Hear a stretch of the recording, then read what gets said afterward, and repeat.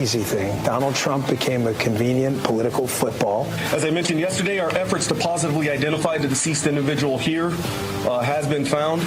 We are fairly confident that that subject is Guy Edward Bartkus, 25-year-old from, again, Palm Springs.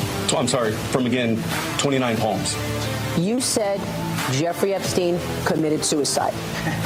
People don't believe it. Well, I mean, listen, they have a right to their opinion, but as someone who has worked as a public defender, as a prosecutor, who's been in that prison system, who's been in the Metropolitan Detention Center, who's been in segregated housing, you know a suicide when you see one, and that's what that was.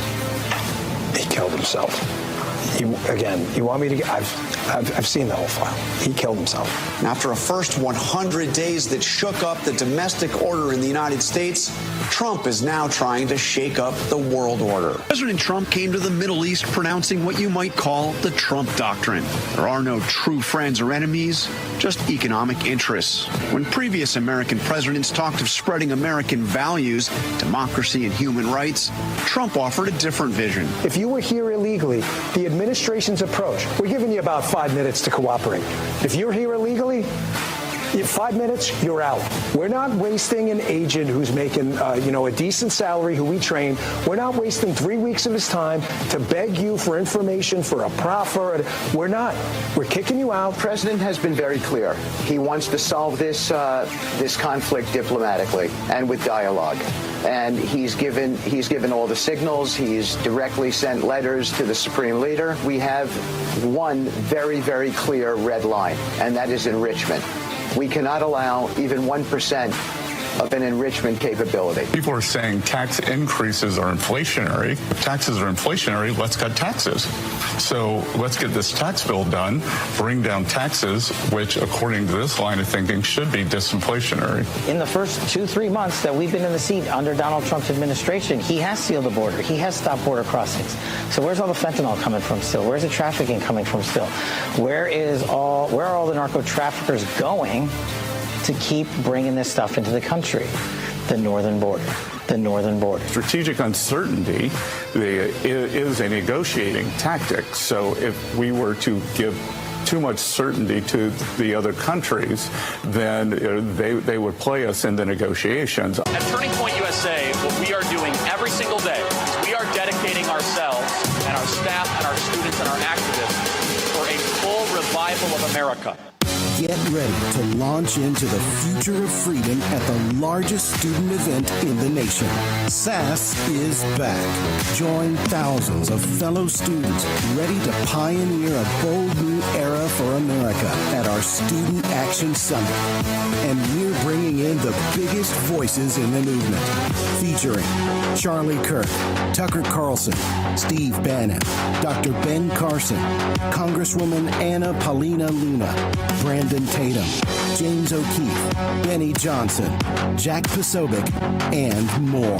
From July 11th through 13th in Tampa, Florida. Register now at SAS2025.com.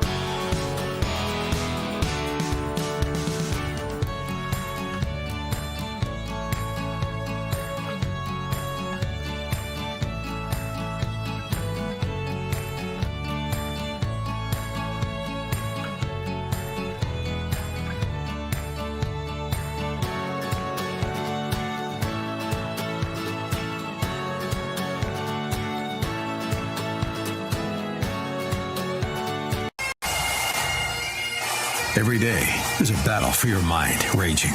Information coming from every angle with the will to deceive. Fear not. You found the place for truth. The voice of a generation that still has the will to believe in the greatest country in the history of the world. This is the Charlie Kirk Show. Buckle up. Here we go. Okay, everybody, radio stations across the country, should I say across the world, honored to be with you as always. I believe this is our first ever broadcast internationally, definitely our first ever broadcast across the ocean. We're in Europe, we're in London right now, and we are doing lots of different things. I'm debating in Cambridge momentarily, actually, and then tomorrow I will be debating at the Oxford Union. So we are here on the front lines debating on the issues that matter most, that are pressing on Western civilization. Tonight I'll be doing an open mic Q&A format. And then on Tuesday I will be doing 2 debates at the Oxford Union. Great honor and lots to cover and lots to debate. So we'll be doing our show live here. Later in the program, we have Mike Davis and we have Alex Marlo. We also have Senator Eric Schmidt joining the show, the great senator from the state of Missouri. And I want to dive in, of course, with the news that happened over the weekend. 2 points of news that are noteworthy and are very important. The first of which is that we finally got our hands on the Robert Hur tapes. Now, remember, Robert Hur was investigating Joe Biden for his mishandling of classified documents. Joe Biden mishandled classified documents allegedly by putting the documents in the garage, and none of us were really that overly animated about it if it meant that Donald Trump simultaneously was also not going to be indicted for similar charges for the January 6th related document case and the document case beyond that when they raided Mar-a-Lago. The more interesting part of this, though, and remember they recommended no charges for Joe Biden. Remember when Robert Hur wrote this report, this scathing report saying that Joe Biden does not have the mental acuity to be president? Now, we've known this. And what I'm about to tell you is without a doubt one of the most egregious, one of the most outrageous examples of not just media bias, but intentional and repeated media malpractice in American history. We get asked all the time by members of the media, why do you guys not trust us? Where does this come from? This right here is why the American people, why the media far too often has become the enemy of the people. Remember, Hur said that Biden would just seem like a forgetful old grandfather. So that's why he wasn't worth indicting. He was essentially too old and too feeble to prosecute. This guy's barely living is basically what Robert Hur said. And the media told those of us that noticed Joe Biden's mental decline for years that you are wrong, that you are spreading mis and disinformation. People were smeared and canceled and silenced because we saw it in right-wing circles because we actually saw the videos. Publicly, where Joe Biden was unable to mutter sentences. And the media, I would say they should be ashamed of themselves, but I don't even know if they're capable of feeling shame that requires some form of self-awareness, that requires the media to have some sort of understanding that they should be in the pursuit of truth, but not in the pursuit of power. What I'm about to play for you here should take your breath away. This guy was president of the United States. There's so many questions here. The first of which is, who is running the country? The second which is, why were we not able to get these tapes last year? The New York Times in June of 2024 said Biden was being smeared by misleading videos. That's what we were being told. We were being told that misleading videos were smearing Joe Biden's character and presidency. That you're a right-wing disinformation artist. And the media did not cover it. In fact, they covered it up. The media actively covered it up. And I'm going to connect all the stories together because also breaking yesterday was Joe Biden's prostate cancer diagnosis. I don't wish that upon him. I actually don't want my political adversaries and enemies to get sick and to die. We all die eventually. But let's be honest. The cancer announcement is, of course, directly correlated as a cover-up because of these her tapes. They were waiting to announce the news of Joe Biden's cancer diagnosis because of what you are about to hear. Hold your breath. This guy was president of the United States. Play cut 186. Where did you keep papers that related to those things that you were actively looking? Well, I don't know. This is what, 2017, 18, that area? Yes, sir. Remember, in this time frame, my son is either been deployed or is dying.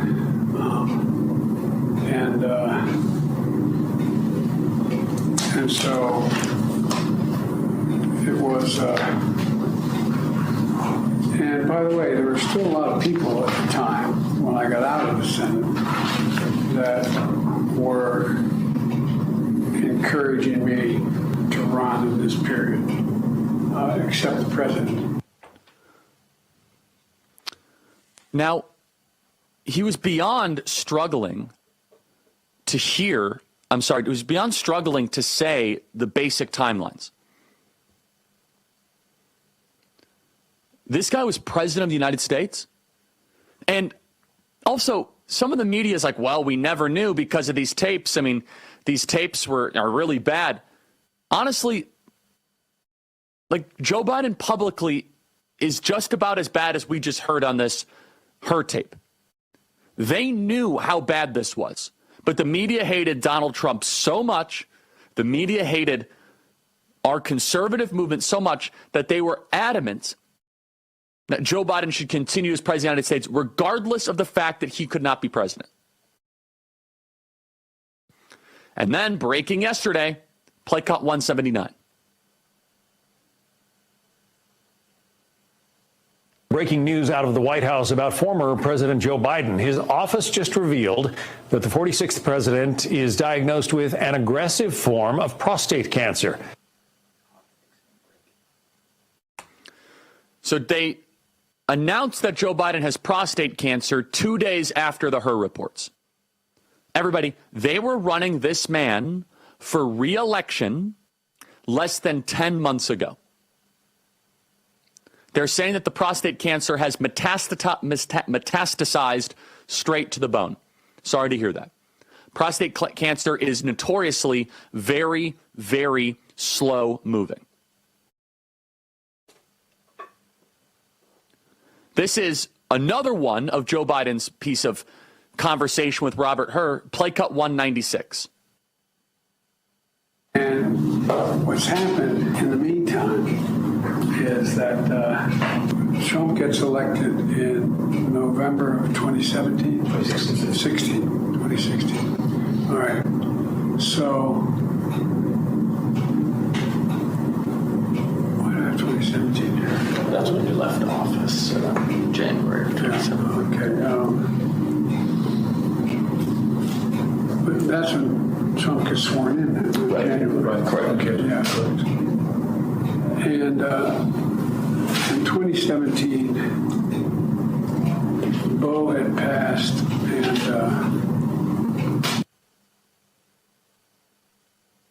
he keeps thinking that Donald Trump was elected in 2017, and they keep on correcting him. And look, we have to get to a break here, but how many times does he have to mention the fact that Beau Biden was dying?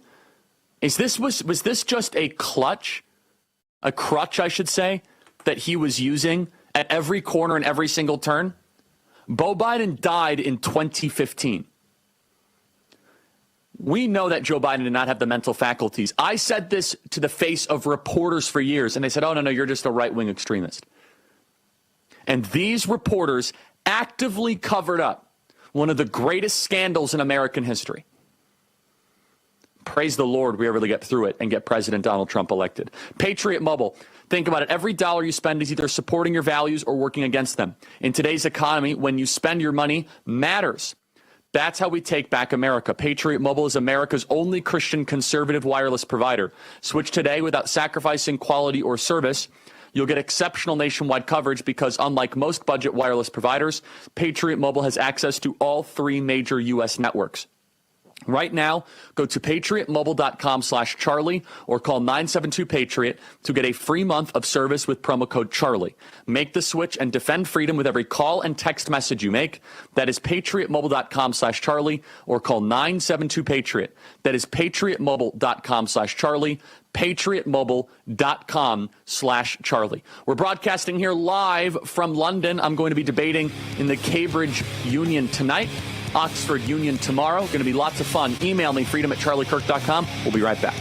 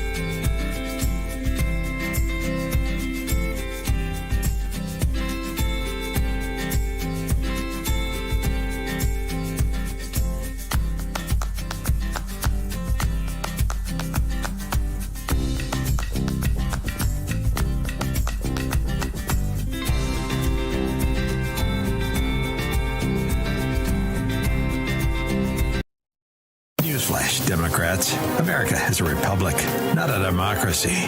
Fact check. True. Okay, everybody, in just a second, we'll have Senator Eric Schmidt from the great state of Missouri. We have just finished our campus tour. I shouldn't say that, actually. We're doing 2 more campuses, Oxford and Cambridge, where I'm guests of both of those schools. I wonder if they're going to want MAGA hats if I throw them out in the Cambridge Union. Let's play cut 146, which is a summary brought to you by Yrefi.com. That is YREFY.com. Private student loan debt refinancing. Actually, we don't have time for that. We'll probably do that in the next segment later in the hour. I want to remind you guys to help out Yrefi, to help support our campus tours. If you guys have anybody in your life that needs private student loan debt refinancing, go to Yrefi.com. That is YREFY.com. At Yrefi, they are able to get you or someone you know out of debt. understand that there's over $300 billion in private student loan debt relief. It may not be available in all 50 states.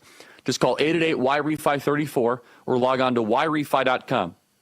Do you have a co-borrower? Yrefi can get them released from the loan and give mom and dad a break. Can you imagine being debt-free and not living under this burden anymore? Go to YREFI.com. That is YREFI.com. Be right back.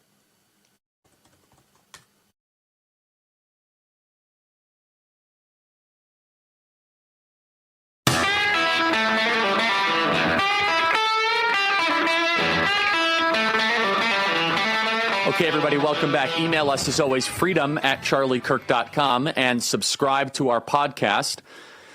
That is the Charlie Kirk Show podcast page. We are here live in London, and I know we're having some tech issues. Let's see if Senator Eric Schmidt can hear me or not. I sure hope so. Senator Schmidt, welcome to the program. Thank you for your patience. How are you doing today? I'm good. By the way, do you have some pre-debate routine you do? Like, you got like a certain number of push-ups or something? What's the protocol, Charlie? Well, you know, it's interesting. I try to eat very clean. You got to get your sleep. It's very important. Yeah. I always like to have a banana. I do like to work out and go for a walk. And then there is the secret weapon, hydration. Almost every study shows that if you are hydrated, you think more clearly, your brain relaxes. So try to drink a lot of water. The only downside, and when I do these 3-hour campus debates, of which I want to come to the University of Missouri and do that, when I overly hydrate, I got to sit there for 3 hours. I got to use the restroom. Pretty terrible. Yeah. So no, we're in the big leagues at Oxford and Cambridge. So you are. You're like our American intellectual prize fighter. We're pulling for you. So. That's funny. I have to write down the full routine. It's a great question, but thank you for joining the program. You're awesome and doing great work. So I want to just first get your reaction to these Robert Hur tapes and the cover-up of Joe Biden's health and his mental frailty. Obviously, we're sorry to hear the news about that he has prostate cancer. We don't wish that upon anybody. This timing of when they dropped the news is awfully suspicious. But who was running the country the last couple of years, Senator Schmidt? It's a great question, and we ought to have hearings about this, because I was the first senator to call for that constitutional process to go into play to remove him, because he was clearly not competent. Anybody with a half a brain could see that. And when the Hur tapes came, they never released actually the audio of the tapes, but you got to remember, you go back when they interviewed him, it was about the documents that were, of course, stored in his garage, where Hunter Biden, who had all sorts of dealings with other countries and potentially a drug addict, was living in that house at the same time those documents were in the garage. The only reason they didn't charge him was because they didn't think he was competent to stand trial. So, I mean, all these things were happening at once. Anybody could see it. And if his debate performance wouldn't have been as bad as it was, and I was in the spin room with Rubio and Vance and others, and you could see it playing in real time like everybody else, if it wouldn't have been so bad, they would have literally continued to keep him propped up just so they could have another 4 years. It was all about power and control. And this sort of come to Jesus moment that they're all having now is so phony, because they knew it. But who was running the country? It's a great question. A lot of people have different theories. But, it's being run by AutoPen, but who was hitting go? We ought to figure that out. Yeah, and it's also just this question of what form and structure of government did we have and do we have, which is, if you can have a president who does not know what year he took office, who does not know what year he left office as vice president, does not know what year President Trump actually got elected, then, and the country can still, quote unquote, run, then is the president nothing more than a kind of ceremonial figurehead? Senator Schmidt. Well, listen, this is what we're fighting against, Charlie. Glad you sort of framed it like that. We're fighting against this managerial and administrative state that was created really about 100 years ago with Woodrow Wilson, who prior to Joe Biden, I think, was the worst president we've ever had in this country. Their dream, the progressives' dream, was to have a government run by experts. And so when COVID happened, it kind of the veil went down and you could see what they really wanted. It wasn't about elected leadership. It was about Lord Fauci and these other quote unquote experts who knew better than everybody else. So this idea of we the people, they would love to get rid of that. And they would love to get rid of that accountability and have this sort of permanent Washington managerial class run everything. And so this is what they had going, and why, you know, people were attacked so viciously if you quote unquote question the science or you ask questions about who was running the country at the time, because they got exactly what they wanted. But that's why it's so important for President Trump to have won and for him to have gotten his cabinet appointees approved who are reformers, who want to disrupt what we've seen over the last, really an evolution over 100 years. And Republicans were guilty of this too. We've got to get it back to a point where there's real accountability and we fundamentally dismantle the administrative state. I love that. I'm going to keep you for another segment, Senator. And this is one of the most important fundamental structural issues. And understand that a deep state bureaucracy running the government is not just an American problem. I am here in London, and I just met with Liz Truss, former prime minister, and she said, we have an entire bureaucracy that runs the government, that there is this clash between the sovereign, the people, and the deep state. This worldview has enveloped the entire Western world. The difference is that our Constitution was supposed to prevent it. And now it is the people versus the administrative class. Back with Senator Schmidt in just a second.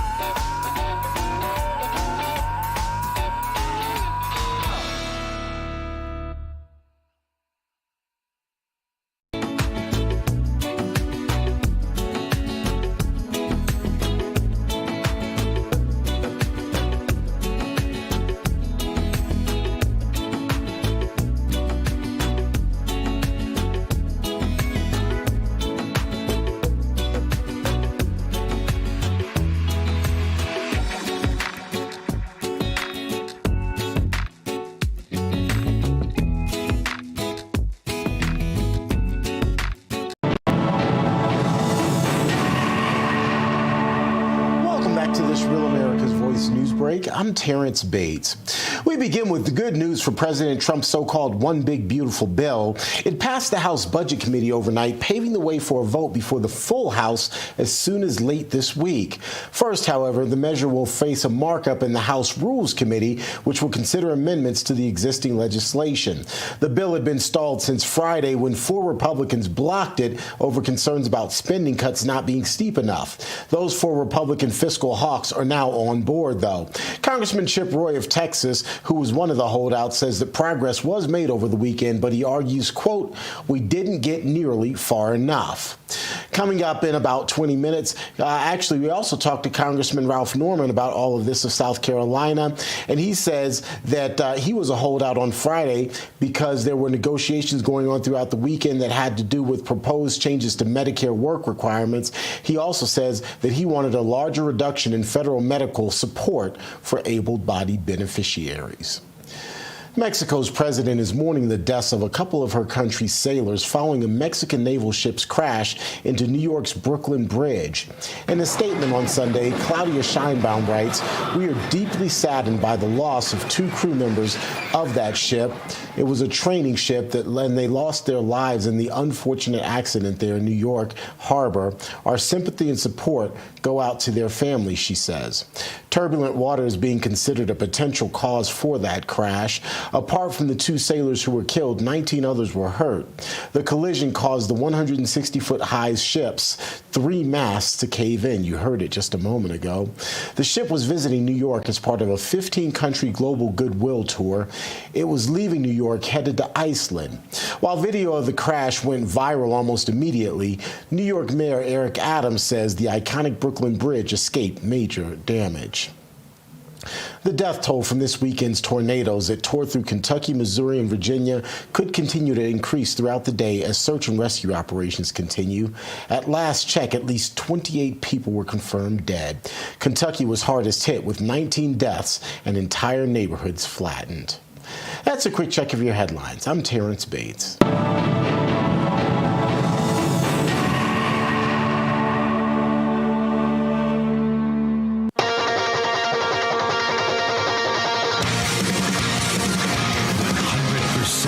American made. And darn proud of it. The Charlie Kirk Show.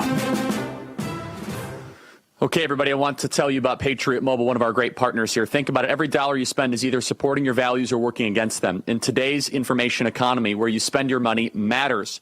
That's how we take back America. Patriot Mobile is leading the way as America's only Christian conservative wireless provider. Switch today without sacrificing quality or service. You'll get exceptional nationwide coverage because unlike most budget wireless providers, Patriot Mobile has access to all 3 major U.S. networks. You can even add 2 numbers on 2 networks on one phone, something the big guys can't even do. Stay connected with flexible, unlimited data plans to fit your lifestyle.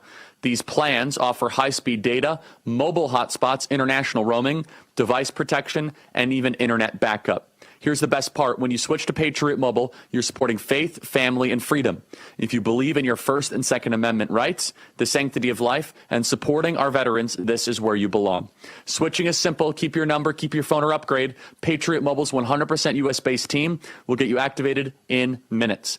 Right now, go to patriotmobile.com/Charlie or call 972-PATRIOT to get a free month of service with promo code Charlie. Make the switch. Defend freedom with every call and text you make. That is patriotmobile.com/Charlie or call 972-PATRIOT. Senator Eric Schmidt continues with us here. So I want to now shift gears for a second and talk about the reconciliation bill and kind of where that is standing and the One Big Beautiful Bill.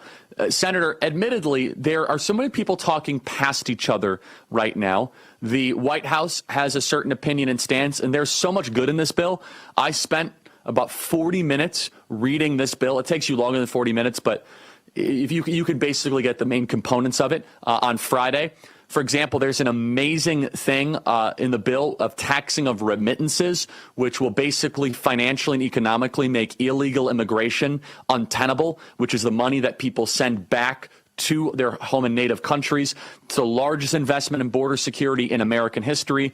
No tax on tips, no tax on overtime. We're going to see across-the-board tax cuts, drill, baby, drill, and also the repeal of a lot of Joe Biden's Inflation Reduction Act nonsense. But, Senator, do you believe that it cuts discretionary spending enough, Senator? I don't, and that's, I think, where the rubber's really going to meet the road. It's also got some great school choice provisions in it, which are, yes, it does. At the end of the day, we can tout. But I do think, here's how I look at it. And I think we've talked about it before.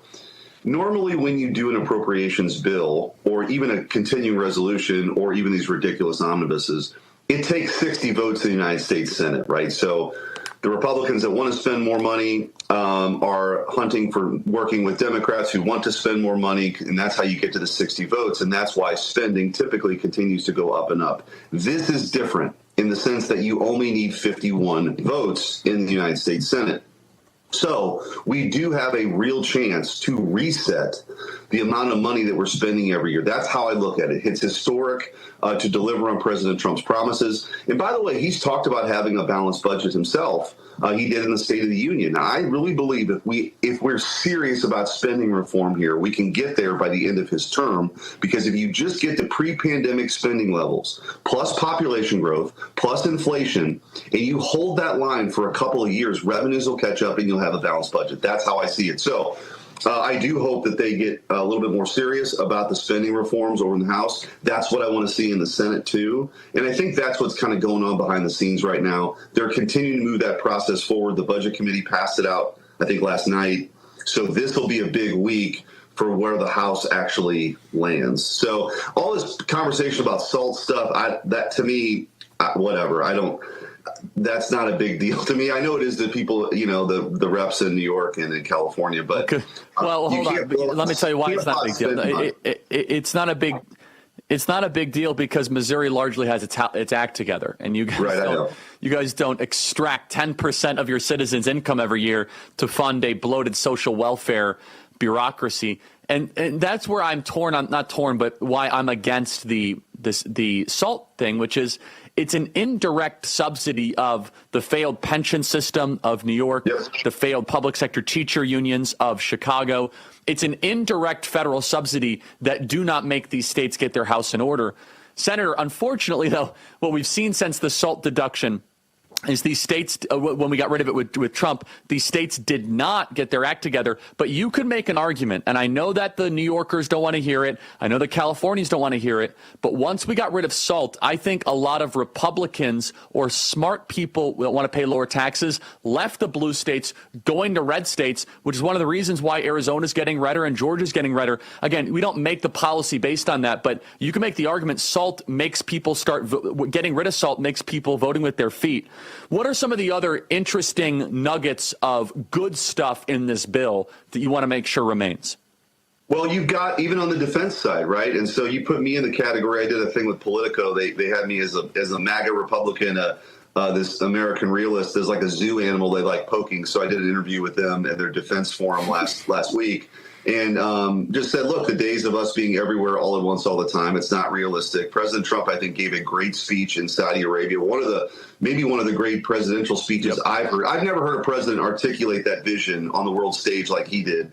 And it's long past time. We've squandered that inheritance. Nobody ever adjusted 30 years ago. Now President Trump is. So you've got some real opportunities in the defense side for the Golden Dome, for procurement reform. You mentioned the border. It would help accelerate deportations with the dollars because they're adding more people under expedited removal. You don't actually need to go through all the hearings that the Democrats are calling for through expedited removal. That's people who've been here for less than 2 years. It adds more money for that, so you can process more people more quickly.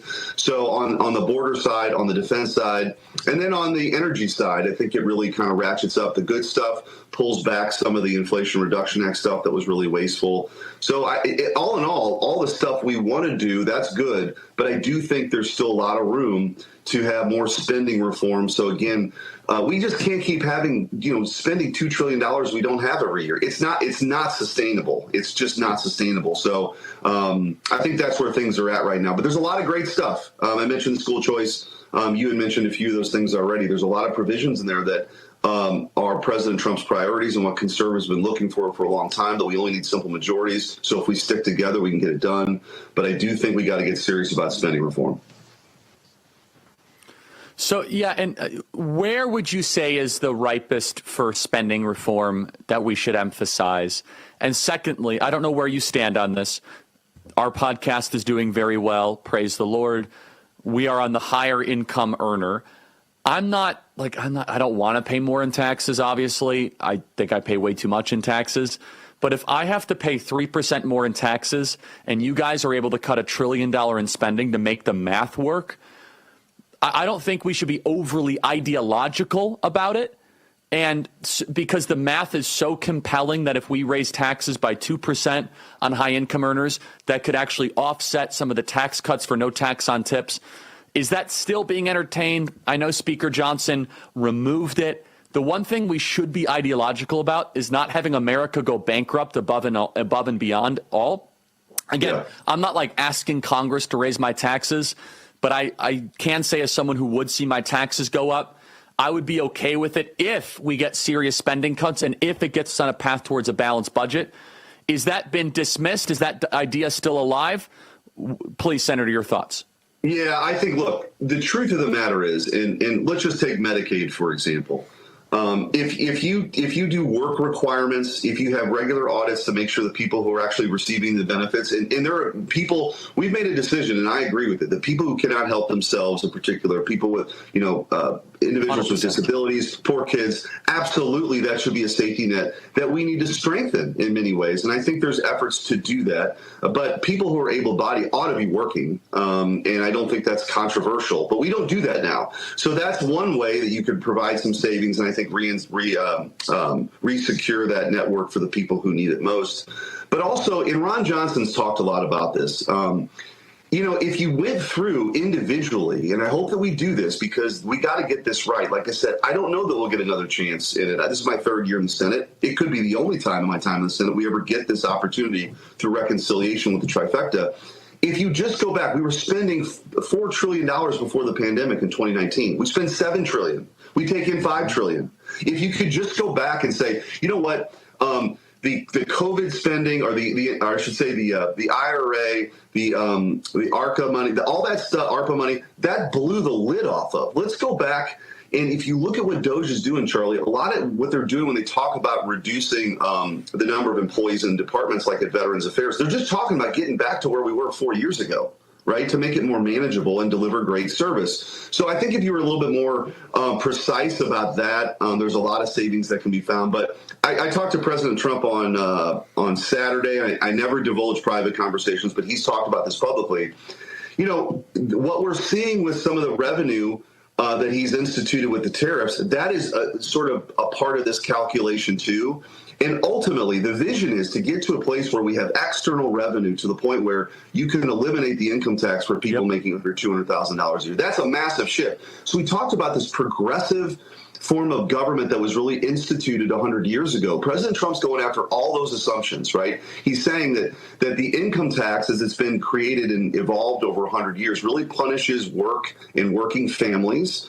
We've had the jobs that have been shipped overseas because of our terrible trade policy. We've had a foreign policy that wasn't adjusted in 30 years because, we squandered this inheritance. People didn't adjust. It was meant to kind of get our allies back on their feet in Europe and Japan. And we never said, hey, maybe you need to start ponying up from your own defense. I think if you do all those things, you have energy dominance, you have this regulatory reform, we're going to see a lot of savings. And again, the goal of balancing the budget. That's my goal. And I think that's President Trump's goal, too. And right now, the MVP, right, in Washington for Donald Trump is Mike Johnson. If he could get this thing through, get it to the Senate, get it through reconciliation, House and Senate kind of, go back and forth, and it gets to the president's desk, and this thing passes, this big, beautiful bill with all these tax cuts that are in here, Democrats have nothing to run on in 2026. They can't run on foreign policy, they can't run on the border, and they can't run on the economy. So if that happens, trust me, Mike Johnson is your MVP right now. Senator, thank you so much for your time. Really appreciate it. Sorry we couldn't go deeper into some of this, but thank you for the great work, and thank you for fighting hard for the country and for Missouri. Senator, thank you so much. Okay, let's go here to, let's see, our Relief Factor, 100% drug-free Relief Factor. Check it out right now. Maybe you have knee pain, back pain, joint pain, elbow pain, shoulder pain. Check it out right now at ReliefFactor.com. That is ReliefFactor.com. The 100% drug-free Relief Factor can get you out of pain when you might be struggling with all the types of pain that you encounter. Relief Factor has been a wonderful supporter of this program. So check it out right now at ReliefFactor.com. That is ReliefFactor.com. 100% drug-free Relief Factor. So take a look at it right now. No groggy feeling when you take this. It is phenomenal. So go to 1-800-4-RELIEF. That is 1-800-4-RELIEF, ReliefFactor.com. That is ReliefFactor.com. Email us as always, freedom@charliekirk.com, and subscribe to the Charlie Kirk Show podcast. When you subscribe to our podcast, you guys can listen to our conversations 24/7, 365 on demand. So check out the Charlie Kirk Show podcast page. Deeply appreciate when you guys subscribe, follow, download, and send our episodes to your friends. So take a look at it right now, the Charlie Kirk Show podcast page. Email us as always, freedom@charliekirk.com, and check out Turning Point USA at tpusa.com. We're here live in London, Cambridge tonight, Oxford tomorrow. We'll be right back.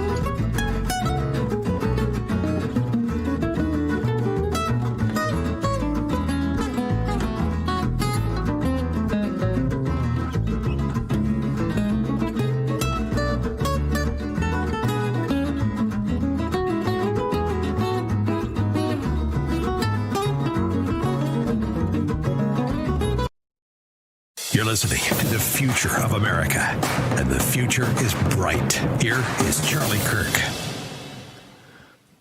Okay, everybody, we have our Young Women's Leadership Summit coming up in just a few weeks in Dallas, Texas. Let's play Cut 51, please.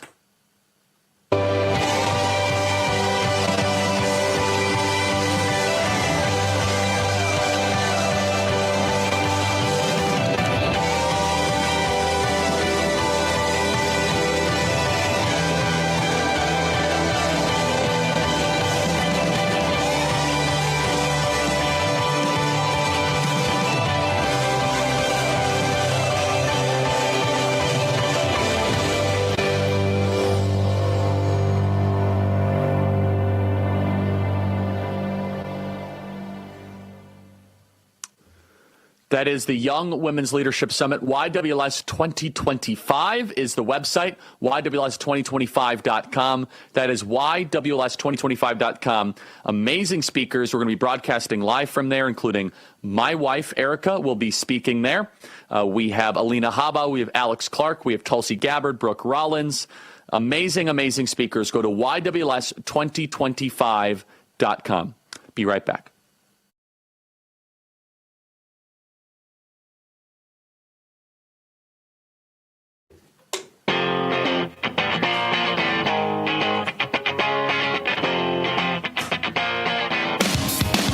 Okay, everybody, welcome back. Email us, as always, freedom@charliekirk.com. So I'm here live in London. I want to just give you a little update here.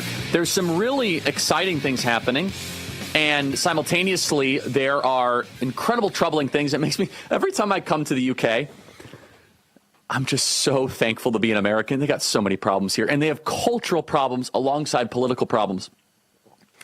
So firstly, the good news.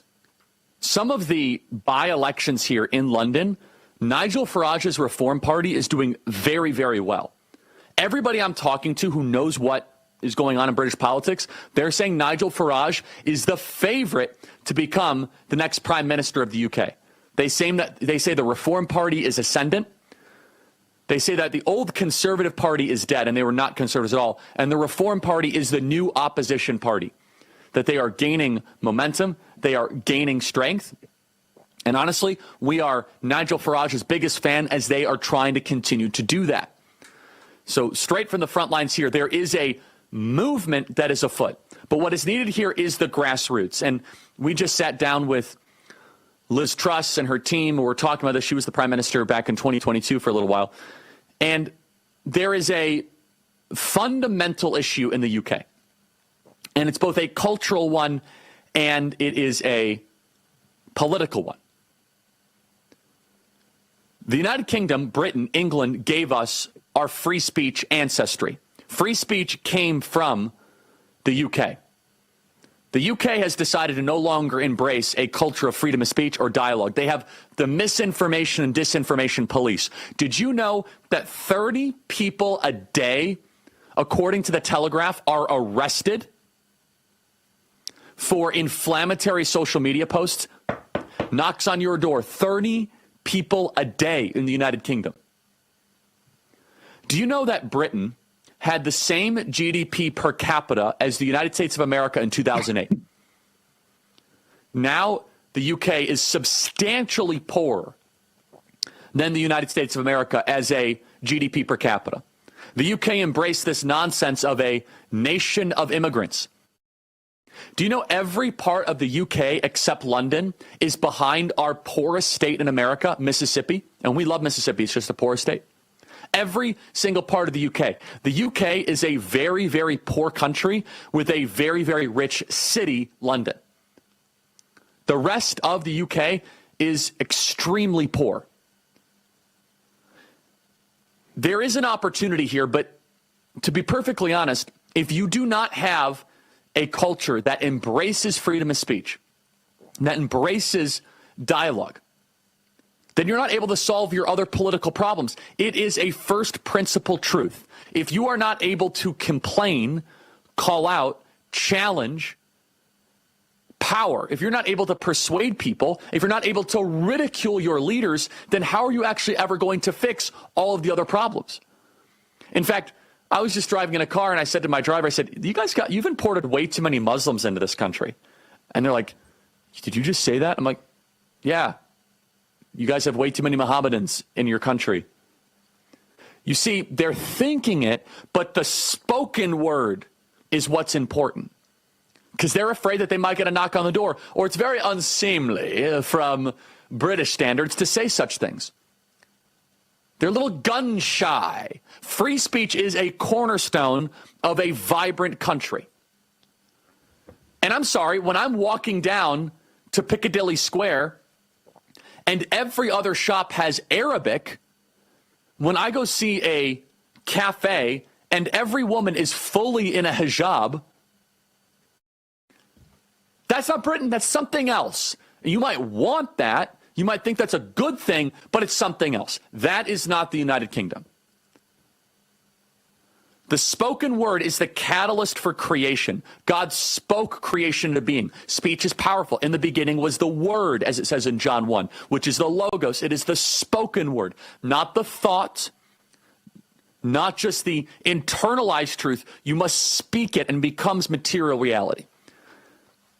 I will say, though, that if the stars align, based on my conversation with the grassroots here and the drivers and the, what do they call them, the cabbies, and the working folk, there is a political revolution waiting to happen in the UK. You need someone with courage, and I think Farage is that person. You need a series of influencers. Things need to start breaking their way. I'm telling you right now, there could be a political revolution like the Trump one. And they're just looking for their Trump in some way. And it could be Nigel Farage. And the Reform Party is doing very, very well. But they need to start speaking out more and not carrying the social cost. Ooh, I don't want to be called a racist by the London Times. Who cares? That's so 2008 around America. Speak the truth, regardless the cost. And you could take back Britain. Second hour coming back.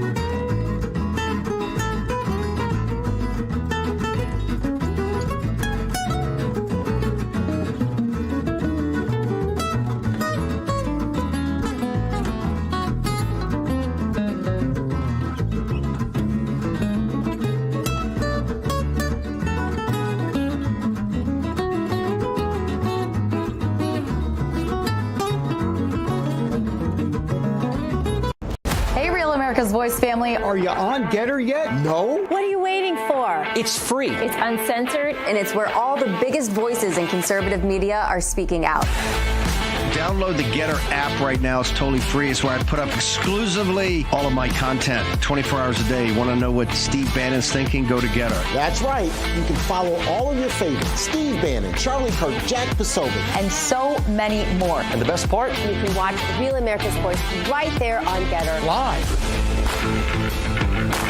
So join the conversation. Hop on the Getter chat room. Engage with patriots who are just like you. Good morning, Getter friends.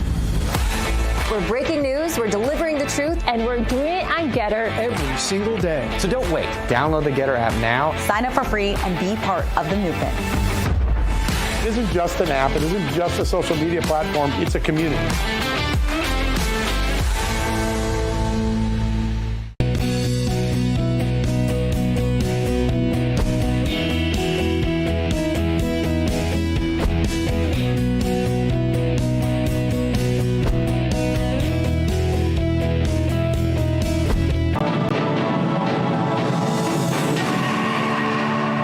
To this Real America's Voice news break, I'm Terrence Bates. Lose 5 pounds for $5 in 5 days. That's the long and short of Energized Health's 555 challenge. You did the 555 thing in October, and I thought, I'm going to at least do this and see what happens. I had bought this little pair of pants that were a size too small, that were cute and on sale, and I showed them to my husband, and I said, I have a feeling that when I get done with this 555, it's going to do what they say it's going to do, and these pants are going to fit. I tried them on for him, and I'm not kidding. They're that far from going close because I was bloated. I did it, and in that 5 days, those pants now they were awesome. And I said, this program is for me.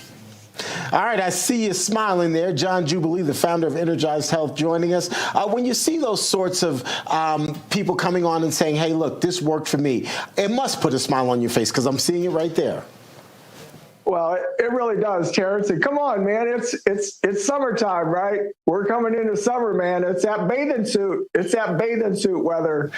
And, and a lot of people, Terrence, they didn't realize, they gained that 5-10 pounds, during the winter and the spring. And hey, this is the time to get rid of that 5 pounds. And more importantly, Terrence, learn those 5 things, the mistakes that we all made that we need to never make again so that we never fail again.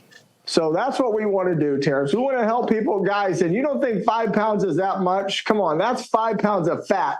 That's 5 pounds of fat right there. Come on, that's a blob, man. That's a liposuction waiting to happen. You don't want to go get a liposuction surgery. You don't want to go on another crazy diet. Use the patent-pending science of intracellular hydration to lose that 5 pounds of fat. I'm glad you mentioned intracellular hydration. Explain what that is and why it's such a game changer. Well, the reason intracellular hydration is a game changer, Terrence, is, everybody put yourself in a time machine and go back to when you were 17 years old. When you were 17 years old, you didn't wake up and think, what's going to be my exercise regimen or what's my diet I have to be on today? No, you had a healthy metabolism. And so intracellular hydration sets your metabolism back to when you were 17 years old. Friends, I'm delighted to tell you, man, I'm officially this year, I'll be 65 years old, full-blown senior citizen. I love being a senior citizen who, a lot of people say I look 20 years younger than I am.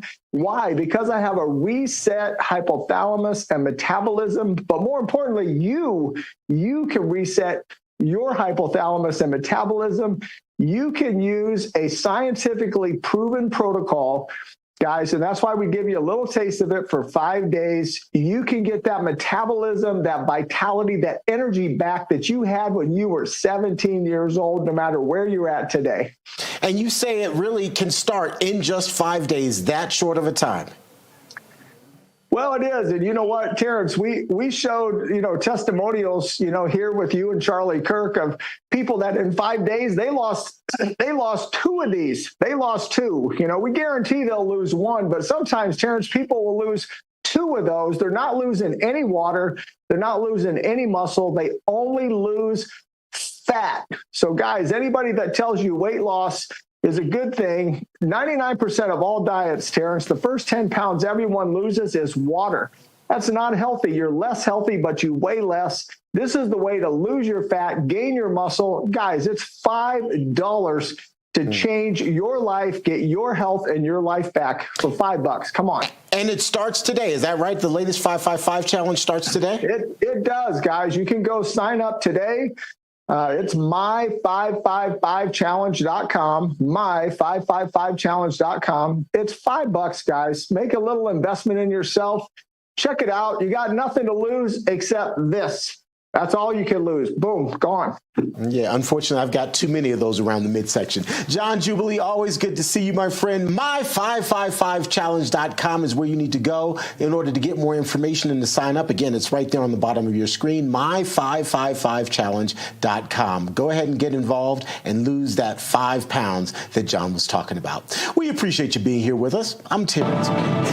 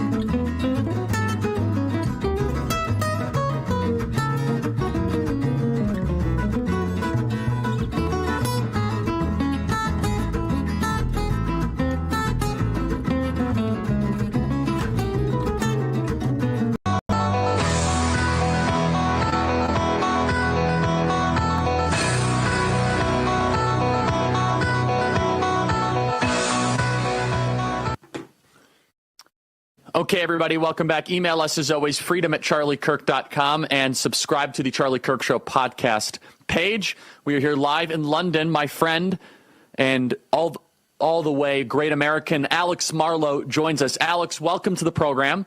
Thank you for taking the time. Lots to cover here. First, I want to get your reaction on the Her tapes, Joe Biden's mental state. You wrote an entire book, Breaking Biden, and the media's cover of it. Alex, welcome to the program. Your thoughts? Charlie, very cool. You're in London, by the way. I've got to broadcast from Europe a few times over the years. It's always a thrill. So good for you for doing it. And I'm glad you're bringing the message to the UK. They need you right now.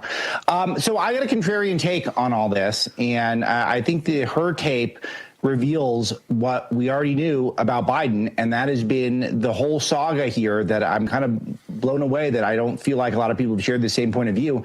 But we learned that Biden didn't know where Beau Biden died. Well, we've always known that. He said that Beau Biden died in Iraq over and over again, even though he died of brain cancer.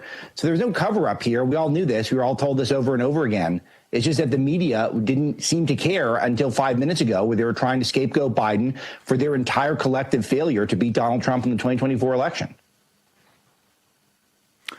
And so it wasn't a surprise to you and I, but the one of the main reasons I believe the media's approval and trust of the American people has gone to basically nothing has been this particular story. This story in particular, COVID stuff was bad, a lot of other stuff, but this one is particularly really horrifying. I don't even want to say as the media learned its lesson, but why is it, in your estimation, that there was no coverage? Instead, they were covering this up for years? Yeah, well, first of all, because they knew that their best chance of beating Trump was with Joe Biden, and they don't take down their own people. And so this is what is the real scandal here. And I do believe, Charlie, over time, and maybe it'll take years, maybe it'll take a decade, but I think when people look back on this moment, it's pretty historic what we're witnessing. We are watching the media eat themselves alive, and I don't think they know that we know this is going to happen. But I do think this is ultimately a media scandal, not a Joe Biden scandal, because the truth of the matter is that the media knew full well that Joe Biden was in decline. It was well reported. It was completely available to you. Recall, Charlie, how Joe Biden claimed that he used to not take mental acuity tests, and then he yelled at a black reporter and said that maybe you're high on crack because the reporter asked if he was taking a mental acuity test, even though he said that he had taken them before. So that was all in plain sight, and people like you and me in talk radio in our space, we knew this. But the media acting like they didn't know this now is a big lie. It's a big scandal. It's a gaslighting campaign that's taking place. So they're not trying to own up to it now. No, it's the opposite. They're trying to act like they were duped too by the Bidens, which is so fundamentally dishonest. I think that they're going to really get their comeuppance on this when time has its play. So let's play here. Let's play cut 177. This then enters in the question of how long has Joe Biden had cancer? Play cut 177, please. My mother drove us, and rather than us be able to walk. And guess what? The first frost, you know what was happening? You had to put on your windshield wipers to get literally the oil slick off the window. That's why I and so damn many other people I grew up have cancer. And why can't, for the longest time, Delaware had the highest cancer rate in the nation. So I suppose the question, Alex, how does all this tie in with the prostate cancer news? And how long do you think, because you're really an expert on the Biden family, has he had cancer and have they known about it? Yeah, it's kind of a funny thing here. I wrote a book on Joe Biden, and I've been following his mental decline for a long time. But I also have a family of cancer doctors. My wife is an oncologist. Her father is. I have an aunt who's an oncologist. So cancer talk is constant in this household. And believe it or not, the stuff in the media reports it sounds like it could actually check out. And if you're on X, the Everything app this morning, every single thing in your feed is that this has been a cover-up. You had no idea. It's actually a super common diagnosis, and it's one of these things where the prognosis on this thing could be 5 years. Given his age, he could die of something else in this time. There's a lot of treatments that are not super invasive that he could get for this stuff. And the big tell is it's only thus far spread to his bones, even though it's stage 4, which is not good. The bad sign would have been if it's in his liver and lungs. This is something that could easily be missed in screening. So people acting like it's impossible to miss this stuff in screenings is just not true. But what's interesting is that I love this, Charlie. everyone is skeptical. No one believes what they're hearing. No one thinks we're getting the truth. Everyone thinks this has been covered up. And that is completely healthy, given the nature of him, his administration, and our media. They've never told us the truth about this guy for 1 second for his entire life. Why would they start doing it today? And it feels like the entire world feels that way, and I love that. Playing into that is, of all places, CNN. Let's play cut 178. It's a longer tape, and then I want Alex to respond. 178. Timing, Jessica, is just extraordinary. We know from the statement from his personal spokesman that Biden learned of the diagnosis on Friday. Well, what was the biggest Biden story on Friday? It was the release of those audio excerpts from his conversations with Robert Hur back in 2023. This was the audio that Axios obtained, almost certainly from the Trump administration, showing memory lapses. So on the day that story was breaking, Biden was facing this personal news. At least that's according to the statement from his personal spokesman. So you have that as one element of the timing here. And then you have this book coming out, one of the biggest political books in several years. Just so happens two of the best reporters in Washington, Jake Tapper and Alex Thompson, are the authors of it. It's already a bestseller based on the number of pre-orders. And so this book comes out in 2 days, but some of the excerpts have already come out. And it's reignited this debate in Washington and beyond within the Democratic Party about Biden, about whether he should have run for re-election at all. Yeah, the best reporters. Yeah, that's sure. Alex, you've known this for years, and this man was running for the presidency 10 months ago. He was in a debate 11 months ago against Donald Trump. Your thoughts, Alex? Yeah, my thoughts is that Jake Tapper and Alex Thompson, these guys are part of the problem. They didn't miss this. They knew full well Biden was in full decline. They didn't do anything about it. Jake Tapper had segments on his show where it was clear he was in mental decline. Tapper is the biggest fraud in all of journalism. He thinks he's a Hollywood star. He's not really a journalist. And this is reprehensible, what he's trying to do to sell books. He's spinning this unbelievable web. And I think some people on the left are falling for it, but on the right, I think we see through it. That's why he's had to hire a crisis PR firm, Charlie, because he's taking actually a lot of heat on this stuff, because he is every bit a part of the cover-up he's now sanctimoniously reporting on. It's all a big joke to sell books. It's going to be very effective to sell books, but it should be legacy destroying for him. He's got enough money. People should know he was every bit a part of the cover-up, and now he's trying to exploit it, and he's trying to scapegoat Joe Biden when it was really the media and the entire Democrat establishment that blew that entire election to Donald Trump. So during this time, we were living in Chambers Road, and there were documents related to the Penn Biden Center or the Biden or the cancer moonshot or your book. Where did you keep papers that related to those things that you were actively working on? Well, I don't know. This is what, 2017, 18, that area? Yes, sir. Remember, in this time frame, my son is either been deployed or is dying.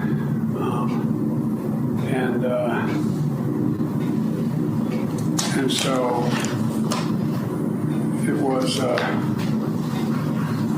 and by the way, there were still a lot of people at the time when I got out of the Senate. About a minute here, Alex. We have you for another segment, but I want to make sure you plug all your work so our audience can follow. Please do that.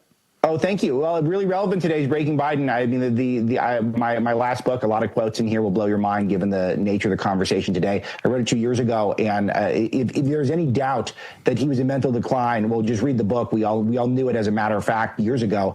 And the Alex Marlo Show podcast on Salem with you, which is doing very well, and a lot of it's thanks to your help, Charlie. Alex, stay there. We have you for another segment. Lots more to cover. I want to tell our audience about Zfactor. If you guys want to get a better night's sleep, I slept great. Boy, the plane was rough. That's tough because, you know, the noise and all that. But I slept great. 10 and a half hours, and so I'm fully on London time. That's going to be fun coming back. But thanks to Relief Factor Zfactor. Check it out. It's at relieffactor.com. Zfactor goes beyond just melatonin. Zfactor uses a combination of 4 natural ingredients to help relax your mind so you fall asleep quicker. Once you fall asleep, it helps you stay asleep, 100% drug-free, no groggy feeling when you wake up. Zfactor was developed by Relief Factor so you can count on the science behind it. Right now, pay $19.95 for a 30-day supply or 46% savings. That's 1-800-4RELIEF. That is 1-800-4RELIEF, or visit ReliefFactor.com. Better sleep without drugs. See how Zfactor can help you get the Z's that you want at ReliefFactor.com. That is ReliefFactor.com. We're here with the great, legendary Alex Marlo. Breitbart.com, many other important places you can find him. Alex Marlo Podcast. I want to dive deeper with Alex into the current political climate that we're in. I'm also going to play a Van Jones piece of tape after the break. There's a lot happening. We're here live in London. Tonight I will be at Cambridge. Tomorrow I will be at Oxford debating and holding down the fort. Be right back.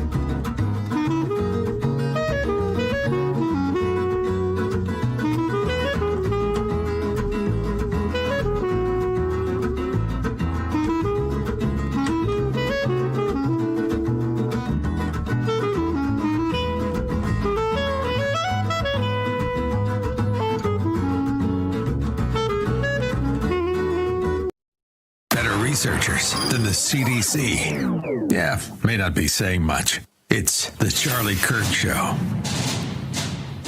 Welcome back, everybody. Email us, as always, freedom@charliekirk.com. Become a member today, members.charliekirk.com. That is members.charliekirk.com.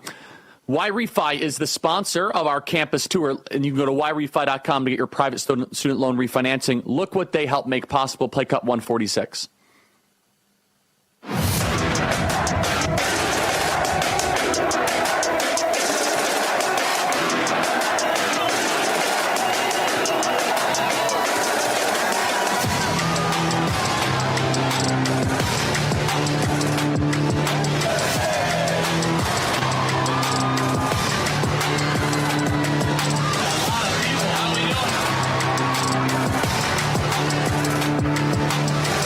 A woman. Anyone who identifies as a woman. I get asked by Democrats all the time, Charlie, why did we lose the election? we want a country based on content and merit. You are a perfect reminder why we won in November. So thank you for that. The American left in one picture. They are intolerant. They are mean. They are ugly on the inside. And they are losing. And we are winning in this country, everybody.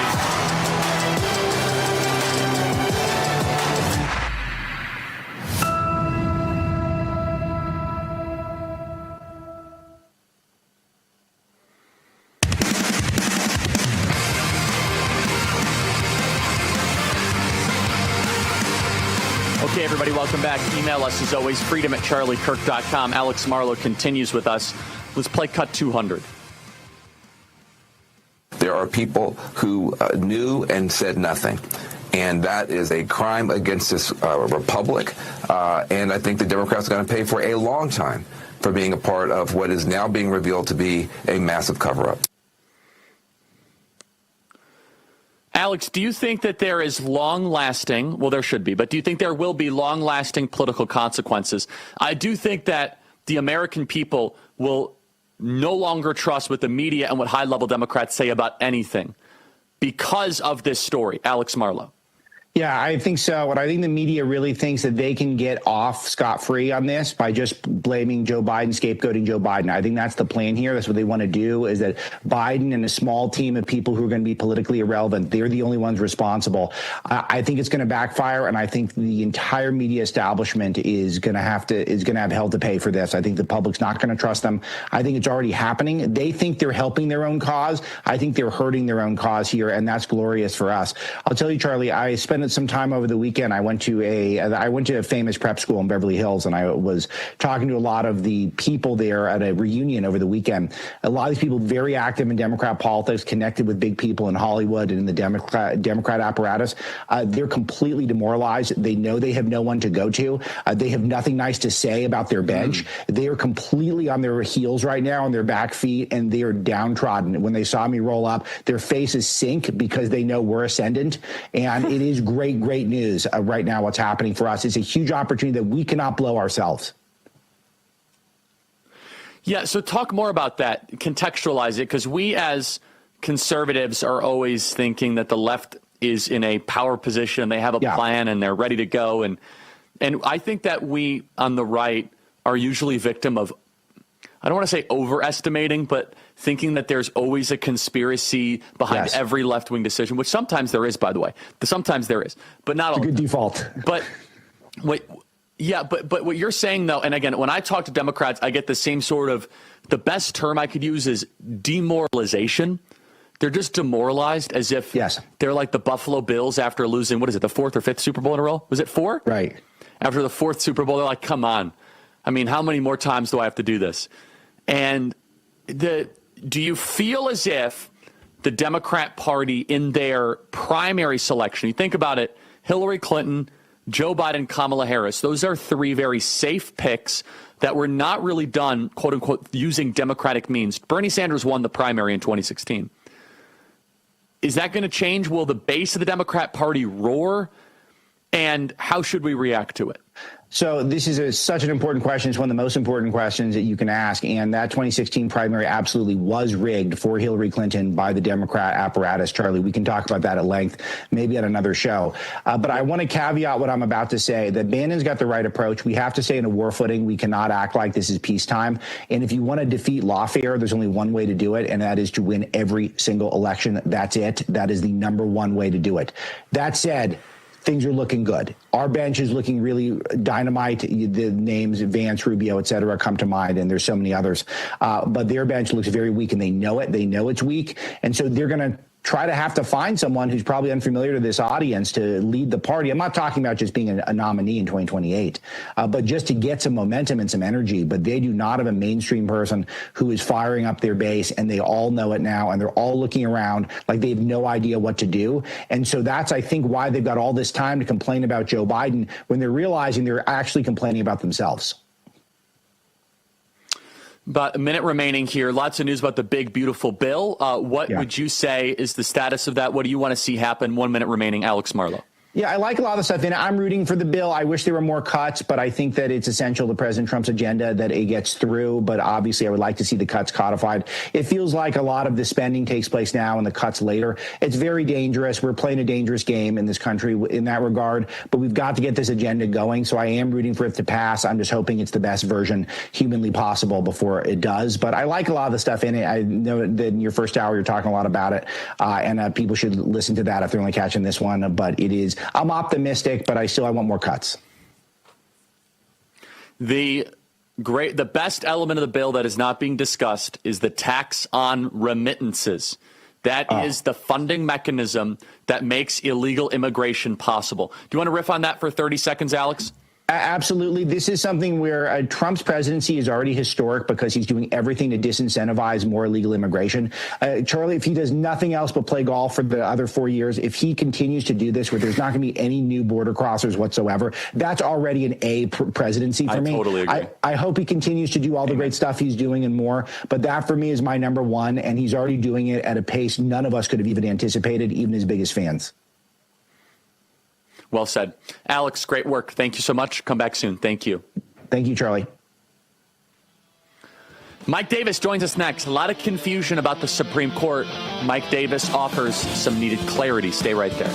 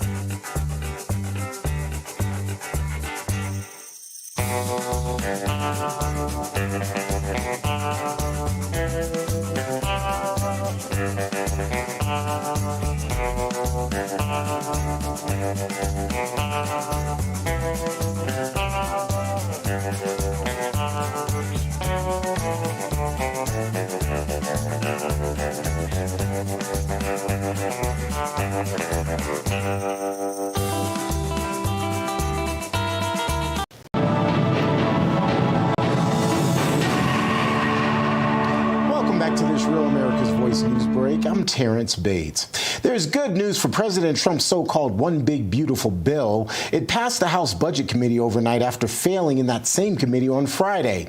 4 Republican fiscal hawks are now on board after stalling the spending and tax cut plan over concerns about the amount of spending cuts in the bill being too small. Congressman Chip Roy of Texas, who was one of the holdouts, says that progress was made over the weekend, but he argues, quote, "We didn't get nearly far enough."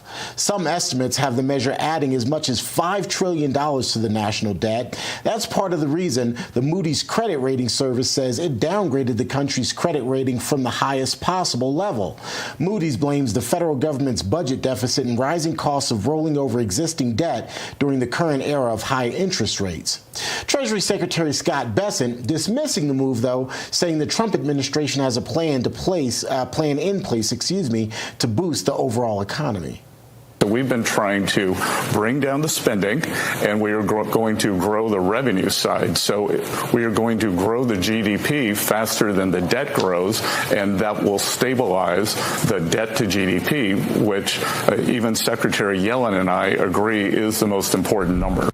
Meantime, President Trump's FBI Director Kash Patel says his agency is preparing to release information about various recent FBI investigations in order to rebuild public trust. He's hinting at a, quote, wave of transparency involving everything from the Hillary Clinton email investigation to the FBI's involvement in the January 6th demonstrations. Well, we got answers coming. We just found a trove of information, and it's on its way to Capitol Hill right now. And they've asked, and they're getting them, and you're getting answers on January 6th. You're getting answers on what sourcing was utilized, what money was utilized, how many assets were utilized, who made those decisions. You're getting it. We can only control the FBI, but you're getting it from the FBI. Patel and his deputy, Dan Bongino, also say they have a definitive answer about whether FBI agents were in the crowd that day, egging on protesters. While they're not making that answer public at the moment, the two went to great lengths to distinguish between FBI agents and FBI assets who were in play that day. That's a quick check of your headlines. I'm Terrence Bates.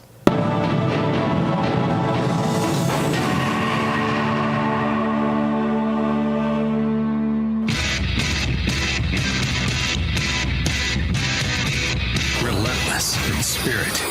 You're listening to The Charlie Kirk Show.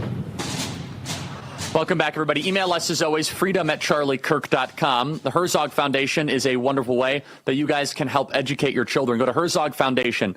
Go to readline.com. With the Trump administration working to abolish the federal Department of Education and return control to the states, there's never been a better time to explore Christian education. For too long, federal overreach has dictated how children learn, but now parents have a greater say in their kids' futures. This shift could make Christian education more attainable than ever. The Herzog Foundation is your trusted guide to navigating these changes. Go to readline.com. That's readlion.com. Stay informed, stay equipped, and shape your child's future. Go to readlion.com. Mike Davis is with us. Mike, I know you got to dash a little soon here. We're just running behind schedule here in London. A lot of stuff happening. Mike, thanks for taking the time. So, Mike, explain to us the recent Supreme Court decision and the significance of it, and should people be freaking out? No, I wouldn't say the people should be freaking out. I think the Supreme Court I think they're being cowards, frankly. I don't think they're following the law, but they punted the decision back to the Fifth Circuit Court of Appeals to decide what kind of notice, how long the Trump administration, the president needs to provide to Tren de Aragua foreign terrorists before the president of the United States can expel foreign terrorists under the Alien Enemies Act. I would say the time should be 0 because the statute does not provide that there's any time frame. But it's going to go back to the Fifth Circuit. The Fifth Circuit's going to have to figure out how many days it will take to appease their bosses on the Supreme Court, whether it's 3 days, 7 days, 14 days, 21 days, whatever the time frame is. And so then the president will have to give notice to these Tren de Aragua terrorists, and then they have a chance to file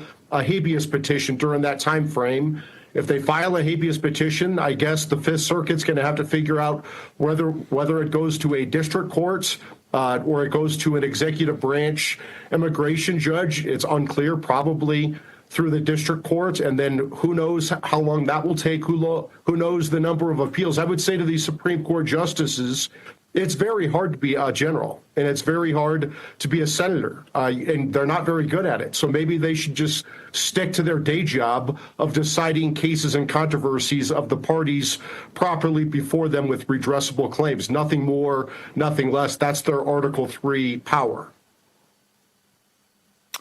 So, Mike, help me understand. Are we trending towards a potential Supreme Court decision where we're going to have 20 million trials for the 20 million people illegally in the United States of America? Will there be any nuance issued this that we have to give full trials and due process for every person that has broken into America? That's a good question. I guess it depends on what the 7 senators on the Supreme Court, 2 of them are going to follow the law. Justice Thomas and Justice Alito are going to follow the law. We have 7 Supreme Court justices who want to be generals and tell the President of the United States he has to turn around military planes expelling terrorists. We have 7 generals who tell the President he can't expel foreign terrorists. You have seven generals who think that you have to provide who knows how many days of notice and who knows what kind of supposed due process. Look, illegal aliens do not have the same constitutional rights that American citizens have. Their Fifth Amendment constitutional rights, to the extent they exist, are you here illegally? And if you're here illegally, do you have an excuse? You need to go home. If you're claiming asylum, there's a process for that. But just running across the border and living here for several years and then claiming asylum when you get caught is just not how it works. And so the Supreme Court needs to figure out. But Mike, here's the issue, though. Well, here's the issue. I agree. But a lot of the people that came under Biden all claimed the scam of asylum. That the majority were not gotaways. The majority were people that said, oh, please take me into custody, asylum, asylum, here's the magic words, hocus pocus. Are we not allowed to expel them immediately, or do they have to get full trials adjudicating their asylum claim? And why do we have the asylum scam in the first place? That's a very good question, and I think Congress needs to close down the asylum scam, make it very hard to claim asylum. Because guess what? If you're being persecuted in your country, you're not being persecuted in the country next door. Why do you have to come to America, right? And so that's the issue. There are people who have true asylum claims, like the Afrikaners in South Africa, who are being hunted down and slaughtered because they are white, simply because of their race. They would have a legitimate asylum claim. But if you are in Central America or South America and you just want to come to America to work, then that's not a legitimate asylum claim. I would just ask this: if they're being persecuted and tortured back home, why did they leave their wife and kids back home? Why didn't they bring their wife and kids with them when they're coming to America? It's obvious they're scamming the asylum system. So the Supreme Court needs to understand this. If they're going to require constitutional full due process and trials for 20 million illegal immigrants, the Supreme Court is going to lose its legitimacy, and that's all it has. Very, very good. I know you got to dash in a second here, Mike, but what should happen if President Trump gets a Supreme Court decision that says you must have 20 million trials? Is that it? Are we exhausted? Are we done at that point? I hope the Supreme Court does not get to that point, because I think the American people did not agree with that at all, not in our founding, not after the Civil War when we ratified the post-Civil War amendments, not any time since then through statute, certainly not in this last election, right? The American people gave the president a mandate to expel these illegal aliens, all 20 million of them. They're all criminals, particularly Tren de Aragua and MS-13, the most vicious terrorists in the Western Hemisphere. And if the Supreme Court puts up, if the Supreme Court makes up the constitutional due process rights that are equivalent to Americans' due process rights, it's not going to fly. Remember this, it took the Supreme Court 30,000 hours to provide relief to January 6th defendants. It took them less than 24 hours to provide relief to Tren de Aragua terrorists. Something is fundamentally flawed. Mike, plug your stuff. I know you got a dash, please. Thank you. Article3project.org, article number 3project.org. And thank you, Charlie. Absolutely. All right, that's a great segue to what Hill Dog, the great orator Hillary Clinton, said this weekend. We have always said that the Democrat Party hates the American body politic. They don't want to work with the American people. So when the people are the sovereign, which technically we are, you just change the people. Don't try to win them over, but actually dilute the influence of native-born Americans. Turn America into a fundamentally different thing than a country. Well, this weekend, Hillary Clinton came out and said the people who produce the most children are immigrants. One of the reasons why our economy did so much better was because he had lots of immigrants, legally and undocumented, who had a larger than normal family. So instead of trying to encourage Native Americans or native-born Americans to have more kids, we're going to go import a bunch of Ilhan Omars and Mohammedans from the Middle East. Play cut 159. People who produce the most children in our country are immigrants, and they want to deport them. So none of this adds up. But, one of the reasons why our economy did so much better than comparable advanced economies across the world is because we actually had a replenishment, because we had a lot of immigrants, legally and undocumented, who had a, larger than normal, by American standards, families. I repeat, these are far long tests only. Okay, I don't know if you guys heard any of that, but they're doing some sort of call to prayer or something here at our hotel. So, it was a fire alarm test.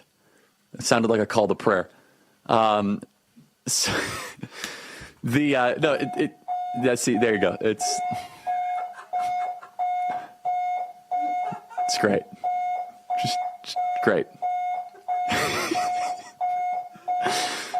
Right in the middle of the day, baby. All right, let's play another piece of tape. I have no idea how long this is going to last. Are they done? And this is the beauty of live radio. You just got to keep going. You just got to keep moving. I don't know if the audience heard any of that. Okay, I got a lot more I could say about that. You did hear that? That's very good. Hold on. They got they're doing it all over again. We're about to commence the second fire line. Oh, they got another test going. These people are unbelievable. All right, back to what Hillary Clinton was saying. The mic barely picks it up. That's the beauty of localized mics, though. Hillary Clinton was basically saying that these are your replacements and you should welcome them into your country, that you should be excited about bringing in your replacements. Tim Walz said something about ICE agents this weekend. Play cut 151. Donald Trump's modern-day Gestapo is scooping folks up off the streets. They're in unmarked vans, wearing masks, being shipped off to foreign torture dungeons. No chance to mount a defense, not even a chance to kiss a loved one goodbye, just grabbed up by masked agents, shoved into those vans, and disappeared. This is a complete lie. Almost every single person, and by the way, you can't even pronounce Gestapo, Tim Walz. Almost every single person that is being deported has had plenty of due process. These people have been in front of judges. They have notices of deportation on their file. And this is where Tim Walz really wants to go. He was forcing people to take an experimental mRNA gene therapy shot against their will, and he all of a sudden wants to go use some sort of reference to World War II. Immigration is a tool. Mass migration is a tool. And being here in London, you can see how it fundamentally changes the fiber of your nation. Arabic texts on stores all over the place. And that was not the case when I was here 5 years ago. It is a conquering. Fundamentally, when Islam comes to a country, they multiply, they envelop, and they take it over. In Islam, they do not believe in freedom of speech. You cannot say anything negative about the Prophet Muhammad, amongst many other things. They do not believe in freedom of religion, and they do not believe in separation of mosque and state. They believe in a fusion of mosque and state, otherwise known as Sharia law. They want the pillars of Islam and the teachings of the Hadith to be incorporated into the government. And does that make the West freer? Was the West built on this? It's very interesting. We have decided to deny our birthright, which is Christianity, then go towards secularism and import Islam, something that has never had anything to do with Western civilization. We are called the West for a reason, because we're not in the East and we're not in the Middle East. We've brought in Islamic fundamentalism into our countries via cultural suicide. And Hillary Clinton says, well, they're having more babies and we should bring them in. We should have the ability to deport all of them whenever we want. What country in the world became better when the Christian share declined in favor of becoming more Muslim? Not one. But almost every country gets better when it becomes more Christian. Something to think about. Alan Jackson Ministries. Alan Jackson is a wonderful partner of this program. You guys should check it out at alanjackson.com, the Culture and Christianity podcast. We're honored to be partnering with Alan Jackson Ministries. And today I want to point you to their podcast, Culture and Christianity, the Alan Jackson podcast. His guests have incredible expertise and powerful testimonies. Each episode will help you recognize the power of your faith. The Culture and Christianity podcast is informative and encouraging. You can find it on YouTube, Spotify, or wherever you get your podcasts. Be sure to subscribe so you don't miss any episodes. Go to alanjackson.com. That is alanjackson.com. So check it out right now, alanjackson.com. Email us as always, freedom@charliekirk.com, and subscribe to our podcast. More to cover after the break.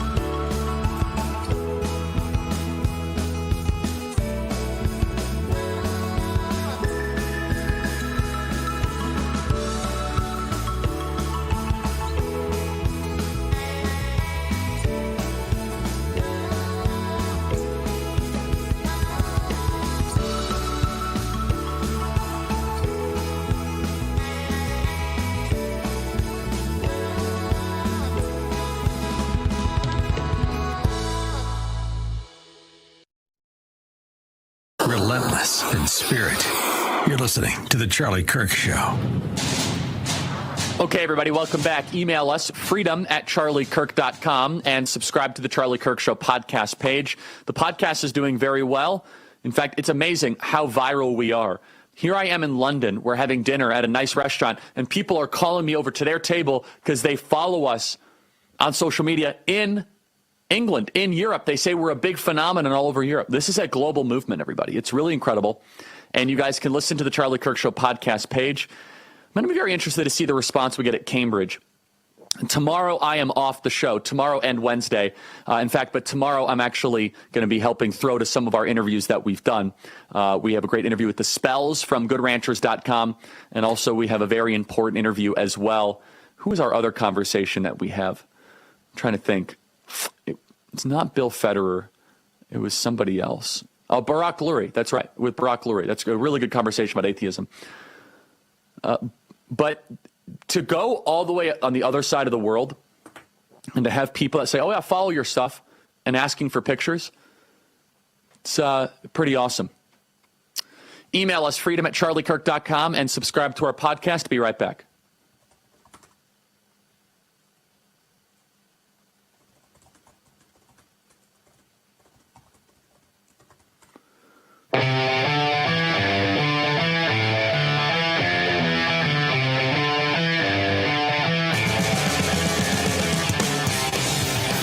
everybody. Welcome back. Email us as always, freedom@charliekirk.com. I'm going to play for you one of our viral TikTok videos here.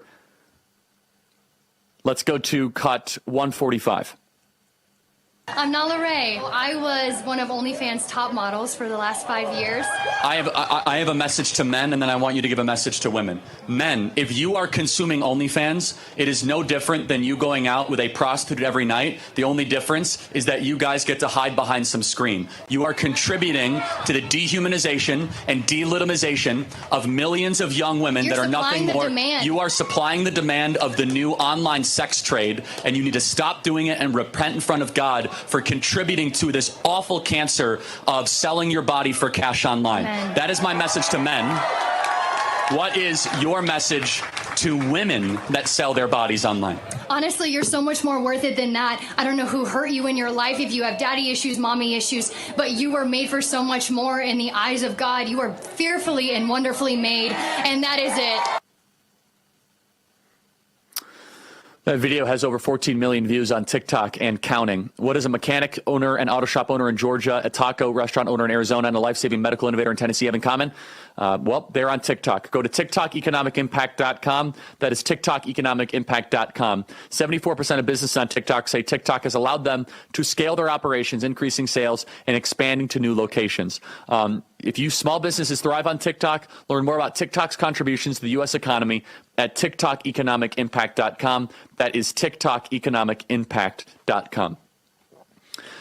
Back in 2017, in the spring of 2017, we knew one of the reasons why the quote-unquote Democrat la resistance was real was because of voter registration data.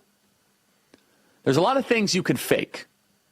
One of the things you cannot fake is voter registration. After January 6th, for example, voter registration was bad for Republicans. It took a momentary decline. For almost the next 6 months, it was not good. Voter registration is how people are thinking in the moment. Voter registration is actually more accurate than any poll. Because what it is new voters taking pieces of paper and saying, this is what I affiliate with, this is how I'm thinking in that time. Now, of course, those people can change their mind. If someone registers a Republican, they can then become a Democrat. But if they register as a Republican, they're at least center-right. 2 pieces of voter registration data that is very, very promising, everybody. The first of which is this. It is official. Miami-Dade County has flipped red by voter registration. To understand the significance of this, this used to be one of the bluest cities in America. I believe it was the 1972, right, Blake? 1972 convention in Miami? 1972 with McGovern? Miami is literally where they held the DNC in 1972. It was a stronghold. Now Miami-Dade County has more registered Republicans than Democrats. Highly Hispanic, very Cuban, wonderful people. In 2016, Miami-Dade County voted for Hillary Clinton, 63%. So it was 63% Democrat in 2016. And now it is a majority Republican. Everybody, this is a seismic shift happening in the American body politic. If the Democrat resistance was really going well and penetrating into younger people and persuadable voters, they would be winning voter registration battles in places like Miami-Dade County. The other piece of data, put 203 up on screen, and this is one that Turning Point deserves a lot of credit because we still have hundreds of people out in the streets every day registering voters. The campaign has never stopped. In Arizona, Republicans are 35% of all registered voters. Democrats are 28%. Others, meaning independents, are 33%. Back in 2021, it was 33, 33, 33. Democrats have dropped 5 points in their voter registration share. We have gone up 2 points. In fact, there are, in the state of Arizona, our advantage over Republican versus Democrat was right around like 80,000 more Republicans than Democrats right after the 2020 election. It was bad. Now, it is I'm doing the math right now. It is well over 330,000. In Arizona, there are 330,000 more registered Republicans than Democrats, a nearly 3 times increase versus 2020. And so if the Democrats were really gaining steam with the grassroots, if all this clamoring and yammering was working, it would be materializing in the voter registration data, and it's not. No time for cruise control. Tyranny never sleeps.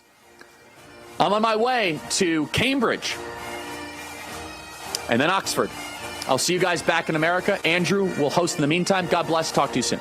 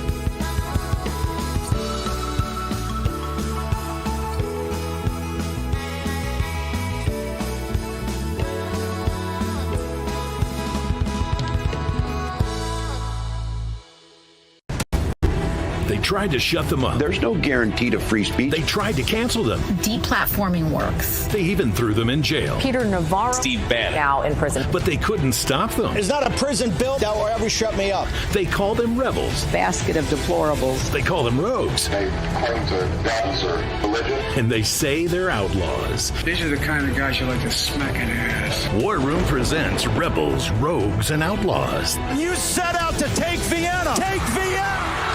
The national bestseller by longtime Bannon producer Dan Fluette. Take a journey through the pictorial history of War Room. In a culture that celebrates the weak, show your support by standing with the rebels. Go to doitfluette.com or scan the QR code on your screen.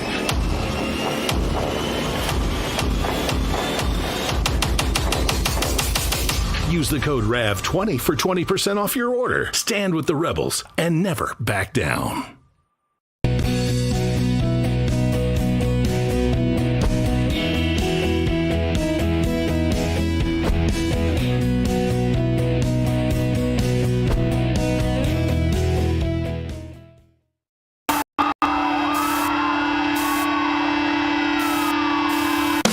Happens when the fourth turning meets fifth generation warfare.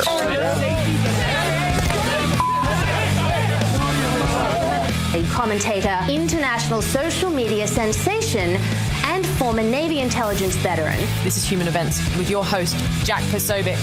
Christ is king. We're following breaking news right now as a harrowing, chaotic scene has developed on the East River. A tall Mexican naval ship has crashed into the Brooklyn Bridge. Rescue crews are converging on the scene. Bodies, hopefully that of survivors, are already pulled from the ship, and more are being pulled possibly from the water. So listen, what we got from Donald Trump over the weekend was this announcement that he will be speaking with Vladimir Putin at 10 a.m. Eastern time, so 4 p.m. Central European time, in order to make a sort of breakthrough in the discussions between between Ukraine and Russia in terms of the possible ceasefire. President Donald Trump's One Big Beautiful Bill narrowly passed a House committee in a rare late Sunday night vote. Some of which could result in funding cuts to welfare programs. The president requesting certain cuts from the Housing and Urban Development Department, including more than $26 billion in state rental and grants and over $700 million in other assistance programs. Nika Jordan will be Romania's next president. We've heard in the past few moments that is the cheering you can hear for it. He leads this election runoff against George Simeon by more than 900,000 votes. Former President Joe Biden has been diagnosed with what they're calling an aggressive form of prostate cancer, which has spread to his bones. This is according to his personal office. They just announced this.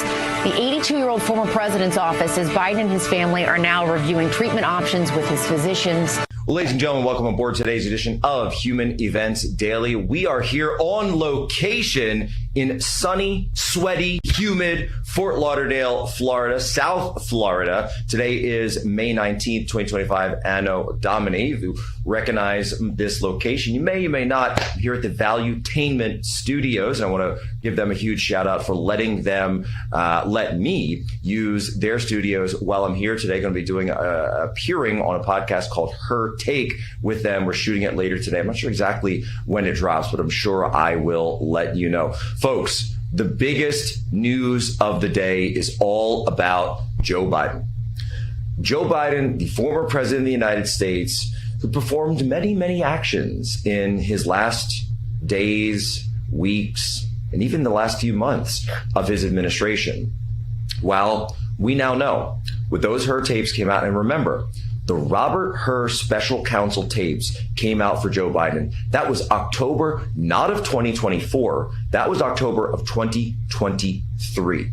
That was a full year before the election. That was before the nomination process for the DNC. That was well before they had him drop out. So we are going to go through the timeline here on the show today of everything that went on in 2024. Because even though Trump won, even though we got to that point, we do have to actually perform this autopsy on what happened that year. And now on top of that, we get the news that he also has terminal prostate cancer, advanced stages. How did the president of the United States have prostate cancer, serious cancer, aggressive? And I pray for him, I really do. And I would urge everyone to pray for him, pray for his soul.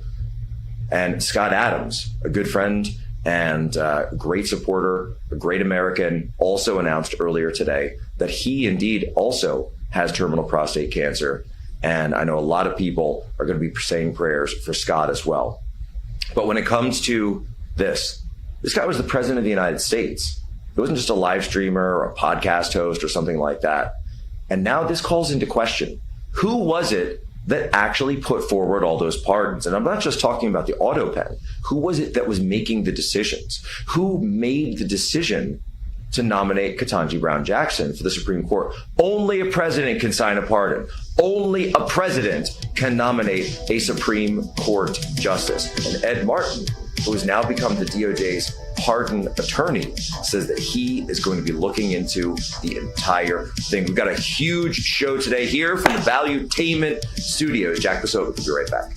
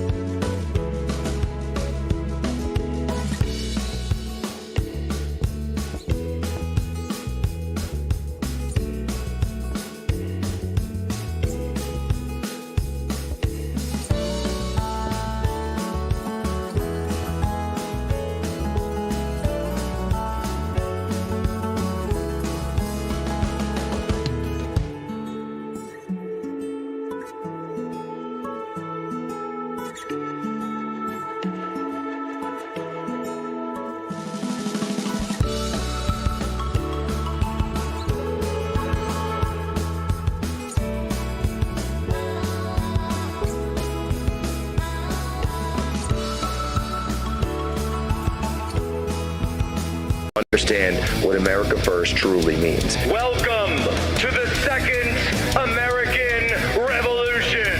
All right, folks, and we're back. Human Events Daily. Want to also bring in the Salem Radio Network third hour, Charlie Kirk, here as well as live on Real America's Voice. We are in the Valuetainment Studios today, Fort Lauderdale, Florida. And folks, you got to listen up, because I got a question for you. If you are still drinking that corporate watered down nonsense that passes for coffee out there, no, it's time for a serious wake up call. And I'm talking about Blackout Coffee. Blackout Coffee isn't just coffee. It's a statement, a declaration that you're done with weak beans and weak values. We're talking high octane American roasted fuel for those who grind harder, stand taller, and never back down. Look, you asked me, how do I do all this stuff? How can I fly down, be here, be there, boom, boom, all over Europe, all over the United States? It's Blackout Coffee. They're not playing games. They're cranking out more bags now, shipping faster than ever, and keeping you locked in with coffee that actually fires you up. Whether you're chasing big goals, crushing the daily grind, or just refusing to drink coffee made by people who hate you, Blackout Coffee has your back. So stop settling. Go to blackoutcoffee.com/Poso. Use promo code Poso for 20% off your first order. Drink like a patriot. Drink Blackout. That's blackoutcoffee.com/Poso. Stop waiting around. It's time to wake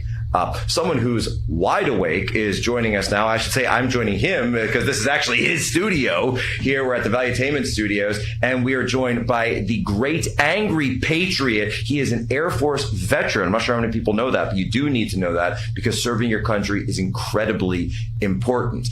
It is the great Vincent Oshana. Thank you so much for being here and having us. Oh, Jack, thanks for having me. Just before we even, well, first of all, I'm happy that I dressed up, knowing that you were going to be in the I appreciate that. Hey, you got your cross. You got the cross. Wait, I got mine right here. Oh, okay. Respect, there you go. Respect. But and we were just talking about this before. It's how amazing is it? And I want to give you so much credit that when I think about it, I used to have the Fox app. I used to have the CNN app. I would search it all, which I still kind of do just because I want to know what everybody's saying. Now, when I go on X, it's people like you, it's Charlie Kirk, it's obviously the president. It's 3 or 4 of you guys that I want to look, and that's where I get the news, and I want to give you credit for that, because you've really, really made an actual change, and that the mainstream media is on a lifeline, and you guys have stepped up, and I'm very, very proud of you, and I appreciate you having me on the show today. Well, no, I have to thank you so much. You know, I didn't start any of this thinking I would do this. You know, people say, how did you get started on social media? I actually tell people, one of the very first thing that I ever did with social media, other than like making fun of TV shows,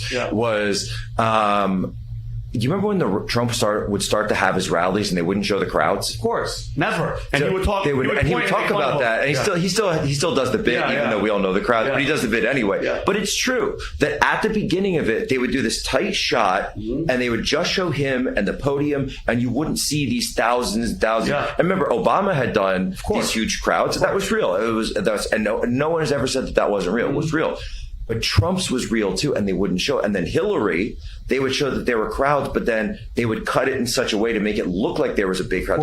So what I would do is I would go to Trump rallies, and then I would go to Hillary rallies, and I would put the pictures side by side, especially if it was, you know, Trump today, Hillary today, Trump today, Hillary today. I remember that. And I would make sure to find, a crowd shot, a real crowd shot where you could see it. And nobody was doing this before. And that's the very first thing that started to really get me traction on social media when I would do this. And I've just kind of done it from then. And then we went to the RNC, and there was no violence at all. They said the RNC was going to be violent. Weird. And then there was no violence. I went to the DNC, and it was so much violence. There were people the Antifa was there burning flags. The Bernie people were freaking out because they just got completely had their election stolen from them. Yeah. In 2016, and they had Debbie Wasserman Schultz had to step down as the chairwoman of the DNC on the first day in Philadelphia. I'm from Philadelphia area, and nobody was covering any of the violence outside of the DNC, so we just showed it.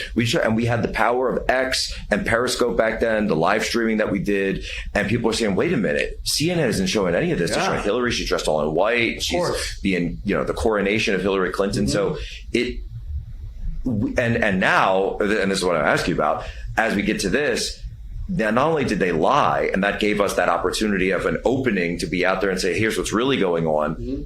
they lied to us about the status of the president of the United States. Yep. And they're admitting now, but they're trying to say it's a cover-up. Do you think it was really a cover-up with Jake Tapper? And they lied to us. Absolutely. They lied to us. Absolutely. Come on. I don't care what, like, especially with Jake Tapper, just with all of them on the left. Every single day we would see something happening, either him falling or stumbling and messing up and doing all that. Jake, it's unbelievable that they think that we're going to believe their nonsense. The whole, we had no idea, then this book is coming out, and now, I feel so sorry for him. He has, stage 5, terminal cancer. I mean, it's the gall of the left. But then I always tell people that you have to understand, like, before we even get into it, people need to understand what we're up against. When we talk about the left, the party of the violence, and all these people, I truly believe this, because once you accept this one truth, I think everything else starts to make sense. You have your cross in your shirt, and I have my cross around my neck. Ephesians chapter 6, verse 12. For we wrestle not against flesh and blood, but against principalities, against powers, against the rulers of darkness of this world, against spiritual wickedness in high places. Once you realize, Jack, that's what we are up against. Every day. These people, that group, call it the deep state, call it whatever. Then everything else, Jack, is possible. And if you don't mind, Jack, I'll give you a quick deep state timeline. All right. So pre-2024, Biden has cancer. He's been going through it. Everybody knows. Everybody's keeping it. And all the doctors are saying there's no way. There's no way. There's absolutely no. A guy just went on MSNBC and said 4 years. Okay, they said he was fit to lead, and then there's a video a couple years ago. He's in Virginia. He actually says, "I have cancer." He said it, but because, like you said, the boy who cried wolf, we were like, oh God, he's talking like he has cancer. So check this out, Jack. June 27, 2024, Biden-Trump debate. Biden freezes, horrible, okay? I believe that's when Operation Get Trump the Hell Out happens. July 13th, Trump gets shot in the ear in Butler, Pennsylvania. He survives. That's the new operation, is switched to Kamala, okay? And then July 21st, Biden drops out of the race, and the rest is history. Because think about this, Jack. He gets shot and killed.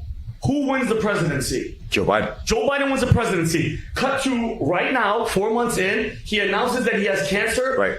Section 3 and 4 of the Amendment 25, and she's the president. And the first female president. Black, whatever, all of it. And that right there, wow. Jack, when you really piece it together, he was not supposed to survive. Bro, I got goosebumps. He wasn't supposed to live in Butler. He was supposed to die. And what was the one person that got fired? Who got held accountable? Kim Cheadle steps down. The rest is, I messed up, get rid of her. That's what I believe. I think evil, and that party is evil, Jack. They tried to take him out. They failed. Even Ryan Ralph was the cleanup. He failed because he's a loser, probably working for Ukraine. And look at where we'd be right now if he was shot and killed. Kamala would be announced the president this week. They'd say, Amendment 25, this guy's going to die in a year. Because they knew that she couldn't win a national election, but they knew that the image of Joe Biden and that they had prepared so much could potentially have won. Now, after that debate, though, they knew there was some trouble. Big time trouble. Because after the debate, that's when suddenly they said, wait a minute, he was, didn't turn the muscle relaxers on enough. Exactly. The beta blockers weren't hitting right. He was sick. Something was, that's when he tweeted he was sick. Yeah. That's why his account tweeted. He didn't tweet exactly. that. And this is what I got. We're going to quick break here, but what I want to get into in the next part of this is talk about the fact that, look, there's legal questions about this. Mm-hmm. And we have to have an actual examination. Ed Martin, who's the pardon attorney, has looked into this, says he's going to be looking into this as well.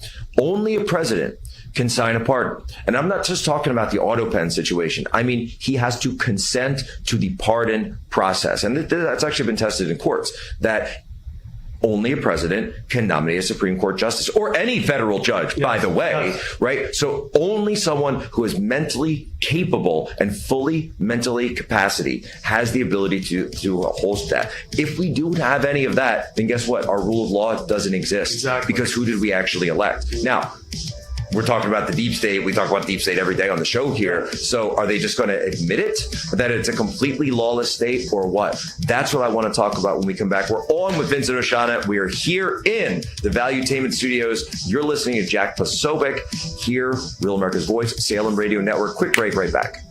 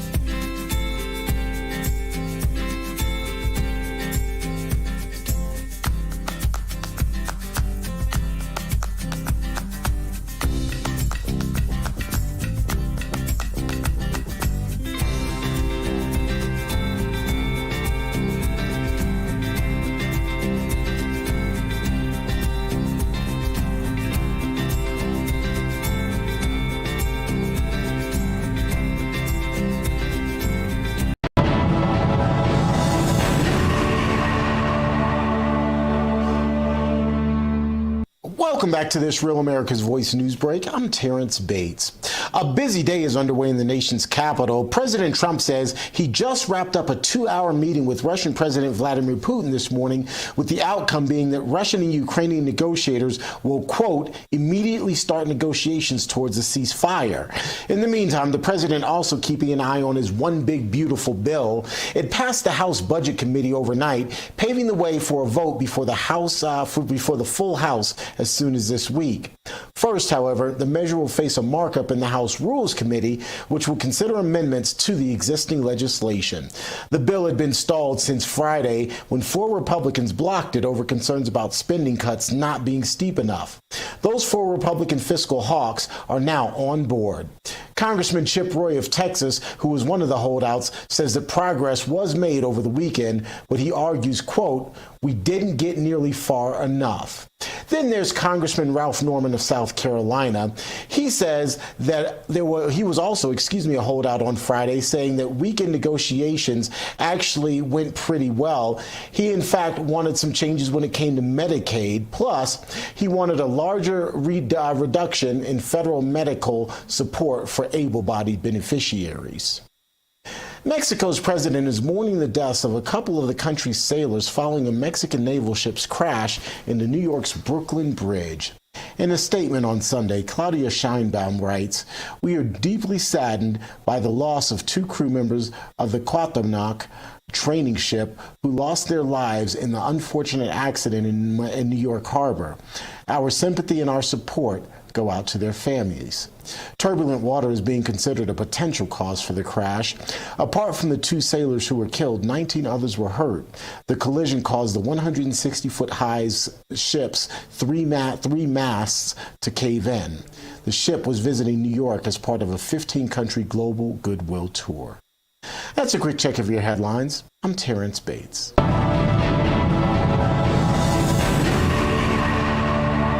Today, they talk about influencers. These are influencers, and they're friends of mine. Jack Posobiec. Where's Jack? Jack, he's done a great job. And we're back. Jack Posobiec here at Valuetainment Studios, live Real America's Voice and the Salem Radio Network. We're on with Vincent Oshana. Vincent, we're talking about these pardons that Joe Biden or someone signed in Joe Biden's name. If it's possible that the pardons are not valid, then it stands to reason. And logically, by the way, this is what the entire left is saying right now. You got Jake Tapper, you got Alex Thompson. By their own words, they're saying that Joe Biden was not mentally capable of performing the job of the president. Well, my contention is then that means that the pardons are not valid. So what does that mean? The January 6th committee and their staff, which all received blanket pardons. That's Liz Cheney, that's Adam Kinzinger, that's Benny Thompson. Pardons invalidated. Then let's also go Mark Milley and a bunch of all those guys over in the national security side. Pardon invalidated. Then you got Hunter Biden. He got the blanket pardon, not just for 2016, all the way back to 2014, a decade long. It's never been done before. People questioning, is this even possible for a president to do? Even if he was mentally capable, is it possible to do that? And I think top of the list for a lot of people, Anthony Fauci, pardon invalidated. So with everything that's going on right now in the world, do you think this is something that President Trump and the DOJ should pursue? Or do you think, you know what, it's in the past, just let it go? What's your take? Jack, I'm one of those accountability to the fullest. And I think 1,000%. They have enough time. They have enough resources. Now is the time, because especially the supporters, just as an American, Jack, we deserve accountability. Giving blanket pardons means I don't give a damn, especially Hunter Biden from going all the way back to 2014. And by the way, Dr. What was he doing in 2014? What was he doing? That's when he started with Burisma. Exactly. So my thing is, and my number one thing is, Jack, is Fauci, knowing what he did, besides the book that RFK wrote, The Real Dr. Fauci. If you want to, whoever hasn't read that to even get a good base of who Which sold 1 million copies, and the New York Times tried to keep it off the list. Isn't that exactly? Yep. And by the way, he would have been sued if any of it was false. I know Joe Rogan mentioned that if it was anything was wrong, they would have sued him, right? But they didn't. So no, we have the same publisher on that with Skyhorse. Oh, and I've seen the numbers. The fact that they tried to keep that off the list is it's sold more than any other book in the country. Yeah. Any other book in the country. Make that make sense to me. Yeah, make that make sense to me. So I think we need accountability, especially with a Fauci. If I had to pick one, Jack, because of what he knowingly did, doing gain of function, going in front of Congress multiple times in front of Rand Paul and yelling at him, saying, you don't know what you're talking about, because he knew he was protected. He knew what was going to happen. I believe, Jack, this is Vincent Oshana's take, that COVID, with Fauci, with China, all of it was on purpose. Because guess what? No president survives a pandemic. I don't give a damn what anybody says. China's still not held accountable. They're still having, Ratcliffe came out the other day, a couple weeks ago, he's like, it's still possible. It's leaning towards a lab leak. We're still protecting these people. I'm not saying he is, but still, I think 1,000% they go after all these people. They have the time, they have the resources. And before we came in here, Jack, we talked about it. It's a fact that all those carbon signed auto pens were the exact same signature. It's impossible. He wasn't in the right mind. Everything's coming out. He's admitting it. We heard the Hurt tape. No, I want accountability for every single one of them, and we have the time to do it. We have almost 3.5 years. And here's what I would say to those conservatives that are like Con Inc., the old right type guys. Here's what I would say to that. What do you think the left would do in our shoes? Eat us alive. What do you think they would do? Do you think that they would sit back, or would they, I don't know, arrest Donald Trump 4 times, arrest his lawyers, go after anyone who was his top level supporters, throw members of his administration like Dr. Navarro and Steve Bannon in federal prison, by the way, raid his home, go through his wife's underwear drawers, her private things? That's what, we don't have to guess what they would do. That is what they did. 100%. That's exactly what they did. Final minute on here. Do you want Trump in these next 100 days to go harder? Do you think he should start to moderate? What do you think? I think harder, Jack, and I think this past weekend's 2 posts, the post that he posted about Hillary and her freaking mysterious death, all the mysterious suicides and murders surrounding them. Then the post that he said that Obama's behind it. I think, Jack, he freaking won the popular vote, and now he knows what we want. He knows what we want, and he knows that we're drooling for it. And I know Cash Patel and Dan Bongino came out yesterday, and they were saying, Epstein did commit suicide, which is kind of weird, which, I mean, if he did, whatever. But what about the names? What about the customers? What about all the people? I think he's going to go hard, Jack, because now it's time that he's kicking ass with all the trade deals. Everything's going the way that he wants. Now he has the time to say, you know what? Go after everybody that freaking went after me. I think now it's retribution time and it's redemption, and he has to do it. He has to do it. And here's what people say: it's revenge. It's not revenge. You know what I say? I say it's due justice. Exactly. It's justice. And you know what else I say? No one is above the law. Exactly. Folks, the great Vincent Oshana, thank you so much for being here, for letting us use your studio. By the way, we'll have to do more of this, man. Thank you, Jack. Rock and roll. God bless you, brother.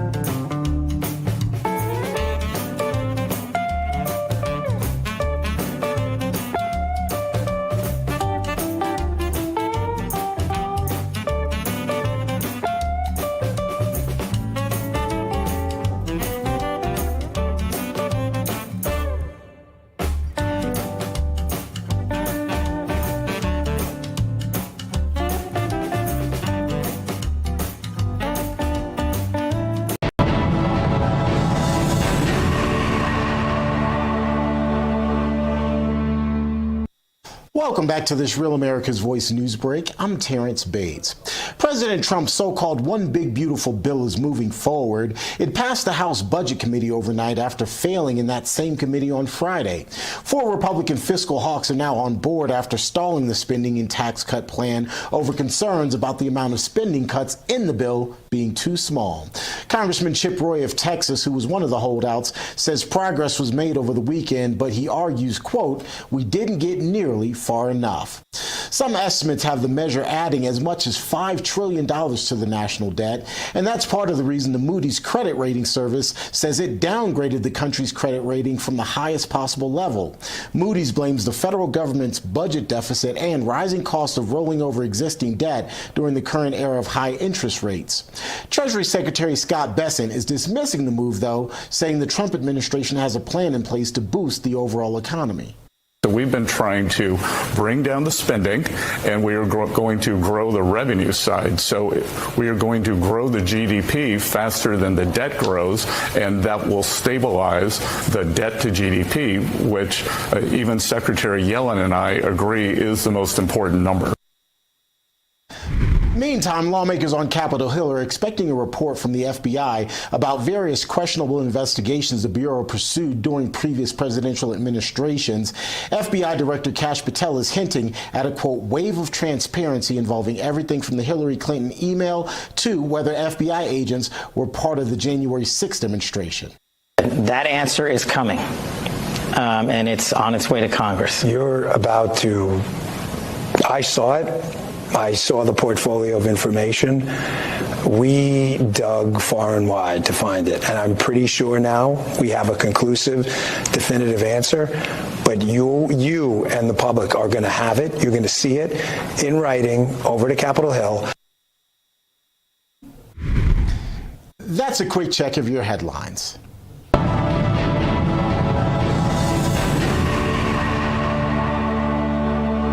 And Jack, where's Jack? Where's Jack? Where is he? Jack, I want to see you. Great job, Jack. Thank you. What a job you do. You know, we have an incredible thing. We're always talking about the fake news and the bad, but we have guys, and these are the guys who should be getting Pulitzers. All right, Jack, so we are back. Human Events Daily, live, Real America's Voice, and the Salem Radio Network. Very excited to have Aaron Wexler here on the program. You know her from Instagram. You know her from even on TikTok. Yes, she's got a TikTok where she's known as Non-Libtech, but she's an incredible political commentator as well. Thank you so much for joining us. Hi, Jack. Great to see you. Thanks for having me. And actually, an update for you. You just accidentally dead named me because I retired the Non-Libtech handle. Did I? Oh, very recent. How? What? How dare you? What? Yes, for the whole audience to see. I know. No. So it's just Aaron Wexler now. So people have to learn how to spell my name and maybe even say it one day. Well, you have to go with me on this because I had you in my phone. So I've got you in as Arynne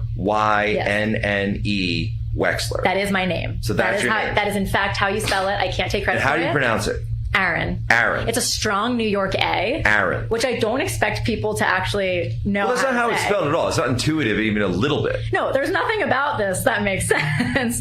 And my parents just thought Aaron is a boy's name and ERN is Catholic, which we are not. And so they thought this was somehow less confusing than those other two options. Incredibly confusing. Yes, Aaron. my black girl name. Wexler. Oh my gosh, now we're going to be in so much trouble. Yeah.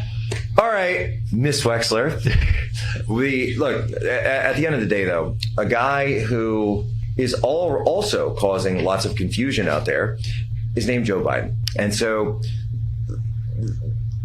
correct me if I'm wrong, right? Tell me if I'm wrong, or my take is wrong on this, or if I'm having a proper non-lib take. Oops, said it again. I don't think that any of these pardons, judicial nominations, all of this is a question of, by the way, it's black letter law, okay? If you have someone who's, on their deathbed, and this happens all the time in family law, family court, where someone will come in and say, they signed this will, but, they didn't have power of attorney. This is why, by the way, when people get older, they sign off power of attorney. This is exactly why we have this. And it's well known that in these cases that if you are not of sound mind, then that contract does not hold validity. It does not hold up in court. And so it's been overturned time and time again in family court and so many other places when you're dealing with people, by the way, who are in similar situations. And God forbid, right? God forbid. We're not saying that we want this to happen, that we wish this on anyone, but it's true. And unfortunately, what the Democrats did to us and our country was that they put this guy up as the president of the United States, lied about his mental status, clearly lied about his cancer status, by the way, which obviously played a role in all of this. What should the response be? Should we just sit back and say, oh, well, all these judges and Ketanji Brown Jackson and all the pardons and Fauci, it's all valid and it is what it is because you followed the rules or something? I think it's ridiculous. What's your sense? Yeah, I would not sit back and say, oh, this is fine. I would have actually said that, admittedly, 4 or 5 years ago. I was a proper conservative, let's rule the way we want the left to be, right? Let's play by the rules we want them to be playing by. The left changed me. They changed a lot of us. And we are the conservatives. Who radicalized you? Who radicalized you? You did. I've been a conservative for my entire life. I was in New York City at a prep school. They put me on a diversity panel in high school for being different because I was the only outspoken conservative in my New York City prep school. But I am so changed and radicalized over the last 4 or 5, really 8, 9 years that no, I think we have to go after this. And exactly to your point, we were discussing this just before the show that here in Florida, when people have their second or third or fourth or whatever wives, this happens. I wasn't going to say it on air. I wasn't going to say it on air. I'll be the one to say it because I'm the Florida resident. We are here in Southern Florida, so yeah, there's a little bit of a trend of that going on. We definitely see it. I saw it last night at a restaurant. So anyways, oh no! Yes, I was introduced to someone's wife. It doesn't really matter, but so you are auditioning for 3 or 4? Yes, exactly. Excellent. I see myself as a third, not a fourth. Okay, wife, gotcha. Yes, but no, I absolutely agree with you. We need to be going after this because this is not. It's not just playing dumb on the left's part. There is an arrogance here, which is that they can do things like this and get away with it, and then we'll just sit on our hands, roll over, and let this happen. And we cannot be those conservatives anymore. So we wrote about this last year in the anti-communism book that we put out, and we actually wrote this as an action plan book. And so there's a whole chapter, it's the last chapter of it, where we talk about what conservatives should be doing. And Fight Back was pretty much the way it all sums up. But we got into the underpinnings of it as well, because if you have one side that is willing to arrest presidents, that's willing to arrest lawyers, that's willing to go after supporters, members of the administration, and one side that isn't willing to do that at all, what's going to happen? Mm-hmm. What is going to happen? Well, all of you are going to end up in jail because one side is willing to use power and the other side isn't. And I got in so much trouble for saying this at the National Conservatism Conference last year when I got up and said it's very simple, that if all you have are principles and no power whatsoever, then you are not principled. You are delusional. There's a word for that. It's called delusional. You have no idea what you're doing. So you need to have power and principles. By the way, and if you have only power but no principles, then you're tyrannical, right? Mm-hmm. So, of course, they left all that part off when they were going on me when I put this all together. And they said, oh, this guy just wants to have... I didn't say that. Power plus principles. If you only have principles and no power, you have nothing. Yeah. So we called it this, we came up with a very flowery phrase for it called the iron law of exact reciprocity. That which was done to us will be done back to the very people who did it to us in the first place. So people like, oh, I don't know, Anthony Fauci, Hunter Biden, mm-hmm. the Jan 6 committee, mm-hmm. Adam Kinzinger, Liz Cheney, Benny Thompson, anyone who collaborated with the Jan 6 committee. I mean, I feel like there's case by case basis. We'll have a conversation about that. The Hutch, Cassidy Hutchinson, we call her the mm-hmm. Hutch around here. Mm-hmm. But there really needs to be a response. And if there isn't a response, you have it's like a relationship, right? Mm-hmm. It's like a relationship. If one person dominates over the other, then there's no balance. Yes. There's no balance at all. It is time for us to set healthy boundaries and leave the abusive relationship that we have with the left. And also I've seen this phrase with different adjectives thrown in, but it's basically saying if you're kind to evil people, you're doing evil to kind people. And we have a responsibility here, which is to take care of evil people. You can't just let this slide. You actually have to exact justice. Otherwise, they will keep doing this. What happens in the midterms? What happens? We won't be in power forever. Whether we are able to maintain control in the midterms, whether we win 2028, God willing, at some point we're not going to be in power. And I think you and I would have been on the first few deportations to the gulags if Trump had not won. I've already got my right? gulag job lined up. I'm going to be teaching Mandarin to everyone so that we will be able to communicate with the guards. What's your gulag job? Oh, well, I could do Arabic. So you'll be teaching Arabic. Yes. So we'll be able to. To speak with the soldiers of the new army. Yeah, exactly. Yeah, the people that they're promoting, right, with all their leftist values. Shukran. Yeah, afwan. That's really all I know. Well, that's all I remember. No, yeah. No, but it's true though. It's true. They were rounding up patriots. They were rounding up Christians. They were going after anyone who's like me. Oh, you're praying in Latin a little bit too hard there, Mr. Roman Catholic. We're going to be infiltrating you with the FBI. And talking about the book again. I didn't mean to do the book promo, but as it happens, since we're talking about this, I don't even have a copy of it with me. But no, they go after the religious first. They go after the religious because they realize that someone who is devoutly religious will be someone that stands up to your regime, because the left is theocratic. They believe it is a religion. And if you don't believe me, cross one of their dogmas and see what happens, which you have made an entire career of. Yes, exactly. And not just that, that's also why they've feminized men. They don't want strong families, all of those things. When you believe in God, when you have a good family, when you're happy, when you're physically healthy, you're much more likely to be mentally healthy too. And so they eroded all those things with us to more easily take over. But can I go back to something on Fauci for a second? And sorry, not Fauci, Biden rather. I'm having a little Biden moment. Something that's really irked me. Are you having a Pfizer moment? No, I just really need a matcha after this. We were rushing this morning. But something that really bothers me is with prostate cancer. I actually have a family member who had it years ago, but it's one of those cancers that usually they diagnose very early, and it takes an incredibly long time to spread. I know we've heard the news about Scott Adams, which is very sad, and prayers out for him. But when it comes to Biden, when you have the top care in the world, and the President of the United States is concierge care, yes, 24/7. He doesn't go anywhere. All these foreign trips, he would always, every time he's on the plane, they've got flight surgeons and they've got 100%. Everything up there with him, because he's the President of the United States. The president's health is a national security issue. Yes. So of course, and there was that situation do you remember the Las Vegas thing? Yes, of course, last summer. So last summer when he was in Vegas, right before he dropped out, and when he dropped out, everyone stopped talking about this. And Tucker and I got into it, and Charlie Kirk was talking about it, that there was this whole scare where they almost rushed him to a hospital because he fainted, or he sort of like went out, and they cut his Las Vegas trip short. Then they ended up taking him back to Air Force One, and they flew back to DC like flank speed, made it from Vegas to DC in like 2.5 hours, which is way faster than anyone's ever done. So the question is, that's not something you do because, he's got like a sniffle or he's got a headache or something. That's something. And I think that's when it came out, they said that he had COVID, and they said, it's just COVID. Yes. It was never just COVID, was it? No, but you know what's really disturbing about all of this? Of course, they hid this from the American people. A lot of this feels like treason to me, that there are so many people who must have been complicit to cover this up. And even if you didn't know it was cancer, right? Do I think George Clooney writing the op-ed with his friend Barack Obama, do I think he knew it was cancer? No, not necessarily.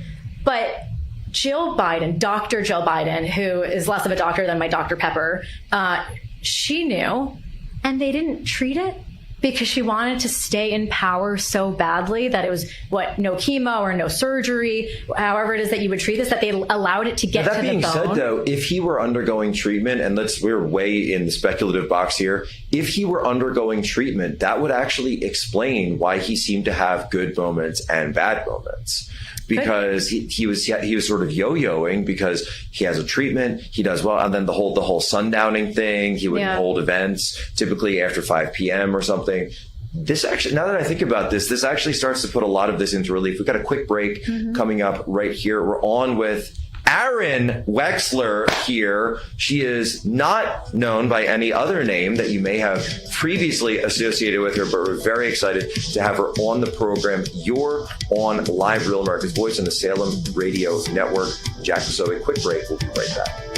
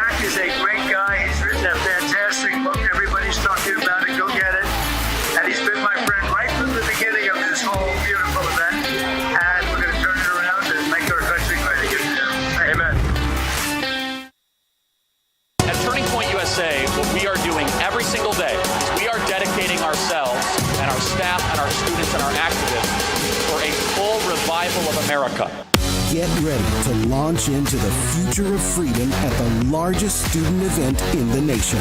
SAS is back. Join thousands of fellow students ready to pioneer a bold new era for America at our Student Action Summit.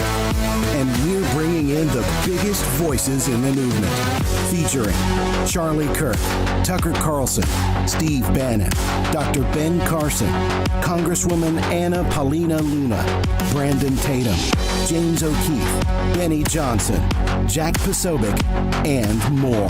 From July 11th through 13th in Tampa, Florida. Register now at SAS2025.com.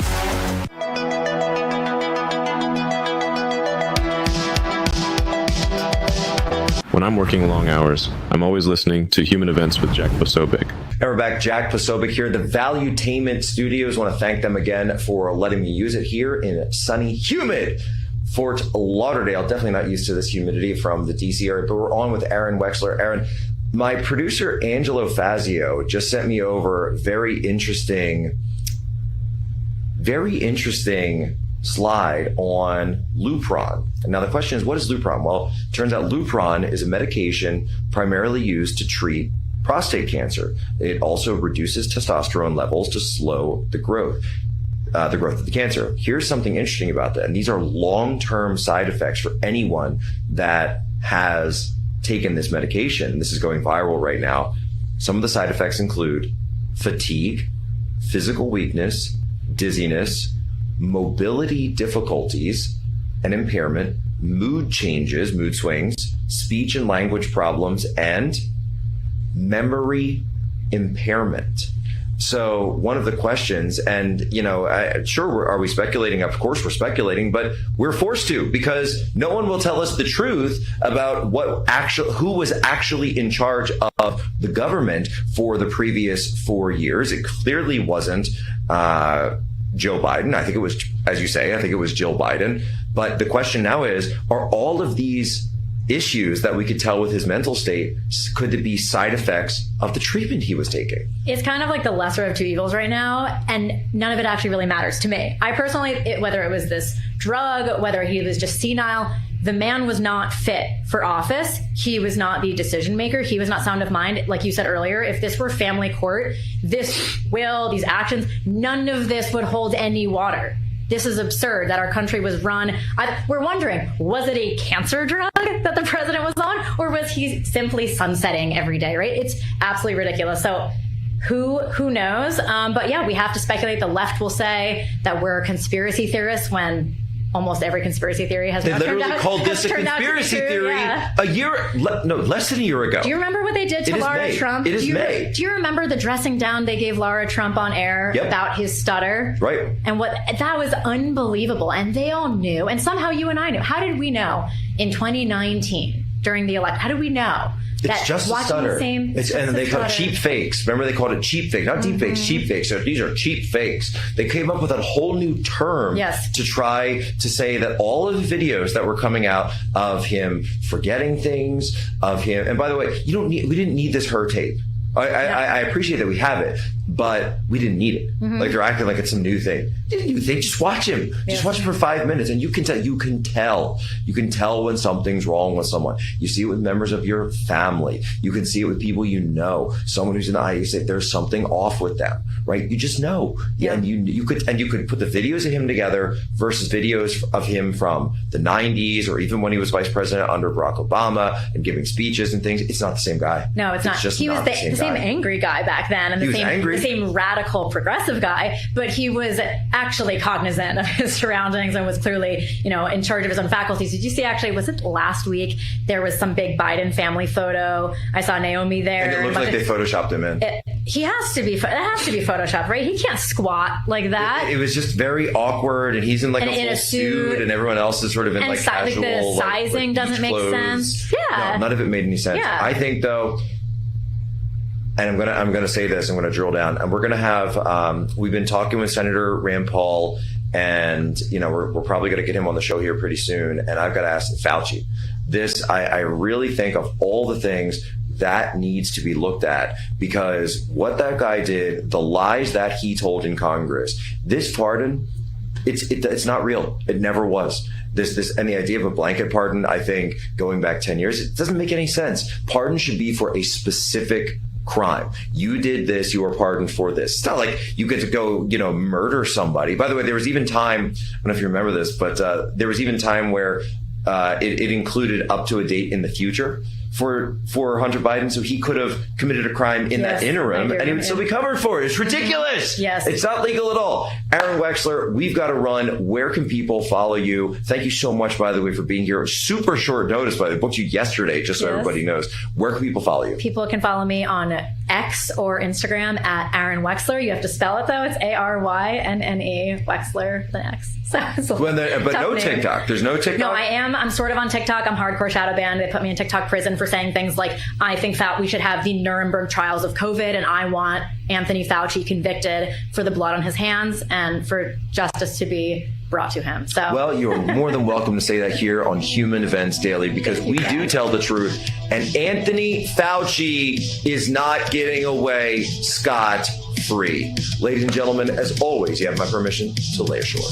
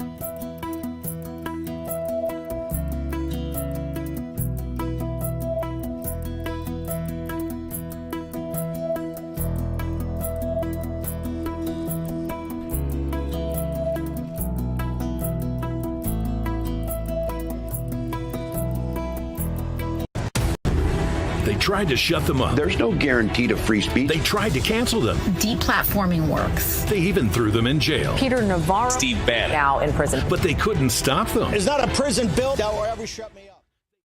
This is America's Voice Live. And welcome to America's Voice Live. I'm Steve Yrefi. The pulse of the people. We need somebody that's going to hear the people's voice. The truth the mainstream won't touch. This guy is by definition a globalist. And the stories that matter. Rav's own Ben Berquam. Right up over this hill, we got an armed cartel. I see him.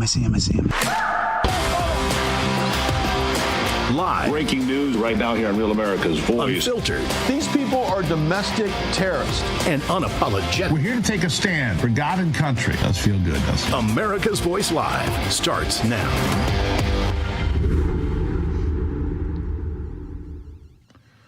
Welcome to America's Voice Live. I'm Steve Gruber. It is Monday, May the 19th. Let's get to the day's top stories. As always, thank you for joining us here on Real America's Voice. We do appreciate it. Former FBI Director James Comey made an appearance before Secret Service officials to discuss his controversial 8647 post that he made on Instagram that many MAGA supporters are viewing as a threat to the president.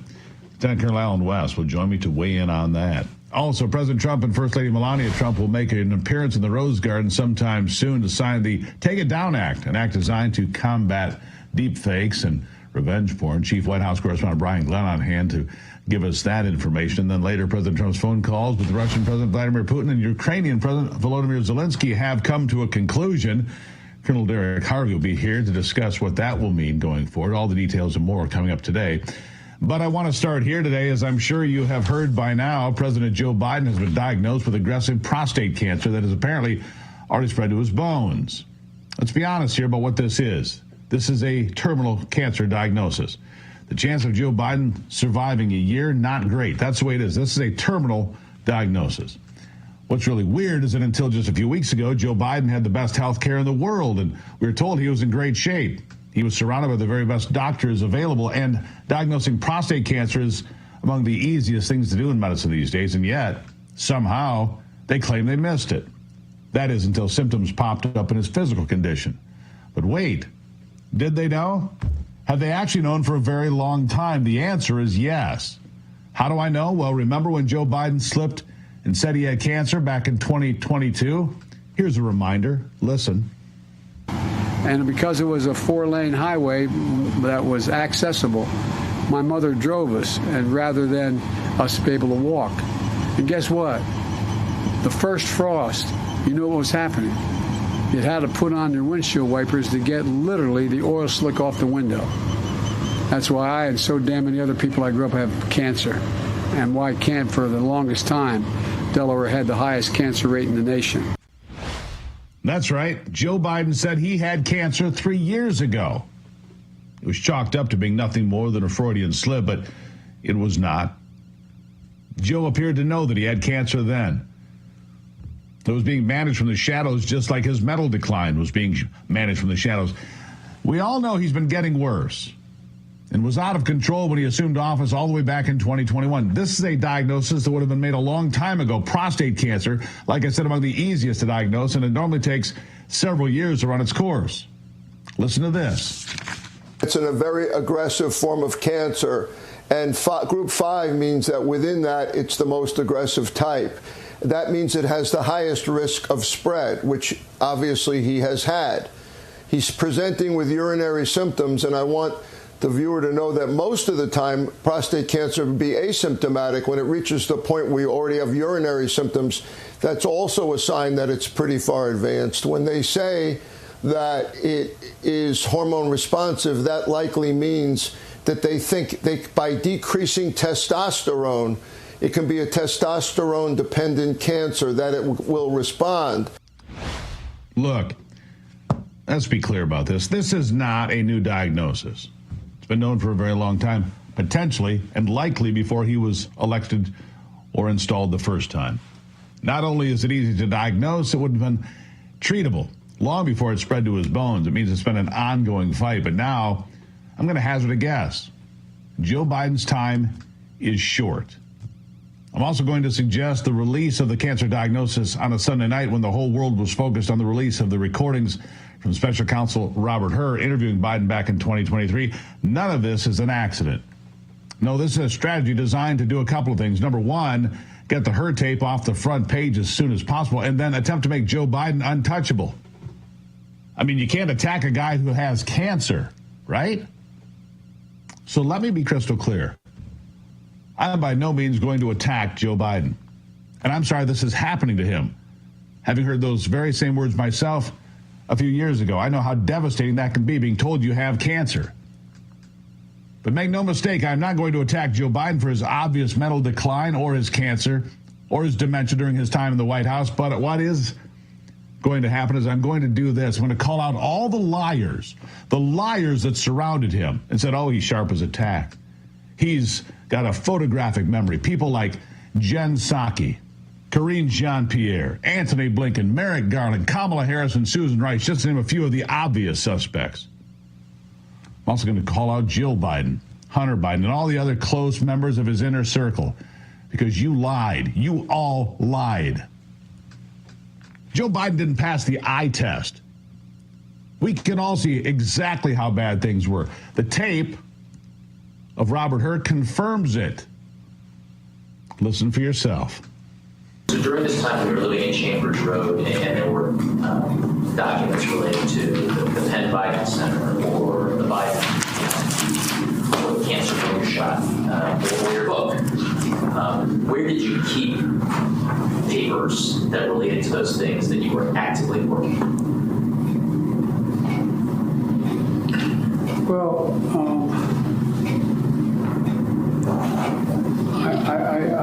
I don't know. This is what, 2017, 18, that area? Yes, sir. Remember, in this time frame, my son is either been deployed or is dying.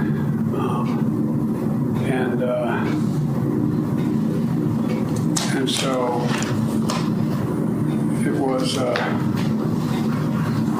and by the way, there were still a lot of people at the time when I got out of the Senate that were encouraging me to run in this period. The question was, where did you keep the documents? I don't know. Oh, Bo was deployed or dying, and people were encouraging me to run for president. That's not the question. The question is, where did you keep the classified documents? Joe Biden had a rambling non-response. Robert Hurt wrote in that report that he would not pursue criminal charges against Joe Biden, even though they were warranted, because Biden was an elderly man with a poor memory. But as you can hear there, it was really much worse. Then he forgets when his son Bo died, or when Donald Trump was elected, or when he left being VP. Here's a continuation of that same conversation. Listen. I hadn't walked away from the idea that I may run for office again. If I ran again, I'd be running for president. And so what was happening, though, when did Bo die? May 30th, 2018. Was it 2015 he had died? 2015. I think it was 2015. I'm not sure the months are, but I think it was. Yeah. That's right, Mr. President. And what's happened in the meantime is that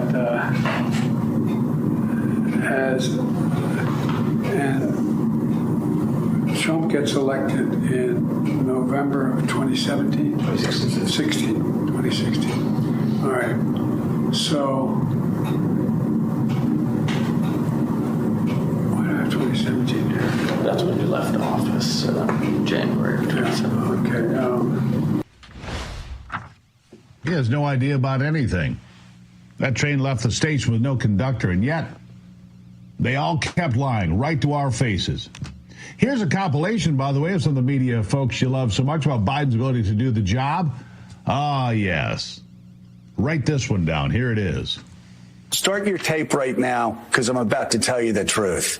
And F you if you can't handle the truth. This version of Biden is the best Biden ever. He knows so long as he was 9. In fact, I think he's better than he's ever been. President Biden has a photographic memory. His understanding and mastery of a complicated geopolitical situation is remarkable. He is sharp, intensely probing, and detail-oriented and focused. Jackie, are you here? Where's Jackie? I didn't think she was going to be here. I was sitting, 2 feet from him across the table, and he was, intense. Have trouble walking sometimes? Yeah, so did FDR. He wanted GD war. But he's totally focused. He's very sharp. They say he's sharp in meetings and so on. Very lucid, very well informed. Biden is stately, and he comes with gravitas. There hasn't been, as far as I know, a single claim that Biden made a mistake. Yeah. I'll get back to that because there was more, a lot more. It was the dishonest corporate media, including people like little Chucky Todd and Jake Tapper, who now protest being called out for not only ignoring what was blatantly obvious, but for attacking people like me for pointing it out and calling us conspiracy theorists. Joe's just got a stutter. There's something wrong with you. You were all lying, every single one of you. And unlike you, I was telling the truth, and I still am. And for everyone else, you know it. But we must continue to remind everyone of just how blatant they were in pushing the dishonest narrative. And even from the West Wing, the lies, the lies, the lies. Listen. Does the president have the stamina, physically and mentally, do you think, to continue on even after 2024? Don, you're asking me this question. Oh my gosh, he's the president of the United States. I can't even keep up with him. The most difficult part about a meeting with President Biden is preparing for it, because he is sharp, intensely probing, and detail-oriented and focused. I can testify because I've been working very closely with this president for the past 2 years. I've been knowing him for 30 years. And I'm telling you, this guy's tough. He's smart. He's on his game. Oh, yeah, he's sharp, he's tough, he's on his game. What game exactly? Thankfully, the American people can see this for what it is. The biggest political scandal in American history. The cover-up of the cover-up of the cover-up. And one that's going to come at a cost. People like Van Jones realize the Biden cover-up will deeply damage the Democrats, possibly for years to come. Listen to what he said. Anybody who cares about this country and about just the dynamics of power, this is the emperor's new clothes playing itself out in real time. Everybody knew, but everyone was afraid to say, except for David Axelrod for 2 years, that something was wrong here. And so, I was shocked. I love Joe Biden. I don't like him. I love him. I got a chance to work with him when I was a part of the Obama administration and loved him more every day. I was shocked to see his condition when he came out, and so was the world. And that wasn't the first time he was in that condition. The book makes it very, very clear. There are people who knew and said nothing. And that is a crime against this republic. And I think the Democrats are going to pay for a long time for being a part of what is now being revealed to be a massive cover-up. He's right about that. It is a crime against the republic. Bravo, Van Jones, for being honest for once. Now, on the other side, a level of political tone deafness that may be unprecedented. On Meet the Press, they actually believe Donald Trump is failing. He's failing, and that's why the tape was released, because Donald Trump is doing so poorly. Here it is. And it's clear to me that President Trump released the tape because he's trying to distract from his disastrous, unprecedented, disastrous first 100 days. I mean, we've all been talking about that at the table today. So to me, that's what's at play. Imagine a situation where you're so desperate, so underwater on every issue that you play your best card in the first 6 months of an administration. So the way I see this is good for Joe Biden. It's good for the Democratic Party because we can dispense with this now and not closer to the midterm elections. It's good for Yeah. Good for you, Democrats, and good for them. No, lady, you were way off the mark on everything you said. But then again, what would I expect? Look, they've been lying about all of it. The cover-up, the cover-up, the cover-up. Joe Biden, they lied about his cancer. We know that now. And they clearly lied about his dementia. We know that because we're able to watch and see and comprehend for ourselves. We'll have more on this, I'm sure, in the days to come. Coming up after the break, former FBI Director James Comey was recently brought in for questioning concerning his Instagram post stating 86-47. A post many are saying calls for the assassination of Donald Trump. We'll talk about it straight ahead.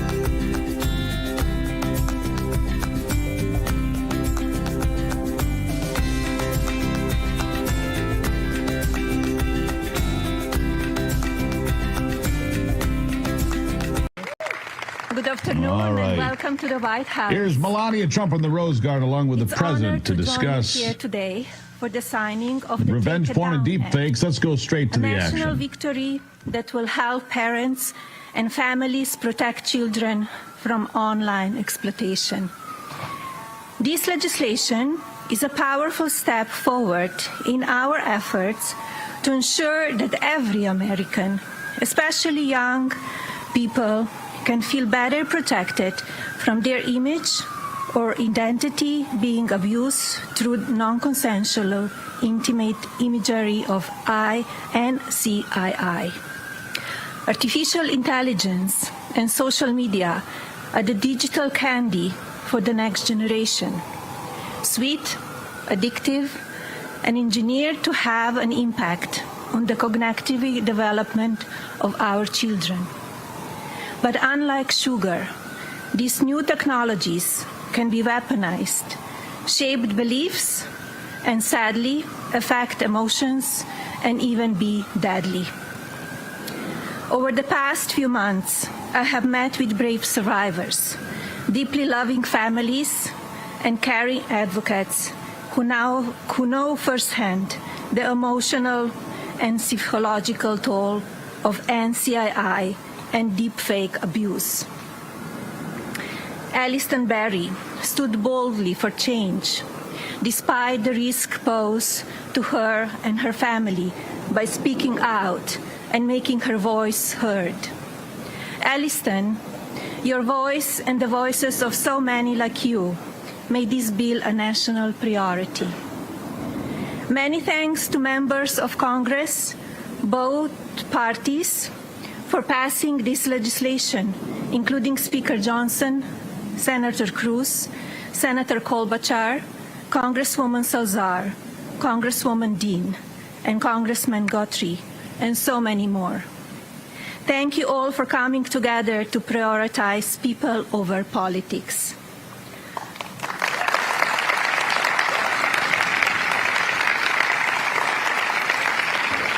As First Lady, my Be Best initiative is focused on improving children's well-being, encouraging kindness, and creating a safer online environment for our youth. Today, I'm proud to say that the values of Be Best will be reflected in the law of the land. I want to thank my husband, President Trump, for standing with us on this effort.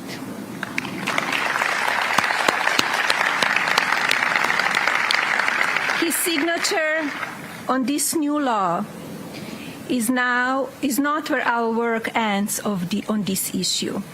Now we look to the Federal Trade Commission and the private sector to do their part. Today, through the Take It Down Act, we affirm that the well-being of our children is central to our future of our families and America. Now it is my pleasure to introduce the President. Thank you.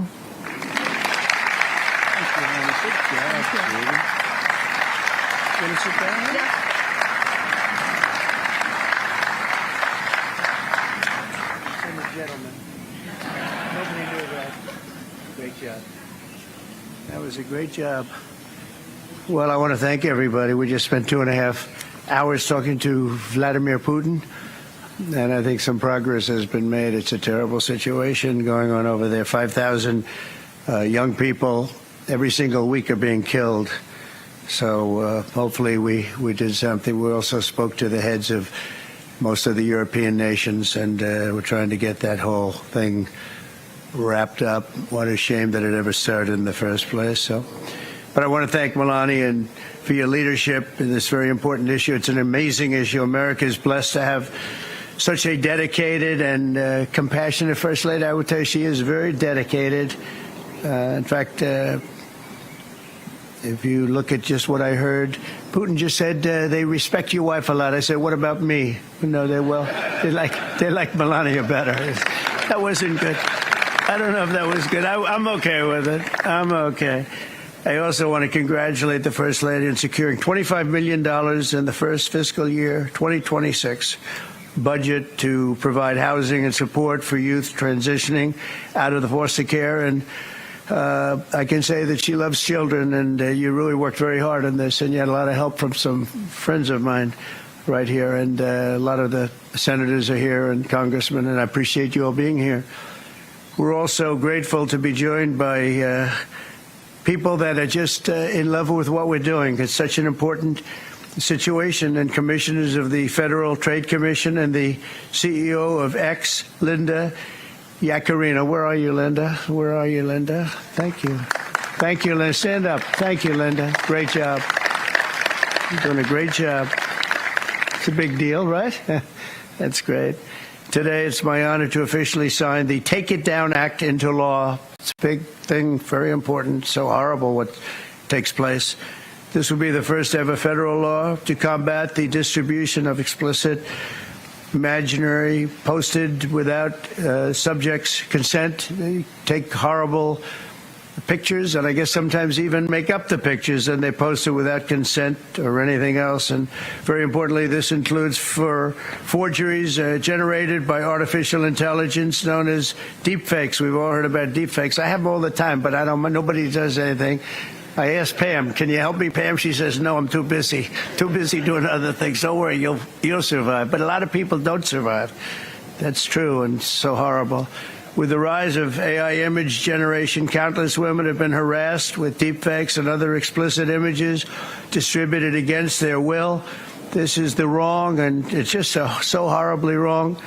And it's a very abusive situation, like in some cases people have never seen before. And today we're making it totally illegal.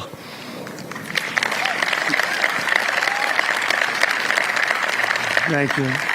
Upon hearing the stories of so many women affected, our First Lady made stopping these abuses a top priority, and she was given tremendous support because she'd go up to people and talk about it. They say, yeah, we know about it. We have the problem. Can we do something? And she did something about it with the help of a lot of the people, especially the political people sitting here today. Among Melania's guests in the gallery during my address to the joint session of Congress was a 15-year-old young person, Elliston Berry, whose image was turned into an illicit deepfake by a peer.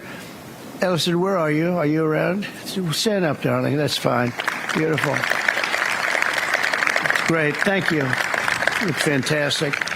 Elliston quickly became a powerful advocate committed to preventing other girls from suffering the same abuse. Elliston, we salute you and we thank you very much, and it's an honor to have you with us today. Great job you've done. Also with us are several other brave Americans whose lives were rocked by online harassment, including Francesca Manny, as well as a South Carolina State Representative, Brandon Guffey, and his family, who have lost their son to suicide after he was targeted in an internet extortion scam, of which you have a lot of them. A lot. I want to thank you both for your incredible work and to reach this important day. Could you stand up, please? Thank you. Thank you very much. Great job. I've read about it. Thank you very much. It's a real honor to have you here, because there's no place like the White House, I found out. You know, you have a lot of places, and I just left some of the richest places, and we loved them, and they gave us a nice contribution of about $5 trillion, but this is a special place. Even they talk about it, so it's great to have everybody here. Under the law I will sign in just a moment, anyone who intentionally distributes explicit images without the subject's consent will face up to 3 years in prison. In addition, this law establishes new civil liabilities for online platforms that refuse to take these images down promptly upon request.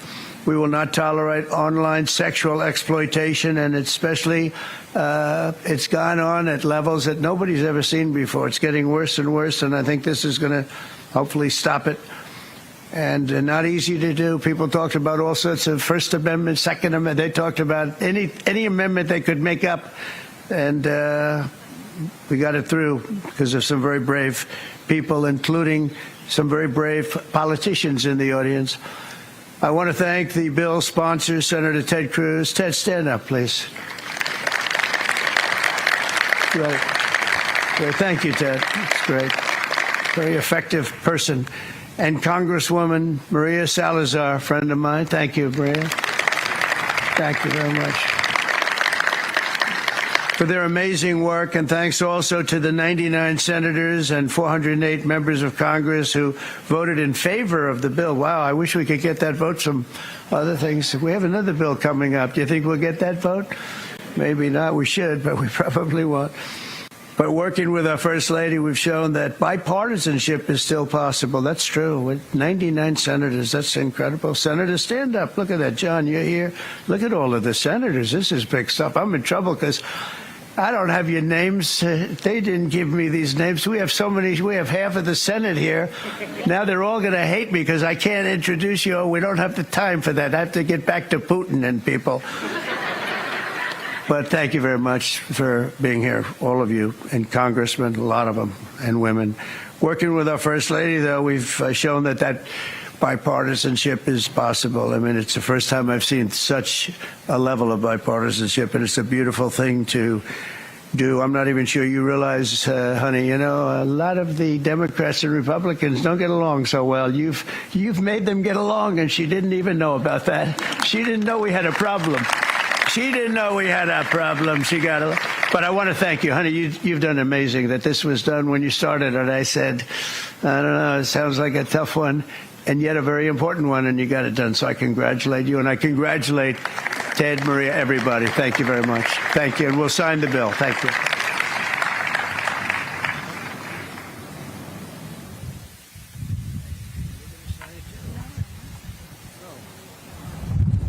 What's your name? Chuck Wesley. It's been around a long time, huh? Come on around. That's beautiful. Come on around. Hey, look at that.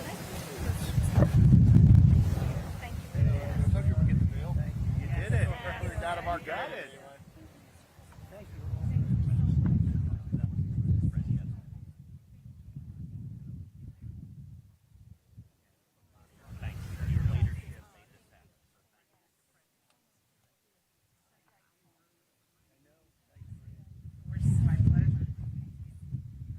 That's fantastic. Okay, you ready?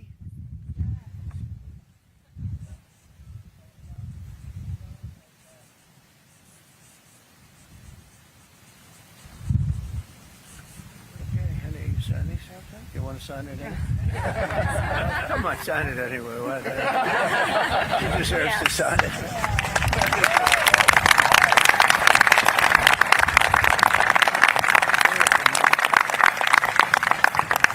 Okay, there we have it. There we are. That's a big one.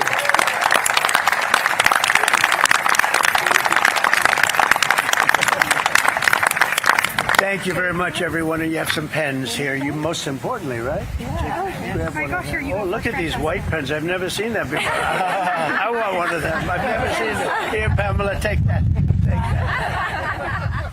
Thank you very much, everybody. Thank you so much. Okay. Thank you, everyone. You go ahead. Mr. President, let me introduce you to Brandon, who lost his son, Gavin. Let me get up. He's a state legislator in South Carolina. He's been incredibly brave, and his whole family will thank you so much. Thank you so much.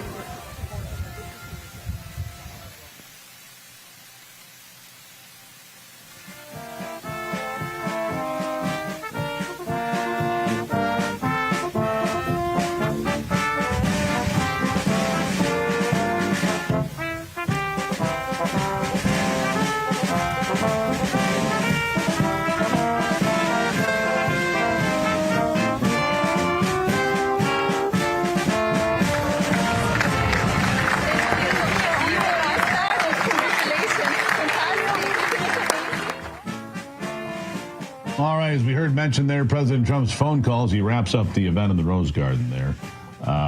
The Take It Down Act, pretty important legislation. He mentioned right from the top that he had just concluded a phone call with President Vladimir Putin of Russia as he's trying to work a deal between Zelensky of Ukraine and Putin of Russia to bring a ceasefire to that war. The conversation is concluded. When we come back, we're going to talk about that. Can he get peace in Ukraine? We'll find out straight ahead on America's Voice Live.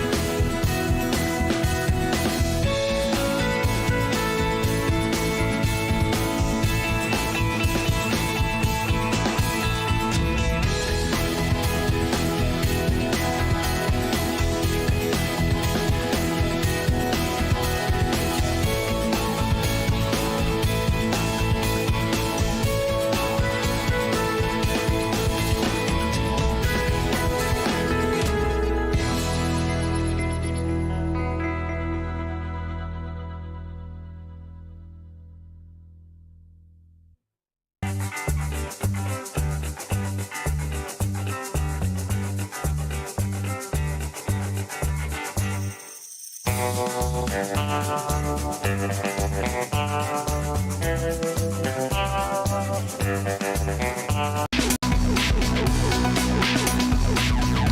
right, well, back to the White House real quickly. Our chief White House correspondent, Brian Glenn, was in the Rose Garden. He's joining me now live to discuss everything that just happened. I mean, this is an important bill to Melania. The president supported it. We heard a couple of victims there that were victims of deep fakes and revenge porn. Brian, the Take It Down Act, something that Melania had been pushing for today. She got it. That's good for a lot of folks here in this country. You were right there. What can you tell us? Yeah, I agree, Steve. And not only, it's almost hard to believe that something like this actually had to be passed. I know that certain states have laws, but to make it on a federal basis is pretty special. And this Take It Down Act is basically, we've got this new generation of AI and what President Trump would call deep fakes that frequently are posted on the internet. Obviously, they have made their way into kind of a pornographic world. So this is something that I think needed to be pushed into legislation.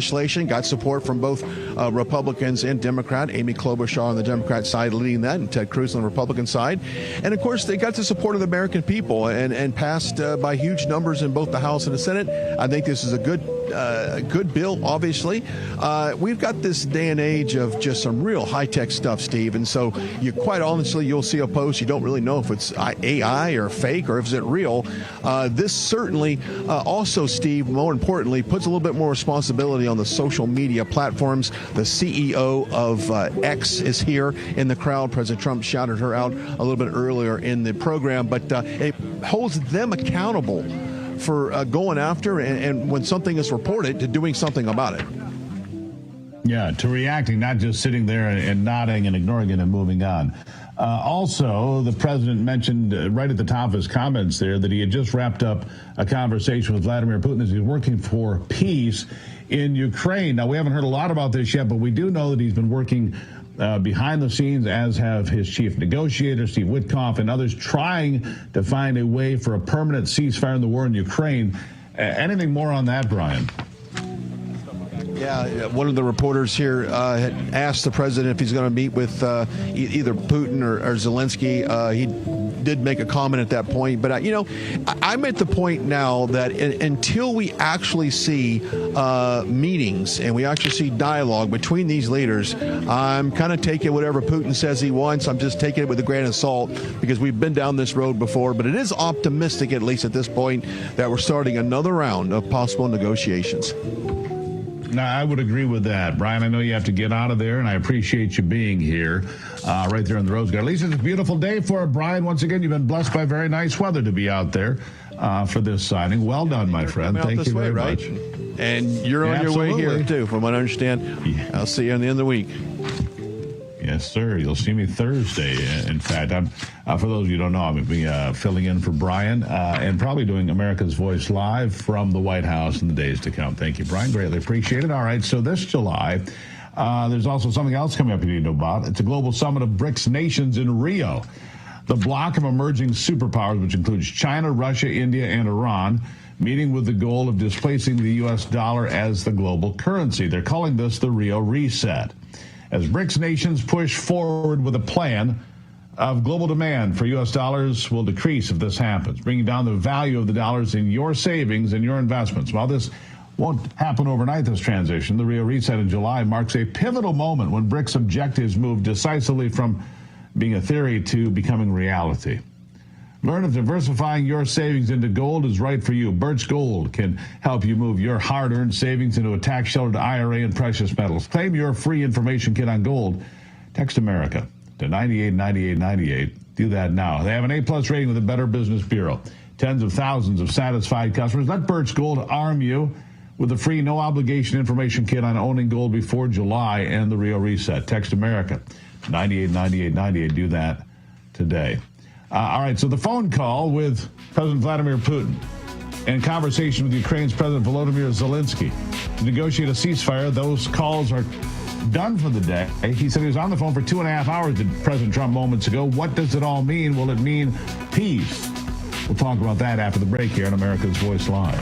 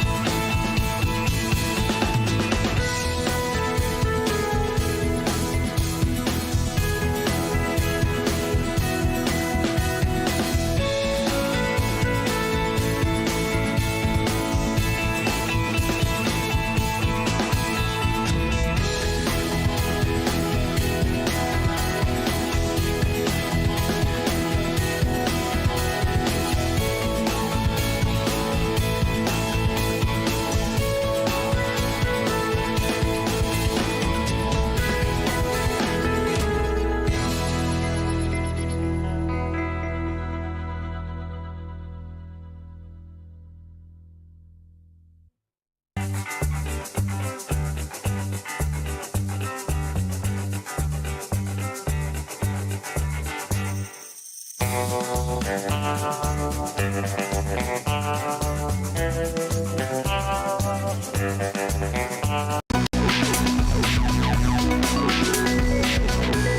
just a short time ago, President Trump spoke on the phone with Russian President Vladimir Putin for some 2.5 hours, working to get a ceasefire in Ukraine. The Russian-Ukraine war is a conflict that President Trump has adamantly opposed and promised to try and amend during his current term. Hopefully this phone call will bring good results. On Saturday, President Trump took to Truth Social and said hopefully it will be a productive day. A ceasefire will take place and this very violent war, a war that should never have happened, will end. President Trump has always shown his ability to be direct and diplomatic. And God willing, this phone call today will bring some relief for those on the front lines of this war that claims a couple thousand lives a week during bad weeks. Here with me to discuss this is the former special assistant to President Donald Trump, Colonel Derek Harvey. Colonel, nice to see you today. Great to be here. So he came out to the Rose Garden to sign, an executive order on revenge porn and deep fakes and all of that. But he mentioned right off the top he had just gotten off a 2.5-hour phone call with Vladimir Putin. That sounds pretty promising to me. 2.5 hours, wasn't a 20-minute phone call. They got into some meat there in 2.5 hours. Are you optimistic? Are you hopeful that we can help direct, we being the United States, help direct a ceasefire in Ukraine? What's clear is President Trump is definitively engaged in trying to move this process forward. He's putting his political capital into trying to get a ceasefire, at least a 30-day ceasefire, which maybe could translate into a longer ceasefire down the road. He's engaged for 2.5 hours maybe today. And that's, like you were mentioning, that is not just a pro forma discussion. You know, they're talking about really meat and potatoes issues. The president is heavily engaged, and he's talking about economic benefits, and he's trying to move this forward. I'm not so sure that the UK, French, and German leaders are doing the same thing as they engage with Prime Minister Zelensky. Yeah. All right. So, look, this war has gone on a lot longer than most ever anticipated it was going to go. Look, when I heard about the invasion in February of 2022, like most people, I thought maybe a couple of weeks that the Ukrainians could hold out. As it turned out, the Russian army was not nearly as potent as we would have imagined. In fact, it has turned out to be riddled with corruption and other problems, and they've had a real problem just getting bogged down there. Now, having said that, they also have the opportunity to continue on as long as they want. So this stopping now is important, because otherwise they'll just keep grinding and grinding and grinding away, and another couple thousand dead, another couple thousand dead. I mean, this war could go on for 10 years at this pace. That's why it needs to stop. Wouldn't you agree? No, I agree with that, and I think the president does too. The question is, what kind of deal can be made? And I don't think that the administration sees a way forward to get Russia to pull out of those eastern provinces that they currently occupy. So what is the deal going to look like? Russia is steadfast in its commitment, seems to be able to continue to fight the war over the long haul, another 10 years. And to tell you the truth, democracies, are going to have a tough time funding this for the long haul, whether the European countries are behind it or not. Definitely the United States does not want to be funding this type of a conflict over there over the long haul.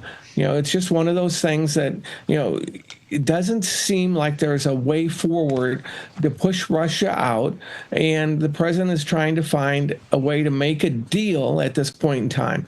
And what the contours of that deal are going to be is yet to be determined, but if they can get them talking face to face, that type of an engagement, and get a ceasefire here, at least temporarily for 30 days, it opens up an opportunity to maybe get some momentum. Yeah. I think this war ends the way that I predicted not long after it got started. And that is, Crimea is never going back. That's a foregone conclusion, no matter what Zelensky might say. The Donbass, the Donetsk, the eastern sections of Ukraine, they're not going back either. where we've been at the same place for a year or two now. It's not going to change. Putin's not going to give up the territory on the east end of Ukraine that he believes to be Russian. And many of the people that live there believe to be Russian, believe that they are Russian, by all accounts. I think you're at a stalemate. And I think I'm sorry for Ukraine, but here's the deal. You're going to sever part of your country if you want peace. And if you don't, or if you're unwilling to do that, then you won't have peace. And this war will grind on for years to come. I mean, that's really where we are in the conversation, isn't it? I think so. I agree with your assessment there. The question's going to be, what do those final borders look like? How do you start to rebuild these, both sides? The president is dangling economic opportunities and growth and trade and the relief of sanctions on Russia as inducements. And at the end of the day, this war does have to end because Ukraine cannot continue to absorb this type of conflict. The casualties are too great for them. So, what will the deal look like? What pressure is going to need to be put on both sides? I think mostly on Ukraine to accept it, because I don't think we're going to get Russia out of the eastern part of the Ukrainian territories. And what will the security guarantees be for Ukraine going forward? Yeah, and that's been my position for a couple of years now. And I don't think that has changed dramatically. Last question, though, here, Colonel, because, it's hard to argue that Donald Trump is not a president of peace. You look at the recent fighting between Pakistan and India. He was able to use threats of trade embargoes and so forth to get them to stop shooting at each other for the most part. They're going to continue to skirmish. He's working to try to end the Gaza conflict, says he'll talk to Syria, he'll talk to Lebanon, he'll talk to anybody in pursuit of peace in that region. And now he's working diligently, 2.5 hours on the phone just today with Vladimir Putin. Hard to argue that this president isn't the most interested in peace in my lifetime, to be honest. I mean, he's pursuing peace everywhere. He's not getting us involved in never-ending wars. He's trying to avoid that sort of a conflict without weakness, by the way. Not capitulating, by leading. What do you make of it? Absolutely right. He is clearly the peace and prosperity president, and he is focused on, improving, national sovereignty, regional integration, economic growth around the world, to the benefit of the United States, but also to the benefit of those areas of the world. He's offered a great deal to Syria, for example, and Lebanon, the deals he made in the Middle East. He's a deal maker. Read The Art of the Deal. He sees economics as the way forward. He's not leading with military might. Yeah, that's exactly right. Colonel Derek Harvey, if Donald Trump does not get a Nobel Peace Prize, we'll know why. Not for lack of effort and not for lack of ability. Sir, thank you for being here. God bless you. Really appreciate it. God bless you, my friend. All right, so tax day passed, but for millions of Americans, real trouble is just getting started. If you missed the April 15th deadline or still owe back taxes, well, the IRS is ramping up enforcement. Every day you wait just makes things worse. You know that. There are over 5,000 new tax liens filed daily in this country, 5,000 tools like property seizures, bank levies, and wage garnishments. Well, the IRS is applying pressure at levels we haven't seen around here in years. Increased administrative scrutiny means collections are moving fast, and that's frightening. The good news? There's still time for Tax Network USA to help you. Self-employed or a business owner? Even if your books are a complete mess, they've got it covered. Tax Network USA specializes in cleaning up financial chaos and getting you back on track fast. Even the deadline is, when it's passed, it's not too late to regain control. Your consultation is free, completely free, and acting now could stop the penalties, the threatening letters, the surprise levies before it all escalates and blows out of control. Call 1-800-905-8000 or visit tnusa.com/RAV. That's 1-800-905-8000 or visit tnusa.com/RAV. You may have missed the April 15th deadline, but you haven't run out of options. Let Tax Network USA help you before the IRS makes the next move, one that you truly don't want. Coming up after the break, we'll have a story that reminds us of just how wonderful America is, plus your answers to our America's Voice question of the day. Considering Joe Biden's recent cancer diagnosis, do you think that affected his job performance during his term as president? Why or why not? We'll have that coming up.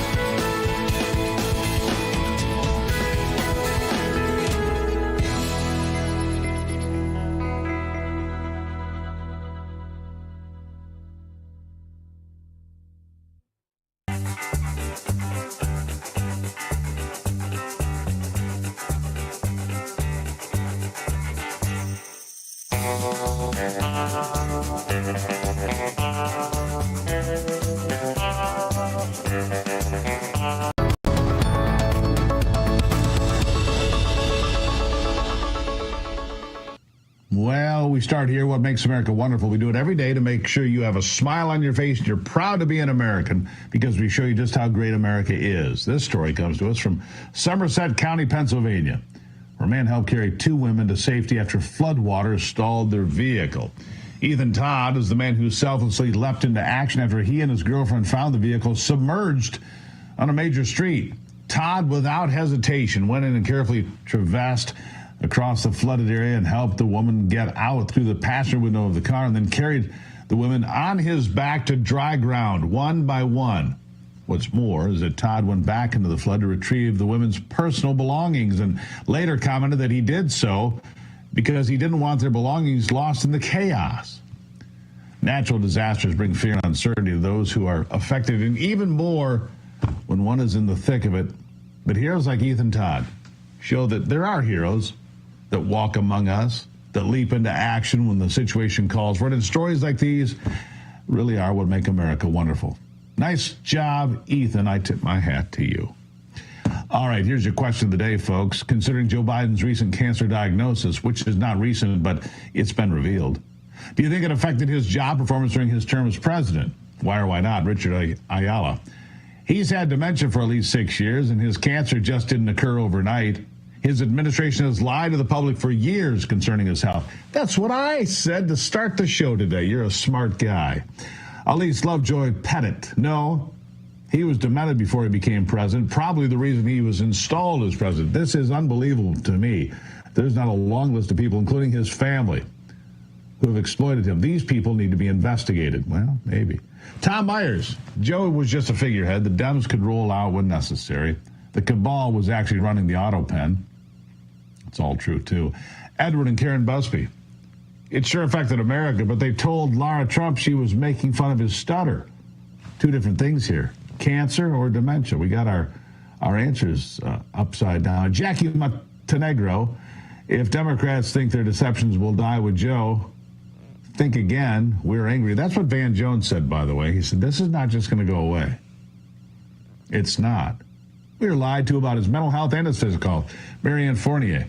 As a cancer survivor myself, absolutely yes. The radiation and drugs all have side effects that we live with. It all makes sense now, starting with his basement campaign. They knew he couldn't be let out in front of the public to see. We'll leave it there for today. I think she's right about that. Treating cancer has it's a draining effect on people. It's hard.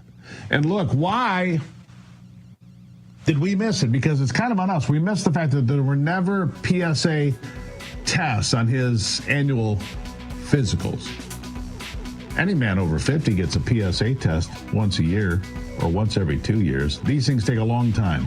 Anyhow, join me tomorrow to kick off the broadcast day here on Real America's Voice. The Steve Gruber Show kicks off at 6 a.m. every day here on the network. And then I'll see you back here for America's Voice Live.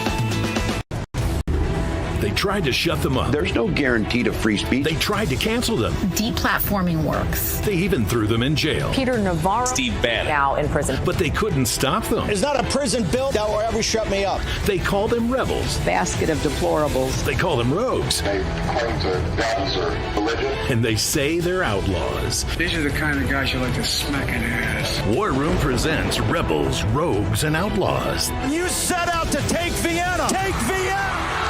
The national bestseller by longtime Bannon producer Dan Fluette. Take a journey through the pictorial history of War Room in a culture that celebrates the weak. Show your support by standing with the rebels. Go to doitfluette.com or scan the QR code on your screen.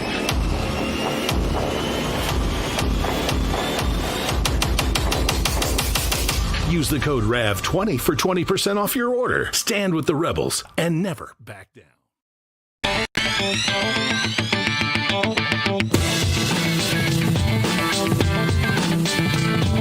All right, folks, there it is. The bell ringing on Broad and Wall, the corner of Broad and Wall. Beautiful building, by the way, Wall Street.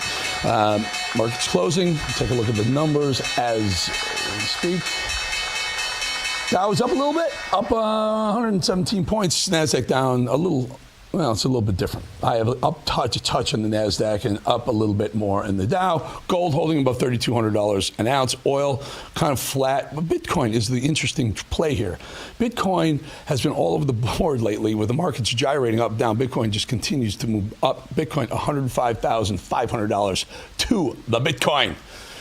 Those of us who are along Bitcoin are loving that. All right, folks, this weekend there was a lot of breaking news, but the one thing that really stood out was the breaking news that former President Joe Biden has been diagnosed with an aggressive form of prostate cancer that's metastasized, meaning it has moved to the bone. It's moved, and metastasization means when it moves, it's typically a stage 3 or stage 4 cancer, meaning more aggressive. To give us some insight is Chief Medical Board Member of the Wellness Company, Dr. Drew Pinsky. Welcome to Dr. Drew. Really good to have you back on the show, Doc. Also an internist for many, many years, University of Southern California, if I'm not mistaken. Doc, tell us about this Gleason 9 metastatic. I think everyone understands now it's an aggressive form. What we're all focusing in on, Doc, is when did they really know? Did they really just find out about it now? But take it away. I'm sure you've been asked this question today. Well, I'm a prostate cancer patient. I'm on the board of the Prostate Cancer Foundation. I know a lot about this illness. I've treated it for 40 years. And when I saw them say, hey, we found a nodule, already my spidey sense was up because we really don't do the digital rectal exam anymore. We follow the PSA. And we found this nodule and, oh my goodness, he's got metastatic disease. I thought, no, it does not pass the sniff test. This has been going on for a long time. There's no doubt about it. Only 2% of prostate cancers present in this sort of an advanced stage, and that's primarily in people who haven't been getting regular health care. He's been getting health care on a regular basis. I'm sure he's been getting his PSAs. And what's fascinating about this, well, there's two sides to this. One is the scandalous side, where we're being lied to, minimized, and gaslit about what this man's condition is. But on the other, if indeed he was diagnosed, say, a couple of years ago, and he has metastatic disease, he would be subjected to something called androgen deprivation therapy. That's the treatment for his condition. And they're trying to avoid saying that he's been on that for a while because some of the common side effects include muscular wasting and muscular instability and falls and cognitive slowing and fatigue. We've seen that evolve over the last 2 years. And so my suspicion is he's been on androgen deprivation therapy, and they've known about this for a long time. The astonishing thing is that his family and the people around him would even contemplate somebody in that condition should be running for president again. So if they did find this, and I have a physician who has me regularly check the PSAs, in fact, wants to send me now, my paranoid self sees this and says, what else can we do? He's going to send me for an MRI. But the PSA is only so good. Some of them are false positive. Some of them are even false negative. So they may not have caught it that way. But if they did find it and they didn't want to talk about it because he was going to run for re-election in a year or two when they may have found it, they may have hit it because the treatment, as you point out, the androgen, but also some of the other treatments, the radiation as well, is that what it is? That the same thing may cause some sort of cognitive decline, at least temporary, right? No, not the radiation. The disease itself, if he had an underlying neurological disorder, elderly people with neurological conditions, any medical condition on top of that will cause some degree of decompensation and progression. But no, not specifically. The beam radiation on the specific metastases is designed to alleviate pain. And we've not seen him in pain, so I doubt he's getting that kind of treatment. I hope he's getting contemplated for some of the more fancy, advanced, research-oriented therapeutics that are out there, where we can actually cell by cell direct radio-labeled isotopes at cancer cells, and it's extremely effective. It just doesn't last that long because this is an inexorable and terminal condition. You just do your best to slow it down. Slow it down, and at his advanced age, it may actually be quite slow. Here's a question, though. Okay, let's just say we know it is. It's stage 3C or maybe even a stage 4, given it's metastasizing the bone. It's 4. Stage 4. Okay, so prognosis. And the reason why I'm asking you this because if he passes right in the next 3 years, 3.5 years or less, we would have a Kamala Harris as president. That's right. It brings up the whole issue of should we have sort of standards or some sort of screening procedures or some sort of evaluative process for our elected officials. The people will say, it's none of your business what somebody's private health care is. Hey, the guy's climbing into the cockpit to drive my plane. I have a right to ask a couple questions about the condition that guy or gal is in. Yes, we do. We actually have an obligation to ask, is the leader of the free world in condition to be piloting the free world? It is a minimum ethical responsibility that be reported to the American people. And they have failed on that across the board and then gaslit us and attacked anybody who raised issues. I think every journalist in the country ought to wake up and think, oh my God, I got played. I've been gaslit. I got to really look at what I've been doing and start doing my job better. Do you think, and again, would be speculative, but it's very odd. All right, so they denied his cognitive decline for years. We were being mean. We were being elder abuse by suggesting it. And now they're coming back tomorrow. Jake Tapper and the guy from Politico, Thompson, are releasing a book about the actual cognitive decline that everyone knew about over the last 2 years of his presidency. My question is the timing of this release of his cancer being the day before the release of the book. Any coincidence there, you think?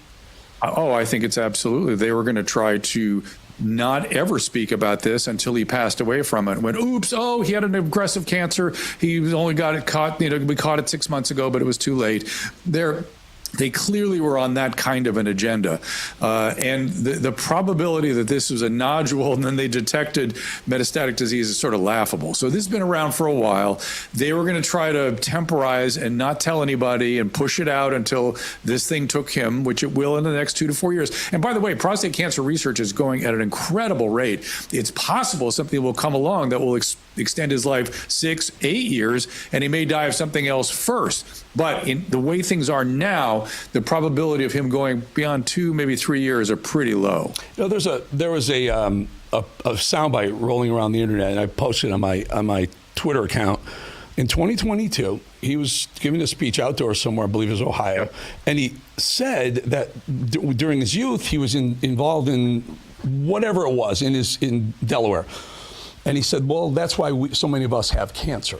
And everyone said, whoa, wait a minute, you have cancer? He said, oh, there was a miss. They cleaned up on aisle 5 the next day and said, no, he misspoke.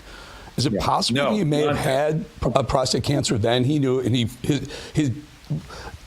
tried not to tell the world, but accidentally. My mom was having to put the windshield wipers on to take all the petroleum products off the windshield. Correct. And my response to that is, hey, man, you should have been paying attention to food dyes then maybe a little sooner than before RFK Jr. got in there, because that's all petroleum products. If you're saying petroleum products are going to create cancer, you should have been on top of that, sir. But okay. And he announces he has cancer, and people want us to believe it's skin cancer, basal cell cancer. Everybody gets basal cell cancer. People with basal cells and squamous, they don't call themselves cancer patients. You get a cancer in an organ that's dangerous and progressive, you call that a cancer. Yeah. The treatments, had they been clean, if this, again, assuming that this was a cover-up and they covered up the fact that he was being treated for prostate cancer, that would affect voters, right? You want to know that the guy who's got his finger on the nuclear button, right? He's got his finger on the nukes that are headed wherever, is at least of sound mind. Whether or not you think his vice president is capable of being the president if he passes or not, sometimes these treatments can affect judgment, can they not? Well, as I said, if he is on androgen deprivation therapy, when I had a prostatectomy 14 years ago, I had radiation about 4 years ago, and when I had some recurrence, I had to have a conversation with my urologist, and I said, look, I don't want androgen deprivation therapy because I've seen it cause not just cognitive slowing and decline, but frank dementia. And I don't want any of that. I don't want anything to affect my brain because androgen deprivation typically does. And you've seen it. If indeed he's been on for the last 2 years, that would explain him falling asleep. It would explain him wandering off. It would also explain why his Parkinsonism was more severe because as he loses the muscle mass, falling is a feature of that. But that's all androgen deprivation therapy. The sort of localized treatment of prostate cancer at presentation is usually surgery, which you wouldn't do in an 80-year-old. That's what I had when I was 50, 52 or something like that. Or you would do external beam radiation or radium implants, which I suspect he had that. I suspect he did. However, if at the time of presentation it was already out of the capsule or out of the region with distant metastasis, they might have jumped all the way to androgen deprivation therapy. But we don't know what went on. We have no idea. They're gaslighting us. They're obfuscating. And I am tired of this. I really am. I'm at the point where I think if somebody's going to step into the cockpit, I and the American people have a right and an obligation to ask some questions about the person at the wheel. You know who else I want to know? Before I ask this question, very important question. I want to know androgen deprivation. Is this the anti-testosterone treatment that we're talking about? Yeah. I got it. Okay. And by the way, when they say, "Oh, it looks responsive to hormone therapy," all prostate cancer. I mean, essentially, all is. That's a bizarre thing for them to say. That's another bizarre. And that in itself may have some effect on someone's cognitive ability, especially if he's 78, 79 at the time. Here's a big question. Question of the day. Where the hell was Dr. Jill Biden during all of this? Well, two things. A, she has zero biological training, so she would not have any understanding, any experience, any judgment as it pertains to this disease. Is she a human being, though, Dr. Pinsky? Is she a human freaking being? But the other side, which is to your point, is I see this all the time in family systems. When there's a patriarch who has something called anosognosia, which is a neurological block of insight. It happens with aging. It happens with cognitive decline. It happens with psychiatric illness and addiction. People don't see what's happening to them. And it's very common for families to gather around that individual and sort of feed into their denial. Like, we don't want to upset him. He's had such a great career. Let's let him believe it. Let's support him. And the family sort of buys into the denial and the anosognosia, and it ends up poorly, ends up bad. I suspect something like that was going on. Dr. Drew, really good to have you on. And this is Dr. Drew Pinsky in Bowling. It's not the wellness company, which you do a great job with. I really appreciate your time. I'd love to get you back again as the story develops. Dr. Drew, always good having you on, my friend. Good to see you. Okay, folks, before we hit a break, I just want to remind you, by the way, that was a great interview. That was some really good information coming out from Dr. Drew Pinsky. I'm going to clip that and put it up on social media. I just want to remind you about speaking of social media, my podcast and YouTube page, both updated daily, by the way. You can hear the show. You'll get that Dr. Drew interview again, but you got to subscribe. Also, we're all over the Diddy trial. The stuff we can't do here for obvious reasons. It's really salacious, really over the line. That can't do it on TV. We're covering it there. Every single day, we're telling you the latest. And let me tell you something.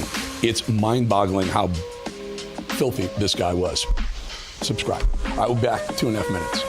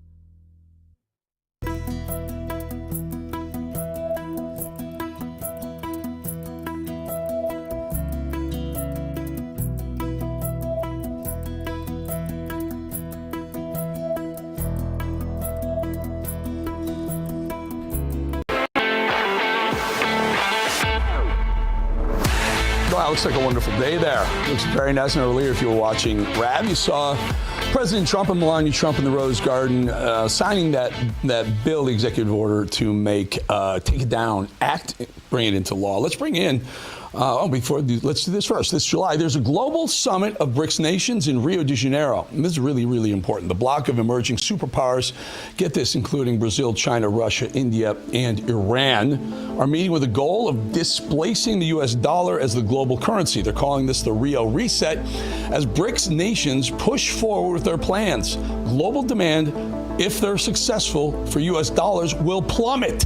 Will go down, bringing down the value of our dollars and our savings. While this transition may not happen overnight, the Rio Reset in July marks a very important moment when BRICS countries, their objectives move from theoretical possibilities towards some sort of inevitable reality.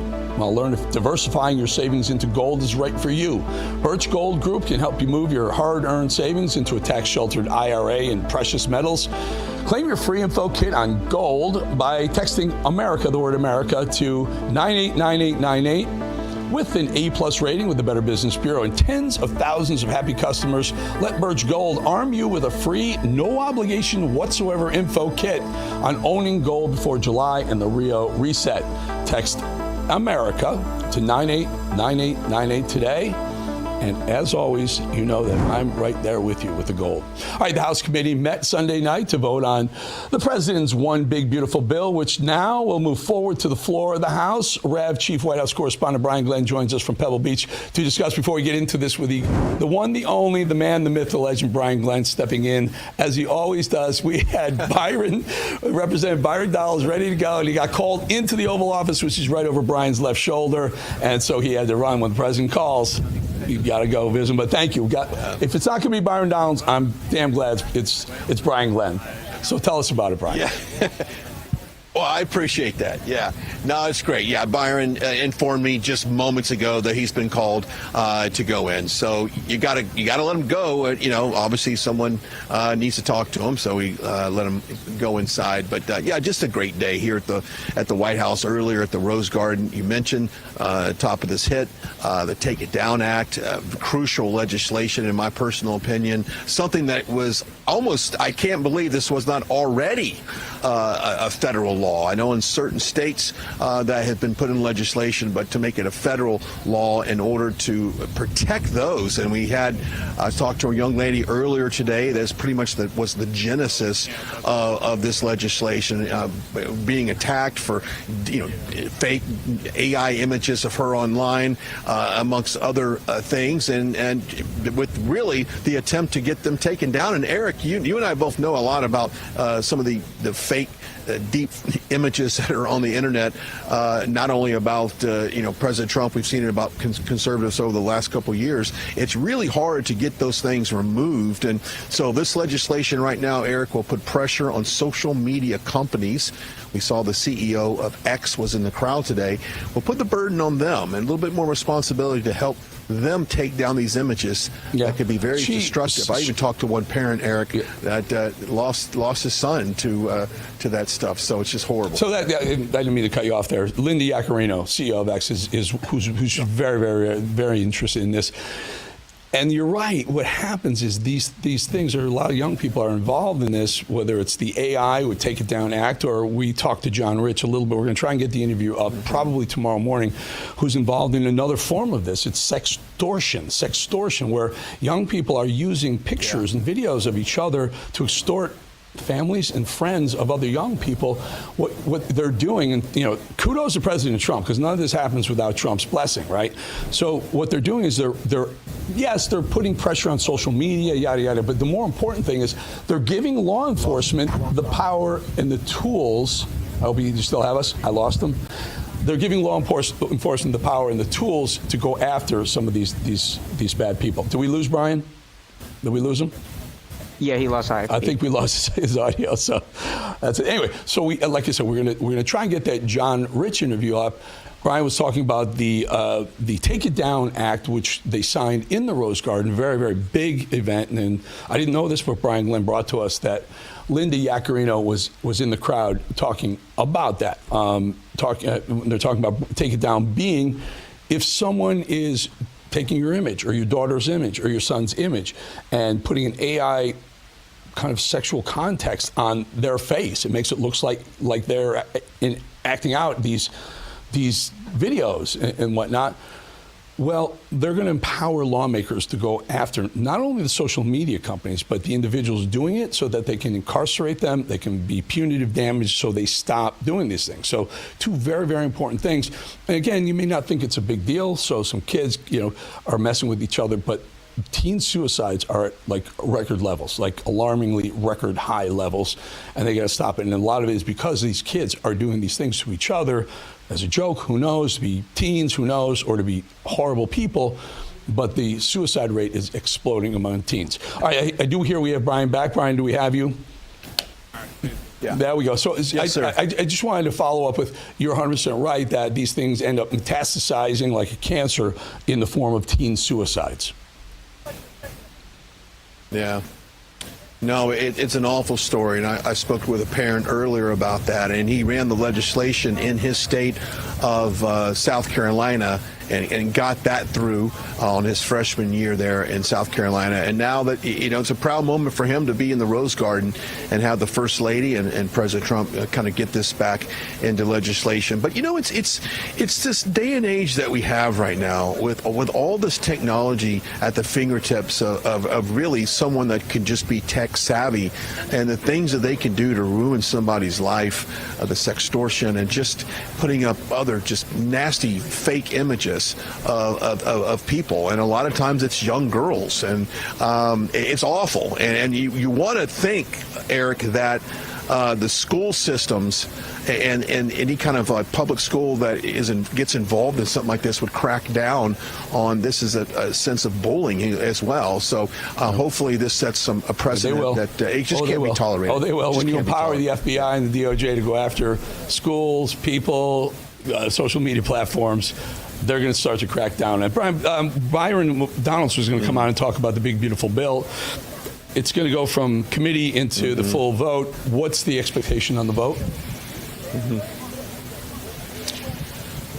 Well, you had 4, was it late last night, that decided they'd vote present just to advance everything, and it's going to go through committee, and hopefully we get what it needs to be done. I think at the end of the day, the struggle seems to be on the Medicaid and some of the terminology on that, and I think I want to say the ones that are adamantly oppose this right now, the 4 people that said present, they didn't vote against it, but they didn't vote for it, are not necessarily what you considered Trump supporters. They have not been a Trump supporter from day one, which I wouldn't maybe lean too hard into that, but it is interesting that people that have known what the president has stood for during the campaign, they know the issues, they know what the bigger goal is to get this thing done, get this legislation done, secure those tax cuts, get all the things that we wanted. No tax on overtime, tips, Social Security, all the good stuff. This is big. No tax on overtime and Social Security.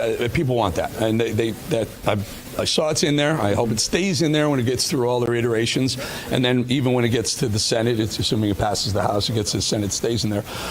This whole idea that the left is kind of making hay on this idea that Republicans are pulling money from Medicaid. It's not what it is. It's pulling waste, abuse, and fraud from the, I believe, 1.4 million illegals getting Medicaid and getting other forms of Medicare and Medicaid, and somehow they're spinning into Republicans that are taking money away from grandma. And is that landing on the Republican side of the House? Well, yeah. I mean, that's something that they're deeply aware of this struggle, because it's really a messaging thing.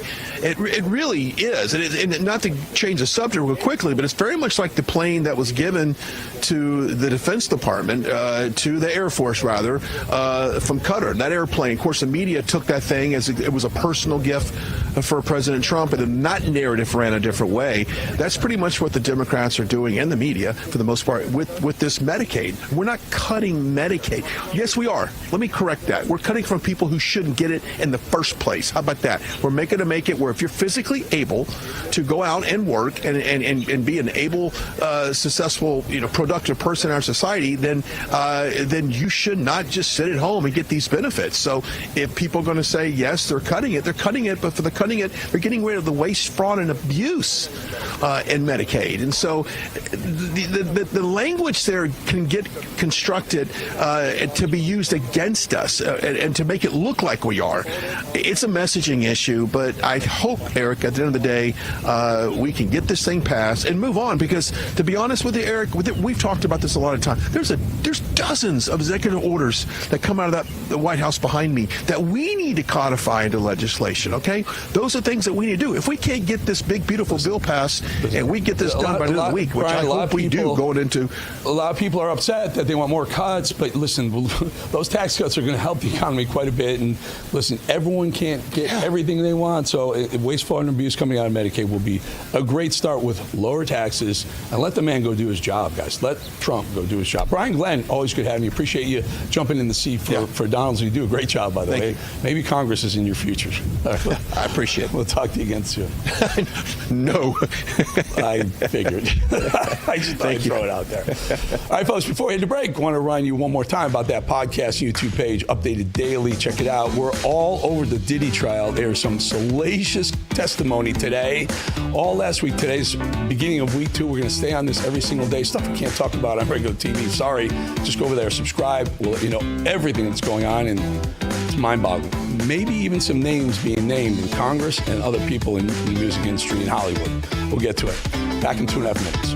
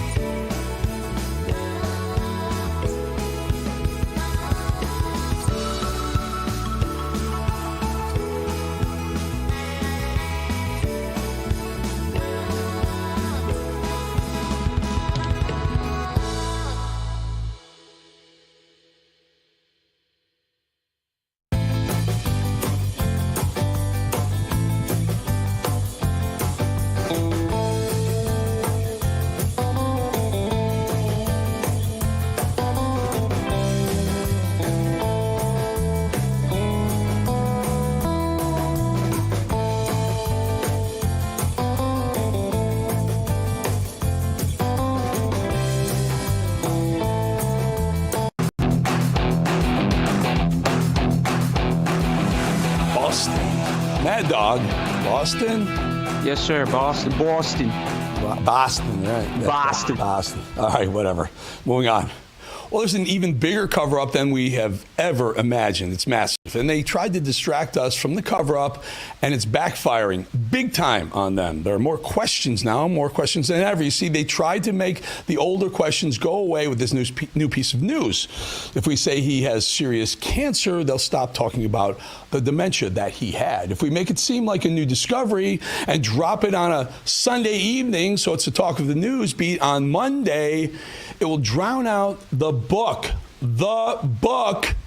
Then it'll quiet the dementia cover-up. They know that there are a few things that shut people up, like the word cancer. They know that. It's a sympathy vote.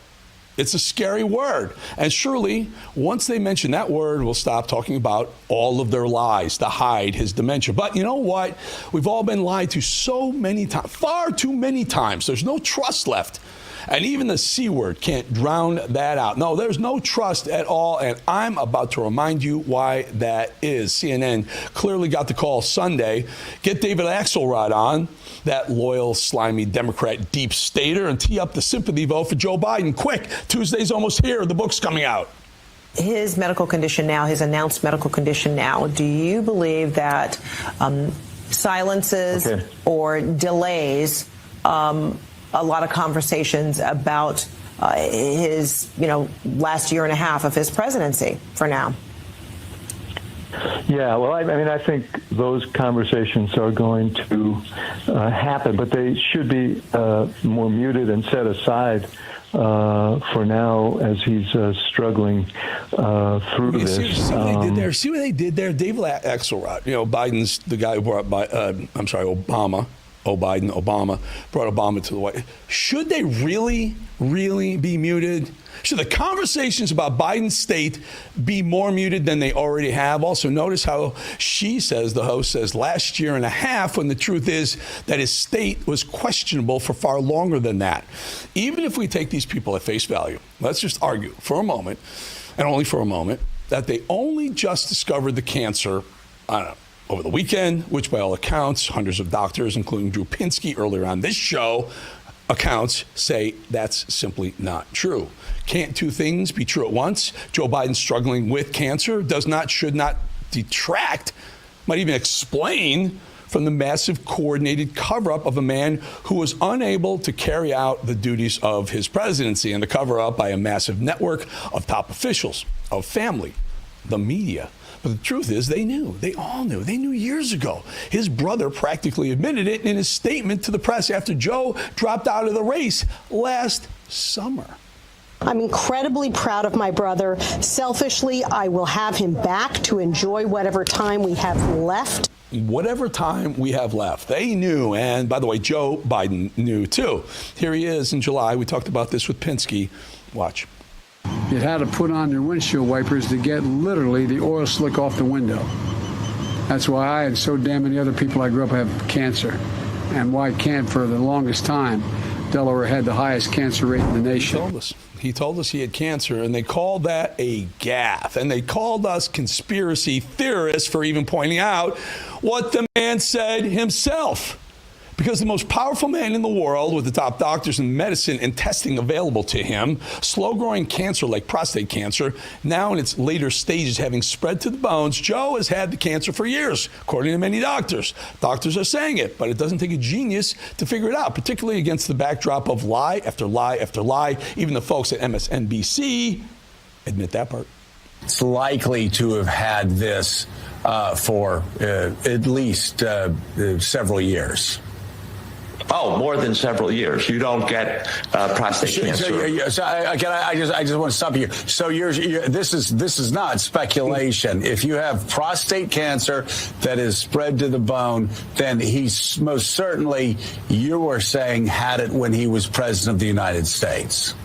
Oh, yeah. So then who's answering for it? Fit for duty in February of last year. How exactly is a man who has dementia and prostate cancer fit for duty as the leader of the free world and holder of the nuclear codes? Exactly. So I'll ask it again. How stupid do they think we are?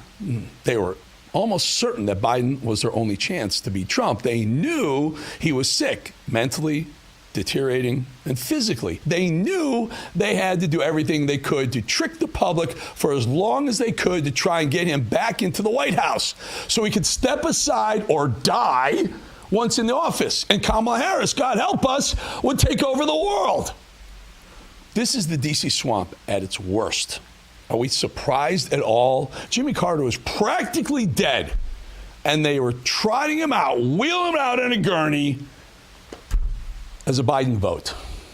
In July, Joe Biden could barely make it up the short stairs of Air Force One, they knew. Oh, and the dementia cover-up, the desperate cover-up, a lot of them disgusting, treasonous, I'd say, and the most disgusting and egregious of them all, the members of the cover-up squad, Dr. Jill. And I do this when I say Dr. Jill. I need to know, what was she promised in order to commit one of the most heinous, evil atrocities in this nation's history? She pushed him out there. Her husband, knowing he had cancer and dementia, how can she live with herself after putting on this kind of show?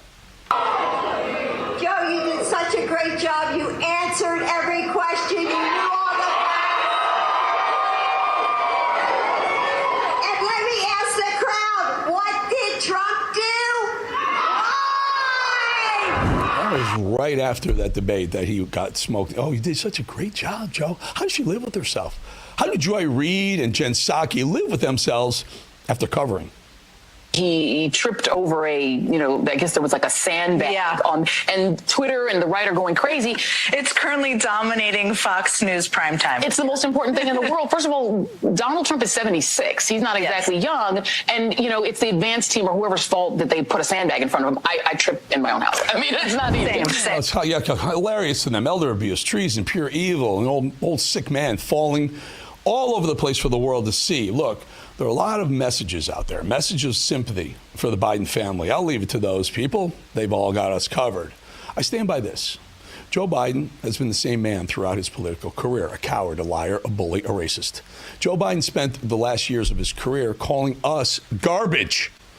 With his aggressive, fist-shaking hatred, he called us fascists. He slandered Trump and his family and Trump supporters as extremists, just as he slandered his opponents his entire career. Joe used his name for money-making and corruption. His whole family did. And then he tried to cover it up using his power once again on the way out. He spent decades spending our tax dollars in the name of sucking up to those who could make him and his family wealthy.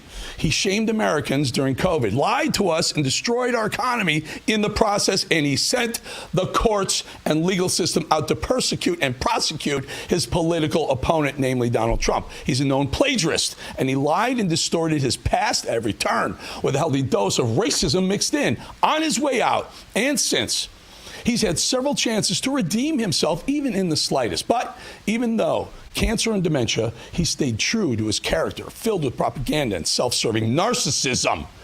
Dementia doesn't change that, and neither does cancer. And to everyone out there who covered for this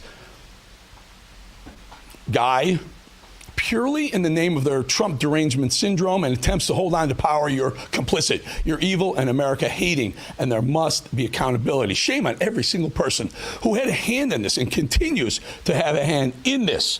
The whole thing is crystal clear to us now. The deep state took an old man sick with dementia and cancer and created January 6th to make the right look like insurrectionists and arrest any opponents to a highly questionable election. They weaponized and politicized our agencies and legal system, censored anyone who disagreed with them, called us racist, deplorable, garbage.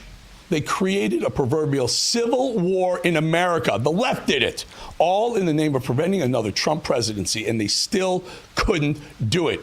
You know, we all now know, and we won't stop proving just how and when. In order to even begin to put America, you broke back, we'll put it back together again. I'm sorry.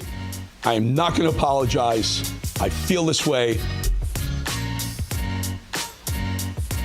This time is ending. We'll be back in 2.5 minutes.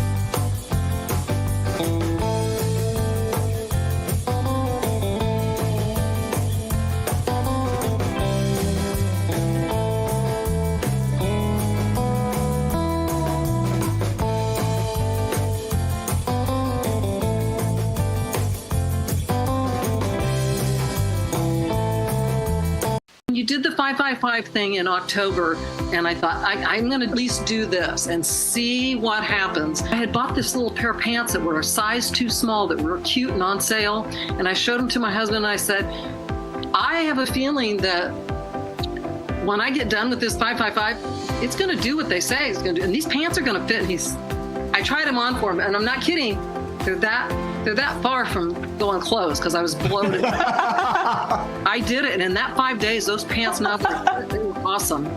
And I said, this program is for me. Well, my next guest says intercellular hydration is something most people have never heard of, and yet it's one of the most important indicators of good health and longevity. Let's welcome founder of Energized Health, John Jubilee. John, explain intercellular hydration, what it is, and why it's such a game changer for energy, weight loss, really important, and overall health. Well, and it's also the salvation for every man that had their wife shop like that. Come on, guys. How many of us had our wife? Their wife sees something, right? She thinks, oh, this is so cute, but it doesn't fit yet. But they buy it anyway.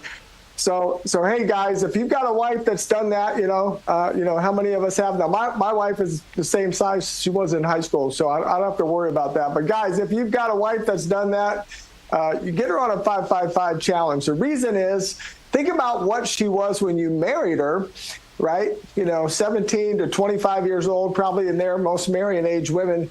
And guys, this resets your wife's and your metabolism back how it was when we were teenagers. That's a really good thing. Think about when you were a teenager. Did you ever think about going on a diet when you woke up as a teenager, or what's going to be my exercise routine today? No, you didn't have to think about it. Why? Because you had an awesome metabolism. So guys, this is 5 pounds of fat right here. This is 5 pounds of fat. Come on, it's a lot bigger than it looks, right? But that's what it is in our body. But you can get rid of this in just the next 5 days. And more importantly, I'm going to teach you the 5 things to never do again, to never fail again. So quit doing the crazy diets. Hey, I did them for 10 years. I'm right there with you. I was bone on bone on my knees, hypertension, high blood pressure, reversed all that. I'd love to share with you how you can reverse yours, how you can have your best health, and you can have your 17-year-old metabolism again. Come on. Yeah, I'm up for that. So there's energy, which is added energy, is great. Weight loss, phenomenal. And there's a whole industry on, multi-$100 billion industry on weight loss. Some other expected health benefits. I think I was talking to one, again, folks, I'm trying, like I do with everything, I'm trying. I'm going to try and sign up. But there's some, I have a lot of joint pain. I play a lot of sports. Like my shoulder, I think I have almost bone on bone now. Can I expect some relief from some joint pain through hydration as well? No, 1,000%. And Eric, I'm right there with you, brother. Can you imagine? I was bone on bone in both my knees. Every step I took felt like a knitting needle was getting stabbed into my knee. Like, no exaggeration, guys. Like, I would have, my eyes would tear up going up a set of stairs. So if you got shoulder, hip, knee pain, when you pull intracellular hydration in there, you activate your natural stem cells and can absolutely regrow your cartilage. And so we have thousands of people. We have copies of their MRIs, folks, that they grew new cartilage, new tissue in their hip, their shoulders, their knees, their elbows, and canceled hip replacement surgeries, canceled knee replacement surgery, canceled shoulder replacement surgery. Yes. So let me tell you something, John. I'm going to try this because the last orthopedic I went to, he said, you're bone on bone, nothing I can do except replace your shoulder, which means I'd be in a sling for 5 weeks. And I said, I can't do a TV show in a sling. I'm going to try this. I'm going to report back, and I look forward to it. John, really good talking to you as always. John Jubilee, Energized Health, man. I love it. We're going to give it a shot, brother. Thank you. Let's go. Let's go. All right, folks, 5 years have passed, and the Democrats are still idolizing George Floyd. Remember that? This party never moves on. They refuse to leave old obsessions in the past. So here we are in 2025 with segments on George Floyd's impact on American history. It sparked one of the largest and most diverse protest movements in American history. But 5 years later, the landscape looks very different. In Washington, D.C., Black Lives Matter Plaza, once a powerful symbol of protest and solidarity in response to Floyd's murder, has been removed. Corporate America, which once pledged bold action on racial equality, has scaled back many of the DEI initiatives launched in the wake of protests, though some companies are still quietly continuing those efforts. Now, a new report from the National Urban League takes stock of what's changed and what hasn't in the 5 years since Floyd's death. I mean, we've moved on, Capehart, Jonathan. Maybe I suggest you do as well. As you all know, the world learned quite a bit about President Biden and his physical state over the weekend. Remarkably, Representative James Clyburn in South Carolina saw the news, ran to CNN and told the same lie he's been repeating for 4 years, maybe 8 years yet again. Listen to this. Do you think that Joe Biden really would have been able to perform as president all the way through January 2029 when he would be 86? Yes, I thought that back then. I still think that, but I don't know that. Right. Okay, two things. Clyburn is going to clearly support Biden. He pushed for Biden the first time and the second time, and now Jake Tapper is going to be the voice of reason when it comes to Joe Biden being unsuitable for the United States presidency in 2024. Nice job, Jake. Sell your damn book. Hillary Clinton, who never knows when to shut up, just insulted each and every Republican woman in America. Listen. What advice do you have for the first female president of the United States? Well, first of all, don't be a handmaiden to the patriarchy. Which kind of eliminates every woman on the other side of the aisle, except for very few. Lisa Murkowski. Liz Cheney. Yeah, there's a few. Look, first we have to get there, and it is, obviously so much harder than it should be. If a woman runs who I think would be a good president, as I thought Kamala Harris would be, and as I knew I would be, I will support that woman. I got some advice. I got some advice for the first female president from Hillary Clinton. Mad Dog, by chance in the world, remember I sent over that tweet of Hillary Clinton saying happy birthday to the first female president, and she put her own picture up. Do you remember that one when she was running for president?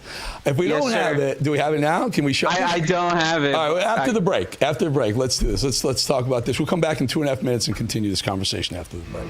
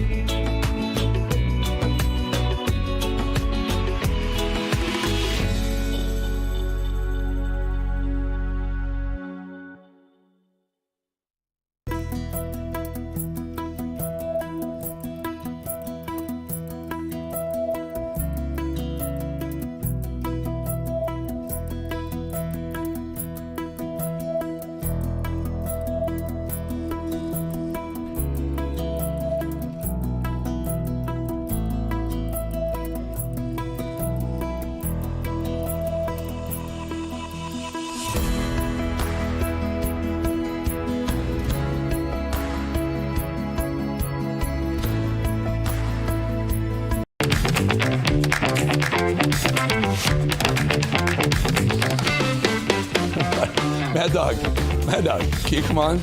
Yes, sir. This is a live. This is it's live. Dudes are playing guitar in Dublin. It's like 6 hours in front of us, right? 6? Yeah, I think about so, 10 yeah. o'clock at night, almost 11 o'clock at night. Yeah, I guess that's cool, right? Hanging out. Looks like fun. I've never been to Dublin. Mad Dog, you been to Dublin? Ireland? I have never been to Ireland. I really want to go. You do. That looks like a fun place to stop by if we do go. All right, well, before we go on to the rest of the, we call those rapid reactions. Remember, Hillary Clinton had some advice for the first female president. She went through some nut job stuff about right-wingers and Republicans and whatnot. My advice to her, we don't post things like this. Take a look. Don't post a picture of yourself as happy birthday to the future president. Hillary Clinton did that for herself, and that tweet, as they say, didn't age very well. Tampon Timmy Walz had himself a productive weekend. The very failed VP candidate spoke at the University of, I believe, M being Miami. Could be something different, but I'm not positive. We'll take a look when we see what the logos look like in the soundbite ahead. Decided to ruin the students' once-in-a-lifetime memory by politicizing his incoherent speech. Here's a clip. This is what the crumbling of rule of law looks like in real time. And it's exactly what the founders of this nation feared. A tyrant abusing power to persecute scapegoats and enemies. Look, I get it. There's nervous folks on my side of the aisle. They don't want us to touch any of this. I keep hearing this. Oh, the polling really, it sucks talking about this. It's a distraction from more important issues. Consultants said steer away from talking about this rule of law stuff. But caring about this stuff isn't partisanship or politics. It's patriotism.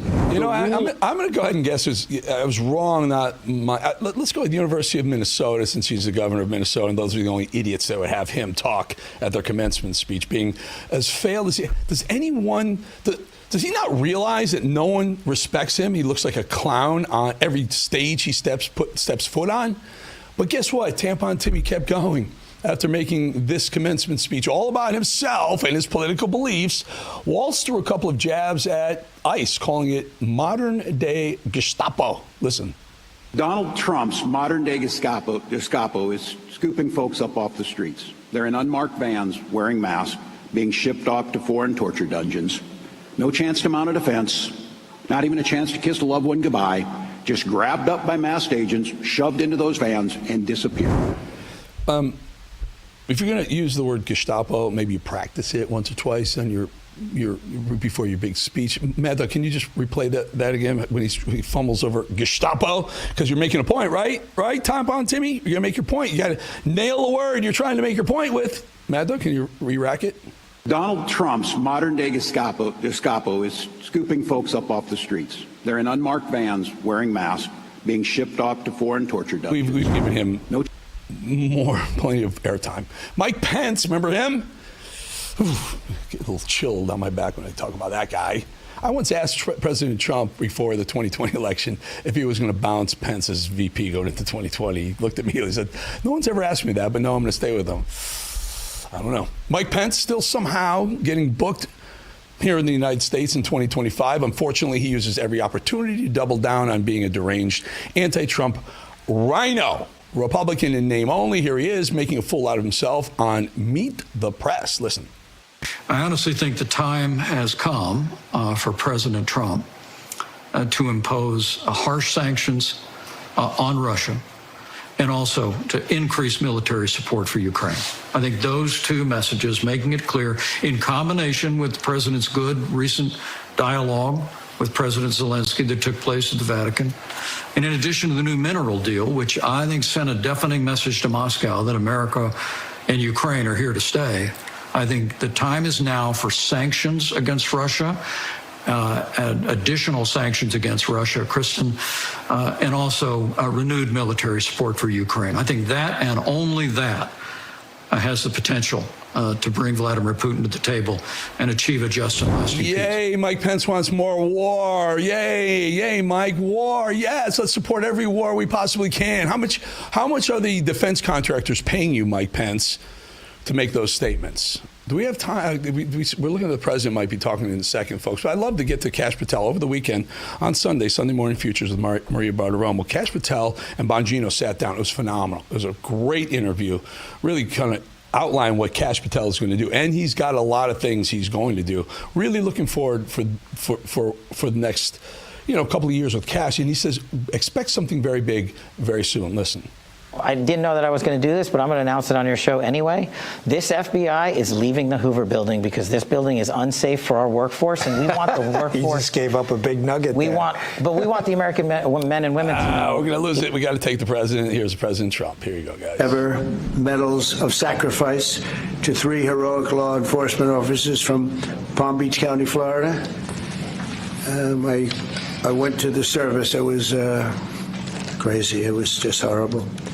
Earlier today, Congressman Brian Mast, who's right here, introduced a bill to ensure this new medal will be awarded to any law enforcement officer or first responder who gives his or her life in the line of duty.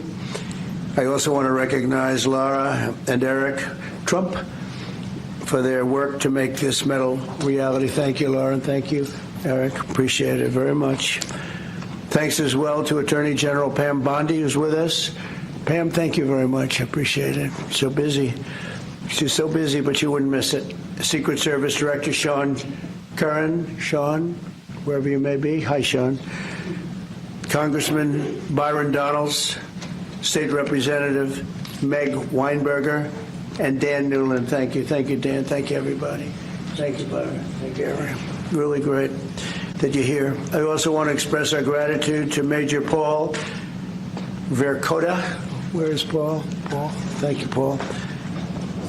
Captain Ryan Mugridge. Thank you, Captain. Lieutenant Shandon Hood. Thank you, Shandon. Sergeant Scott Yoder. Thank you very much, Sergeant. Deputy Sheriff Christopher Farron. Thank you very much, Christopher. And Deputy Sheriff Chris Cameron. Thank you very much. Thank you. And all of the Palm Beach Sheriff's Office. We have many people here representing that incredible office. I know it very well. Very special thanks as well to Alexander Arnault, who's a tremendous person with his father, who they own Tiffany, and they really devoted a tremendous time and effort to helping us design this beautiful medal. And thank you very much, Alexander. I appreciate that you came all the way from France, and the incredible Tiffany and Company. And Tiffany is doing great. He's a fantastic leader. You know all about the fantastic, the great Arnault family. And the fact that you came for this is very, very meaningful, actually. It's really incredible. But for crafting this beautiful medal, and I know he looked at it and he worked on it, he had his best people working on it, and people are loving it. And this will go on for a long time. You'll be making that medal for a long time. Unfortunately, in one way it's very sad, but we properly respect the ones that have lost their lives. Today we also remember 3 remarkable heroes who will become the medal's first ever recipients. It's a big honor. Corporal Luis Piez Jr., Deputy Sheriff Ralph Butch Waller Jr., and Deputy Sheriff Ignacio Dan Diaz. And thank you very much. You're represented by family members who are, I was there with them. That was devastation. They were devastated. We're profoundly grateful to be joined by their loved ones.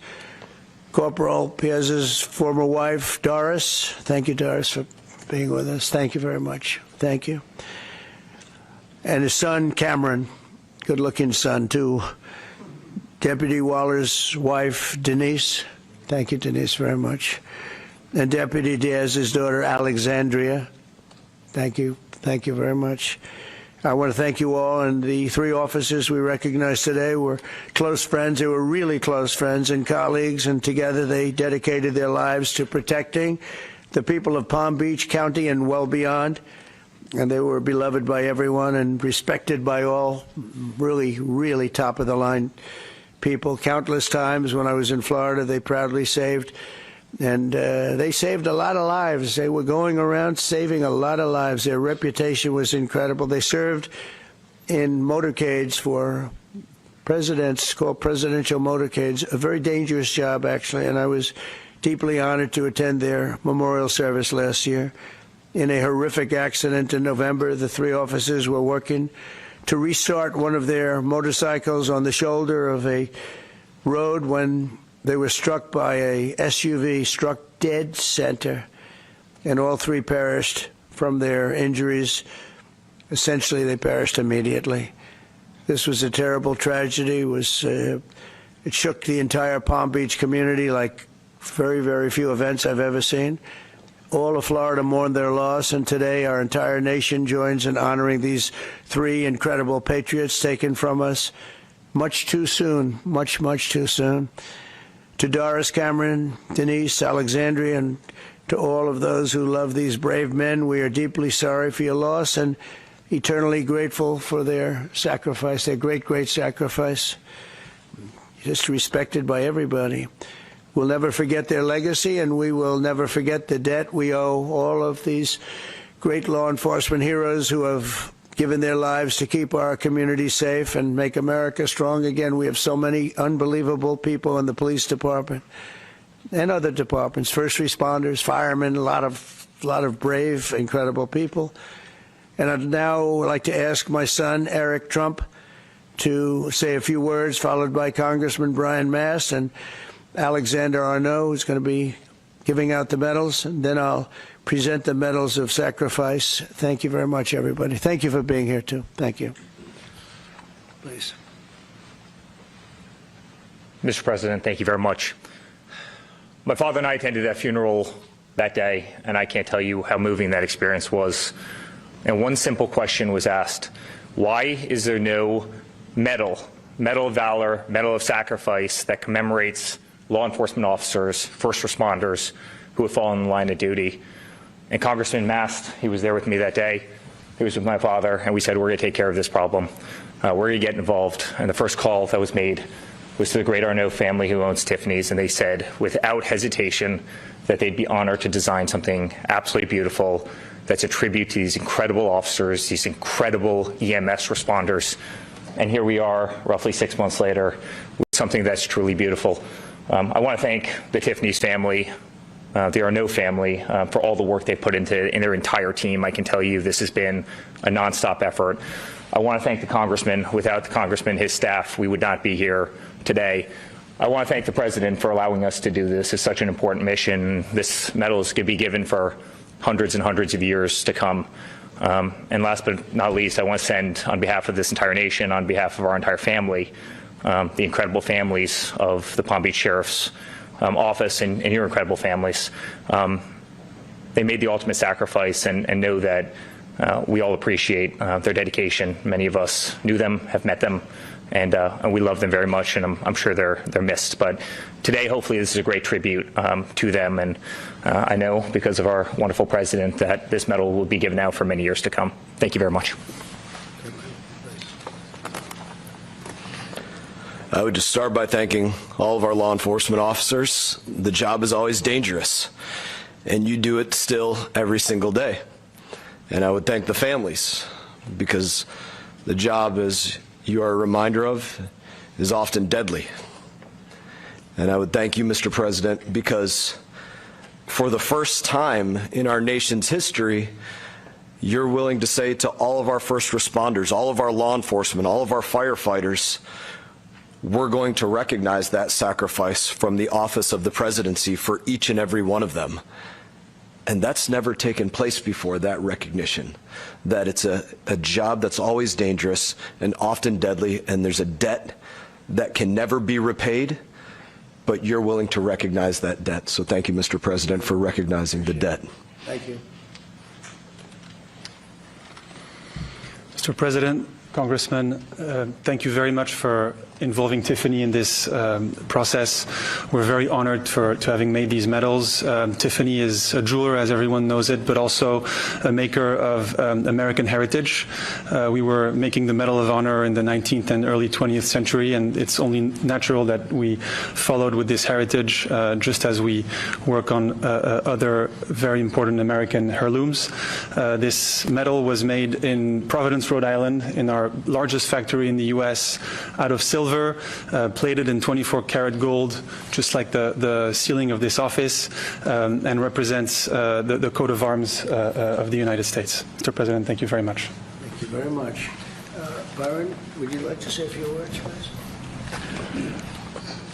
First, to be brief to the families, we are so sorry for your sacrifice, but your officer from your family represented not just Palm Beach County, but the United States with honor.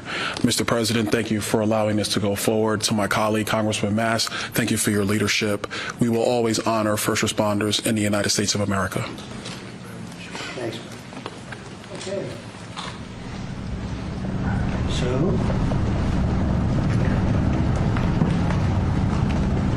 you want to help us out with this? You're the one who made it. That's beautiful.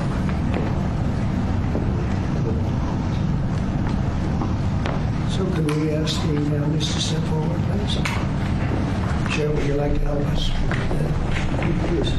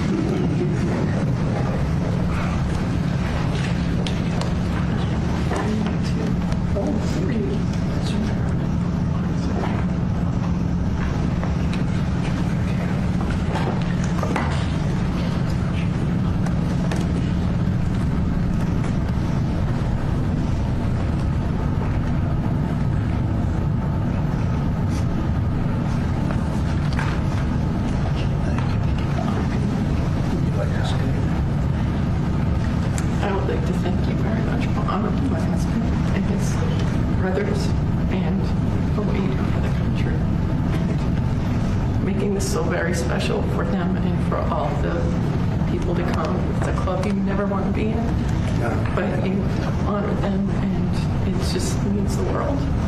Thank you. Thank you for everything. Thank you. Thank you. Appreciate it. Thank you. Can I just say something about you, Barbara? Do you want me to go over there or here?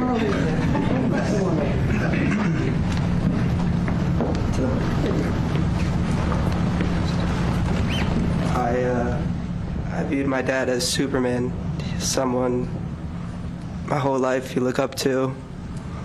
He's an amazing guy, and it's horrible that this happened to all three families. But I'm glad that something was done about it, and we got represented, and everyone in the future will be. So, thank you. Thank you very much. I'd be very proud of you. Thank you.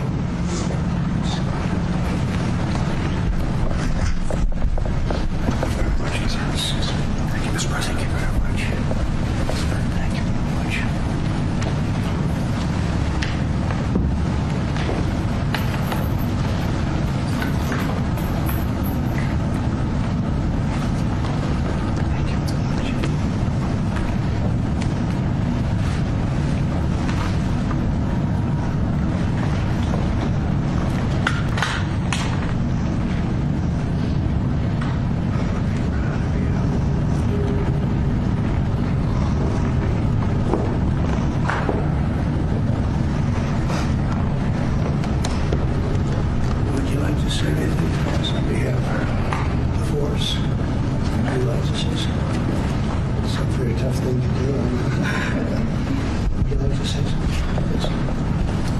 Mr. President, on behalf of Sheriff Rick Bradshaw and every member of the Palm Beach County Sheriff's Office, we can't thank you enough for taking the lead on this and recognizing the extreme sacrifice of our three brothers.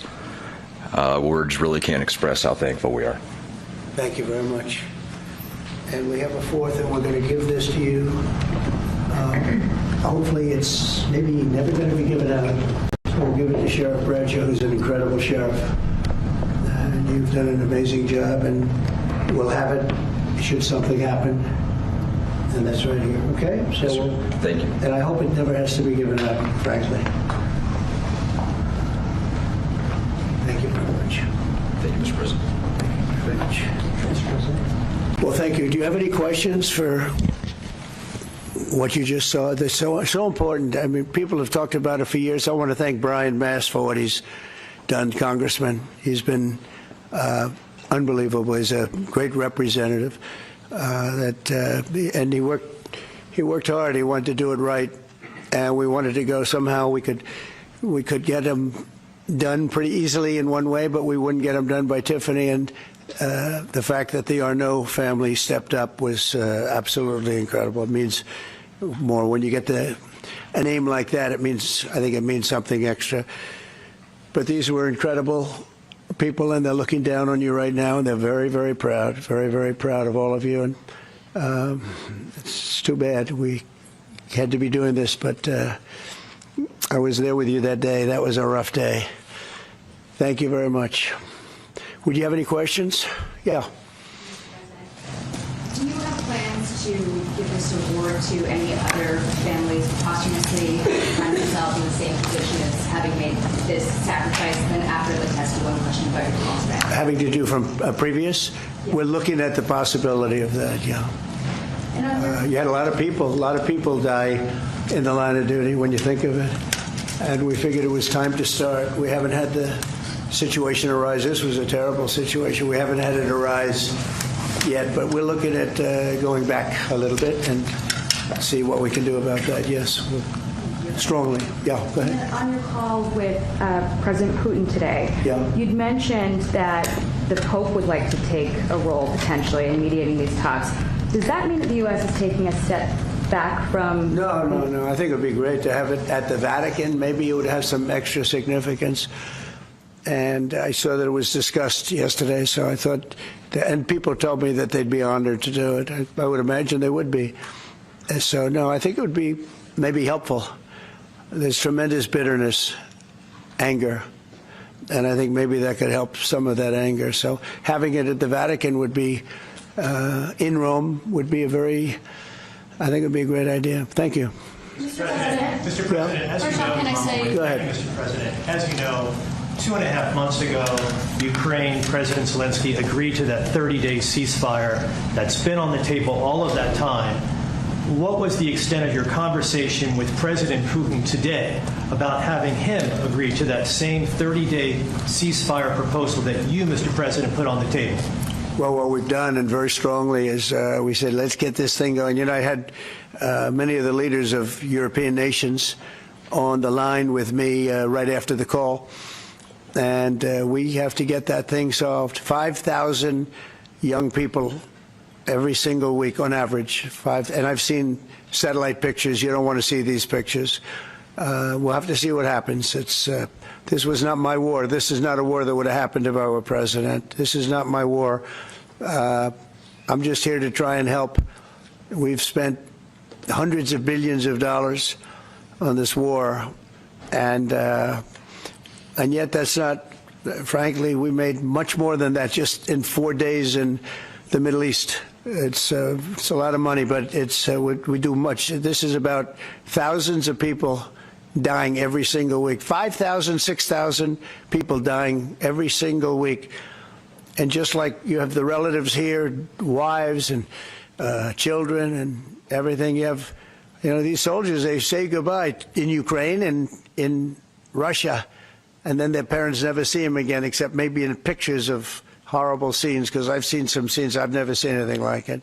So we're going to see if we can get it taken care of. Yeah, please. First off, our thanks to the members of law enforcement who are here, and our condolences to the families. We're very sorry for your loss. Mr. President, on Ukraine and on your call today that you had with President Putin, you said last week that you thought nothing was going to happen, no advances would be made until you and Putin got together. Do you still feel that way? I think something's going to happen. It's a very big egos involved, I tell you. Big egos involved, but I think something's going to happen. And if it doesn't, just back away, and they're going to have to keep going. Again, this was a European situation. It should have remained a European situation. Should have remained, but we have, because the past administration felt very strongly that we should be involved, and we got involved much more than Europe did in terms of the money and all of the things that we gave. We gave massive amounts, I think record-setting amounts given to a foreign. There's never been anything like this, both weaponry and money. And Europe gave a lot also, but they didn't give anywhere near what we gave. We gave probably almost 3 times the amount. And it's just a shame. The whole thing is a shame. The level of death is just a shame. Yeah? Did you ask President Putin to meet with you? About what? About Ukraine. Of course I did. I talked to him about it. I said, when are we going to end this, Vladimir? I know him for a long time now. I said, when are we going to end this bloodshed, this bloodbath? It's a bloodbath. And I do believe he wants to end it. You know, when I made the call, I told the people last night, I spoke to the heads of the different countries, Germany and Finland. We had Italy, as you know, and UK was on the line today, and a couple of others. And then they were, in turn, calling everyone. Ursula was there from the European Union. She was terrific. And we spoke for a long time about it. And they got a problem. It's a big, big problem.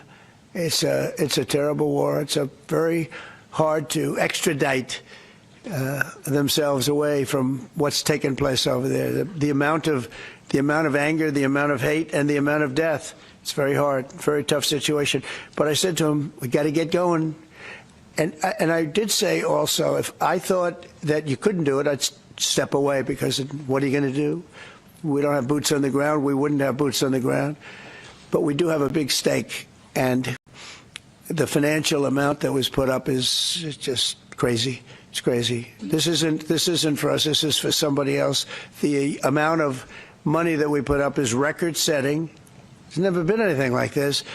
And that includes weapons. Never been anything like this. Yeah, please. Okay, Mr. President, on the medal, how far back do you intend to look to consider for the recipients? And then on your call today, if Putin ultimately proves to be the obstacle to peace, is further arming Ukraine on the table at that point? Well, we'll look. I mean, we're going to look. I hope that, I like to think positively, frankly. I just can't believe that they allow this to continue.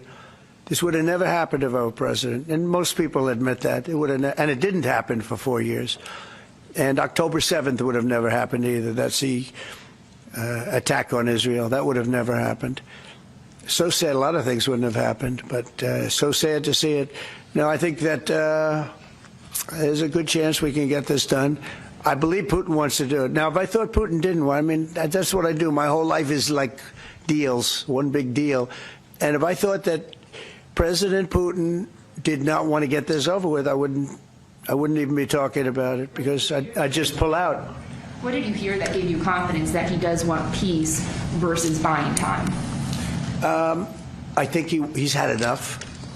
I think he's had enough. This has been a long time. This has been going on for more than 3 years. When you think, right? It's been going on for a long time. Yeah, please. Oh, thank you, Mr. President.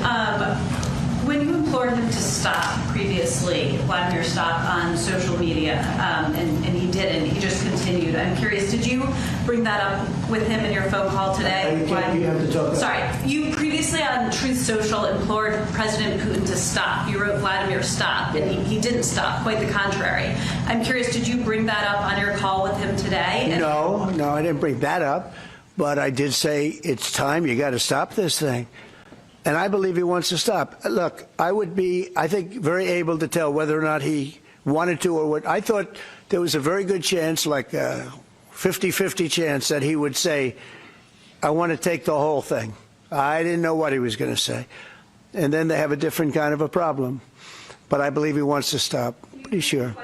Just now about backing away or walking away if it looks like it's going to be an intractable problem. Do you have a red line in your head of what would cause you to back away? And yeah, in my head, but not something I'm going to announce. But yeah, definitely in my head I do, yeah. Exactly would that because this isn't our war. This is not my war. This is not the war. I mean, we got ourselves entangled in something that we shouldn't have been involved in. And we would have been a lot better off, and maybe the whole thing would have been better off, because it can't be much worse. It's a real mess. It's a death trap. So I think that, yeah, I would say I do have a certain line, but I don't want to say what that line is because I think it makes the negotiation even more difficult than it is. Yes, please. Mr. President, thank you all for your sacrifice. I'm so sorry for your loss and everybody. You mentioned the bloodbath you want to see end in Ukraine.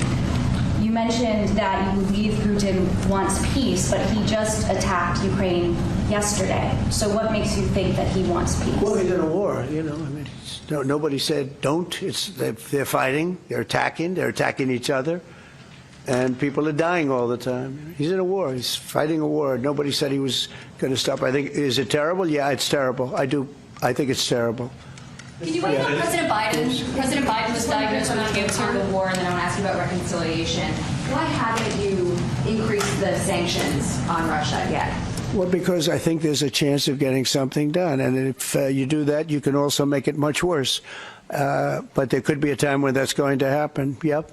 Mr. President, Who's going to say with the ratings downgrade from... Do you want to respond to President Biden being diagnosed with cancer? Are you going to call your predecessor? I think it's very sad, actually. I'm surprised that it wasn't, you know, the public wasn't notified a long time ago, because to get to stage 9, that's a long time. I just had my physical. You saw that. You saw the results of that particular test. I think that test is standard to pretty much anybody getting a physical, good physical. We had the doctors at the White House and over at Walter Reed, which is a fantastic hospital. I do it. I did a very complete physical, including cognitive tests. I'm proud to announce I aced it. Got them all. I got them all right. You proud of me? Yes. Your husband would be proud of me for getting them all right. It's a little risk. If I didn't get them all right, these people would be after me. It would be not a good situation. But I think, frankly, anybody running for president should take a cognitive test. They say it's unconstitutional, but I would say in that particular case, having a cognitive test wouldn't be so bad. But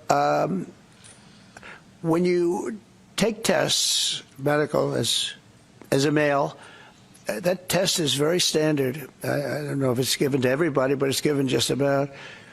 And it takes a long time to get to that situation. Now, I think, to get to a stage 9, I think that if you take a look, it's the same doctor that said that Joe was cognitively fine. There was nothing wrong with him. Well, he said, if it's the same doctor, he said there was nothing wrong there. And that's being proven to be a sad situation. And the auto pen is becoming a very big deal. You know, the auto pen is becoming a big deal because it seems like that maybe was the president who ever operated the auto pen. But when they say that that was not good, they also, you have to look and you have to say then the test was not so good either. In other words, there are things going on that the public wasn't informed. And I think somebody's going to have to speak to his doctor, if it's the same, or even if it's 2 separate doctors. Why wasn't the cognitive ability, why wasn't that discussed? And I think the doctor said he's just fine, and it's turned out that's not so. It's very dangerous. Look, this is no longer politically correct. This is dangerous for our country. Look at the mess we're in. You're talking about all these questions on Ukraine and Russia that would have never happened. As an example, if I were president, it would have never happened. The other thing is you have to say, why did it take so long? I mean, when you... This takes a long time. It can take years to get to this level of danger. So it's a very, very sad situation, and I feel very badly about it. And I think people should try and find out what happened, because I'll tell you, I don't know if it had anything to do with the hospital. Walter Reed is really good. They're some of the best doctors I've ever seen. I don't even know if they were involved, but a doctor was involved in each case. Maybe it was the same doctor. And somebody is not telling the facts. That's a big problem. President Zelensky of Ukraine says that the Ukrainians are ready for a ceasefire. They're ready for peace negotiations. In your mind, is Ukraine doing enough to get this peace? I'd rather tell you in about 2 weeks from now, because I can't say yes or no. I think, look, he's a strong person. Zelensky is a strong guy. And he's not the easiest person to deal with, but I think that he wants to stop. He's not. It's a very bad thing that's happening over there. I think he wants to stop, but I could answer that question better in 2 weeks or 4 weeks from now. I hope the answer is that he wants to get it solved. I want to thank everybody very much, and on behalf of the United States of America, we greatly honor your family and your friends and everybody that had to suffer so much.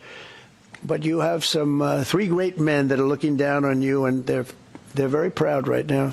They're very proud. This is the Oval Office, and they're a big part of it now. They're a part of the Oval Office, the White House. And thank you all very much. Thank you. Thank you, Sheriff, for coming. Thank you very much, everybody. Thank you. Thank you.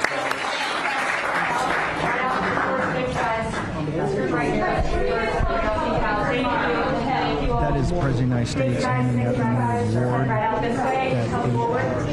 and Eric Trump and some others, Congressman Mast, others came up with for first responders there in the line of duty. Very, very moving. The families were there, and President Trump said he's going to look at these posthumously, too. We've got a great cold open. I think I'm going to hold that for right now. Do I have Mike Howell? Okay. Do I have Mike Davis? Let's go ahead and play the cold open. Let's go ahead, Denver, while we're getting guys up, let's go ahead and let it rip. We just heard the President of the United States take a press avail. Let's go to the cold open for the War Room. And breaking news to bring you right now, the Supreme Court giving the Trump administration the green light to terminate temporary protected status for about 350,000 Venezuelans. That means no more protection from deportation and allowing them to work legally in the U.S. Lawyers representing the government argue a lower court decision undermined the executive branch and its authority over immigration and foreign affairs, and the conservative majority on the court agreed. Our immigration reporter and producer, Armando Garcia, joining me now. So these protections, they're over. So what comes next? Can they still appeal, or are deportations coming now? Look, that's exactly what 350,000 Venezuelans are asking themselves right at this moment. They're asking whether or not am I still here in this country legally, and perhaps most importantly for their families, am I still able to work legally in this country and provide for my family? They don't know. We got to remember that on the way out the door, the Biden administration chose to extend TPS protections for Venezuelans. When the Trump administration came into office, they eliminated that extension. That meant suddenly that hundreds of thousands of Venezuelans who thought they were going to be protected from deportation, who thought that they were going to be able to work legally in this country until October 2026. Some of them lost their status in April. Others are set to lose their status in September. Right now, I'm sure they're wondering what exactly comes next. So you had a chance to speak with a lawyer representing TPS holders in the case. What did they tell you? And look, this is moving on so quickly. We're actually expecting to hear from the lawyers any minute now in a press conference. I did speak with one of the main litigators representing TPS holders in this case, and here's what he said. I thought this was a very stunning quote. He said, this is the largest single action stripping any group of non-citizens of immigration status in modern U.S. history. That the Supreme Court authorized this action in a 2-paragraph order with no reasoning is truly shocking. And I think we have to remember also that not only is TPS Venezuela on the line, TPS Haiti, Cameroon, and other countries are sure to follow. So this is major implications for them. They're wondering if the Trump administration can, on a whim, abruptly end protections for Venezuelans. What does that mean for me? Armando Garcia, appreciate you bringing us the breaking news. We are following breaking news just coming into the newsroom right now. A federal judge found the Trump administration's takeover of the U.S. Institute of Peace is null and void after determining that Doge's actions were unlawful. So let's bring in CBS News Department of Justice correspondent Scott McFarland. This just coming in just a few moments ago. Can you break it down for us? What did the judge say? A 100-page ruling from Judge Beryl Howell in Washington, D.C., and one page is more blistering and scathing than the previous one. She says that this whole takeover of the U.S. Institute of Peace, the firing of board members, the takeover of the building space, is null and void. She calls it an overreach, a usurpation of federal authorities, and a misuse of power by the Trump administration. This is an institute that helps exert soft power across the world, using means to diplomatically or, through other means, secure peace, to end war, to end strife. But this is also something the Trump administration has had on its Department of Government Efficiency hit list, to downsize or reduce to save money. As of now, Judge Beryl Howell says the plans are off and the reorganization is no more. So, Scott, the outcome of this particular ruling, I mean, this isn't the only department that DOJ has, frankly, come in and just cleaned house and cut so much of the program. Is this going to have an impact on other potential cases involving DOJ and its cuts? Oh, it sure could. You could see these other institutions, these other organizations and agencies making the same argument that Congress shares or has more jurisdiction over the agency than the president or the administration do, and therefore this DOJ effort to cut costs or cut agencies is unlawful. And as I'm reading from the opinion here, this lengthy opinion from Judge Howell, she uses the word unlawful a couple dozen times. And in perhaps the most telling excerpt of this ruling, she says this not only represents a misuse of power and a way of conducting government affairs, but was unnecessarily traumatizing to the committed leadership and employees of the Institute of Peace, who she says deserve better. Kind of underscoring the overall issue here, which this is not just about agencies, but about the federal workers impacted by the downsize. Scott McFarland, thank you so much for that breaking news. Traumatizing. I don't want to say that's the point of the exercise. Mike Davis, Beryl Howell, one of your favorites, Julie Kelly's definite favorite, on a rampage on the same day the Supreme Court backs the taking away the special status of Venezuelans. I'm starting to get more and more confused about confused about the Supreme Court. So make this all make sense to me, sir. Well, let's get this straight. If the President of the United States can't fire an executive branch employee because a judge says that an agency doesn't really report to the executive branch, reports to both the executive branch. Mike, she says it's unlawful for the president and his chief executive to fire it. She uses unlawful, 50 times in a 100-page scathing opinion, sir? And that's the point. So if the president can't fire this executive branch board, then it's not constitutional, because if this is set up where this board somehow kind of reports to the executive branch and kind of reports to the legislative branch and then kind of reports to nonprofit leaders and people on the outside, that's not constitutional. That's not how our system works. Congress can create these federal agencies, but they report to the President of the United States. He has the executive power under Article 2 of the Constitution. That is all executive power. And if the president does not have the power to fire executive branch agency heads, that agency is unconstitutional. On this Beryl Howell, she's trying to get this to basically go into all these different departments. What do you think this? How you think it goes immediately to the appellate court in D.C., who will rubber stamp it, and then what happens? I mean, it's going to go to the D.C. circuit. You're going to see the D.C. circuits doing clownish things because it's the Obama stacked and Biden stacked D.C. circuit. This is going to have to go to the Supreme Court.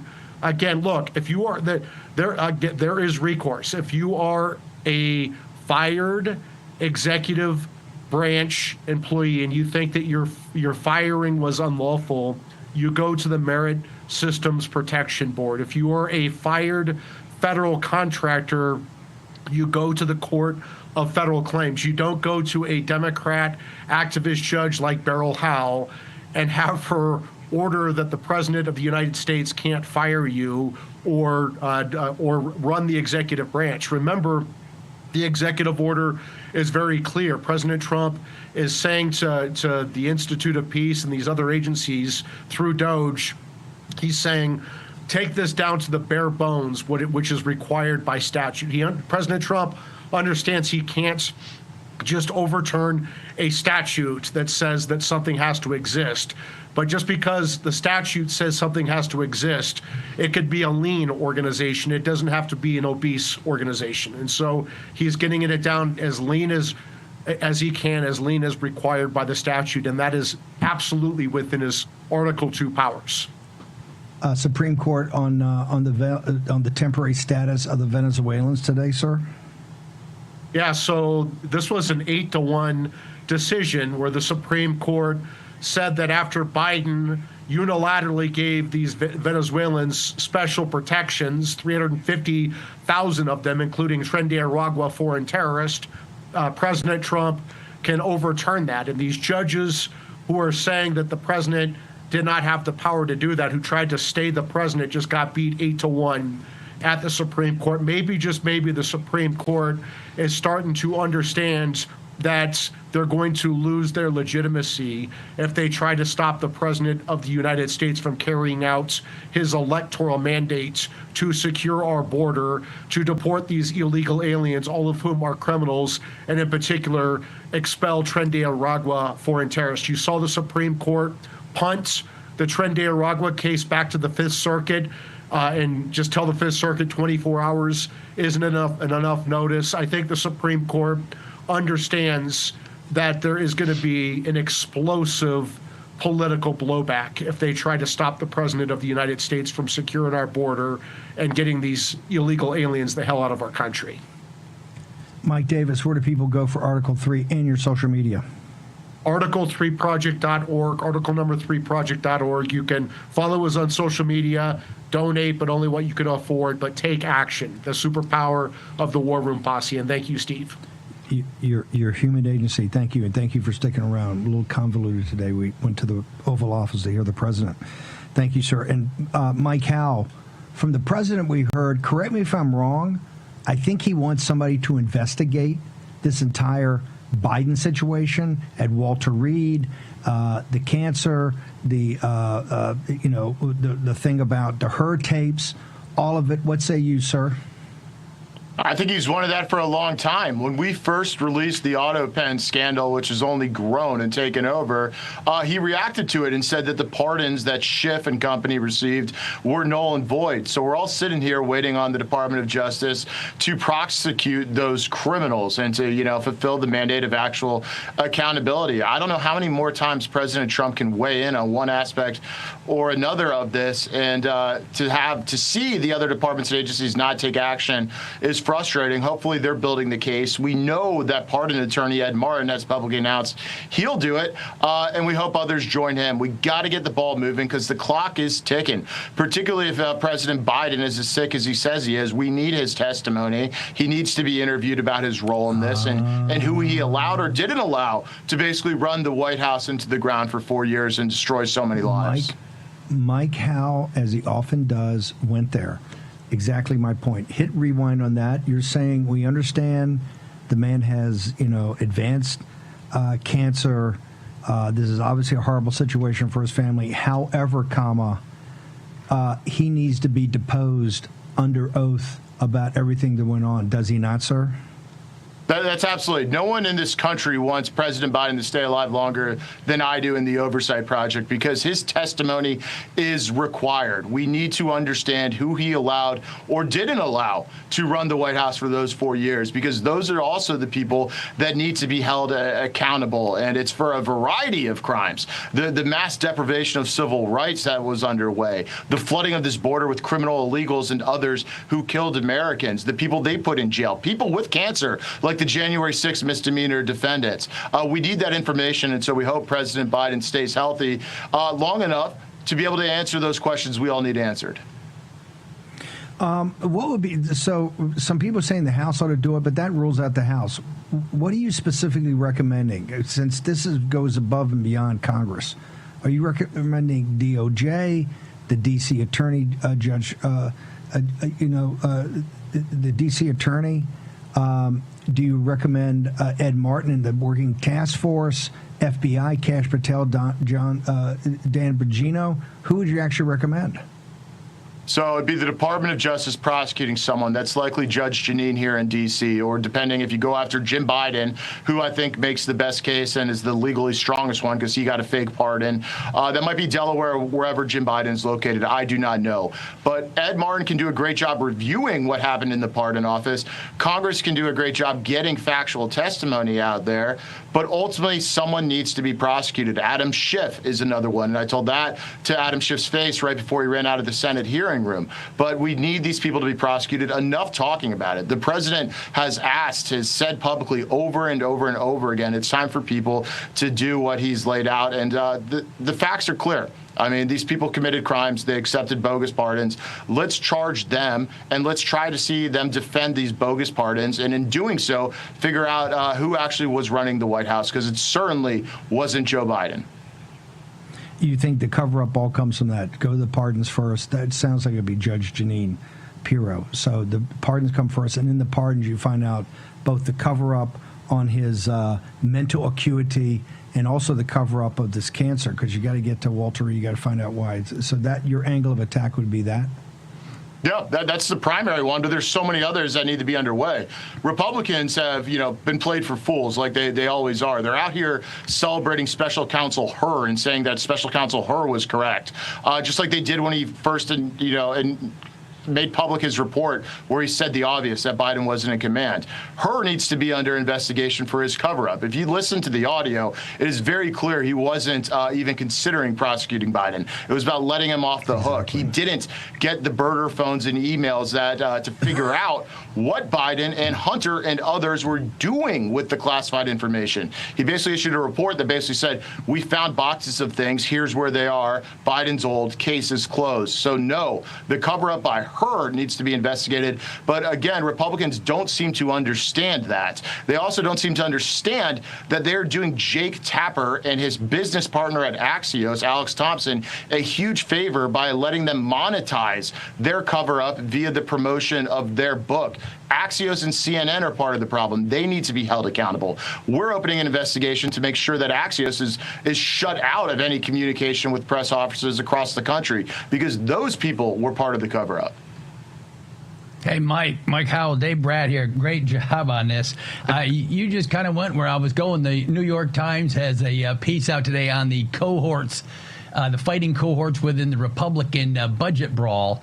But if you were going to categorize all the feuding cohorts within the Biden regime, there was Jill and Junior grabbing money, $10 million from China in their hands. Who are the other major cohorts or major groups that you would call attention to, that are just, when there's no adult in the room, everyone's just grabbing cash from the cash jar? Yeah, I think Obama world weighed heavy. We've seen Eric Holder and Susan Rice amass tremendous power. They're kind of the connective tissue between corporate America and the globalist, and that's, I imagine, where those interests were expressed. A lot of things that relates to the Ukraine war was essentially is a giant money laundering scheme, and people have gotten rich off it.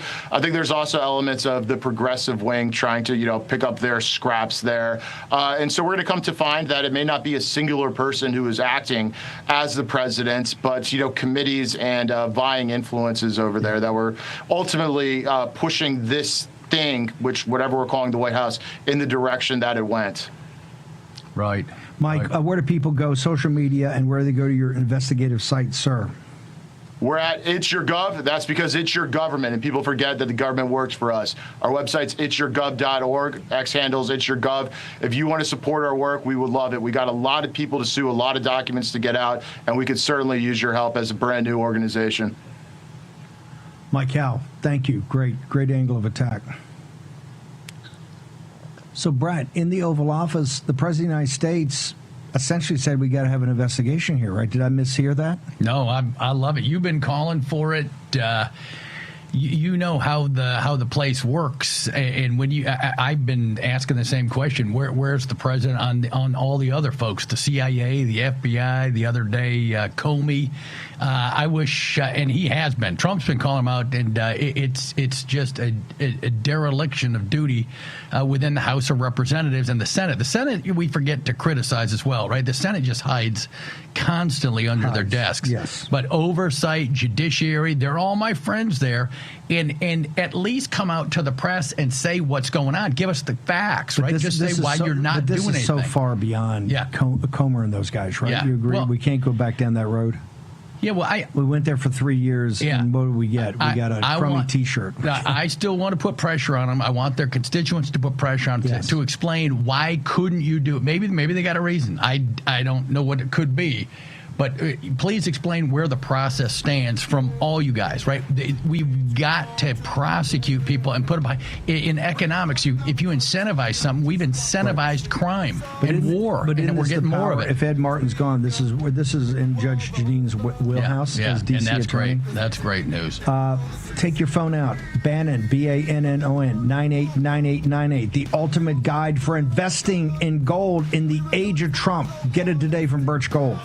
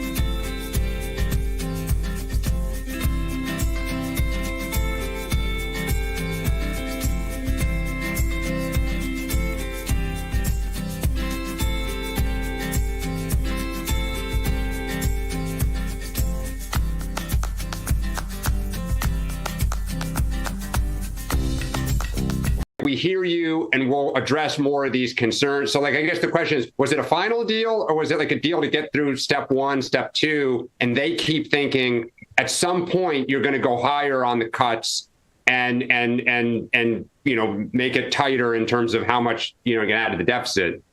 Well, a couple things. First of all, does the Freedom Caucus get rolled a lot? Sometimes they're forced to swallow things they don't like, they didn't run on, their constituents don't like. It's part of Congress, and I get that. And myself, Mike Johnson, others who are on the right always want more spending cuts because we want our government to be balanced. We get that. This, however, is a situation where early on in these committees, there were 11 committees that came up with their individual sections, chapters of a book, if you will. And 8 of those chapters were written until the first of last week, where the last 3 had to be written, and they were written as well. So this entire thing has kind of been very transparent. And in those meetings, to answer your question, no, we came to, it has to be here at least, or we're not going to vote for it. We beat or exceeded those expectations in pretty much every category. The deficit still rises, but I'll let you respond. By the way, President of the United States, 9 o'clock tomorrow morning, he's going to be on Capitol Hill to address the conference. I'm sure they'll have an open mic there. And so for Andy Harris, anybody who disagrees with him, it's, hey, I'm here to thing. You got any questions? He'll toss it out there. We'll see who goes to the mic. They say at the beginning, the Freedom Caucus gets rolled all the time. They want to have these cuts, but eventually the pressure comes to get something passed, does it not? Yeah, and that guy missed a couple details, right? The House Freedom Caucus does actually play team ball most of the time, and they're too differential sometimes to this gross runaway spending, right? We got $86 trillion in spending. Is Mike Johnson a conservative when it comes to spending? It doesn't look like any of them are right now. Nothing personal, right? It doesn't look like anyone's cutting, and I'm not going to go there. When President Trump goes there tomorrow, I hope the House Freedom Caucus and all the leaders have a chance to make one point really clear. President Trump's the only person on the planet that has the ability to message in this way. All the deals from the past are over, right? The speaker said, hey, we got to negotiate, right, these Medicaid deals, these Green New deals with the 6 senators, and that's going to take 5 or 6 years. I don't see how that can be, right? Maybe 3-6 months. So that's off. But we have addictions to a lot. We have addictions to the Greenspan put, to the Federal Reserve low interest rate regime that's blown up our financial markets for decades now. We're still paying the price for that. We have addictions to China. If business folks haven't learned their lesson right now, okay, I get it. There's a transition period. But if you got supply chain problems in a year or two, well, then seek out some young entrepreneurs to help you solve that problem. We have addictions to green deals. We got 6 Republican senators. They're all out on energy committees or out west with solar panel deals running all over the place. Those are hugely expensive. Dave Walsh shown so they don't work. There's no economic cause for it. We're spending billions and billions on that. We're addicted to Medicaid spending. We have kids that are getting checks at home. There are folks getting Medicaid checks, and we want to check the addresses to make sure they're not going to illegal immigrants. The Democrats, right, I'm giving my own side a little hard time here, but the Democrats are never called to the carpet, right? So I hope President Trump makes that point as well. We got an in-house battle because we care about the soul of this country, and the spending patterns are going broke. What is going to? Trump's going there at 9 o'clock tomorrow. Yeah, he's got to whip votes. What is going to be his response and say, hey, we're with you, but we don't like the fact that these structural cuts are in the second 5 years and the deficits increase in the first 5 years? What's President Trump's response going to be? Well, I mean, President Trump's been going around the world, ending wars and doing great work in the Middle East, et cetera, and across other regions. And so I don't think he's got time. I don't think he's probably been perfectly informed about the details in this bill. So, like, I got a PhD in economics, and I still get confused on the basic terminology, right? When someone tells me there's a $1.5 trillion cut, I think it's a cut, right? Just common sense. And then you would be incorrect. I'd be incorrect. Yeah, I know. The terminology is very, very. That's what you try to break down. Don't believe anything you first hear. Right. The nomenclature. And the American people, they got the same gut feel, right? If the Congress and your leaders tell you there's cuts, that means spending's going to go down. There's cuts, so that's true. But then there's the tax bill and the scoring, and that gets all complex. Okay. But the basic thing is we're going to spend $86 trillion in 10 years. You're here's my wingman tomorrow. Yeah. The president's there at 9. We're going to have live coverage. It's going to be great. What's your social media between now and then? Yeah, just Brad Economics. I posted all the recent stuff from the War Room. Brad Economics. And this is why, by the way, get to the charts. You got to see the charts. Your heads will blow up. This is one of the reasons we partner with Birch Gold. We want to make sure you're as smart as possible. End of the dollar empire. Birchgold.com/Bannon. You get also Philip Patrick and the team. Make sure you go Bannon at 989898. You get the brochure or the learning device that talks to you about investing in gold and precious metals in the age of Trump. It's no longer the era of Trump. All of this is free. It's all free to get you up to speed. Gold's been bouncing around today, right? The 10-year treasuries just under 4.5, 30-year went over 5. Credit markets are bouncing around. It's time for you to learn the process. It's just not about price. Price is truth, but you got to understand the process of how to get to truth. That'll make you a smarter person about your politics, about your community, your family, and your personal finances. So check it out today. That's what's a learning cycle. Also, one thing we talked about, these deficits, the IRS can be looking for every penny they get. If you got a letter for them, don't think you can hide it. Go to Tax Network USA, tnusa.com/Bannon, or call 800-958-1000. Talk to an expert before you talk to the IRS.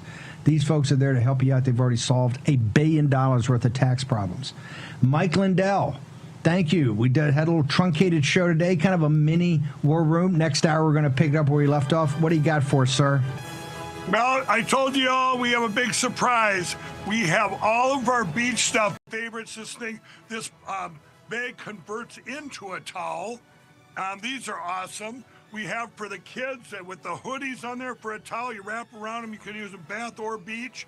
And every size, every color that just came in. This is a War Room exclusive. We're going to go 50% off. Everything you got, all the different colors. Once they're gone, they're gone. Obviously we got a very limited supply for the spring and summer here. But I wanted to do it for the War Room Posse. Promo code War Room. You can go to mypillow.com and find them there. Scroll down to you see Steve, or call 800-873-1062. But you're probably going to want to go online and see all these different. There's beach blankets. But you're probably going to want to go online and see all these different. There's beach blankets. There's kid towels, smaller towels, ones with the hoodies. It's amazing. Promo code War Room. We're rolling up Memorial Day weekend. Summer is here. We're going to have specials all weekend, too. We'll talk about it later. Mike Lindell, thank you. The most powerful promo code in the business. MyPillow.com, promo code War Room. Brian Kennedy, Liz Yore, Ben Harnwell, Dave Walsh, Tage Gill, all next in the second hour of the War Room.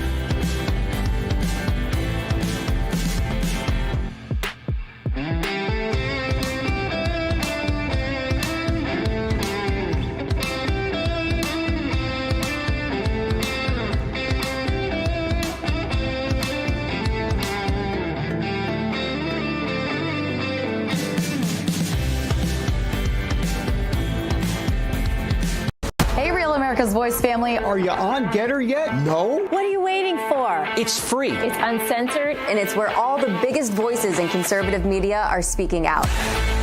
Download the Getter app right now. It's totally free. It's where I put up exclusively all of my content 24 hours a day. You want to know what Steve Bannon's thinking? Go to Getter. That's right. You can follow all of your favorites. Steve Bannon, Charlie Kirk, Jack Posobiec. And so many more. And the best part? You can watch Real America's Voice right there on Getter. Live. So join the conversation. Hop on the Getter chat room. Engage with patriots who are just like you. Good morning, Getter friends.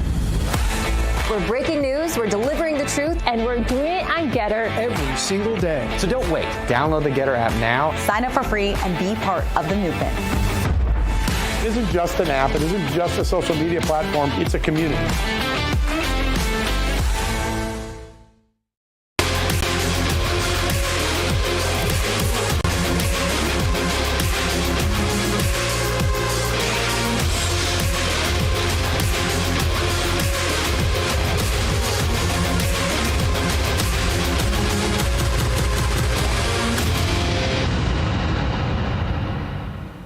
Good evening, America. Welcome to the Monday edition of Just the News, No Noise. I'm your host, John Solomon, reporting to you as always from the nation's capital and the WiredToFishCoffee.com studios. Wired to Fish Coffee is the official coffee of Just the News.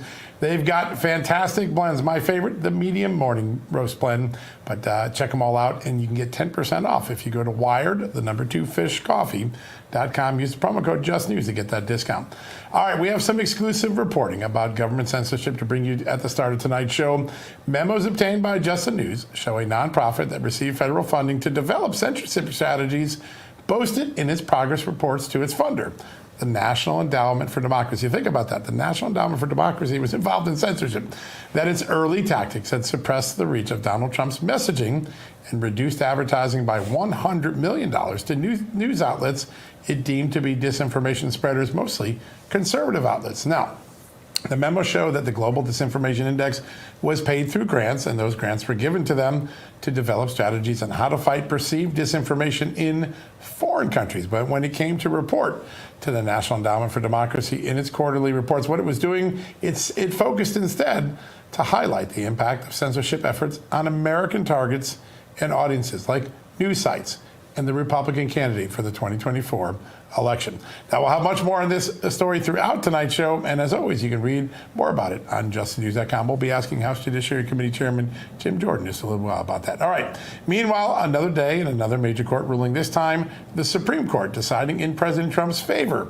This after the administration filed an emergency request to the court that asked it to reverse a Biden administration policy extending protections to hundreds of thousands of Venezuelans. And the court granted the Trump administration's request to revoke that protected status. We're going to Alan Dershowitz later in the story. He'll talk all about that and also the signals that the court is sending to this administration. All right, we've got a packed show tonight, so it's time to bring in my amazing co-host Amanda Head. Amanda, what's on your radar tonight? Indeed, John, yes. We've got to get to the news of former President Joe Biden's prostate cancer diagnosis. His office put out a statement yesterday that characterized the cancer as aggressive and explained that it had spread to his bones.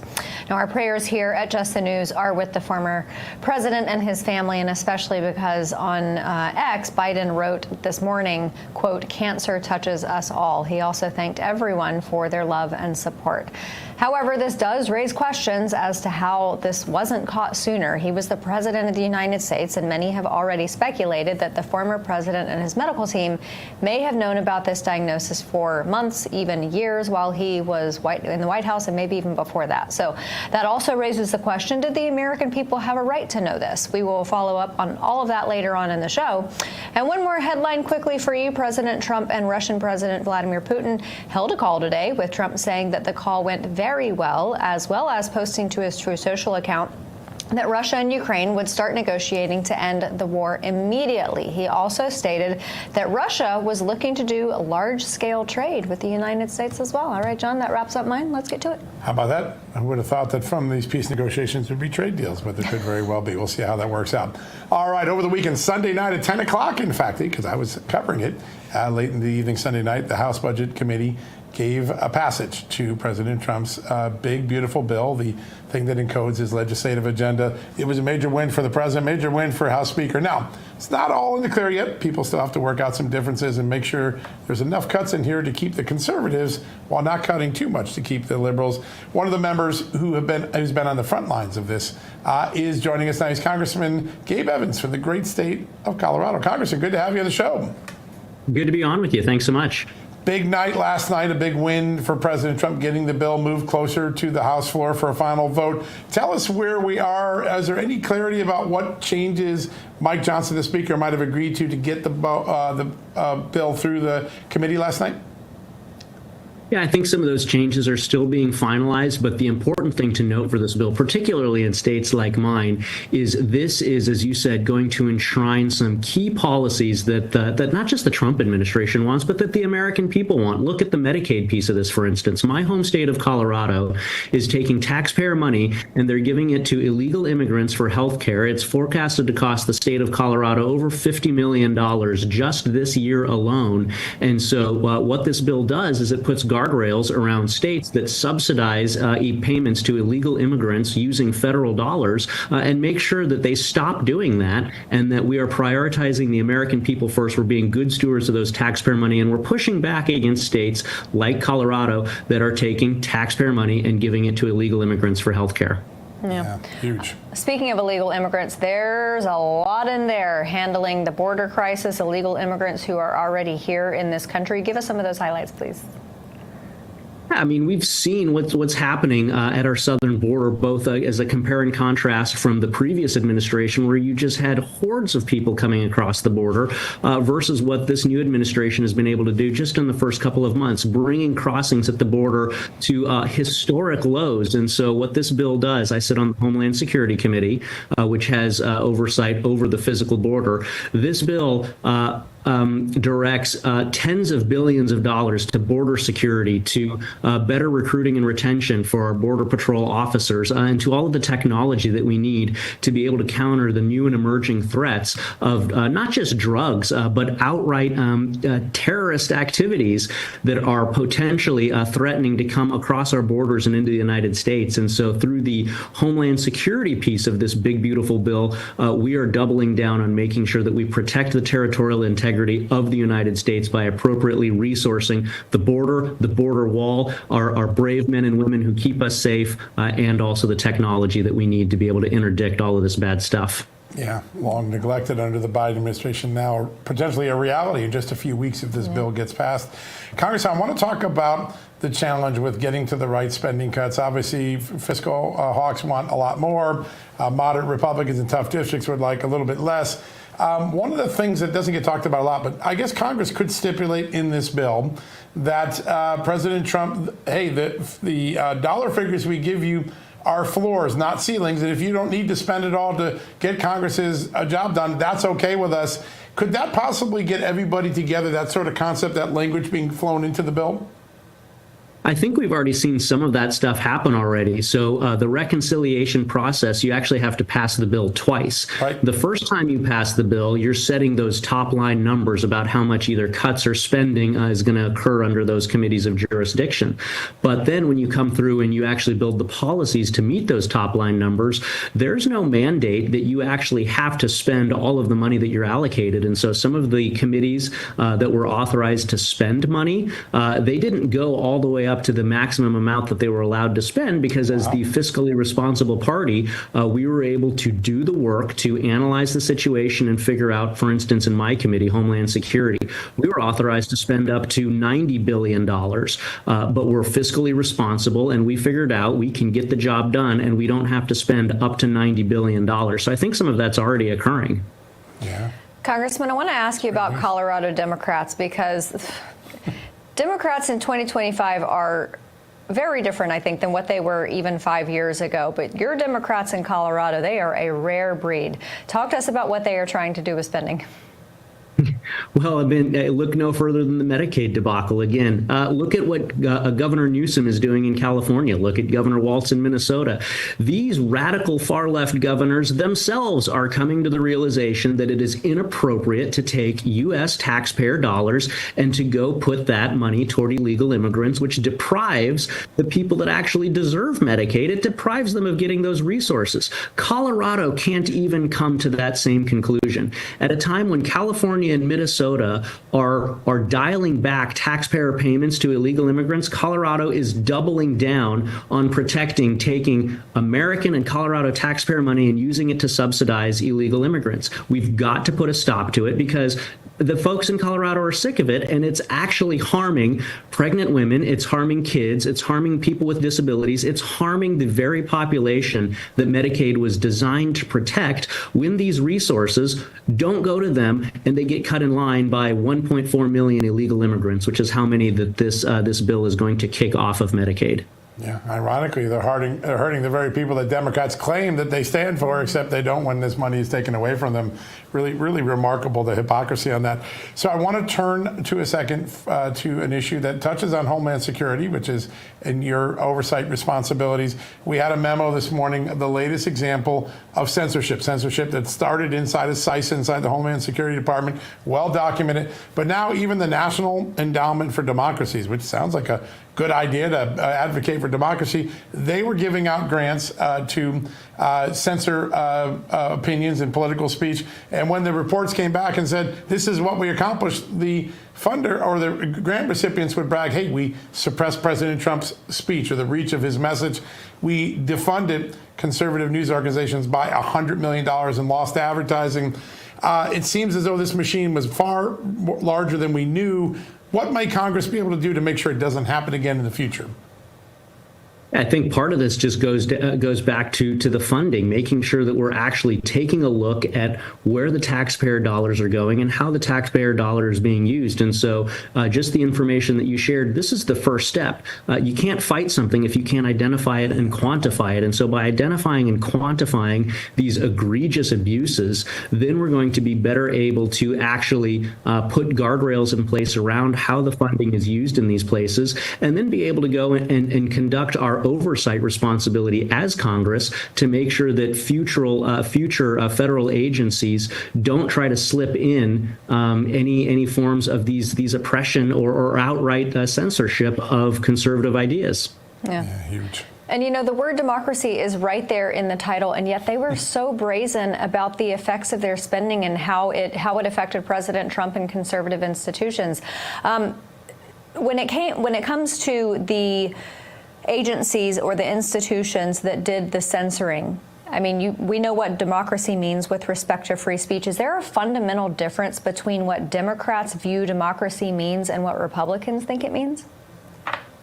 I mean, as a Republican, I can tell you what it means to me. It means representative government. It means that we are a country where anybody that wants to come to the United States, follow our rules, work hard, and earn their own version of the American dream, they have a level playing field to do that. And I guess to me, that's what it really boils down to. You have that level playing field where it seems like the liberals and the Democrats have no interest in level playing fields. They are focused on using the full weight of government at any level, federal, state, and local, and taxpayer money to be able to slant that playing field in the direction of whatever their preferred idea or viewpoint or organization is. And so for me as a Republican and a conservative, making sure that we protect and preserve that level playing field, to me, that's one of the core beliefs that I have. And I think that many of the folks on the left don't necessarily see that level playing field as a good thing. They want to pick and choose winners and losers.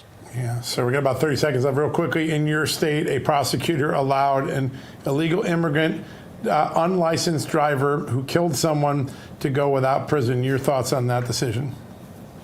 Absolutely horrible. This is part of the reason why I'm here in Congress. I was a police officer in the Denver metro area for 10 years, and I saw Colorado go from 31st in the nation, so better than the national average for our crime rate, to third most dangerous state in the nation. And it's a result of these far-left defund the police and failed prosecutors who are literally protecting the bad guys and jeopardizing Americans in Colorado as a result of terrible situations like the one that you said there. It's an absolutely horrible. Yeah, well, you've served your country in uniform on the streets of Colorado and now in Congress. We're really grateful for that service and grateful for your time today, sir. Thanks for joining us. Yeah, thanks so much. Always good to be on with you. Yeah, great conversation. Really enjoyed it. All right, folks, we're going to take a quick commercial break. When we come back, the man who helped unravel the Russia collusion caper and so many other things. House Judiciary Chairman Jim Jordan's here to talk about the discovery of some new FBI documents and a whole lot more right after these messages. Hey, America, for decades, you've worked hard, paid your taxes, and stood by the values that built this great nation: honesty, accountability, and, of course, faith. But now you're seeing a government that's bloated, reckless, and in many cases, completely unaccountable. The good news: you're not imagining it, and you're not alone. President Trump is back in the White House, taking on unfair trade practices, fighting waste and fraud, and boldly reaffirming our Christian foundations. But even the strongest leaders need support from the people. That's why I recommend AMAC, the conservative alternative for Americans 50 and over who still believe in truth, transparency, and the Constitution. For just $16 a year, you'll receive the AMAC magazine, access to exclusive money-saving discounts, and become part of a community that's holding government accountable. Now go join today at amac.us/justnews. Again, that's amac.us/justnews. Facts matter, your voice matters, and with AMAC, they're both being heard.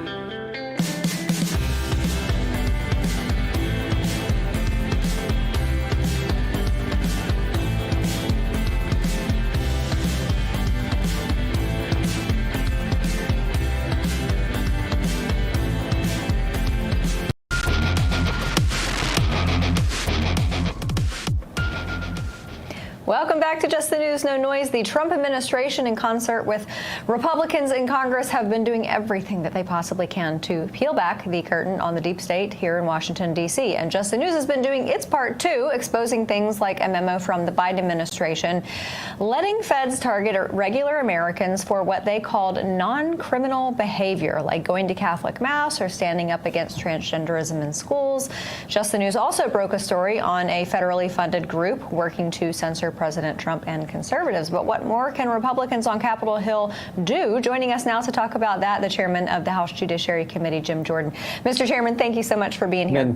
You bet, Amanda. Good to be with you guys. Good to see you. I want to start with that memo from last week. Yeah. This lowered the threshold and set a new precedent for what effectively seemed to be investigating thought crime. Was that a prevailing attitude in the Biden administration? Well, we shouldn't be surprised by this because, as you pointed out, this was the same administration that said if you're a mom and dad going to a school board meeting, we need to investigate you. If you're a pro-life Catholic, you're an extremist. And maybe most importantly, this is the administration that tried to set up, actually did set up and then had to stop it, the Disinformation Governance Board. You know, the people, as you said, the thought police telling you what you can say, what you can post, what you can tweet, what you can read. I mean, it's like frightening. And it was because of work like that you guys did, that many of us did, pointing out how ridiculous this was, how contrary to the First Amendment this really was, that they ended up stopping that. So we shouldn't be surprised at the latest piece of evidence that flows right in that same vein. So I want to ask a little bit, you did so much work to document this censorship machinery. How much of it's been unraveled and what legislative fixes need to be put into the big, beautiful bill or elsewhere to make sure it never resurrects its dirty head again? Well, I think a lot of it's been changed. And you can, you know, people like you, good folks in the media who are highlighting it, work we did, certainly what Elon Musk did. I mean, I think his line was, I forget what it was, but I didn't spend $40 billion to buy Twitter. I spent $40 billion to save the First Amendment. And of course, President Trump's win last November, all that contributed to this. But remember what we uncovered. We finally got, Mark Zuckerberg wrote our committee a letter and said that, yeah, the Biden administration pressured us to censor.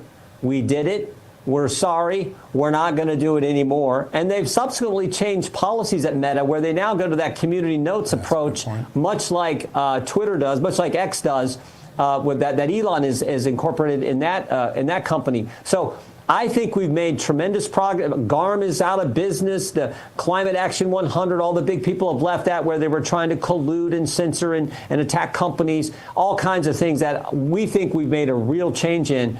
But we're still concerned about what's going on in Europe, and we're trying to have an impact there because European censorship efforts, we think, can actually impact on Americans and American companies. So we're looking at that this Congress. That's important. Mr. Chairman, John's story that came out this morning regarding the National Endowment for Democracy.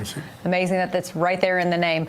When it comes to censorship, does it feel like for the House, it's like playing whack-a-mole? Do you have to actually go after, I mean, maybe it's even an awareness issue. Do you have to find out and provide oversight for all of these different organizations and factions of the government that are censoring, or do you even have to? Maybe it's a game, maybe it's a situation where the message gets sent. Well, I think it's important we continue to do our oversight duties. I mean, not directly on point there, but one of the things we figured out over the last few weeks, and we actually talked about this last week, was this Pfizer working with the government. We're trying to figure out what kind of connection was there. But remember, back during COVID, you had the government and the people in the bureaucracy working closely with these pharmaceutical companies. But we know at Pfizer, we had 3 of the top research scientists. Dr. Dormitzer was the guy that's sort of been the focus. But they slowed the results down before the 2020 election of their results in studying the vaccine. And, you know, the November 3rd was the election. November 7th, 2020, Joe Biden was named, declared the winner. November 8th, they announced the results. They waited till after the election, according to this guy who 4 years later, when President Trump wins in 2024, tells his then employer, hey, can you send me to Canada? I'm afraid they're going to investigate and find out we slowed down the results. So there's always this concern about big government working with the tech industry, working with the pharmaceutical industry, working with whatever, to go after conservatives and mislead the American people. And our job is to do oversight on all that, and we're going to keep doing it. Yeah, and you've done such great work. I mean, we learned so much just through your work. I want to turn to some surprises that we learned over the weekend from FBI Director Kash Patel, Deputy Director Dan Bongino. They found some more Russia collusion documents. They may have found some more January 6th documents. Can you give us some sense of what sort of information has been flowing from the Trump administration and what it gives new light upon? Well, we're not ready to announce anything yet, but the one thing I always point out is literally, and I know you guys know this, it's night and day.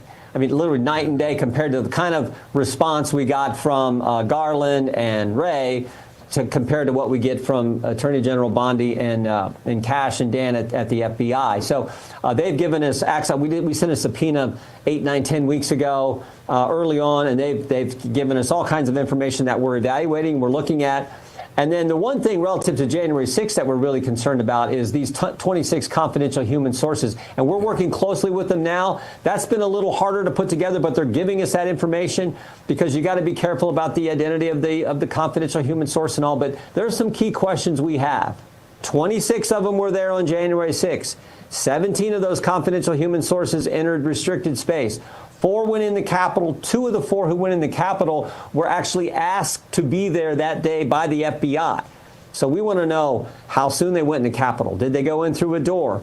Anyone else? What information did they give you? How much had you been paying them? How long had they worked for the government? We want to know all kinds of questions about these individuals. Were any of these individuals as confidential human sources, any of their testimony used to prosecute American citizens? We'd like to know all that.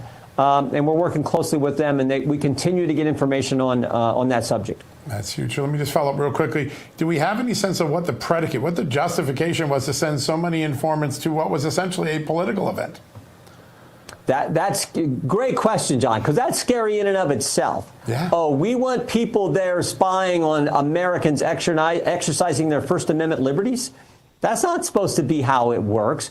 I mean, what else was going on? What other kind of surveillance was going on? Was there facial recognition being used that particular day? We don't know any of those things, but we'd like to find out those concerns. And again, why 26 and why just a handful of them were specifically asked to be there? Why did you ask them to be there? Who were they supposedly informing on? Who were they spying on? Because confidential human sources is simply a fancy name for spy.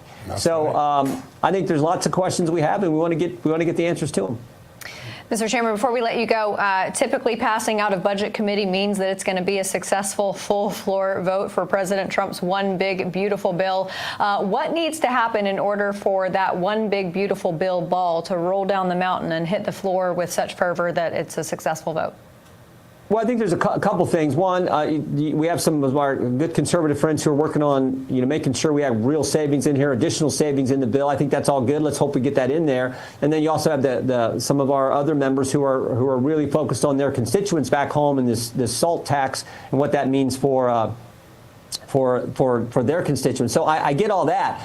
What I think we really need to be doing, though, as Republicans, is talking about how good this bill is. Yeah. I mean, there's a reason Democrats hate it.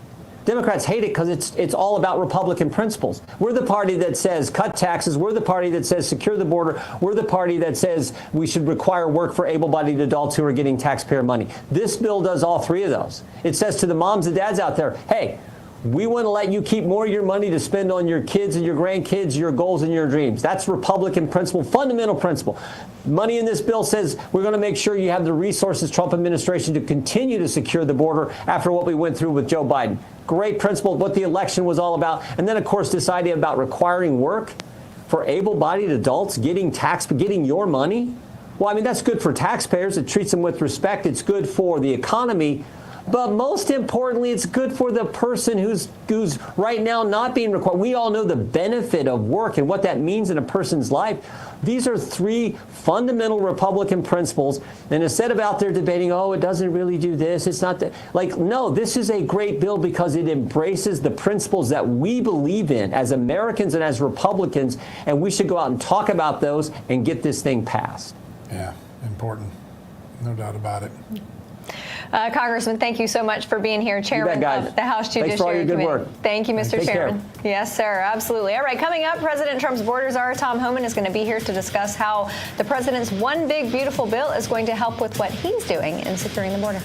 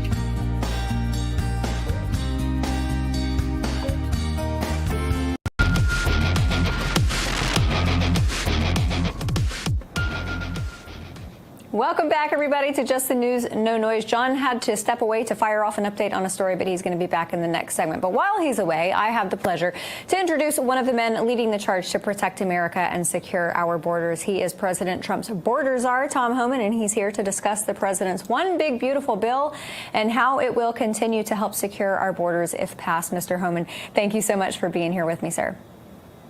Hey, thanks for having me. All right, this one big, beautiful bill passed out of the Budget Committee. What all does it have in there that is helpful to you, and what is not in it that would be helpful to you?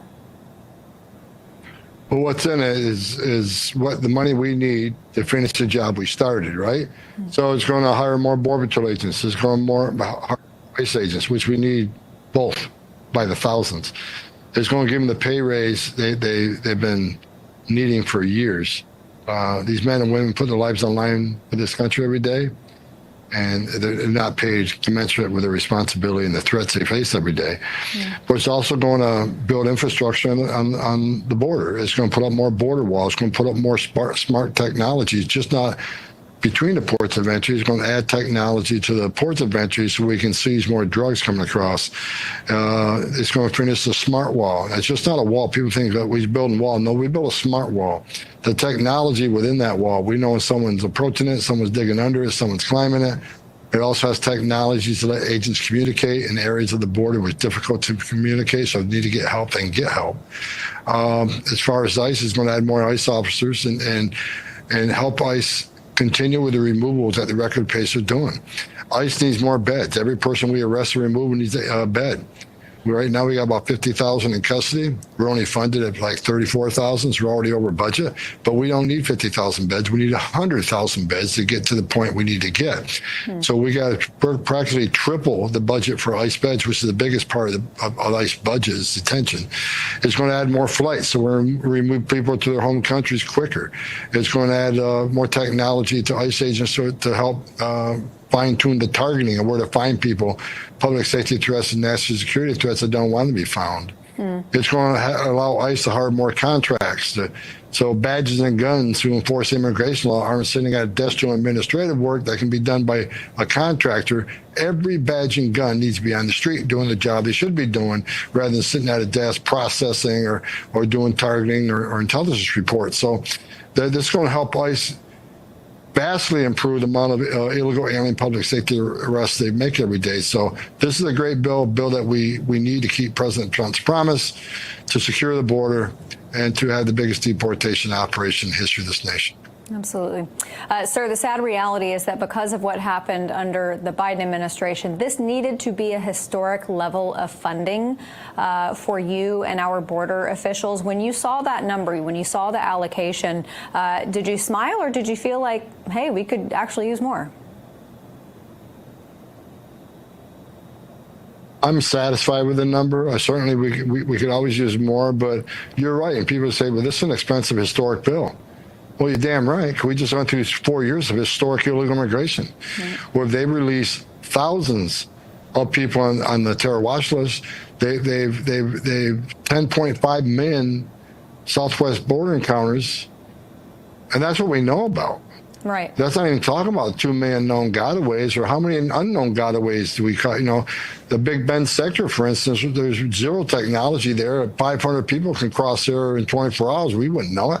So, yeah, because of the historic illegal immigration crisis, unprecedented crisis on the border for 4 years, we need this money because now we got to have a historic deportation operation. And people say, well, that's a racist thing to say.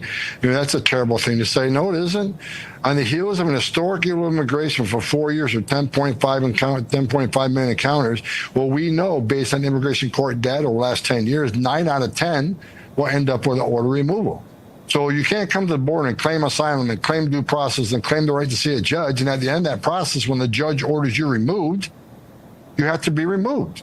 Because if that order isn't carried out, then due process means nothing. Might as well just shut down immigration court, take the border patrol off the border. There's no consequence. So yes, there's going to be a historic deportation operation. When you got millions of people coming across the border where 9 out of 10 get order removed, there's no other option. The only option is let them stay, If we're going to let them stay, you're never going to fix the problem. Might as well, like I say, take the border patrol off the border. There's no border security anymore. There's no consequences. So it's a free-for-all. So no, there has to be an historic deportation operation.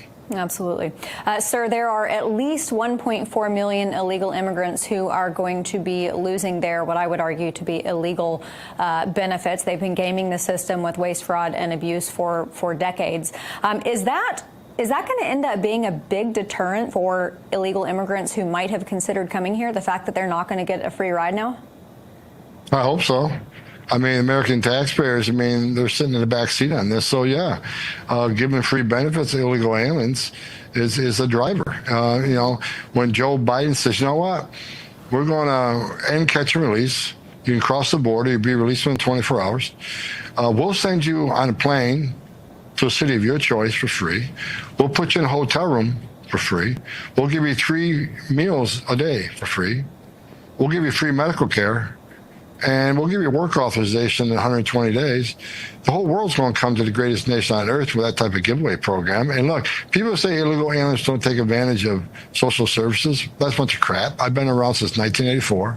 I've arrested a lot of aliens with food stamp or a welfare card in their wallet. And one of the things they do when they give, they have a U.S. citizen child. That U.S. citizen child qualifies for all the benefits. So another thing we can do on top of taking these benefits away from illegal aliens, we need to end birthright citizenship. That's another driver for illegal immigration, another driver for taking advantage of social service systems that U.S. taxpayers pay for and are going to need. The abuse of Social Security benefits by illegal aliens. You know, they come here and they make up a Social Security number and ruins people's identification. And you know, even happened to my wife, for God's sakes, when I was stationed in Dallas, Texas. I was trying to get trying to buy a house, get their credit report back, and there's several people using my wife's Social Security number. It took us months to fix that, and an expensive fix too, as it was. So look, illegal immigration, not a victimless crime. Not only is it victimizing aliens that die across that border, it's victimizing Americans who are dying from fentanyl. It victimizes Americans from identity theft and losing benefits, social services that should go to taxpaying Americans. When I was growing up and my parents were giving me tactics to combat peer pressure, they would say, blame it on us. Tell your friends that they're going to smell your breath when you come home. They'll be able to tell if you smoked or drank. I feel like there's something there for Democrat DAs across this country. Maybe there is a loud piece of their constituency who is fighting what you are doing, but maybe there are also phone calls happening behind the scenes saying, hey, Mr. Homan, can you give my city the Homan treatment? That way, you know, you're my cover. Is that happening at all? I'm not going to ask you to name names. It's happening every day. I got a request this morning. I got a request this morning. Please come back to Boston. Please come back to Chicago. We got more work to do in Rochester. Please come to Seattle.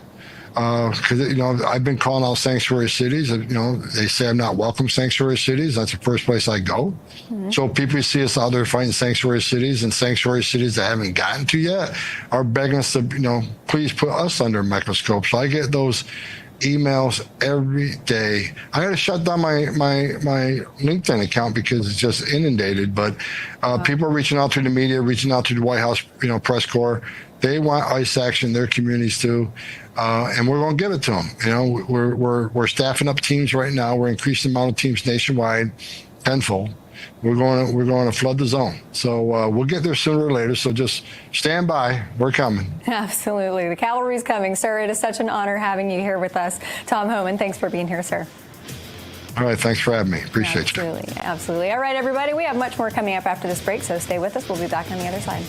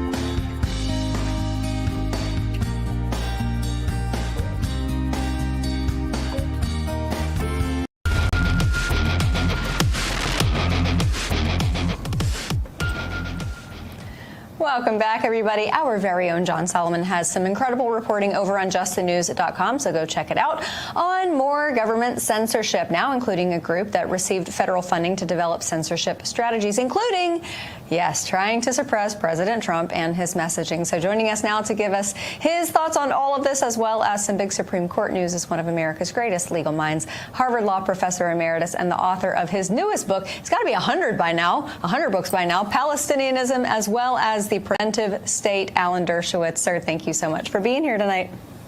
Well, thank you. It's only 57 books, but I'm hoping... That's so low, Alan. You need to step on the gas. Trying my best. I know I'm late. That's amazing. 57 Incredible. books. That's wow. crazy. What That's an amazing. anthology. Sir, with respect to John's story, you know, we keep hearing this refrain coming from the Biden administration, whether it's that, whether it, what was his name, Elvis Chan over in San Francisco with the FBI and Hunter Biden laptop. Was there something, some legislation, some mechanism in the past before all of this happened that made certain people think that this is okay?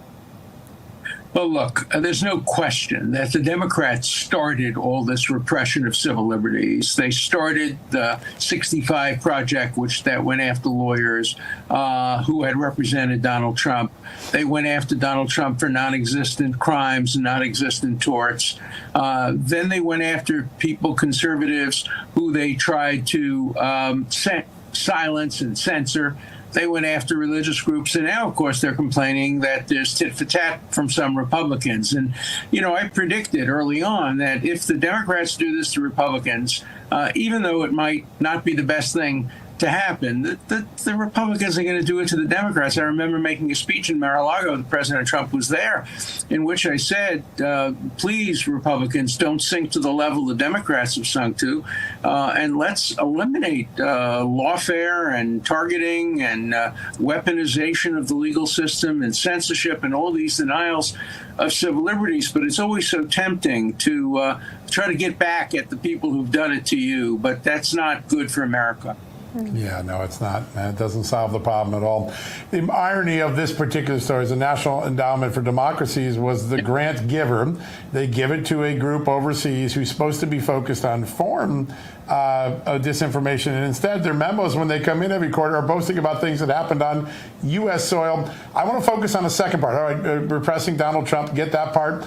They mention a $100 million reduction in advertising for news organizations. That seems to be outside the scope of any government power. What do you think is are there any possible torts related to that, Ellen?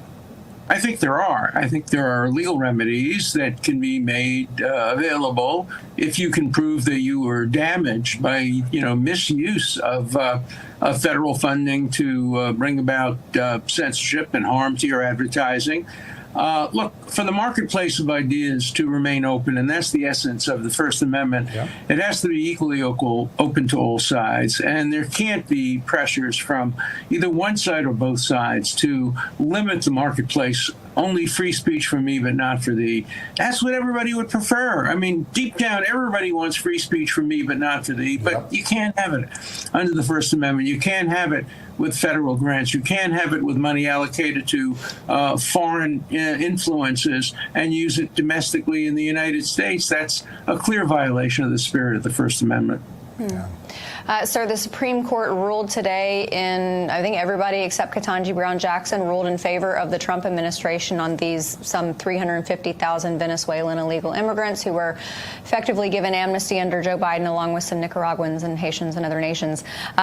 Does this give the give the Trump administration a green light for other similar people groups? Well, I think what it says is that the Supreme Court is going to recognize that the executive, the president, has the power to decide who stays in the country and who goes. But they have to do it in the right way. They have to do it consistent with due process. And the cases in which the Supreme Court has turned the light from yellow to red instead of to green has been cases where there hasn't been any due process. On Friday and earlier last week, they also issued some opinions basically saying you got to do it the right way. You got to make sure you have the right people. You have to make sure they're afforded their basic rights, but don't try to constrain the president and the executive from substantively determining who stays in the country and who doesn't stay in the country. That's an executive function, particularly when the legislature hasn't done anything. I mean, the legislature hasn't made decisions about this. Take, for example, the issue of birthright. If the legislature wanted to change birthright citizenship, it could do it by passing legislation that basically says that if a baby is born in the United States to illegal parents and stays only 2 weeks, the very fact that he was born here doesn't subject him to the jurisdiction of the United States. Congress could do that and could end some of the problems of birthright citizenship. It could also end a lot of the other problems, but Congress has been sitting on its hands. And that's surprising because it's right now, both houses are under the control of the Republicans. We don't know how long that will last. There are midterm elections. There are also elections that take place periodically. So while the Republicans have the ability to do what sometimes the courts constrain the executive from doing, it should and can take actions that would make the job of the executive a lot easier, particularly on birthright and on the issue of national injunctions. It could do more about that as well. So I think the legislature is not doing its job. Yeah, I think a lot of people in America feel that way, and they're surprised. I think they were thinking they were going to get change with this election, but it's been status quo mostly. Alan, we just got a minute left. Real quickly, you said something really important. I think a lot of people looked at last Friday's decision on the Alien Enemies Act and saying, as a fait accompli, Donald Trump's got nothing else he can do. But it does seem like the court is hinted and suggested if he just created a process system with judges, he could go back to do this. Is that the key for the administration? I think that's right. I think the Supreme Court is sending a clear message. You can do it, just do it right. Yeah. And understand that due process doesn't have a singular meaning. It means the process that is due to you, depending on your status. If you're a citizen and they're trying to put you in jail, due process means, every conceivable right that human beings know. But if you're a student on a visa and you're here at the deference of the government, due process only means they have to give you an opportunity to disprove the allegations against you. So it's minimal. So the Supreme Court's message is you can do it, executive. Just make sure you dot your I's and cross your T's. Yeah. That's a great point. Alan Dershowitz, Harvard Law Professor Emeritus and the author of his new book, Preventative State, and that's 57 books. My goodness, Alan, fantastic job, and we love all 57 of them. Thanks so much for joining us tonight.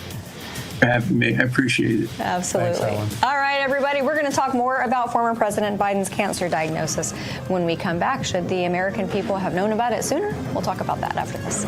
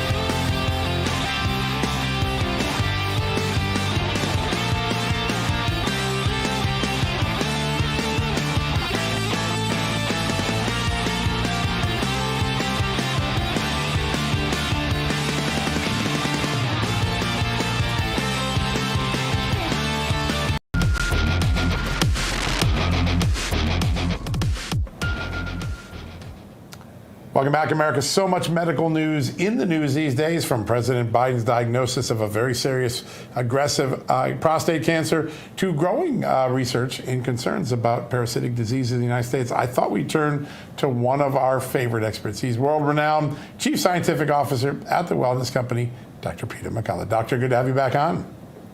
Thank you. All right. I think people are still processing the news we got yesterday afternoon. Joe Biden with a very serious form of prostate cancer, seems to have jumped to his bones. People wondering, is it possible the White House physician missed this, or was there a cover-up? What do you think? It's very unusual to have the initial presentation be obstruction to urinary outflow, a prosthetic mass that's evaluable on a doctor exam and ultrasound, and then metastases to the bone. Now, we learned that it's Gleason grade 9, which is the highest, most aggressive form of prostate cancer. It's the highest grade, but it's distinctly unusual that it can move that quickly. His last medical exam was in February of 2024. And then in the summer of 2024, he has this neurocognitive assessment. And now here we are in May of 2025, and he's got metastatic prostate cancer. Yeah. I spoke to a urologist earlier, and the timeline that he indicated for this Gleason score, as well as the metastasis to the bones, he indicated that that was something that happens, 5 to 7 years down the road. Do you think that Joe Biden knew about this before he even entered the presidency? He could have. The key is the blood PSA, and there are literature suggesting that the Gleason grade 9, the blood PSA, that number can double about every 3 months. So whatever his PSA now is, we could actually back calculate on when this cancer really took off. But it's sad to see. It's sad to see this at the president, that this wasn't intercepted early. Prostate cancer is very treatable before it metastasized to bone, and it still is treatable after bony metastases, and there's been great progress made in what's called ADT, androgen deprivation therapy. Yeah, in fact, my dad was diagnosed identically with this. He survived 17 years with it. The hormone treatments and this sort of new wave, very important way of fighting this, what used to be a death sentence, right? Right. Yeah. So I want to talk about something else that is in the news a lot more. In fact, I haven't seen it mentioned this much in a long time. A growing research, growing concern about parasitic diseases. There's Chagas disease. The World Health Organization just put out a statement about that. There are these new ticks that are coming across the mid-Atlantic that give off these parasites. We're seeing more and more of these infections. Why? What are the factors that are leading to this sort of growth in parasitic disease recognition? They've always been there. The CDC calls these NPIs, or neglected parasitic infections, that they simply have been somewhat neglected in clinical medicine. The three most common are Giardia. We get that from drinking stream water and camping. Toxoplasmosis, we get exposed to that from cat litter, and the eggs are easily, in a sense, inhaled into the system. It doesn't really form a disease in the body unless we're immunocompromised, like having HIV. And then the third one is pinworms. And pinworms people get from, dirty toilet seats and in restaurant bathrooms. And so when these infections are contracted, a lot of times the doctors don't order ovum parasites assessment from the stool. Sometimes it's the organism simply can't be detected. And that's where we actually, in some cases, do an empiric parasite cleanse. Okay, I got a twofer. Number one, how do you know if you have a parasite? And number two, every time I've heard people talk about a parasitic cleanse, they say, make sure you're home and make sure you are near, I'll use a classier term, make sure you're near a water closet. Is that the case with this one? It depends on what type of parasitic infection, but let's just say something simple, like you went on a camping trip, you came home, had abdominal cramping, diarrhea, intermittent fevers, it wasn't going away. It's almost certainly Giardia. It could be diagnosed with a stool ova and parasite test, which is somewhat inconvenient to do, but it is certainly could be diagnosed. Or you could do an empiric parasite cleanse. Now, the modern way of doing it is with ivermectin and bembenazole. It's very well tolerated. That itself won't cause diarrhea. But if there were serious tapeworm infection, for instance, when clearing out the parasites, sure, there can be diarrhea in doing so, but most of the time, the parasite cleanse is to rid the body of a low-level parasite and then just move on without any more worries. Yeah. I had a friend, and I didn't know about the parasite cleanse sort of trend because it's becoming more popular. And he had several months of brain fog and frustration. He was very upset. And then he did a parasitic cleanse and like a complete reviving of his entire body. Parasitic infections can create a lot of side effects that are hard to tie to the infection, correct?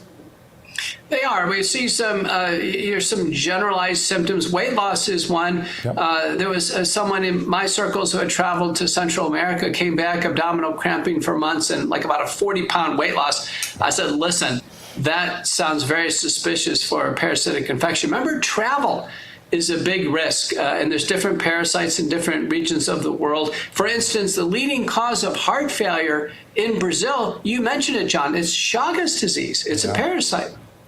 It's amazing. I'm not sure if you mentioned this, but how do you know, I mean, other than brain fog and like upset stomach, is there a test you can do to find out if you have a parasite? Yeah, the most common is actually a stool test for ova and parasites. On blood testing, we can measure antibody titers, for instance, to toxoplasmosis. Another hint on blood testing is elevated blood eosinophils. But this is a clinical diagnosis. The doctor and the patient kind of piece it together and ultimately come up with a tentative diagnosis. And the key is treatment. If patients are treated and they, as you pointed out, they feel better, we've confirmed they almost certainly had a parasitic infection. And if you didn't have one and you did the cleanse, any danger to it? No, ivermectin and benzoyl, very safe. Doctors at the Wellness Company will do some checks, make sure there's no problems with drug interactions or other anticipated toxicities. But no, fortunately, the treatment is very safe.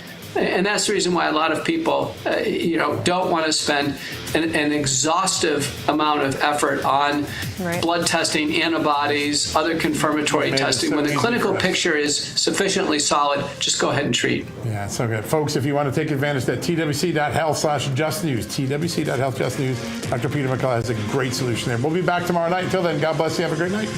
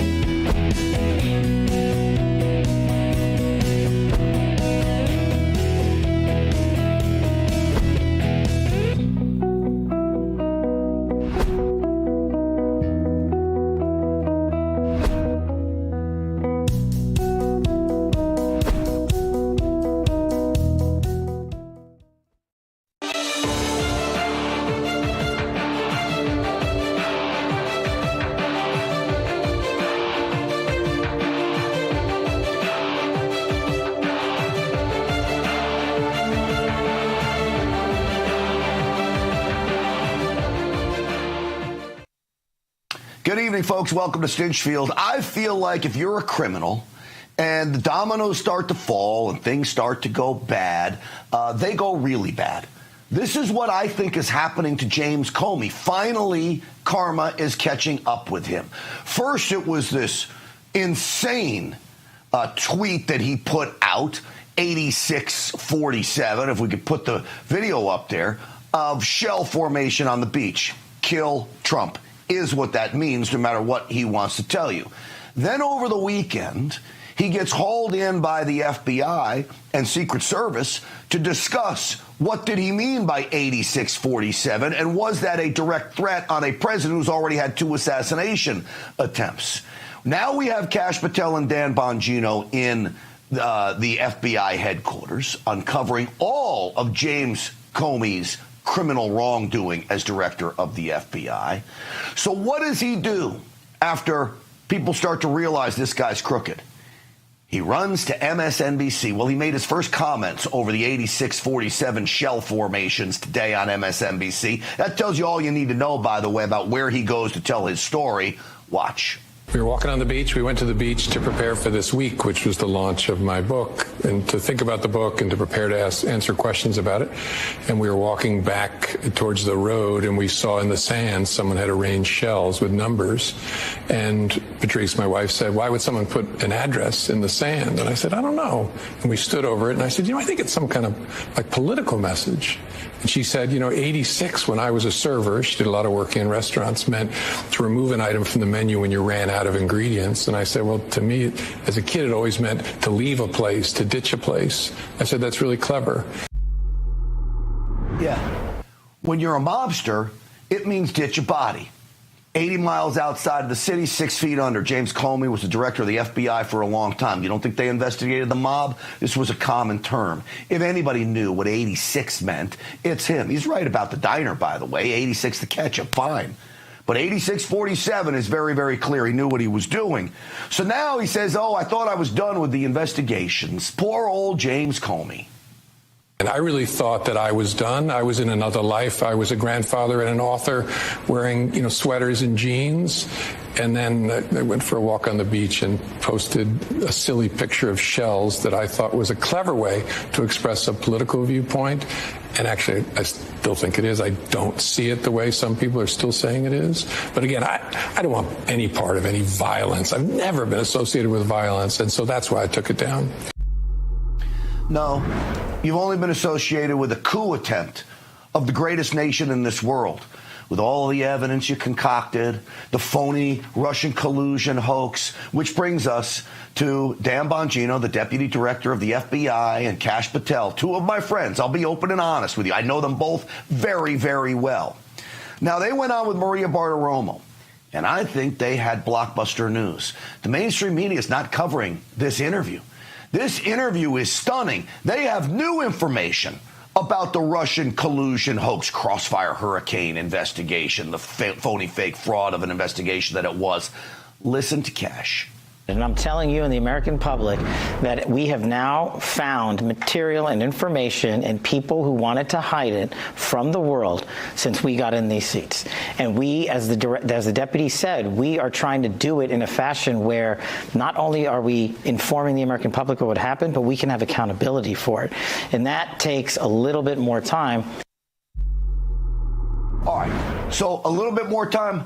How much more time? I know we all wanted it yesterday, right? They botched the complete release of the Epstein files. Let's face it, that was a botched job. Not on Kash or Dan, that was on the DOJ and headquarters there, but still it didn't bode well. Why can't we get it quicker? Why a week or 2 out? Dan Bongino. You want it done quickly, we'll do it. And you know what'll happen? Just what happened last time. Those same Spygate collusion perpetrators sued the government, got money, got all this shit. You want that? We'll do it. We'll do it quickly and do it wrong. Well, the most disturbing thing to come out of this interview is the fact that they say they have uncovered evidence of the lengths that the FBI Gestapo went under the prior administration and before, working for the deep state, even through the Trump administration, to run this coup attempt against President Trump. Succeeded in 2020, in my mind, because I believe that election was stolen. Here's Kash again. Look, I can speak to the folks that were in our seats, our predecessors, and they intentionally failed the American public by putting on the biggest DC deception game we've ever seen. They said the FBI was the most storied institution for law enforcement, and it was, and it will be again very soon. But when the likes of Comey and McCabe and Strzok and company came in here with the James Bakers of the world and intentionally lied to a federal court only to rig a presidential election by lying to the American public and using taxpayer dollars, likely illegally, to fund this entire operation, and then withhold exculpatory information from a federal court that I used to appear before to manhunt terrorists, that's what broke the FBI. And then when they were caught, they lied about it. All of that, by the way, is illegal. But Cash gave us a little tip as to why we may never get the accountability that we want, the total retribution that this nation deserves against bad actors who tried to steal this country from us. The problem is the statute of limitations, no fault of Kash Patel or Dan Bongino's, but it is an issue. We weren't here in the FBI in the last 5 years when we had statute of limitations that were still in play, where we could have investigated criminal conduct. Most of these statute of limitations are 5 years old. And we will investigate criminal conduct where we find a righteous case to do so, and the law and the facts allow us to. But a lot of it we're precluded from. All right, so we will wait to see what they come up with 1 to 2 weeks from now. That's a direct quote from them. New information about the Russian collusion hoax. This interview was short on specific details, but big on news and a real teaser as to what they're uncovering inside the Hoover building. James Comey better brace himself. He thought he was done with investigations. I think the investigations are just beginning. On with me now is FBI whistleblower, former special agent Steve Friend is with us. Steve, it's great to have you back on the program. Thanks for having me tonight. All right. Well, let's start first with what you thought of Kash Patel's and Dan Bongino's interview with Maria Bartiromo, and specifically new information that Kash hadn't even known about. He's the guy that uncovered the whole Russian collusion hoax. Well, I mean, it's a little bit disappointing that we're outside of the statute of limitations, but I think that an energetic executive would find a way to be creative in how we're going to go after the guilty parties here. We're at a point now where just being transparent and sharing this information, while it's laudable and something that we all want to have, we need to see people in handcuffs in orange jumpsuits. Let's take an example here. James Comey. I'm tired of the distractions with this 8647. Look, the FBI has a caveat. They don't investigate people for First Amendment protected speech. He's got a pretty strong case there, as distasteful as it is. But what he doesn't have any protection for is the fact that he ran an off-the-books honeypot operation into the Donald Trump campaign and sent undercover agents to infiltrate, make themselves appear sexually available in order to dig up dirt. We have a whistleblower that's gone on that. And I think that the statute of limitations on a seditious conspiracy extends beyond 5 years. So he needs to be at the end of an L-shaped hallway in solitary confinement for the rest of his life, as opposed to drumming up some sort of nonsensical publicity for his BS book tour. All right. Kash Patel, the director of the FBI, now said that as they dig into this, they found rooms that they believe things were hidden deep inside that they thought would never be uncovered. What do you think he's talking about when he talks about how they buried stuff? And I don't think he was speaking rhetorically. Buried stuff inside the FBI and secret rooms and all these other locations. Well, I mean, I think that there are actual physical locations that you could put things, but as far as burying things go, the FBI has software, the ability to record reports and any sort of investigative actions that are taken, and it is wholly possible that someone's going to take things and hide them outside of what you would deem to be the case file for the investigation, which if the director of the FBI said, I want the case file on the Russia collusion hoax put on my desk, they put it on there and say, here you go, boss. Well, there's other things that are hidden in other cases in an alphanumeric way to do that. So it's going to be incumbent on Kash and Dan to task people and to surround themselves with people who are trustworthy in order to dig through all of those things in order to find anything that is potentially connected to this, because the tentacles descend so deep. All right. I would bet, okay, that you as a former FBI agent, even me as a former investigative reporter, we'd probably make pretty good criminals. We've done a lot of looking into investigations. A lot of people in the FBI could say the same thing, including James Comey. I'm going to be shocked if there's any evidence left. How would there even be anything left, or didn't they destroy it all? Oh, well, we know for a fact that there was destruction going on in the interim phases after the election and before the inauguration, and even before Kash Patel became the director of the FBI, particularly as it pertained to the Epstein list. There was actual shredding going on, or some sort of a way to permanently erase those files. I agree with you. I think that they know where to hide things. They're really savvy at hiding what they've done for so long. But I think we also need to rule and factor in the element of hubris as it goes here. When you're an FBI agent, you're told from day one how 50 million people applied to be in that position, and you're just so darn good, and you're hurting your shoulder by patting yourself on the back. I think that they're able to find a lot of this because these guys are not particularly proficient at what they're doing, particularly in the leadership ranks.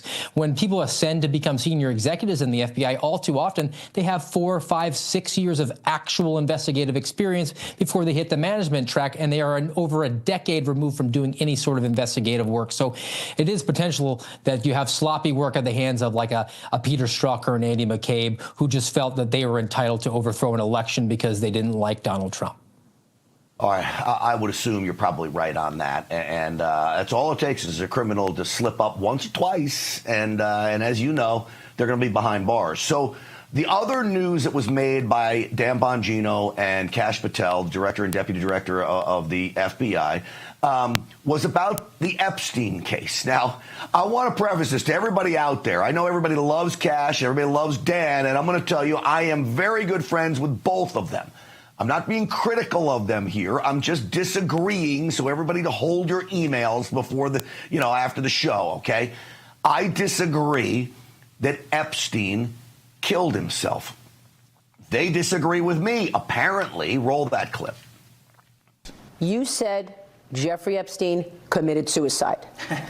People don't believe it. Well, I mean, listen, they have a right to their opinion, but as someone who has worked as a public defender, as a prosecutor, who's been in that prison system, who's been in the Metropolitan Detention Center, who's been in segregated housing, you know a suicide when you see one, and that's what that was. He killed himself. You want me to? I've seen the whole file. He killed himself.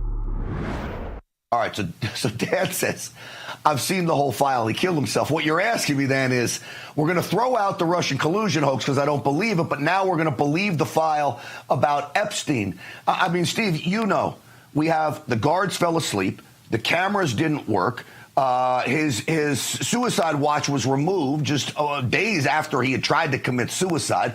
That's strange. Forensic expert says it was strangulation, not the bed sheets and hanging himself. You've got all of these things that lead me to believe, like, really? And they say they read the files. Where do you stand on this? I'm firmly in Team Stinchfield's camp on this one. This doesn't pass muster at all for me. It never has. I mean, you could look at what's missing from those files. Let's look at the visitor logs, not just to Jeffrey Epstein, but to others. Let's look at the surveillance footage that we do have and see who was walking in and out of the facility, because to me, it's entirely possible that somebody went in and used the exact same coercion techniques that Jeffrey Epstein used throughout his entire life and made him a deal he couldn't refuse and said, look, we'll make you really comfortable. We'll make you pass out and be unconscious for the entire thing, and then we'll make it appear that you did those. That, to me, is, if you're going to speculate, the most reasonable explanation, and that is not suicide. And the case file has thousands of documents. Do you really think that they culled through it and read line by line every single word, or are they taking the advice and consent of others within the FBI who want to withhold that information? Look, I've made a possibility, by no means a declaration. There could be somebody involved with the Epstein case, and I do not believe it's Trump. I know President Trump. I've been with him. I've talked to him about this. I've seen the evidence surrounding it. It's not Trump. But there may be somebody high up in the MAGA movement that could hurt the MAGA movement that somehow maybe they're protecting in all of this. Doesn't strike me as something Dan and Kash would do, but for the greater good, you can make that argument. Otherwise, I don't know how they get here, because I remember, I believe, Dan Bongino was in our camp before he got to the FBI. It is a problem. Integrity is only a problem if you got it, right? You got to stick to and hold to those principles. And look, they're out of grace as it comes to the just trust me, bro narrative that we saw, particularly with the Epstein list, where they guaranteed and promised it to us. And I didn't even think that they should. They painted themselves into a corner. They should have said we have ongoing investigations of these pedophiles and we can't compromise them, but they promised it and they didn't deliver. And now people, particularly as it pertains to anything Epstein, are out of patience. They want to have these things turned over. There's no expectation of privacy, no ongoing investigation. Turn over everything as it pertains to the death of Jeffrey Epstein and let us see what you saw so we might be able to come to the same conclusion or not.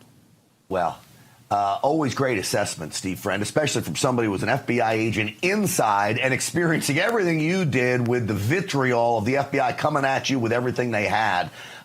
Great insight. I appreciate you, my friend. Thank you, as always. Thanks, Fred.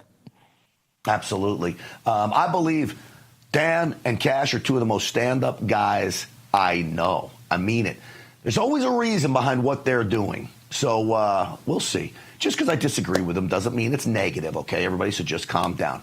Well, guess who is making his way to make a little speech? This is a surprise on the program. I wasn't really expecting this, but President Trump looks like he's at the White House. Let's dip in to hear what he's talking about. Hello, everybody.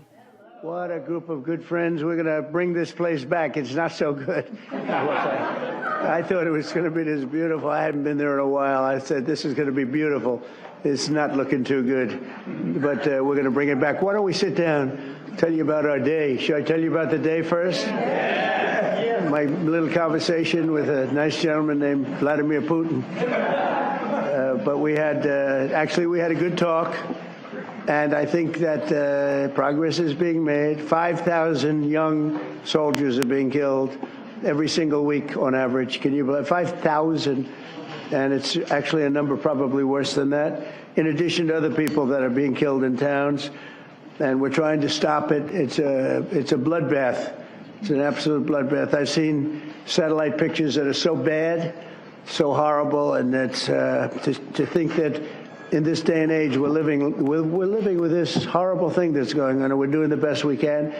This was not our war. This was not me. We're doing something from the last administration. How they allowed that to happen? It wouldn't have happened. It would have never happened. And you know, the Ukraine-Russia wouldn't have happened. But I'll tell you what else wouldn't have had. October 7th would not have happened. This was a terrible thing. Also, a lot of bad things happened in the last 4 years. But good things are happening now. We had a tremendous visit in the Middle East. We went to Qatar. We saw the Saudi Arabia, all the top people in UAE. And we brought back about $5.1 trillion. That's not bad.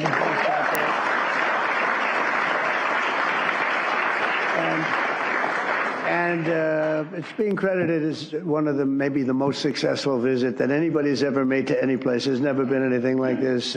Hundreds of planes, big wide-body planes ordered. Boeing, getting them from Boeing, but I think an order of, 148 planes.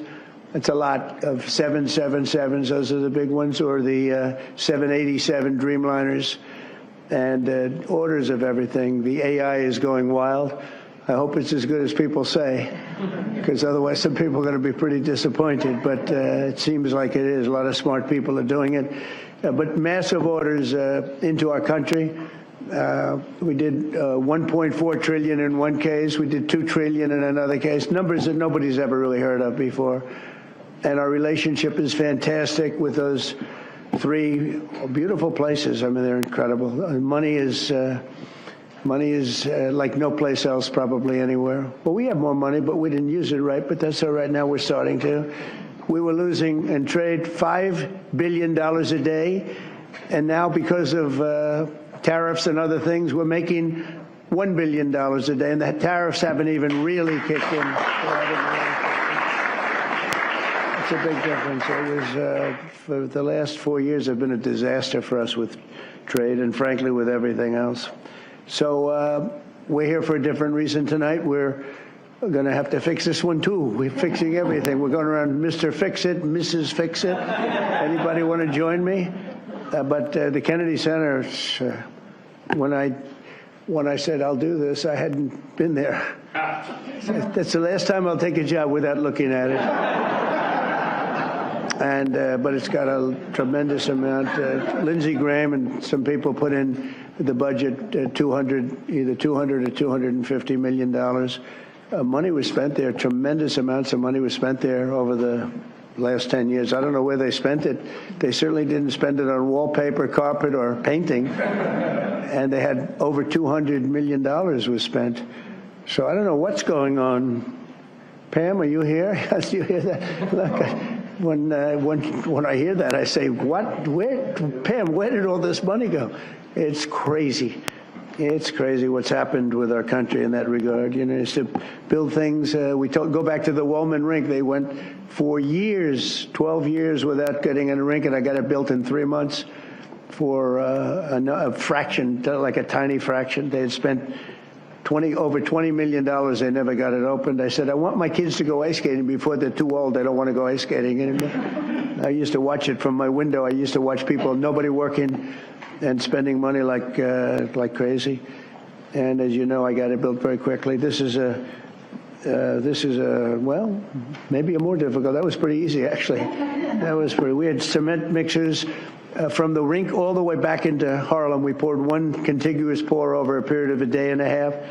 You know, they would pour a little section, then another little section. And when they put water, it all leaked, surprisingly, you know. So it was fun, but I love construction. That's, I guess, why I like this a little, because we're going to have to redo it. So I'm honored to welcome exceptionally talented and committed group of patriots. You're amazing people. This is an amazing board, I'll tell you. And I get so many calls from people, could I get on the board? You have a lot of people that are not so much in love with me right now because I couldn't get them on the board. But because the board is taken. But we're going to turn it around, and the Kennedy Center Board of Trustees, you're here, and in many cases you have your spouses. And I want to thank Rick Grinnell. Where's Rick? Where is Rick? Hello, Rick. He did a great job. He used to walk into the Justice Department with stuff under showing all the horrible things that had gone on in our country. He had a lot of courage. And he's going to be with me for a long time, different things. He seems to be a troubleshooter. I say, how about Kennedy Center? Let's fix that one up. And tremendous strides have been made. You'll be hearing about that in a second. But I want to thank the entire board for the incredible work and all the fundraising efforts. We're going to raise some funds, but we're getting a lot of funds also from Congress because they want to see this thing good. You know, we have the 250th year anniversary coming up, and this building is going to be a primary focus in D.C. And it's got the potential for greatness. If it didn't, I wouldn't have done it. But it has a great plan. It's got great sound. It's got a lot of things that, you know, if you don't have good sound, you can forget it. You're never going to. They've been trying to do things over at Lincoln Center. All my life I've been watching. They rip it down, build it up, rip it down. You know, some of the greatest sound of buildings built in the 1850s out of pure marble. And you get up and you can just talk lightly and they hear you back 100 rows. But and if you don't have sound, I think there's a certain amount of luck. You hire sound engineers, they get a lot of money, and then you open the building and you can't hear anything. So we're going to do some good things, but the basics are there. The location is phenomenal. The importance of the building is phenomenal. And we'll have some very interesting plans. I always thought they should have built a beautiful performing center, open air, facing out over the Potomac. They didn't do that. They built these crazy rooms underneath. They built 3 tiny little stages, very expensive. Someday maybe somebody will occupy one. They're underground. In fact, when I looked from a distance, you know, you see these like hubs, concrete hubs. And I thought it was modern art, you know. Well, here we go with the modern art blocking everybody's view. And when I actually went over there, I said, no, it wasn't modern art. It was meant for a door to be in, so you go down to these rooms. So I don't know what the hell they were doing, but they spent a lot of money. And it's just not possible that they could have spent it so poorly. But we're going to turn it around. That's what I love doing. I love turning things around. Turnaround artist. I'm doing that with the country. Believe me, we're doing it. We're doing a job. We are hot. We are hot.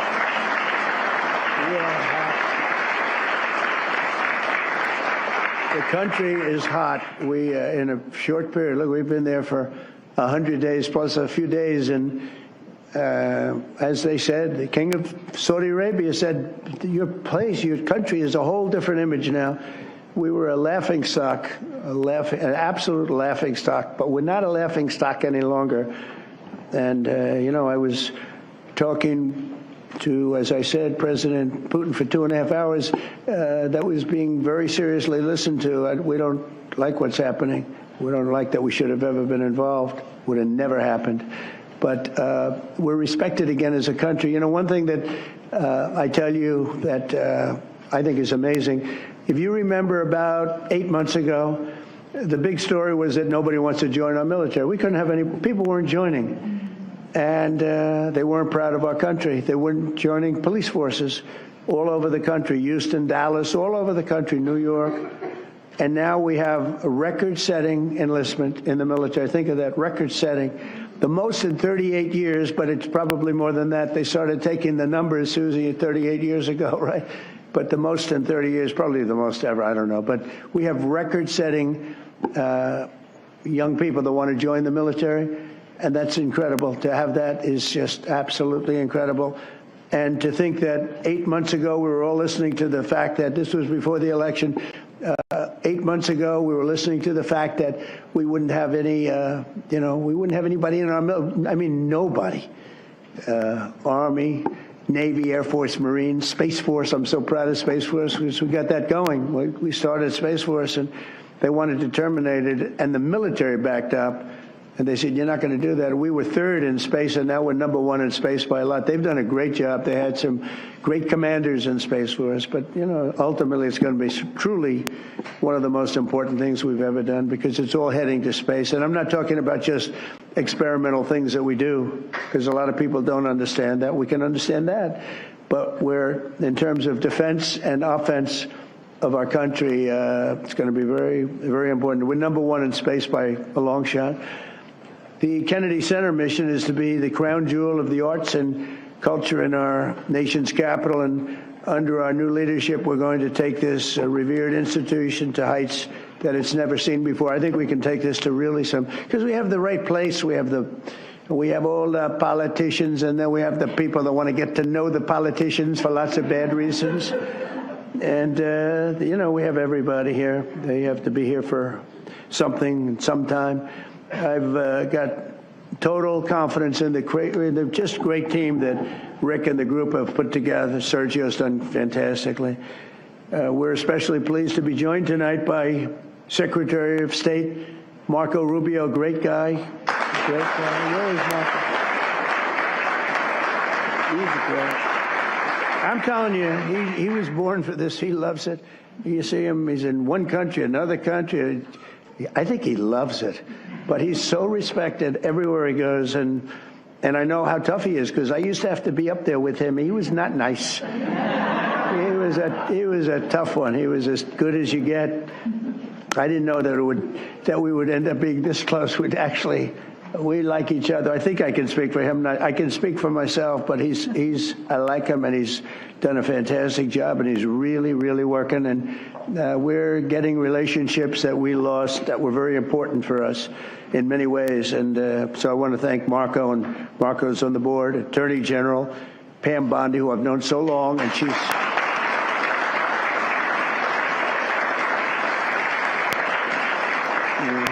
She's married to the best-looking guy in the room, I must admit. But she is the man. She has been amazing. She's so respected, and she's really delving into some tough territory. She sees what's happened and what's going to happen, and she knows before anybody else. She's just a fantastic person. She's got a great staff that's surrounding her, and I think she's just a star. But I've known that for a long time. I'm not surprised at all. So thank you very much, Pam, for the job you do. And by the way, she was the Attorney General of Florida, so she had plenty for a long time and never had a problem. There wasn't I can't remember a problem. And she kept everybody safe, and they felt very secure. Now she's doing it on an even bigger. Who would have thought it would have been a much bigger level, right? But she gets it. Secretary Howard Lutnick is here with his wife Allison, and he's right. He went with us to that incredible 4-day little journey that we had, and we saw some things that were incredible, but everybody respects him did a great job in business. He built a firm twice. You know, his firm was at the top of the World Trade Center when the planes hit, and he was amazing story. He was always Allison. Good job. You got him to take your boy, right? Years ago, on that horrible date, when you think of it. So Howard would always be. He was built Cantor Fitzgerald, and he built it in a very top firm. They had the top 3 floors of the World Trade Center, the building, the first building that was hit. And he was always there at 6 in the morning, 5:30 in the morning. You know, a lot of the stock guys, they have to do that. Someday you'll explain to me why. Probably insider trading, Pam. I don't know. It's probably. But whatever the hell reason, he was there always at 5:30 or 6 o'clock. And first time ever, like almost ever, his wife was after him for years to take their son to school. He was a young boy, very young, like early grades, and he would say, no, I can't. This was years after like 2 or 3 years of being harassed by Allison, who was very tough. A great wife, beautiful wife, but she's very, very tough. And finally, he did it. He took his boy, and it was on that day, and he dropped the boy off at 8:30 and started driving down the West Side Highway, and he would have been in that building, and every single person died in your firm. He had lost everybody. And with the exception of a few people in Europe and maybe a couple of other places, small, because they were all very New York-centric, and every single one of them died, including your brother. And what he did was incredible, actually. He rebuilt the firm. And he gave a percentage of it for years to the people, the families of the people that died. And the new firm became more successful than the old firm, using the same name, Cantor Fitzgerald, and he rebuilt it step by step by step. And I mean, to me, that's why I said I have to get this guy if I have a chance, if I ever do. And he was very happy. They were doing great. They were doing record business. But when I said, how about coming over to commerce, a little thing called commerce, and now I don't think you could ever go back into that world because it's so big. He and Scott are in charge of, along with others that are great, but they're in charge of the biggest deal ever made in history. It's the whole tariffs. We've taken in trillions of dollars, trillions. And we've been hurt very badly by other countries that did this to us for 20, 25 years. They were taking advantage of us. We never did anything. But now we're doing it to them, and fairly, I'll tell you what, modestly.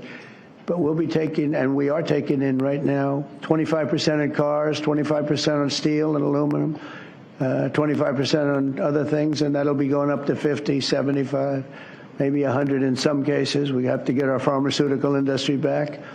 And once we establish that in another couple of weeks, it'll start roaring back. It's already roaring back because they know we're doing it. And it's really been, you've done a great job. But he said to me the other day, this is so big. These numbers are big. Cantor Fitzgerald doesn't look so big anymore. We see numbers we talk in the trillions now. Think of it, $5.1 trillion. Nobody talks, but we're talking big numbers, and he's doing a great job. He did a great job before. Chief of Staff, Susie Welch, she's considered the most powerful woman anywhere in the world.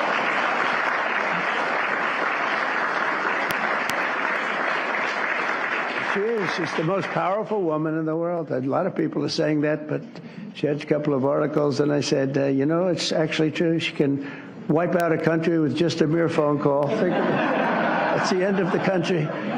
But she's great. She's been, I mean, I knew because we won Florida 3 times and won it.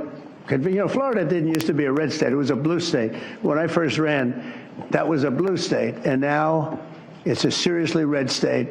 And it got more and more. And we're going to keep it that way. But Susie ran it. And we won by a landslide. And a Republican hadn't won. You know, you had a Democrat senator. You had 2 Democrat senators. But you had a Democrat governor. You had a lot of Democrats. And so we won in a landslide. I said, good. Then the next time I won again in a much bigger landslide. And anybody I endorsed also won. And I said, that's good. And then when it came time to do this, after the election was rigged, the second one was rigged, whether you like it or not, it was rigged like nobody's ever seen. And now people are seeing it. Now people don't even fight me. You know, they used to say, sure, it's not really that nice to say. I'm an honest. It was rigged, and unfortunately, that's what happened. You look at some of the things that happened. All of these things would have never happened. But when it came time to thinking about doing it again, I didn't think I'd have to do that. I said, I think I'm going to take that woman, my friend now, but at the time I didn't know. Her father was Pat Summerall, who was a great football player, was probably a greater announcer for 28 years for the NFL. But that tells me, because I'm a big believer in the genes, person's genes. And Susie was, I said, let's use Susie. She did a great job in Florida for me twice. We beat every Democrat by numbers that they never saw before. I said, let's use, and she took over and she did great. Chris was fantastic, but she had a group of people that she brought with her. And there was no looking back. We started off leading by a lot, and it only got bigger and bigger and bigger. We had a couple of challenges that didn't work out too well. Worked out well for us, but Susie was fantastic. And now she's the chief of staff of the president, and she really makes it work. And she's the first woman, this is shocking to me, because, I thought we were beyond that. First woman chief of staff in the history of the country, right?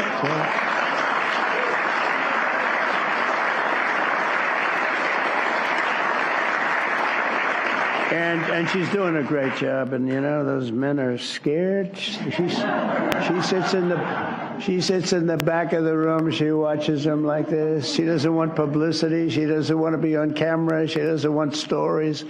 But they're up there yapping, and if they start yapping the wrong way, it's not pleasant for them. She's great. And we have a friend of mine, a man that I endorsed, and he proudly went through the roof, Jeff Landry, governor of Louisiana. Where's Did my endorsement mean much? When I endorsed you, he became a rocket ship, right? We avoided, say it? We won in the first round. Yeah, it was good. We didn't want to run. We didn't want to go a second round. He went up and won everything, and he's a great governor, great attorney general, great governor. So it's great to have you. And we have so many people here that we're not going to do that, but we may play around in a little while because we're going to have some fun tonight, and we'll talk about this, but we'll talk about other things. But we might talk about some of the questions you may have. We're looking to get the one great, big, beautiful bill. It will be the greatest tax cuts in history. If we don't get it, that means the Democrats will have stopped us, and that means people will get a 68% tax increase, the largest in history. And if we do get it, we're going to have the largest tax decrease in history. And all my life, I've watched politicians screaming, we will cut your taxes. This is the only group where they say, we're going to raise your taxes, and they think they're going to win. There's something wrong with them. I don't know what the hell is going on. We're going to raise your taxes. And people say, that's strange. I've never heard it before. When we took over in recent months, the Kennedy Center was in dire shape. As I saw on my tour a few weeks ago, the building is falling apart. I don't want to scare people. It's in fine shape, but it's falling apart. That means, we have to see, we have Les Mis. We're opening up with Les Mis and some other things. We have Mrs. Fisher here, and she said, what works? Anything Broadway. So we're signing Phantom of the Opera. We're signing a lot of great Broadway, and we'll have them run for a while. And I think you're going to do very well. But it's been neglected very badly, and it needs an infusion of different things, including probably funds. But I think we're going to do very well when we get some money from Congress to fix it, because it's so important. The previous leadership wasted millions and millions of dollars and handed us a budget deficit of $26 million. Can you believe that? In addition, the programming was out of control with rampant political propaganda, DEI, and inappropriate shows. We had some very inappropriate shows, to put it very nicely. They had dance parties for, quote, queer and trans youth. And I guess that's all right for certain people, quote, and I'm just quoting, I'm not saying it, queer and trans youth. That wasn't working out too well. They had a Marxist anti-police performance. And they had lesbian-only Shakespeare, which is different. Who thinks of these ideas, really? It's different. It's different. Oh, we're bringing our country back so fast. The military is so much better. Everything, it's just gone. They had people who were paying them $400,000 or $500,000 a year to teach DEI. Just 12 weeks, our new board has balanced the budget. Think of that in 2026 budget. That's a pretty good job you've done. So that's amazing. So the 2026, I told you it was 25 million under. It's balanced now for the fiscal year. Eliminated DEI initiatives in all cases, brought back family-friendly programming that will attract large audiences once again, and launched a plan to renovate the building and reclaim the grandeur as a landmark, a Washington landmark, which it always was. The Kennedy Center will also play an important role in our national celebration to commemorate the 250th anniversary of America's founding. So we have three really big. We have that. We have the 250th anniversary of America's founding. That's a big deal. And we have the Olympics, and we have the World Cup. And, you know, maybe I got lucky because I got the Olympics and I got the World Cup. I did nothing to help the 250th anniversary, because if I take credit for that one, then you'll say, I think he's exaggerating a little. But two of the three, I absolutely got the Olympics, I got the World Cup. And I said to myself when I got them, it was my first term I got them, President Obama would not take the calls from the Olympic Committee, refused to take the calls. And I think because he traveled to Oslo or wherever he went, and very far away, in order to get the Olympics, previous Olympics. And I said, well, that's great. That means we got it, because what president would travel to come in fourth place, which is what we came in, fourth place. And so he was so angry he wouldn't take the call. So I got a call from, at the time, the mayor of Los Angeles, that Los Angeles is not looking too good with what the water. We just sent so much water down their way, they didn't want to take it because it was bad for the environment. I said, no, water's good for the environment. If they would have had it when I told them to get it, they wouldn't have had the fires, or it would have been very small. But we took so much, and we were looking at the Olympics, we were looking at other things, and Obama went there, and all that travel, all that everything, and think, who would go there unless you know the answer? You have to know the answer. You can't be embarrassed as president. No president's ever done that.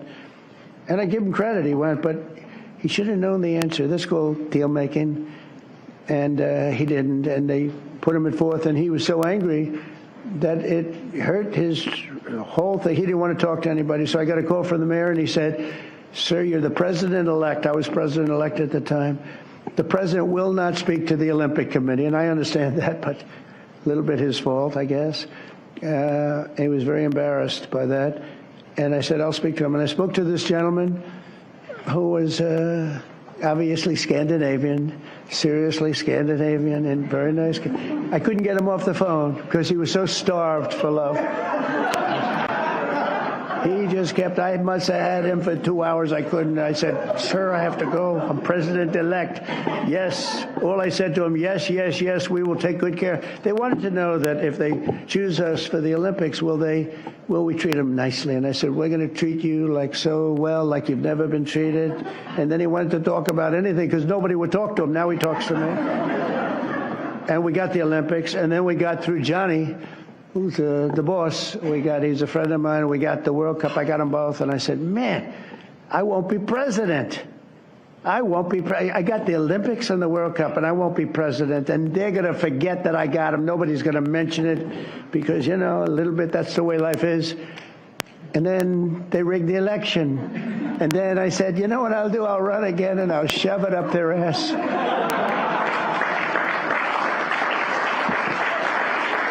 And that's what I did. And all of a sudden, I then realized, I said, you know what? I got the Olympics, I got the World Cup, and I got the 250th. Look at the way this works out. So if they would have left us alone and wouldn't have cheated on the election and wouldn't have rigged it, I would have been retired right now. I would have been happily doing something else. And instead, they have me for 4 more years. Can you believe it? Yeah. So it has been.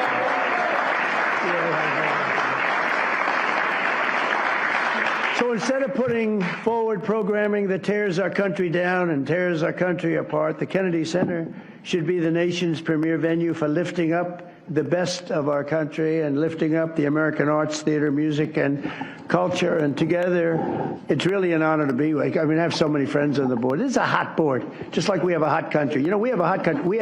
Our country was stone cold 8 months ago. It all began on November 5th. Does everybody know that was election day? And from that moment on, and then January 20th came, and what we've done, we have almost no inflation. Our energy prices are way down. Our gasoline costs are way down. Groceries are way down. Eggs. Remember, they hit me with eggs my first week. Sir, the fake news, those people right there, they're saying, sir, eggs have gone through the roof. They were doubling and tripling eggs. I said, I don't know what I've just got here. Excuse me. And through she's done a great job, Brooke Rollins, Secretary of Agriculture. Anyway, the prices came down. They didn't want us to, we had the egg roll here a couple of weeks ago for Easter. They didn't want us to order eggs. They wanted the eggs to be made out of plastic. They wanted plastic. I said, I'm not going to do that. But by the time it came around, the egg prices are way down. The groceries are way down. Everything is way down. We are just doing great. I mean, think of it, no inflation. And we're taking in billions, hundreds of billions of dollars in tariffs, which we never did before. We got a hot country right now. We have a country that people are proud to be a part of. So we're going to honor the legacy of President Kennedy, his great legacy, and we'll create the best and most beautiful home for the performing arts anywhere in the country and many other things also. I want to thank you again. We're going to have some fun working together. We're going to make this a fun project. That's what I thought until I walked into the building. I said, this won't be the fun I thought, but it is fun. I like to create. You like to create. Most of the people in the room like to create, just like Bob Kraft created the New England Patriots. He happens to be here. And he tells me he has a great new quarterback, so we're going to see. You know, a lot of people make that statement.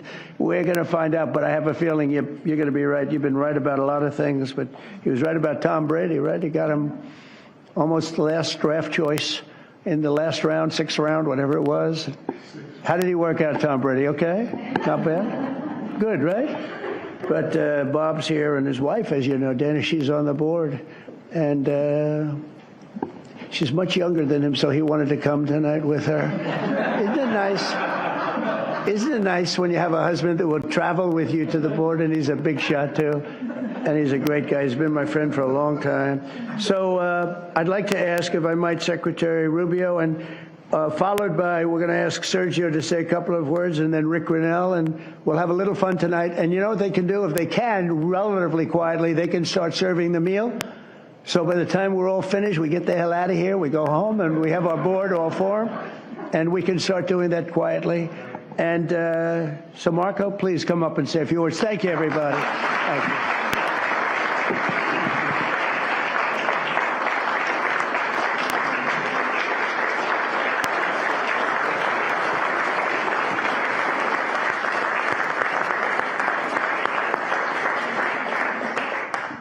Well, thank you all for being here tonight. It's an unusual day. You know, it's not often you wake up in the morning and your first meeting is with the Pope and your last meeting is a dinner with the President of the United States. That's a heck of a day.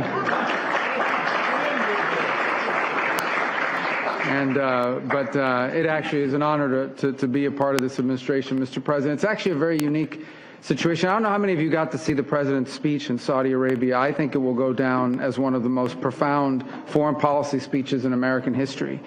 And where it outlined a vision for the future and a vision of prosperity. And I tell people, we have a president of peace. In fact, I'll tell you kind of an aside, one of the cardinals I was meeting with, Mr. President, the day before the papal mass said to me, you know, it's very unusual for us. It's, you know, we have an American president that wants peace, and it's some of the Europeans that are constantly talking about doing war stuff. So it's kind of the world's upside down in their mind right now. It's usually the other way around.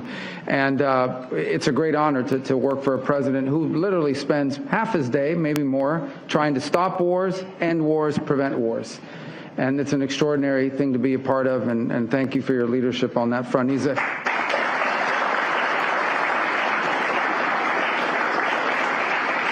a key part of the speech he gave, and I just summarize it this way. Our president is a builder, not a bomber. He wants to make things. He wants to build things. He wants people to have prosperity and to be happy. And frankly, he knows we have to have national defense because, of course, that's the world we live in. But I think one of the things that troubles him deeply is how much money has to be spent on some of his military and war, because it's just the way the nature of the world is. He'd much rather be spending growing the economy and doing the deals that we've seen, and he's trying to convince other countries of that as well. It's an honor to be a part of this tonight for a few moments, because you have an opportunity here. You know, the Kennedy Center is a showcase of American excellence in arts and culture, and that's what it needs to be again.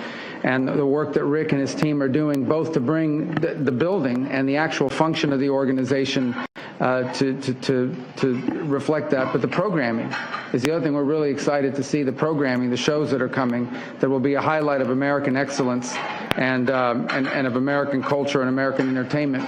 And just so you know the influence that American culture has around the world in a positive way, a few months ago, the president hosted the Prime Minister of Italy down in Florida, and her English is excellent, very good English. And I asked her, why is your English so good? How it was really good. You know what she said? You know where she learned English? Michael Jackson. Not from him, not like personally, he wasn't doing the lessons, from his music. But what it tells you is the impact that American culture has on the world in such a positive way, and it can have such an influence. And the Kennedy Center is a showcase for it. So we're excited to see what you're leading here, and all of you contributing towards that. And we're excited to see also the restoration of that building. That really should be a showcase and something that we're proud of. That when people come to Washington, when people come to America, they want to see the shows that reflect the greatness of our culture and society, and in a building run by an organization that is reflective of excellence as well. So it's an honor to be here tonight. I want to thank all of you for contributing to this, because it's important that this board and everyone that's involved in it, and Rick and his team, are doing a great job of making sure that your dollars and everything you've made possible will be well spent, so we'll have a treasure in our hands for future generations. I think, Sergio, you want to come up here now and tell us about Sergio Gore personnel.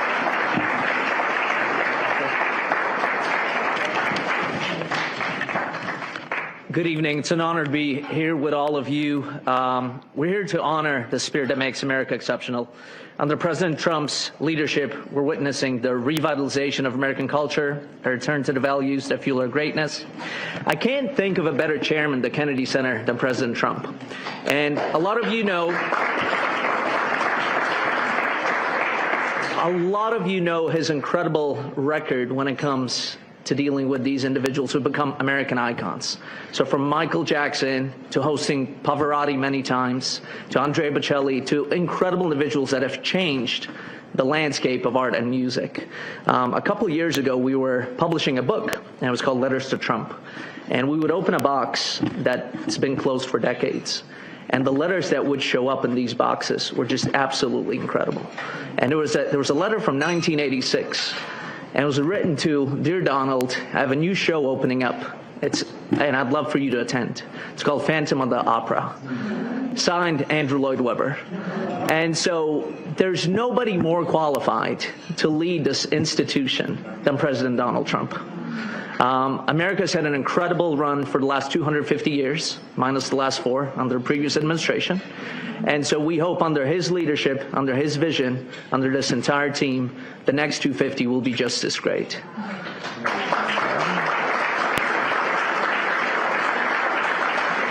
I want to thank all the individuals who have contributed to the Kennedy Center. Howard Lutnick, 7-figure donation, thank you. And we have a lot of other individuals who are looking to contribute. Anthony, you're nothing but cash, we know that. With that, I want to bring up our incredible director who's leading up the day-to-day activities of the Kennedy Center, Ambassador Rick Grinnell.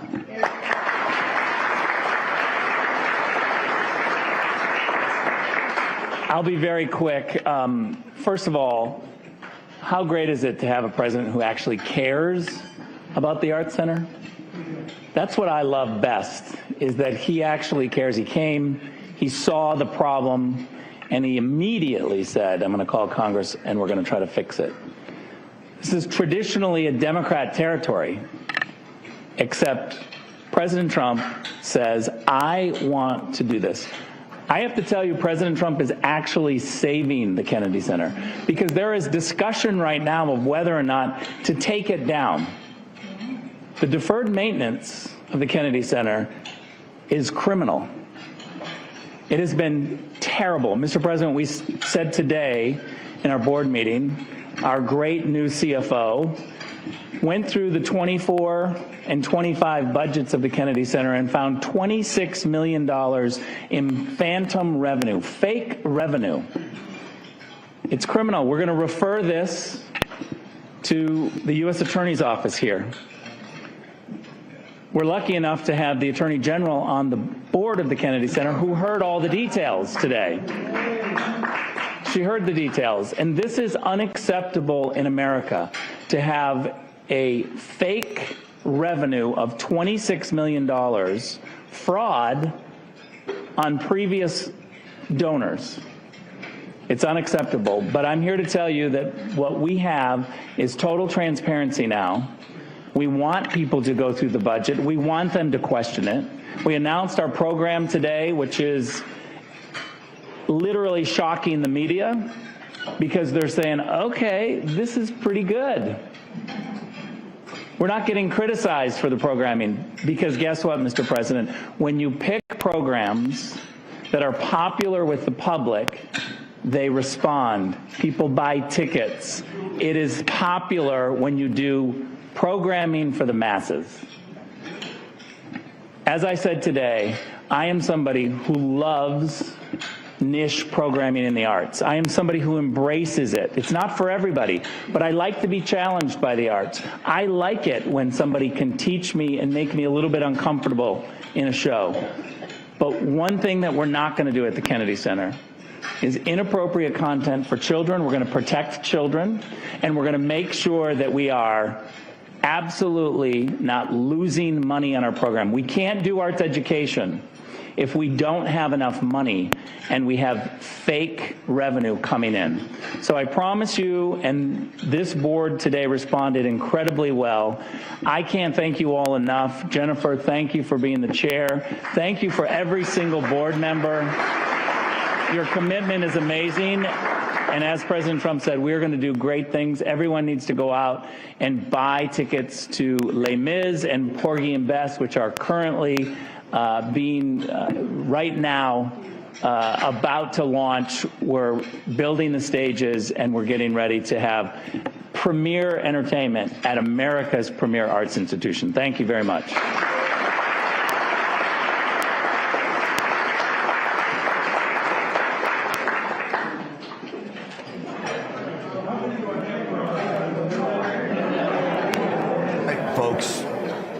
What you're looking at is the Kennedy Center board meeting where President Trump just finished up talking. And then, of course, you had Marco Rubio and Rick Grenell, all very powerful people in Washington. Rick Grenell breaking some news there, by the way.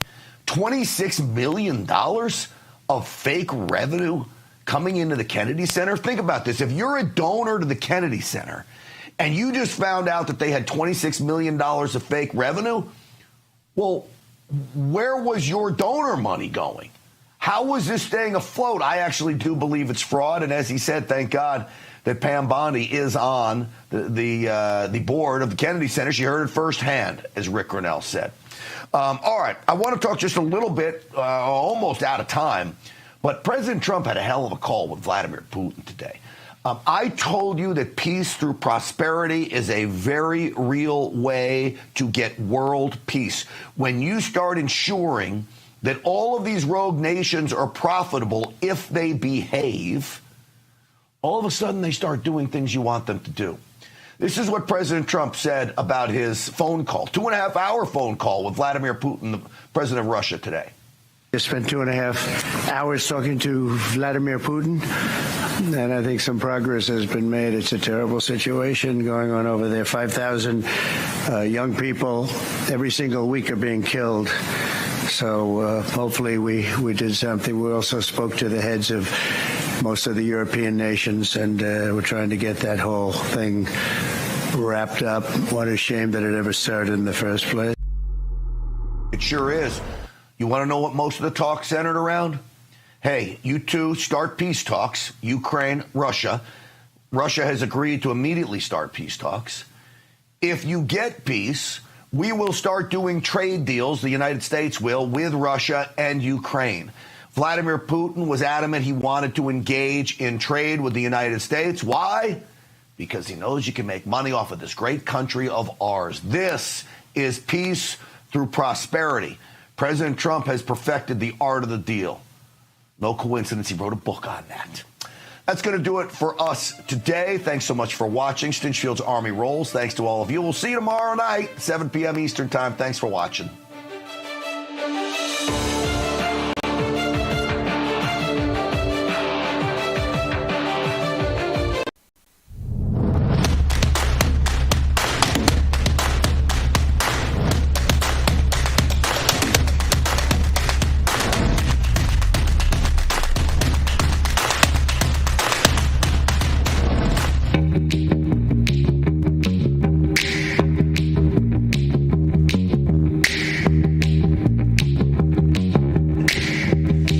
Live from Studio 6B on a Monday, May 19th. Glad you're in. Can't really hear anything.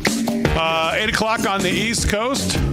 Live, Real America's Voice. Hope you had a great weekend, everybody. Hope you had a great Monday. Lots to talk about. Slick Rick's here. He's going to do sports. Slickster, how are you? I'm doing good, Big D.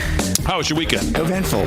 But it was good. Eventful? Very. Okay. Yep. No, I had a good weekend. Good time. Had to go to a couple of different events. And we saved a little baby bird. Believe it or not, the poor little bird landed on like one of those glue traps where people try to catch mice. Oh. And the poor bird, it was a dove actually, baby dove. He was in the middle of the street. Luckily, I stopped. He was in my neighborhood. Stopped. Of course, I had to call the wife, the bird expert. She's out there. She's pulling the bird's like wing, a leg out and wing. The hoof.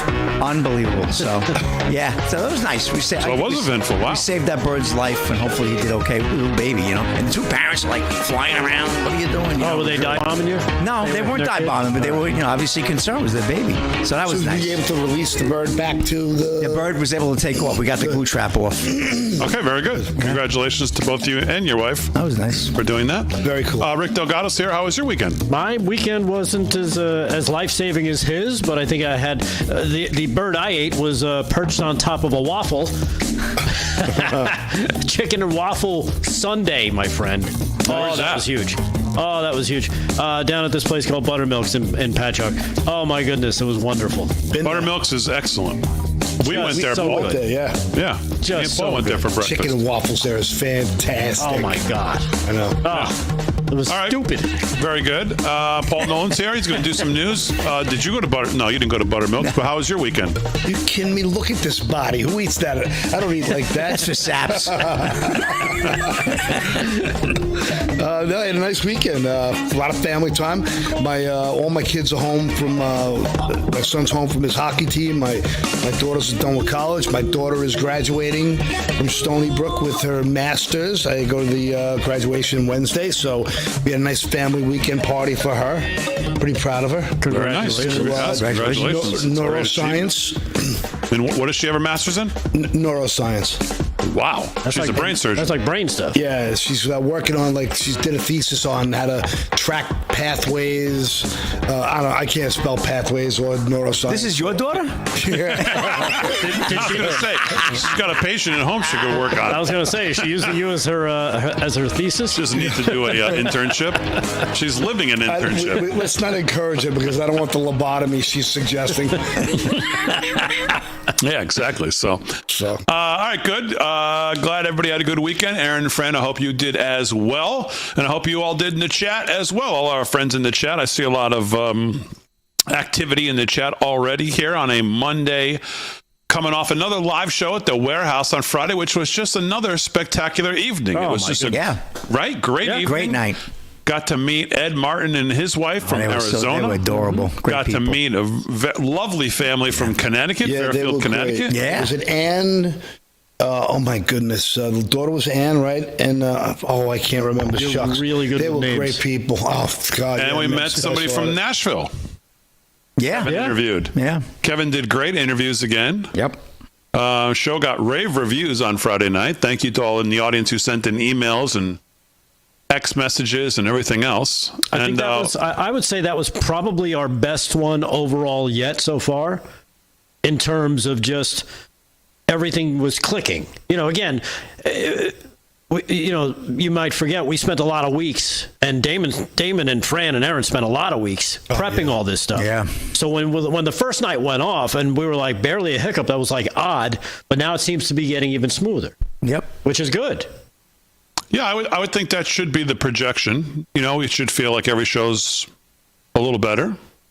But not to say the first two, I don't think we're bad at either. No, I didn't say that. No, I know you didn't. I didn't say you did. I'm just saying I think that's getting progressively better. I think, and that should be what we hopefully should expect. And I think, we still got some things we want to change, some things we want to change over at the warehouse.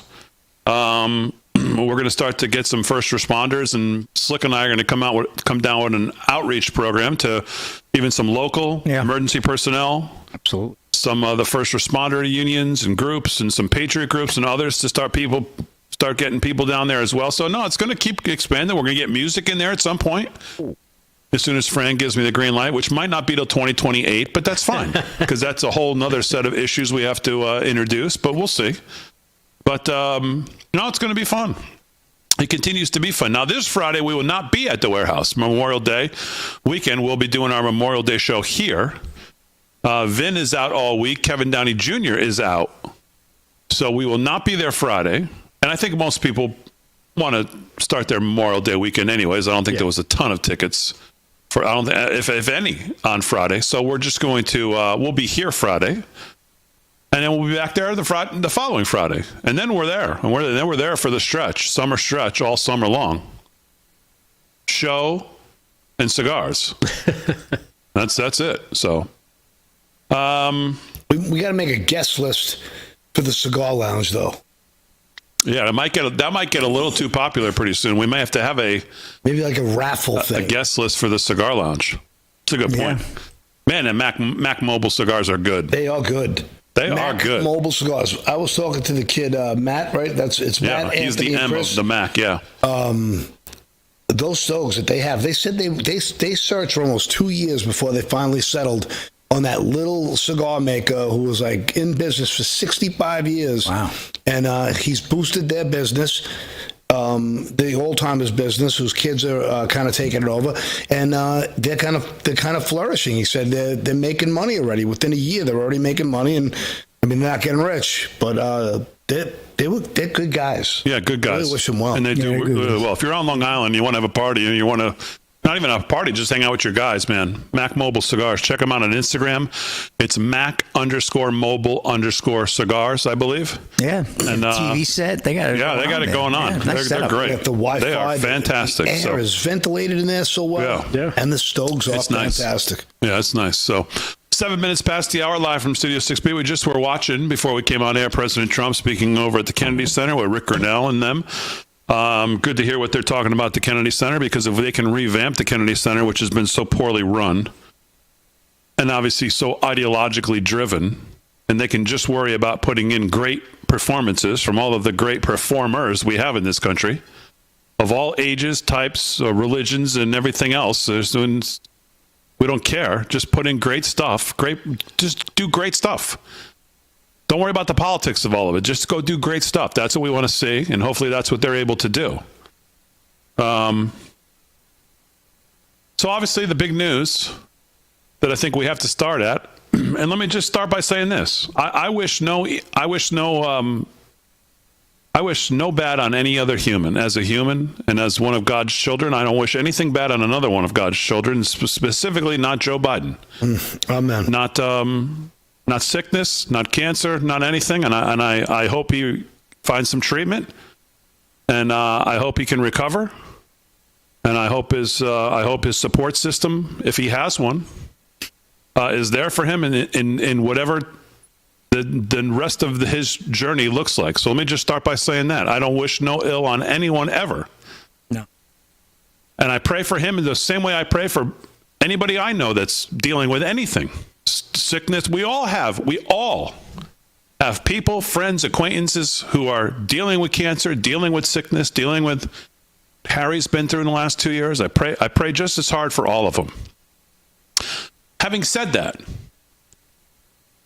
we are now seeing the plan come into more focus, and things this morning look much different than they did when we left the warehouse on Friday night. Mm-hmm. This administration, the Biden administration, all of his handlers, all those people, everybody around him, the media, his wife, his family, everybody in that administration has lied about Joe Biden. They lied and hid this cancer, just like they lied and hid his dementia. Their unbelievably devious, disgusting plan was to get him back in the White House. As I said this even before we knew this, they were going to go to any length to get him back in the White House and then have him immediately step aside. Yeah. So that her reign of terror could begin. So what we were seeing, now we know unequivocally that they were basically trying to engineer the first female president, all while trying to put the now current president in jail for the rest of his life. And the right-wing MAGA people are a threat to democracy. Okay. It's interesting. They have lied about everything. They have lied about COVID. They lied about mail-in ballots. They lied about Hunter Biden's laptop. They lied about the 2020 election. They lied about Joe Biden's brain. They lied about Joe Biden's speaking. They lied about Joe Biden's signing of documents. They've now lied about his cancer. These people are sick and evil and twisted, and they are only interested in what they can do to hold on to power. And that comes into full gleaming circle as you hear this announcement of Biden in this cancer, which he's probably had since he was in the vice presidential seat, if not, probably when he was vice president. Yeah. It's probably been a decade. That's what I've seen some doctors say, something like this that has gone that far. They're looking at 7 to 10 years that he's had it. Wow. And that's just, from doctors that have treated, patients like this throughout their careers. And think about how lied to we were by, especially like a guy like Jay Tapper or Tapeworm, whatever you call him, that parasite. He's coming out with his book, and he's the one who's like, he was scolding Lara Trump. Right. You're making fun of his stutter. How do you think a little boy feels if he has a stutter and you're making fun of him? Right. The gaslighting was relentless. He's the sharpest attacks. Everyone's saying sharpest attacks, the sharpest he's ever been. Right. Yeah. Okay. He was on his game. Yeah, right. The top of his game. That was it. The top of his game. That was a big one because and sharpest attack. A lot of people said top of his game. Tip. And it's just amazing because when you talk about Jake Tapper attacking Lara Trump, as he sits there and says, "How can you make a diagnosis? You're not a you don't need to be a doctor to diagnose somebody who's got dementia. You can kind of see it." Yeah. Let's revisit a couple things that, again, have a much different feel and look this morning. And I still don't think we know the full story. He clearly had this going on. He clearly has other stuff going on. Was his treatment for this affecting other things about him, or was his treatment for that affecting this? Who knows? But let's go back when we get back from the break and listen to Joe Biden in his own words. Mm-hmm. Talk about some of this, which at the time kind of went in, went out, but now sounds a whole lot different. Another one of his slips.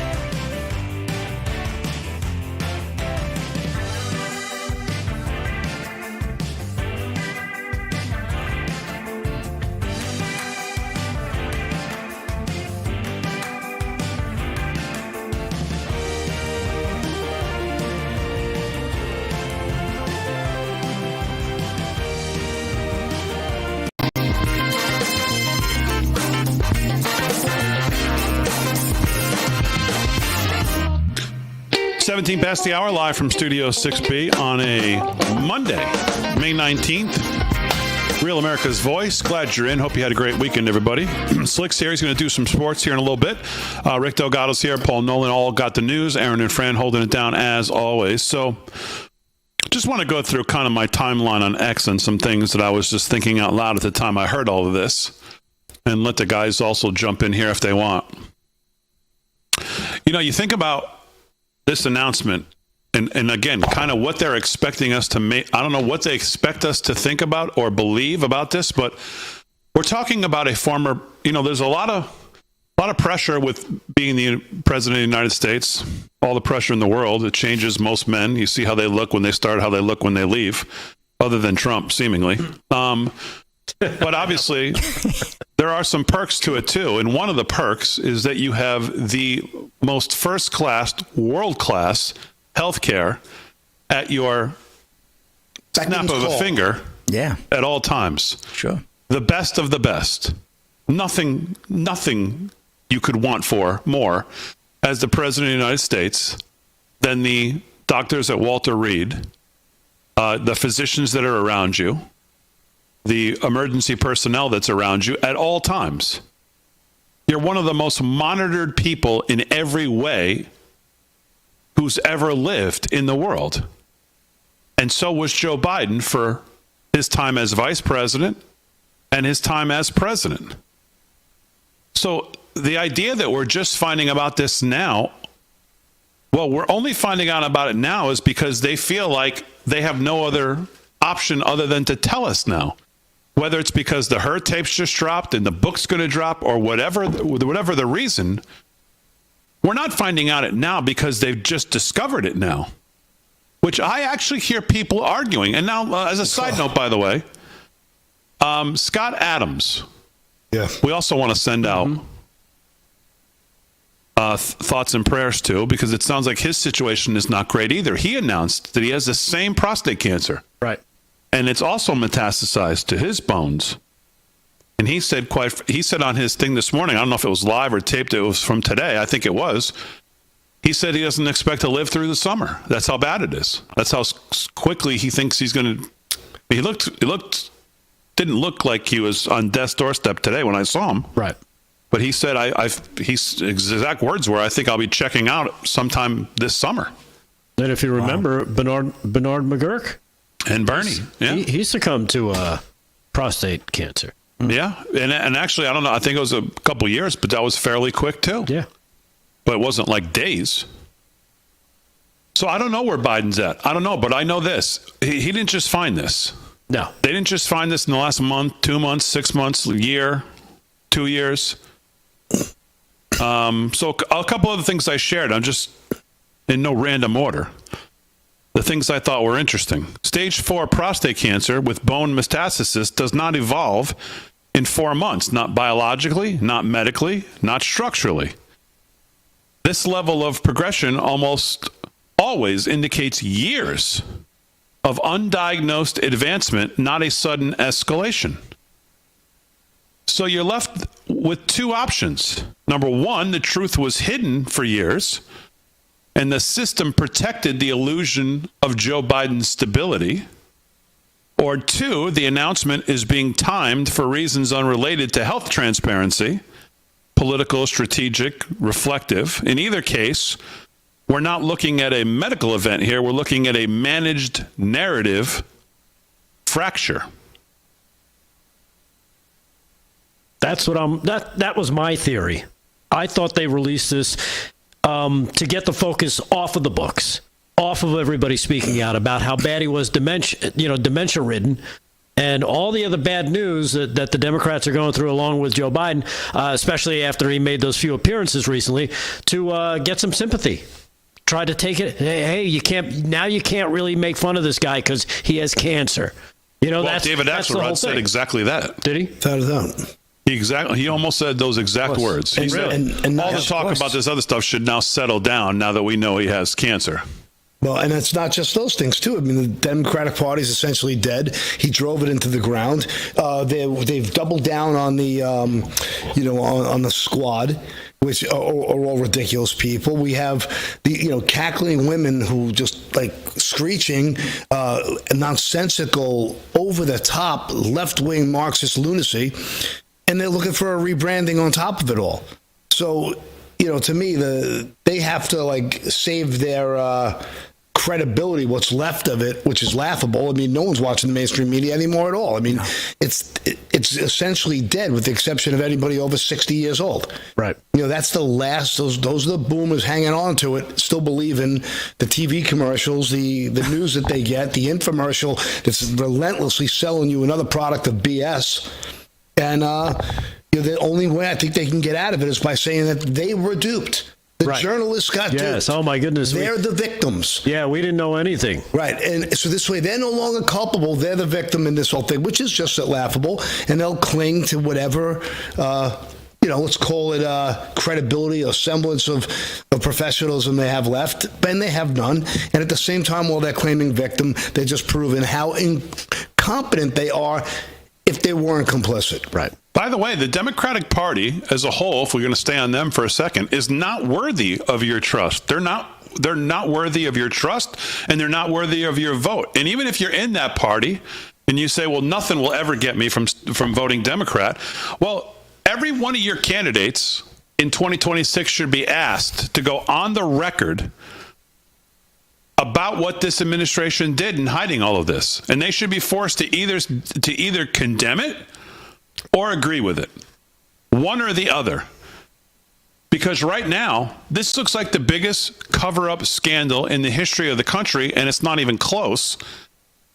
And every one of these people, number one, should be called in front of Congress, at the minimum, the people who are involved. But the voters themselves, I mean, I can't imagine that you don't have any interest in hearing from your candidates and whether they knew this, and whether they, now that they do know it, whether they agree with it. Right.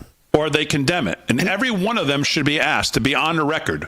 Yeah. Force them to either condemn it or agree with it. And there was no primaries. They eviscerated the entire democratic process while they knew this was going on. And it's not like we weren't given hints. We actually had hints. He told us. Right.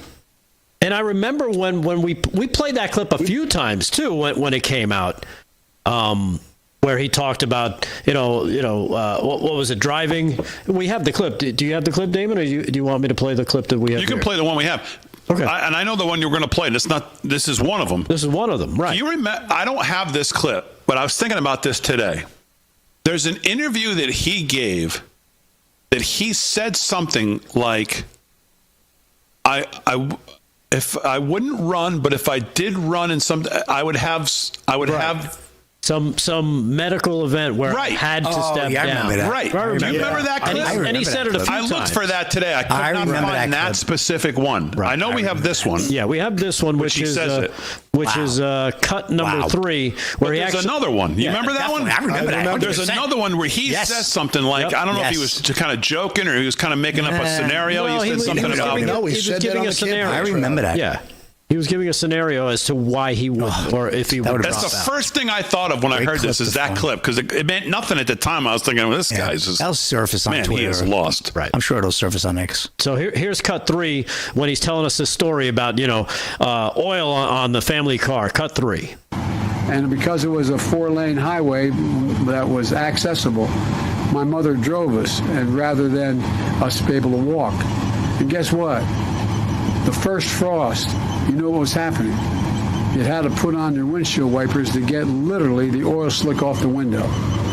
That's why I and so damn many other people I grew up have cancer. And why can't, for the longest time, Delaware had the highest cancer rate in the nation. Oh, there you go. There you go. But he was a pathological liar as well. That was a gaffe, we were told. Right. That was a gaffe, we were told. Yeah, you were told. But you never know. I mean, he lived in Budapest with the monks. Wow, the foothills of the Himalayas. Playing miniature golf. He invented the question mark.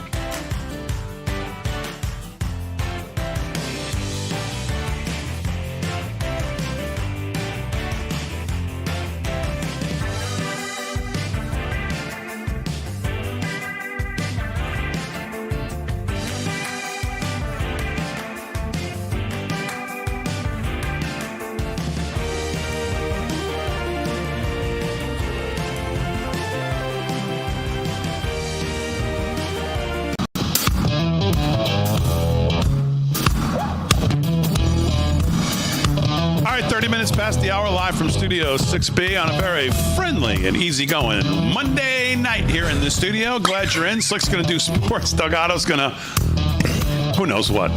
Lie about Dan Bongino and Cash Patel. I got you back in this segment. If you want to come to Okay, we'll get to that in a second. Paul's got his back. Shocker. Paul will have some news as well. And we'll talk more about Biden. I could talk about Biden the whole 2 hours and go back through some of these videos. But we can't do that. So let's do some sports. Sports is brought to you by Mike Lindell, MyPillow, mypillow.com/LFS6B. Slick Rick, you got sports. What's going on? All right, Big D. Well, the playoffs are all set in the NHL and the NBA. And tomorrow night we have action. We got the Florida Panthers taking on the Carolina Hurricanes. Game one, that'd be the defending Stanley Cup champion Florida Panthers. That is an 8 p.m. puck drop, again, in Carolina. Looking forward to that. And in the NBA, the West, OKC, the Thunder looked phenomenal yesterday with a blowout win to Denver. That game was over about midway through the third, similar to the Boston Knicks game on Friday night, right? The Knicks, that was a big blowout win for the Knicks as well. Knicks are taking on Indiana. That's Wednesday night opener. But tomorrow night, the Timberwolves are on the road to OKC. Game one, that is an 8:30 tip-off. Wow, great series as we're going to have. I cannot wait for that, man. And last night, obviously, Toronto got knocked off by Florida, so good stuff. The Dallas Stars are taking on the Edmonton Oilers. That'll round out the playoff games as well. That's a first game puck drop on Wednesday night. So just great sports coming up. And let's get to the Major League Baseball. Does hockey have the juice that it normally has, the playoffs? I don't feel it like I normally do. I mean, I'll be honest with you. I've been watching. It's been the best. It does for me. It does for me. That Dallas Stars was unbelievable. The Stars Winnipeg game was unbelievable. And the fans outside, I mean, thousands of people outside the arena doing block parties. I don't know, Big D. You just might not be the arena that you're in, but I got to tell you, it is hot. I got to be honest. I was so happy the free state of Florida beat the communists up in Toronto. Well, I know you love Tavares. He's I love seeing him lose. I love watching that. I can't believe he's still playing that. He's got a legacy in two places of being a slug. Yep. Good. He can't lose enough. Toronto, they choke. Unbelievable. But yeah, no, I think it does, Big D. And the game was televised on ABC. The game on Saturday night. I actually caught that. NBA, of course, we got the Knicks in there. I mean, you got the New York market. I mean, what's better than that? I mean, only L.A. comes close. I think the Knicks in the Garden, if they can pull it off, I just don't know if the Knicks can get by OKC. They looked awfully strong. Look like a good team. They can't get by OKC or Minnesota or Denver or anyone in the West. Denver's gone. But yeah, you're right. Yeah. I mean, I don't see Minnesota beaten. Minnesota can't play defense against OKC. I would like to see Minnesota win that, but I think OKC takes that series in 6. I think the Knicks do make it to the finals, but then I think it's over. I really do. But we'll see. Major League Baseball, here we go. Cubs 7-6 over the Marlins. Middle of the 6th. Bottom 7. Cincinnati Reds over the Pirates in Pittsburgh 2-1 there. Boston Red Sox over the Mets up in Fenway 3-1 top 6. Astros over the Rays 3-2 mid 6. Top 4 Brewers over the Orioles 3-1. Guardians trail the Twins 2-1 in a rain delay right now. White Sox getting blanked by the Mariners bottom 4th. Bottom 3 Cards 1-0 over the Tigers. Phillies and Rockies 8:40 first pitch. Royals and Giants 9:45. 10:05 Angels at the Athletics. Diamondbacks at Dodgers 10:10. Boy, with all those baseball teams, I think we need an expansion. And well, we got a big weekend. Did anybody catch the Preakness this weekend? Journalism mounts incredible comeback to win 150th Preakness Stakes. This is Nathan Ackerman of NBC Sports. Seemingly down and out for much of the 150th Preakness pre-race favorite. Journalism pulled off a furious, shocking comeback down the stretch to win at Pimlico Racecourse on Saturday. Journalism started well immediately out of the gate, but it was clever again. The number 2 favorite before the race and long shot Kosker setting the pace with Journalism hanging out in the 6th for over half the track. But Journalism's story had yet to be written. I like that one. Ridden by jockey Umberto Rispoli, the Kentucky Derby runner-up turned on the Jets late, overtook Kosker, who had seemed to pull away and charge in front in the closing moments. I still can't realize what this horse did today, Rispoli said after securing the first Triple Crown race win of his career in his Preakness debut. It's all about him. It's a pleasure, a privilege to ride a horse like him. I'm crying like a child. Trainer Michael McCarthy won his 2nd Triple Crown race, the first coming in 2021, also in the Preakness. And, Journalism just couldn't quite get done the first leg of the Triple Crown, because then Belmont would be very exciting next month when that happens. Was that one of the most incredible wins you've ever seen in your life? I mean, the way he barged through those, he was getting boxed out, and that was one of the most determined things I've ever seen a horse do in my life. That was fantastic.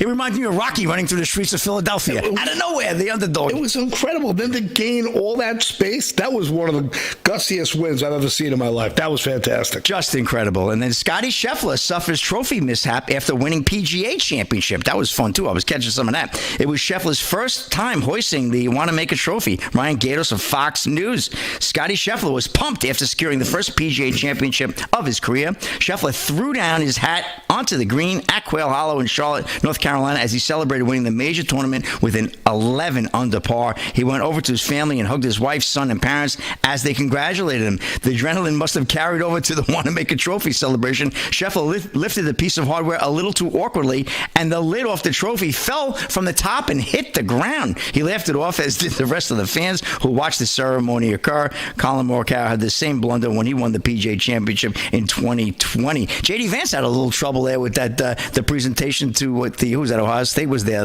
earlier this year at the White House. He grabbed the championship trophy and a piece of it fell off. They don't make these trophies like they used to, boys. And that's a wrap in sports. Big D, right back to you. That was his only oops of the whole weekend with the trophy mishap, because other than that, he was laser darted on. I mean, listen, he's not. I'm not going to make the Tiger Woods comparison, but Scotty does everything about the game of golf better than everybody else who plays the game of golf does it. He's so good. I mean, he's cool too. Again, yeah, he's a cool kid. He's not going to be. It's not Tiger 2000 and that stretch of just we've never seen anything like that. But man, I tell you, he is so good. It's scary. He's dynamite. Yeah, it's too early. He might. Get I mean, he's Tiger only 28. I was thinking about this. I didn't want to go. Sound like an absolute total fool like I do most of the time, but I was thinking, man, 28 in 3 majors, got 20 years. I mean, I don't think double digits, 10 is definitely, I think, on the table. Yeah. He's definitely entering his prime, right? What did Tiger get, 17? Yeah. No, Tiger, I think, Jack is 18. Tiger, I think, 13, I think. 13. I just watched the documentary, the Sunday to Remember, the Masters in 2019, where he made his comeback. So that was, I forgot how epic that was. It was epic. But, man, I bet double digits is on the table for this guy if he stays healthy and keeps playing like this. He's in his prime, right? He's coming into that man strength, but he's still a kid. I think he might win another one this year. He's awesome, man. He is so good. Unbelievable. All right. Sports brought to you by Mike Lindell and MyPillow, mypillow.com/LFS6B for all the best deals for this audience. And you can use code LFS6B if you're shopping there for whatever it is, birthdays, Father's Day, any other, it's got great stuff for anything. Sheets, pillows, slippers, whatever you need. Code LFS6B. We appreciate when you use it. Tiger has 15. Okay, thanks. Sorry. Jack has 18, and I think Scotty's going to be. If he gets to 10, it's still incredible. I mean, it's just incredible. 3 is already incredible. Yeah, 3 is incredible. Exactly. Let's do some news. News is brought to you by our friends at Eternal Lifecoin, eternallifecoin.com. Delgado's got it. What's going on? All right. I don't know where to start because there is so many things going on. But I guess maybe should we get back to President Biden's diagnosis? Yeah, sure. As President Trump weighed in on Monday, he slammed former President Joe Biden's staff in a comment to the press, accusing them of hiding their boss's cancer diagnosis. Biden's personal office Sunday revealed the former president was diagnosed with an aggressive form of prostate cancer that was spread to his bones, which they claim he only found out about last week, which is odd. Again, we've made mention. We played that one clip from 2022 where he mentions he has cancer. And then there's this report from CBS. I don't know if you guys caught this. And I remember this when it came out, but we never ended up talking about it because it was just kind of, I think there were bigger things going on. It was just kind of a weird thing that was said. But here is the president's brother, Frank Biden. Cut number 10. CBS does a report, and Frank Biden it's not drops the brother, this but it's hint. the reporter reporting on the brother. Right. About she's quoting what Frank Biden, the brother, said. Cut 10. Check this out. CBS News had a brief conversation with Frank Biden, one of President Biden's 2 younger brothers, and here's what he told us. He said, "I'm incredibly proud of my brother. Selfishly, I will have him back to enjoy whatever time we have left." Boom. Yeah, it doesn't mean Why at the would he time say you go, that? wait, what? Yeah. Meaning like, he's going to retire finally. He's 80. They've got whatever years left. That's what I was thinking at the time. Like he's old. I thought he was going to prison. You know what? That's, when I heard that, I was like, that's kind of a weird thing to say. That sounds like he's dying. But we never expanded on it. I never developed the theory on it. It just kind of it was a Biden. You figure, okay, they're kind of bumbling when they talk anyway. It probably runs in the family, right? Yeah, they're liars. Well, again, this is why Congress. I mean, as we said, they need to do something on many levels. They need to do something, but they need to do something with this. There needs to be some investigations of this, of the people that are around him. Every staffer needs to be put under oath and put into a hearing. Yeah. And I'll tell you this. The list of people who you go, man, that person is on the list of most evil. For me, Tony Fauci's at the top of my list. But the good old doctor, I think, is tied or running a very close second. Is Dr. Jill Biden. God almighty, can you be a more horrid person than this woman? What is her motivation? I mean, I guess just keeping the gravy train running or what? But I mean, she is power and status. That's the reason why she got her doctorate. She wanted to be referred to as a doctor. That's what she told Joe, and he told the story about it. So now I have to call her doctor because she says I have to. It's all about status with some of these people. Status and power. Ego's a hell of a drug. Yeah. They have purposely misled this country for at least 4 years. And those are the 4 we're focused on as for the 4 years of his presidency. But obviously it's you are generous. More than that. But the president's medical records are public records the last 4 years. Is Congress going to subpoena all those records? Are we going to talk to the doctors? Like, all of these people need to be put under oath because they've purposely misled you with either hiding this information. I mean, who knows what they've done to it? Fixed it, corrected it, lied about it, changed it. Who knows? Who knows what they've done?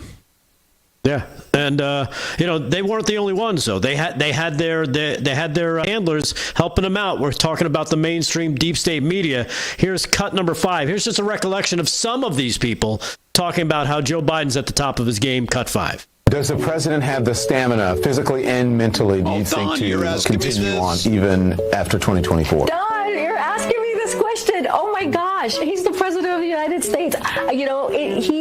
I can't even keep up with him. Right. The most difficult part about a meeting with President Biden is preparing for it. Of course. Because he is sharp, intensely probing, and detail-oriented. Sharp as a bull. Testify because I've been working very closely with this president for the past 2 years. I've been knowing him for 30 years. And I'm telling you, this guy's tough. He's smart. He's on his game. Joe Biden has vision. He has knowledge.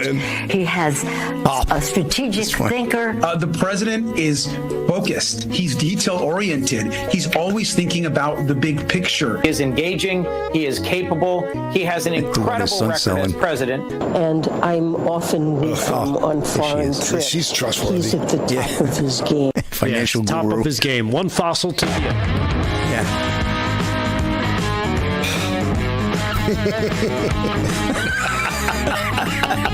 Can you say fake news? What else can you say? They said it. They're on TV. It's got to be true.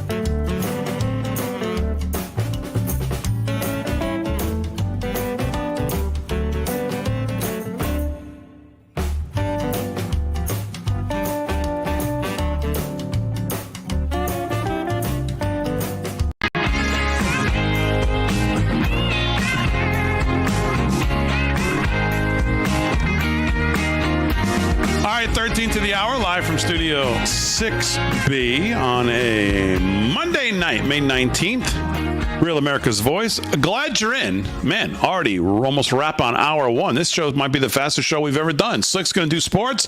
Delgado's going to do some more news. And what even is that? Coming up at the top of the hour, as I was just informed of this news. He doesn't pay attention. What even is that coming up at 9 p.m.? And he doesn't even fight it. He takes it like, yes, you're right, I don't pay attention. And he smiles. Look at that grin. What even is that coming up at 9 p.m.? So make sure you stay tuned for that. But right now, Paul Nolan's here. He's got some news as well on a Monday. And Mr. Nolan, what's going on? Well, my tinfoil hat had a great weekend. I got some stuff that went on. First things first, I think it's laughable. Anybody who thinks that it's not even a little bit odd that there's 170 deaths and suicides surrounding the Clintons. Could we all be real here? Let's just say a tenth of them was 17 would be a lot. I think the Bush family has like 35, which is absurd. This is at 170. Now, I don't know if you guys saw this over the weekend or not, but on Truth Social, Donald Trump had posted a video from a documentary talking about the Clinton body count. Now, I'd like to start there, Big D. Try not to roll your eyes too much. And Aaron, if you got that clip, I sent it to you. Can you play that for me? John F. Kennedy Jr. He was declared the front runner for the New York Senate seat back in 1999. Days later, his plane crashed into the Atlantic Ocean, and his rival, Hillary Clinton, was elected senator. Mary Mahoney was a Clinton White House intern. She knew enough of the inner workings of Bill's sexual advancements to be a star witness during the Clinton impeachment trials. She was brutally executed at a Starbucks she was managing in 1997. In 1993, White House counsel Vince Foster was found dead in Fort Marcy Park near D.C. He supposedly killed himself, and among a lengthy list of potential foul play, the bullet was never found. Then there's James McDougal, a key witness for White House prosecutors. He was serving his 3-year sentence for bank fraud at the Fort Worth Federal Medical Center in Texas.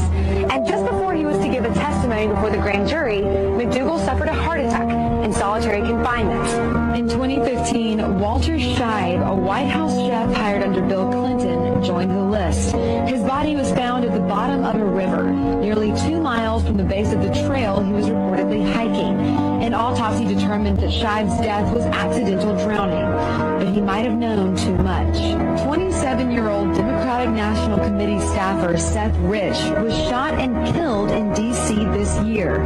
There is speculation that he was the source of the controversial leaked emails allegedly sent by DNC staffers, and that he may have been murdered in retaliation. Then Sean Lucas, the lead attorney in a fraud case against the DNC, was found lying on the bathroom floor by his girlfriend when she returned home on August 2nd. His death was reported classified, pending the results of an autopsy. So that's just a handful. And Trump put that out on Truth Social. And now, you think he's just trolling, Dave? Or do you think he's You just think he's trolling? Yeah, of course. That's it. Simple as that. And you think that's all coincidences, all people who have stuff on the Clintons. There's no way they're capable. Well, I know you're asking a different question. You just asked me. Okay, so then I think he's trolling her. Yeah. Do you think he believes it? No. Okay. Do you think the Clintons are capable of this kind of nefarious behavior? Yeah. Okay. Good. At least we're getting somewhere. You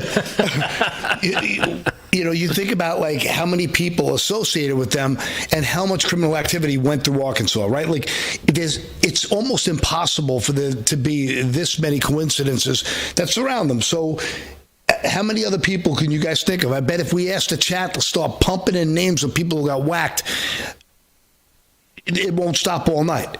So I don't know if you saw this or not, but in the White House press briefing room, Zero Hedge was in there, and they were kind of scoffed at by WAPO that it's just a conspiracy theory. There's a whole Wikipedia page about it, but I'd like your reaction to this.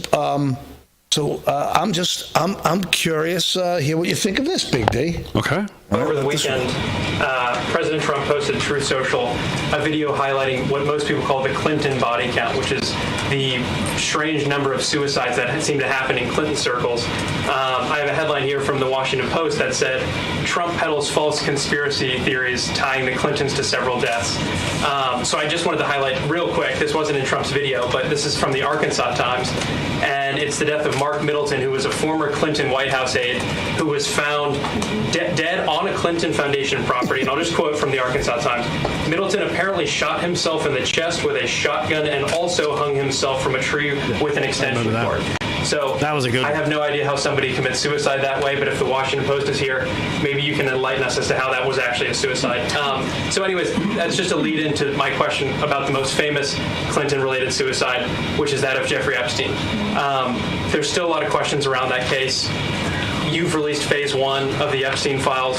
What was missing from that is any connection to his ties to intelligence agencies, and that's really the whole story, that not just trafficking young girls, but doing it on behalf of intelligence agencies, and even potentially as part of a blackmail ring with potential ties to the Israeli government. So for phase 2, when can we expect it? Will it have information pertaining to those aspects of the Epstein case? I know the Attorney General has committed to releasing those files. I would defer you to the Department of Justice on the timeline, but when she's made a promise in the past, she has kept it, and I'm certain that she will in this case as well. That's a non-answer.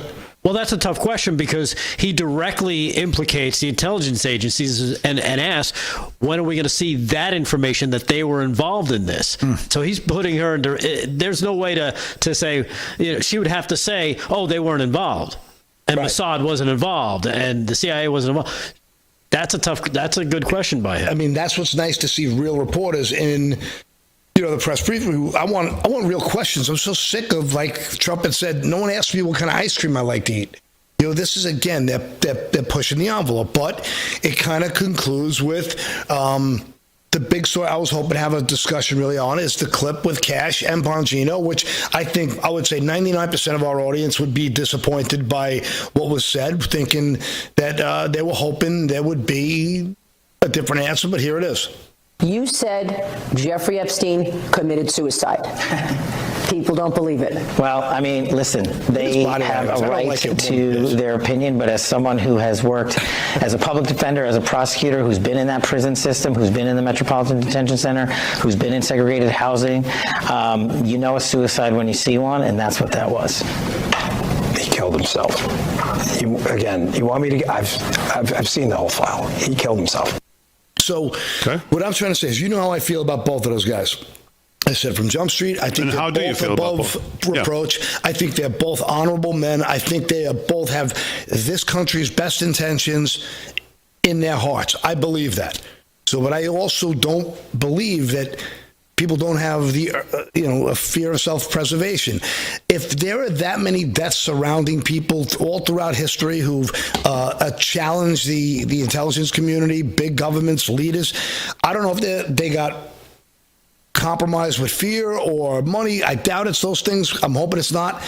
Maybe Epstein did just simply kill himself. I don't believe that. Does anyone in the audience believe that?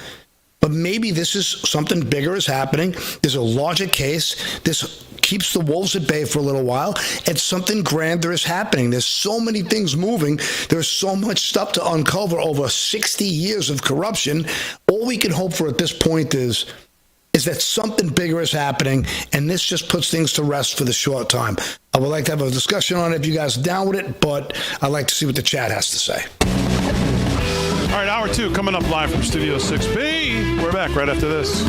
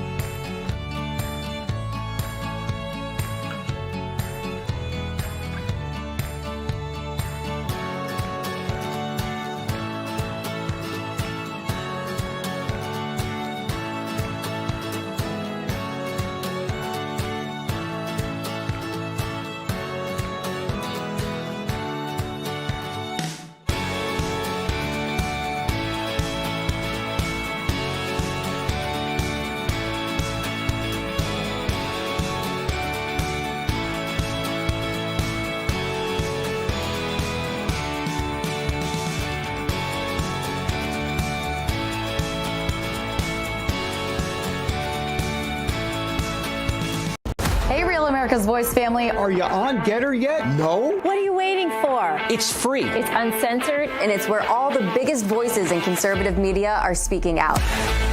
Download the Getter app right now. It's totally free. It's where I put up exclusively all of my content 24 hours a day. You want to know what Steve Bannon's thinking? Go to Getter. That's right. You can follow all of your favorites. Steve Bannon, Charlie Kirk, Jack Posobiec. And so many more. And the best part? You can watch Real America's Voice right there on Getter. Live. So join the conversation. Hop on the Getter chat room. Engage with patriots who are just like you. Good morning, Getter friends. We're breaking news, we're delivering the truth, and we're doing it on Getter every single day. So don't wait. Download the Getter app now. Sign up for free and be part of the movement. It isn't just an app. It isn't just a social media platform. It's a community.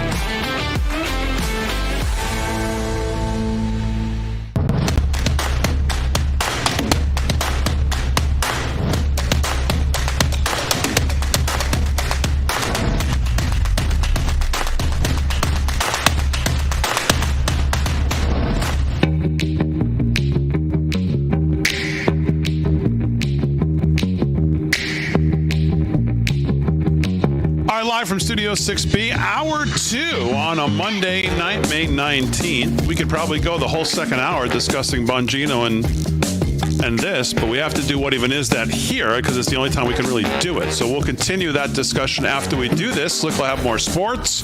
Delgado will have more news. Paul will have more news. Aaron and Fran holding it down as always. Of course, you to live from Studio 6B audience. We appreciate you giving us a few hours, weekdays, 8 to 10, right here, Real America's Voice. Make sure you head over to livefromstudio6b.com and sign up on all our social media at LFS6B, pretty much everywhere. Lots to get to in hour 2. We'll continue this discussion. I see people in the chat jumping in, wanting to tell me what a naive moron I am, and that's fine. Save that for us. You can continue to Breaking say news. that. You all must think that Bongino and Cash are lying too. That's fine. I don't think it's that linear or simple. Yes, I don't think so either. I don't think it's as simple as that. Okay, maybe it's not. Maybe it's not. We'll get into that, but right now, time for one of my new favorite segments here on the show.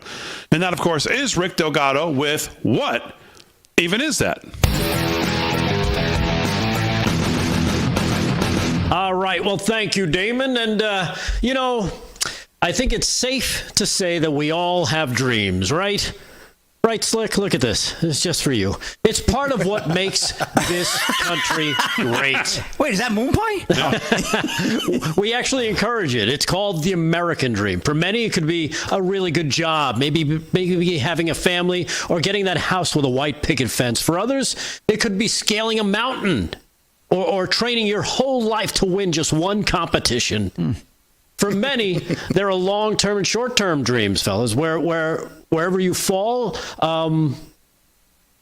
it depends on where you fall. It depends on whether the teleprompter's working or not. It really depends. Wherever you fall, I think you'd agree our country was founded on the idea of dare to dream. Okay. Right? Our founding fathers dared to dream of a country free from the tyranny of the King of England, and now here we are. Yes. A dream realized, really. But today, far too many of our fellow Americans are liberal, panty-waist, wacko Democrats whose only dream these days is a world without...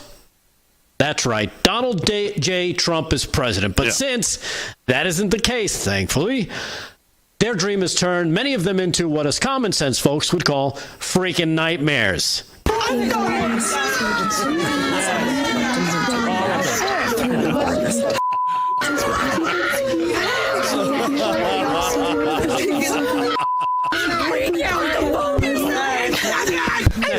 So much so that since Inauguration Day, Democrats seem hell-bent on making all of us just as miserable as they are. And how are they going to do that, you ask? I wrote a song about it, like the kid Here Go. Yes, that's right, Calhoun. These days, the Democrats are all about showing us, the normal, common-sense people in America, just how terrible they are, and they added a soundtrack. Oh, no. Very sick boy.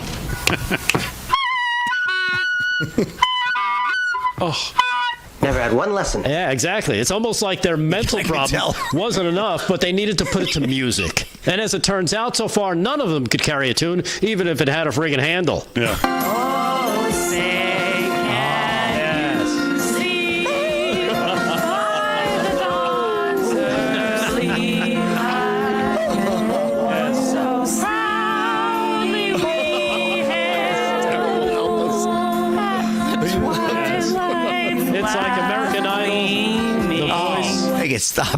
America's Got Talent had a Coke and whiskey fueled threesome and gave us American Democrat voices that ain't got no talent. Basically,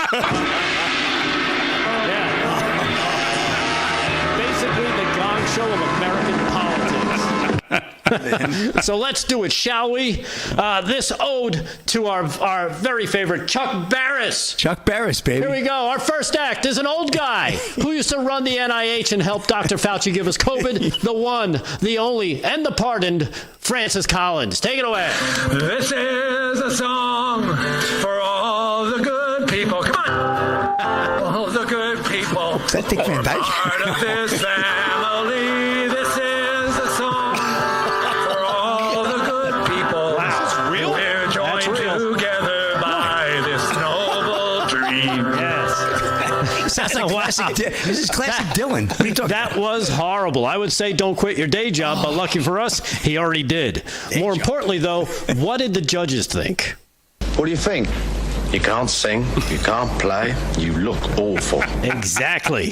But this special type of untalent isn't limited to former federal officials who have lost their freaking minds. Yeah. Look anywhere in the Democrat Party at that lunatic asylum they call the Democrat Party these days. You'll see that there is no talent anywhere. Yeah. Oh, which side are you on? Which side are you on? Which side are you on? Which side are you on? I think I'm going to be on the side of the road, vomiting after that. But more importantly, what do our judges think? That was terrible, horrendous. I'm offended. I'm appalled. Yes, we all are appalled, fellas. But don't worry. They're the best. Don't worry, there's more. Yes, David's more. favorite Muppets. Welcoming now to the steps of Washington, D.C. are these old deep state guys with their singers, the old crusty chicks. We will overcome. We will overcome. We will overcome. Yeah. Pitchy dog. That is bad. Wow, that is so awful. I hear they just got booked to sing backup for Bruce Springsteen on tour. Who signed them? Capitol Records behind them? But more importantly, what does our judge think? Man, you are one pathetic loser. Yes, they are. Words to live by, Lloyd. Yeah. But I think the one who really stole our hearts, everybody, was the doctor.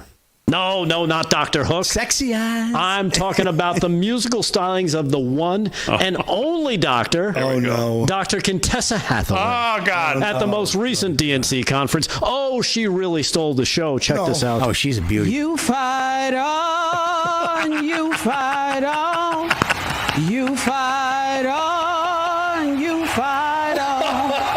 When your government is doing you wrong, you fight on, oh, you fight on. There you have it. Liberal Democrat jackknobs have terrible policy ideas. They love to support the criminals, and of course, they don't know what a woman is. But when it comes to singing, Fascism's got to go. We say no. We say no. We say no. We say no. Fascism's got to go. yeah, when it comes to singing, turns out they don't have any talent there either. Damon, What an idiot. Oh, what a loser. back to you. Broke spoke in the chat said his dog farts with more rhythm. Oh, my God. Oh, my God. That was fun. Oh, my God. That's one of my favorites ever. That was There you funny. go. All right, now we have to have a big mission. Everyone share it. Everyone comment on it. Oh, my And let's God. get you a viral That's one of my video, brother. favorite evers. Yeah, Can that was viral, all right. Wait, can we go? Get Can we the go back bucket. to the script for 1 second? Oh, my God. I don't have it. Oh, my God. What did you call the show? Oh. I have it here. Hold on. You know what part I'm talking about? Yes, about hold on. halfway through or Yes. something? You got no talent? No. After you said the threesome? If it was, yeah, if something happened with, you came up with a name there. Yes, I've got the name here. Hold on. Here's the script. What's the lead into it again? Hold on. All right, let me find it. It's like American Idol, The Voice, and America's Got Talent had a Coke and whiskey fueled threesome and gave us American Democrat voices that ain't got talent. It's a little long of a title. Oh, God. But it's a working title, It's David. a work in progress. It's a working title. We're spitballing. That is fantastic. That was great, man. They might make an acronym out of it. Abbreviate it. That was Delgado, that's one of my favorites ever, I think. Oh, that's because it's music. Great, dude. It's right up there with Salad Dodger. Oh, man, that was good. Well, thank you. All right, what even is that? 9 minutes past the hour. Let's do some sports since we didn't do any sports. Sports is brought to you by Mike Lindell, mypillow.com/LFS6B. Amirati, please tell Damon Trump is doing a law enforcement event live right now. Please show it. Well, we have not. That was earlier today, I believe. That was to the West Coast. That's not live. Yeah. So, all right, Slick, what's up in sports? All right, well, did you hear about Kid Rock's Rockin' Rodeo at AT&T Stadium Friday night? He performed a big concert beforehand at AT&T Stadium. Call if you can't win. In Arlington, Texas. This is Casey Albert of PBR, Pro Bowl Reuters. We got Arlington, Texas. At the second iteration of a Kid Rock Roll Friday night in Arlington, Texas, the Jokers rode in dominant form, winning 4 gold medals in round 1 before cementing their title as champions by winning 4 of the disciplines in the championship round. Under the leadership of world champions Sid Steiner and Joe Beaver, the Jokers won $500,000. Oh, Joe Beaver. There you go. The great Joe Beaver. You got it. The Jokers dominated the initial bracket competition, winning 4 goals and taking an early lead by claiming the first 2. In the bareback riding, Rocker Steiner dominated with a monster 90-point ride on Worth the Whiskey. I like that name. While in the saddle bronc riding, Brody Crest, the great Brody Crest, propelled the Jokers to their second gold medal with an 86-point ride on atop San Angelo Sam. The Jokers' final 2 gold medals were earned in team roping by Jade Corkle and Colby Lavelle, and in the steer wrestling by J.D. Struxness, another good one there, who posted a lightning fast 5.6 second time, Big D. Woof, that's a big one. Joining the Jokers in the championship round was the Convoy, which collected 3 gold medals, led by world champion Cody Ohl. The Convoy topped the leadership in the barrel racing courtesy of Jordan Briggs, love her, running along with Shelby Megan's 2.29 second breakaway effort, and Riley Webb's tie-down roping victory was a cut above the rest. As the championship round got underway, the Jokers jumped to an early lead when Paige Jones delivered a blazing fast run to win the barrel racing. The Convoy, however, quickly tied the score in the team roping with a winning from Dustin Exquisa and Levi Goodlord. You know Levi Goodlord there. They then pulled it to a 2-1 lead courtesy of a scorching run from Riley Webb in the tie-down roping. Dakota Eldridge battled in the steer wrestling to capture the Jokers' second discipline win in the championship round. So big one at the AT&T Stadium. Packed house, Big D. Plenty of Patriots in attendance. And Kid Rock, he opened up with a concert. I saw a clip of it. Unbelievable show. Place was absolutely rocking out of its mind. Good stuff there. And, well, real quick, FIFA players back probe into comments towards Angel Reese. This is Michael Verpi. I mean, this is the ESPN. dumbest thing I've ever heard. I know. This is the dumbest thing I've ever heard. I know. This is fake news, right? This is not fake news. No, this is ESPN. Well, it could be fake sometimes. Indiana Fever players spoke Monday after practice about the WNBA investigating allegations of hateful fan comments towards Chicago Sky player Angel Reese during Saturday's season opener for the teams. So, yeah, well... because she took a dive as some fake flagrant foul? That was a dive, I'll tell you that. With the one with Caitlin Clark, that was ridiculous. Yes, she's going out of her way to be as hateful as possible. Yes, you said that. You said a mouthful there. Absolutely right. I agree. All right, live from Studio 6B. We're back right after this.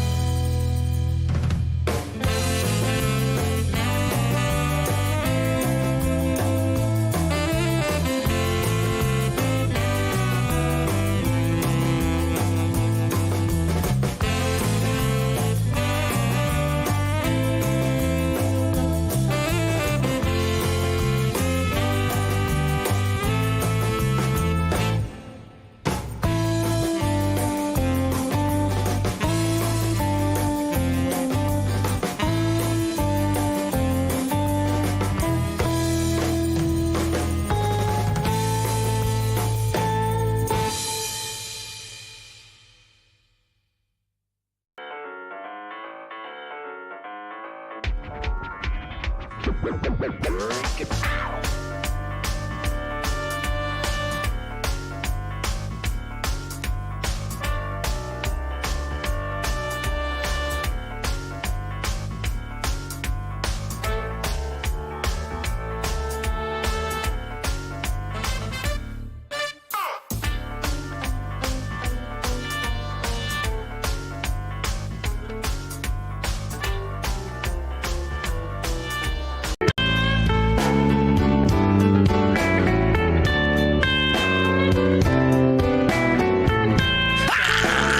like the blues. Taste the biscuit on the blues. Let me talk to you about our friends over at Tax Network USA. Tax day may have passed, but for millions of Americans, the real trouble is just beginning. If you missed the April 15th deadline or you still owe back taxes, the IRS is ramping up enforcement.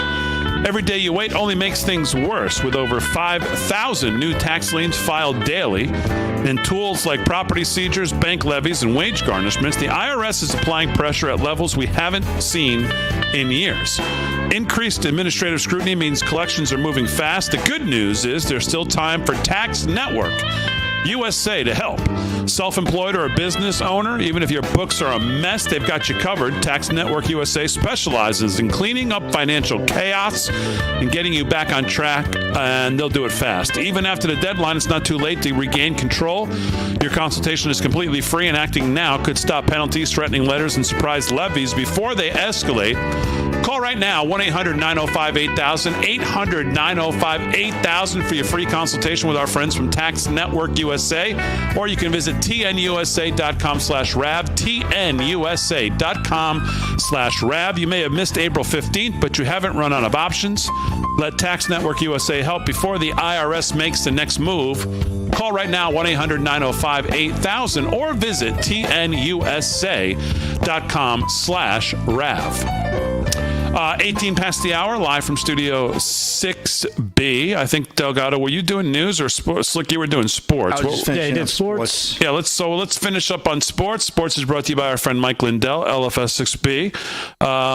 What else is going on in sports? So let's talk about that Angel Reese a little bit more. Dave Portnoy slams WNBA as league investigates hateful comments towards Angel Reese. WNBA opened an investigation on Sunday. Ryan Gatos of Fox News, Barstool Sports founder Dave Portnoy pushed back on allegations that hateful comments were reportedly made toward Angel Reese during the Chicago Sky's game against the Indiana Fever. The WNBA launched an investigation on Sunday. The remarks were allegedly made toward the second-year Sky star during Saturday's matchup. According to the Associated Press, the league said it strongly condemns racism, hate, and discrimination. No specifics were presented, and Portnoy cast doubt on whether the comments happened and speculated that internet trolls could have been behind it. Portnoy was at the game at the Gainbridge Fieldhouse and sat courtside in a Caitlin Clark jersey. Portnoy said in a video posted to his X account that the only hate he saw came from Reese against Clark after the Fever star hit Reese with a hard foul in the third quarter. Reese let Clark know emphatically that she did not like it. Clark was given a flagrant foul, but said there was no malicious intent behind it.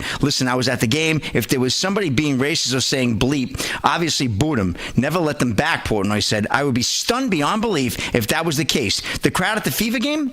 Little girls, families, ladies, nice crowd. Were we mad when Angel Reese attacked Caitlin Clark for no reason? Yeah. Did we boo her? Yeah. It's sports. Yeah. For the WNBA and now the Indiana Fever to issue statements, we're investigating unless something so preposterous happened that nobody in the stadium saw. There's not an ounce of proof. There's not a video of it. There's not a camera phone of it unless something happened, which I know it didn't, for them to acknowledge this and again kind of point Indiana Fever fans like by just saying we're investigating the hate. So he totally is debunking that. Dave Portnoy, pretty big name. The only hate and racism they should be investigated is Angel Reese herself. What are they talking about? As if this league doesn't have enough of a problem with its identity.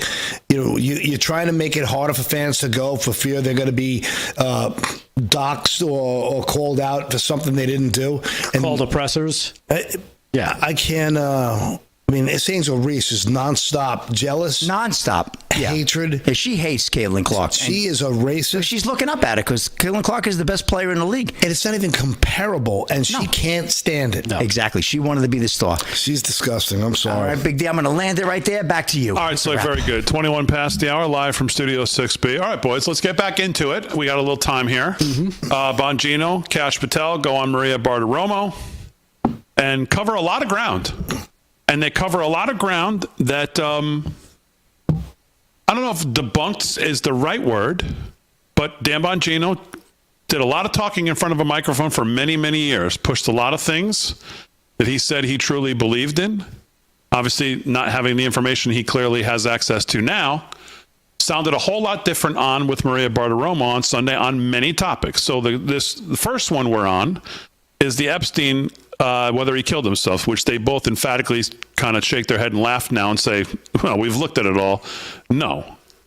And your guys say, well, I don't want to put words in your mouth. So what are you saying? They're not lying is too strong a word. What are you saying? Listen, I'm not saying anything. All I'm saying is I don't know if I think there's a lot going on here. What I'm trying to say is I think for the last, when was the CIA implemented? Like, look, let's be honest. I mean, from Operation Paperclip right through Timber Sycamore there's been a million crazy operations. The CIA has run this country now, and we know it. I think it's safe to say USA. But I'm asking specifically to their appearance on Maria. So they possibly could be threatened or compromised, and that could be something. Maybe Epstein did kill himself, and I'm dead wrong. Maybe he did. Maybe the cameras did just turn off. Maybe the giant financial gifts of those two cops were just an accident.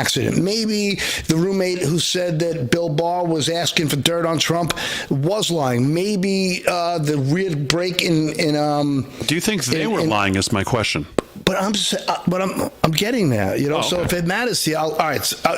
Yeah, I think they were lying. Okay, so if we're gonna try to get the short path. I guess you're gonna give me an A and B shot. Yeah, but I'd rather tell you in a nuanced way that I think that we have decades of people getting popped, whacked, suicided everywhere, and I think there's so many people who are so corrupt, so deep.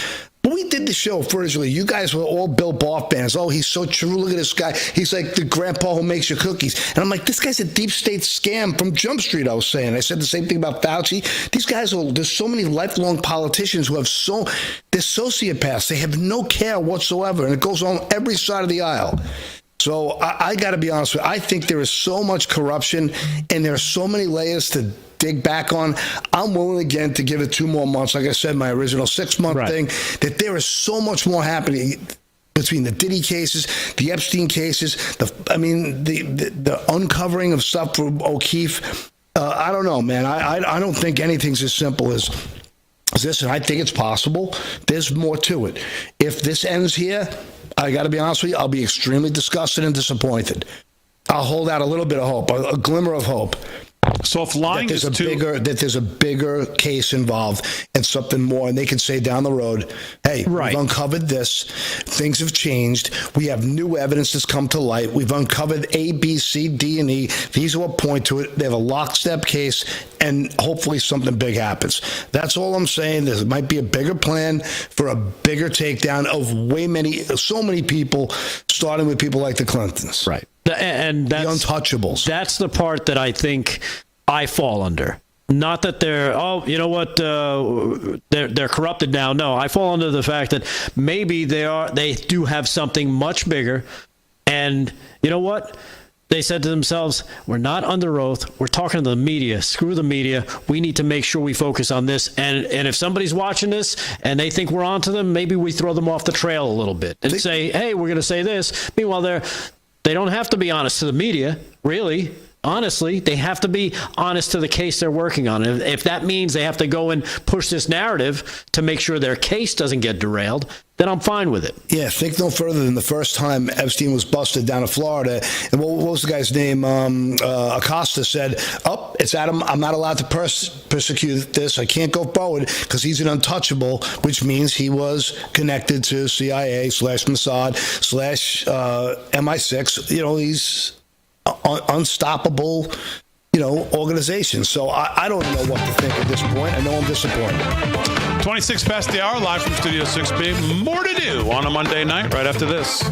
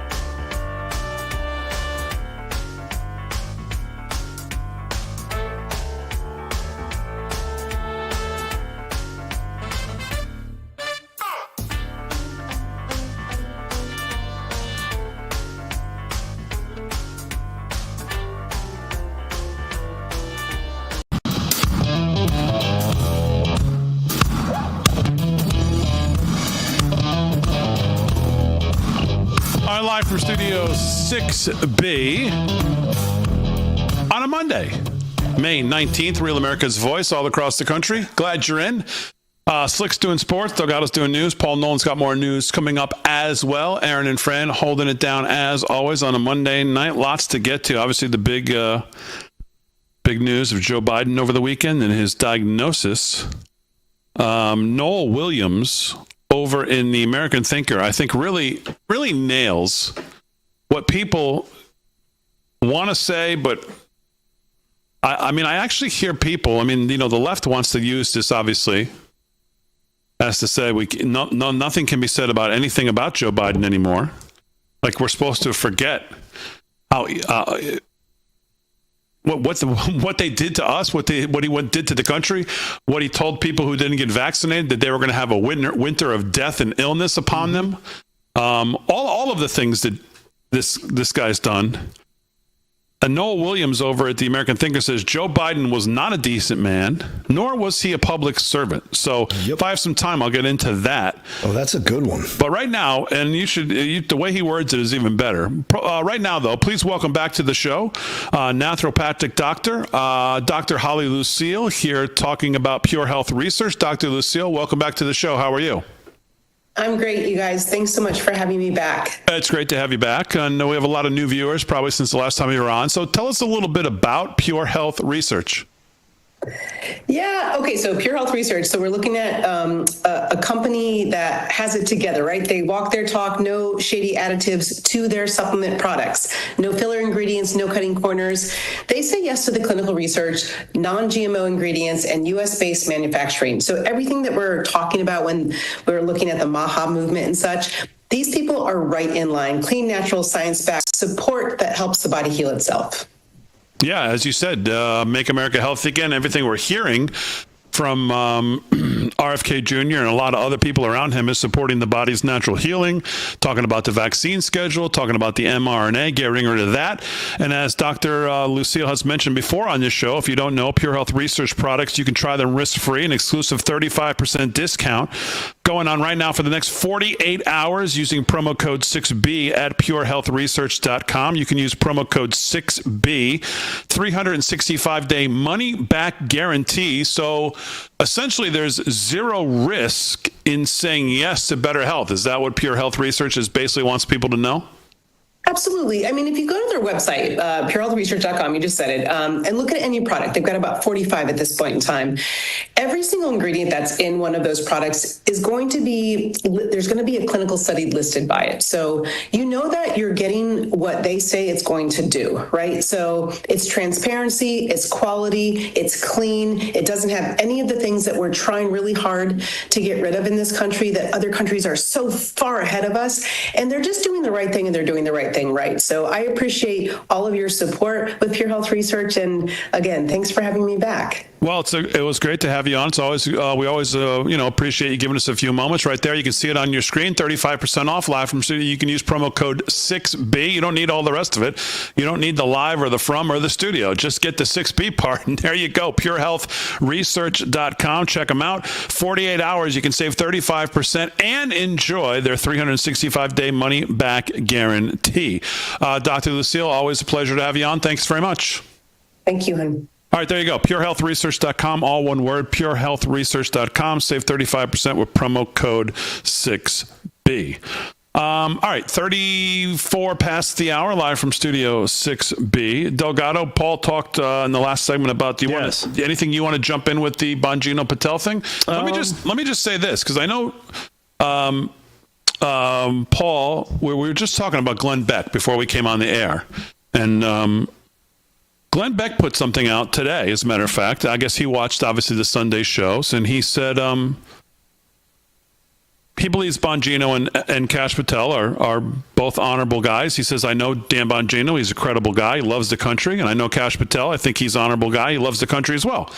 But in order for me to now believe Epstein killed himself, my suggestion of the FBI must produce, number one, a full unredacted forensic and autopsy report. Number two, the surveillance footage or sworn testimony from neutral parties confirming no foul play went down. Number three, the entire timeline of that camera, the video leading up to when it went out, the exact moment it turned off, why it broke, and why the most high-profile prisoner in America was removed from suicide watch just days before. Number four, most of all, what has changed Patel and Bongino's minds? I tend to believe them, Patel and Bongino. I don't believe there's some sort of conspiracy inside MAGA, but I also believe that Epstein didn't kill himself with a paper sheet. So show us the facts, restore trust. What do you think about that? I think that's a great statement.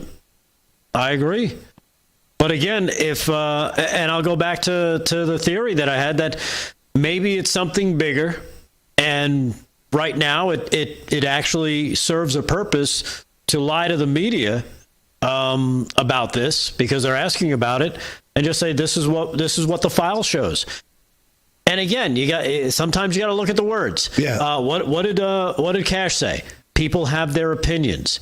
He didn't say those opinions are wrong. He said we believe he committed suicide. And they said they looked at the file. Right. They looked at the file. That's all. Things can change. Let's just hope it does. So according to the file, he killed himself. Okay. Technically, it's not a lie. I just want to know how many people here believe he actually killed himself. Do you believe he did?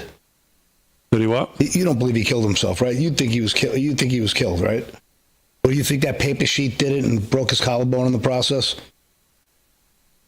Because he had a collarbone shatter that was not consistent with a self-inflicted wound. It was almost impossible. The cameras went out. I mean, I would tend to believe Bongino and Patel. Okay. All right. I mean, we sent them there because we said these are the guys that will give us transparency. So now if we're saying they're not giving us transparency, where does that leave us? It means we're dead. So you're right. So there's no difference between. There's no hope. No, again, you're missing. No. If he's saying, his question is, if those guys. If they can go there and then be compromised. If they're going there just to lie and be compromised, then it's like it's hopeless, it feels like. I understand that part. But I'm saying... You know, I've already said my theory, which you'll repeat. Right? We're on the same exact page. We're on the same part. That this could be part of something way bigger, grander. Way bigger. Of massive scope. And it serves the purpose. I say no. You know what? We've got to put this out there. We'll say it just like this. Nope, I've seen the file. He killed himself. Okay. You've seen the file. He killed himself. That's what the file says. Yeah. Okay. So you're repeating what the file says. You guys are and looking. Technically, he's not lying. Yeah, I would tend to believe them and leave it at that period. Although our friend Michael Knowles friend of the show, says, I don't personally know Kash Patel, but I do know Dan Bongino well. What he said doesn't mean Epstein was an intelligent asset. Alex Acosta reportedly said with certainty that he was. It doesn't mean Epstein wasn't allowed to kill himself, but I'm confident Dan wouldn't lie. And again, if he's saying the file says, I've seen the file, it says he killed himself, that's what he's saying. He's not lying. Exactly. Okay. There are ways around it. I get it. Okay. I understand. Well, everybody agrees with the two of you, so let's, I guess we'll find out, right? Yeah. But then again, how long do we give to find out? Everybody agrees with us, but let's be fair to your case of it. I have a truckload of confirmation bias on this because I've been looking into this kind of conspiracy stuff forever. This is the stuff that I've been like, for me since 2006. I've seen so many conspiracies. I've seen so much horror in the upper echelons and the private pockets of intelligence agencies, and these mercenary groups. Like you even said it yourself, right? The other day, you said you think James Comey was sending out a message for someone to take a pop at Trump again. Mm-hmm. And you think that, so if obviously you believe conspiracies exist, but I also know you don't think as many exist as I do. Correct. So I think that's a fair way of putting it. Yeah, sending out a picture of 8647, I think there's not a lot of gray area there. Well, is there a lot of gray area? As far as call to action is what I'm saying. Is there a lot of gray area when it comes to all the people who are on, the Kamala train were all connected to P. Diddy, and most of them were connected to Epstein in some way? And how many judges and politicians and CEOs have all been to the island, the ranch in New Mexico, the New York City, all these places, the endless amount of money, the endless resources. We're talking about billions and billions upon billions of dollars to wine and dine people into all kinds of compromising positions. So I don't know. Again, I think everybody's got points. They're making valid points. I don't know if I have any valid points. My only point is I believe Bongino and Patel, we sent them there because we thought these were the guys. I understand what you guys are saying. I guess what I'm saying is... Do you think they could be compromised with violence? No. Or their family could be? No. You don't think? No, I don't. Okay. I don't. Not Bongino, that's for sure. You don't think they're afraid for their family at all? I think they are just in the job. I think you naturally are, yes, but I don't think they could be blackmailed if what you're asking me. Well, unfortunately, I'm in agreement with you. I think they're both stand-up, honorable guys above reproach. Exactly. I do, but I'm hoping that this is part of Just move a chess piece here, sacrifice a pawn. Right, you guys think it's more 4D chess. I don't think 4D. I think it's regular 2D chess because I don't even know what 4D chess is. Yeah. I can't even play chess. That they're sacrificing that you have to read through the lines is what you guys are saying. Yeah. Like the greatest chess players can see what I bet your Fran would know, but I think the greatest chess players can like kind of calculate and quantify like 8 moves or 9 moves ahead. The average guy can do 2.5, 3.5, 4. You know, I think that's how it goes. I haven't played chess in almost 10 years, so I don't remember the. All right. All right, Delgado. What else is going on in the news? All right. Well, you know what? We don't have a lot of time, but I did want to get this one in. One of our favorites over at CNN, Scott Jennings. You're talking about the lies. Here he is, cut number 6, talking about the big lies coming from, look at everybody on the Democrat side, all the politicians, everybody in the media who said, hey, if anybody says anything bad about Joe, we got to kill that narrative. Well, that was the big lie, according to Scott Jennings. Cut 6, check it out. If I had a nickel for every time I had heard an anchor or a fellow commentator use the phrase, the big lie, after the 2020 election, I'd be a rich man. But I wonder what they have to say for themselves now about the lies that we were told about Joe Biden. Oh, behind closed doors, he's fine. He's riding unicycles and juggling knives and doing trigonometry blindfolded. That he wasn't doing. He's good. What would they say about the enormous conspiracy that was required to cover up this impairment? What would they say about the coordinated smear campaign against anyone who dared question it? And what would they say about the clear fact that unelected people were making decisions in a constitutional republic in the name of a president who had no idea what was going on?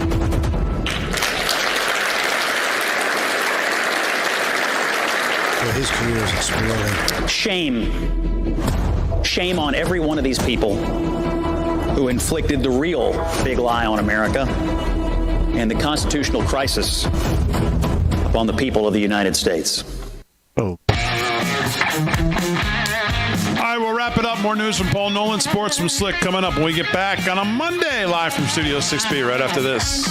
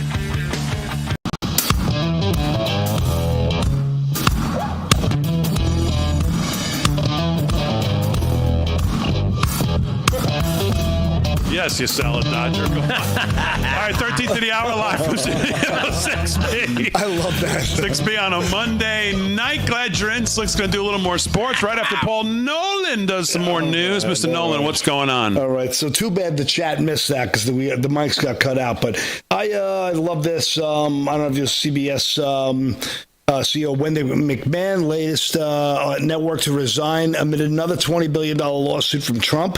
She said it's time to move on, for this organization to move on with new leadership. It's amazing when these people are told, okay, listen, going forward, you're not going to be able to just blatantly lie. All right, I quit.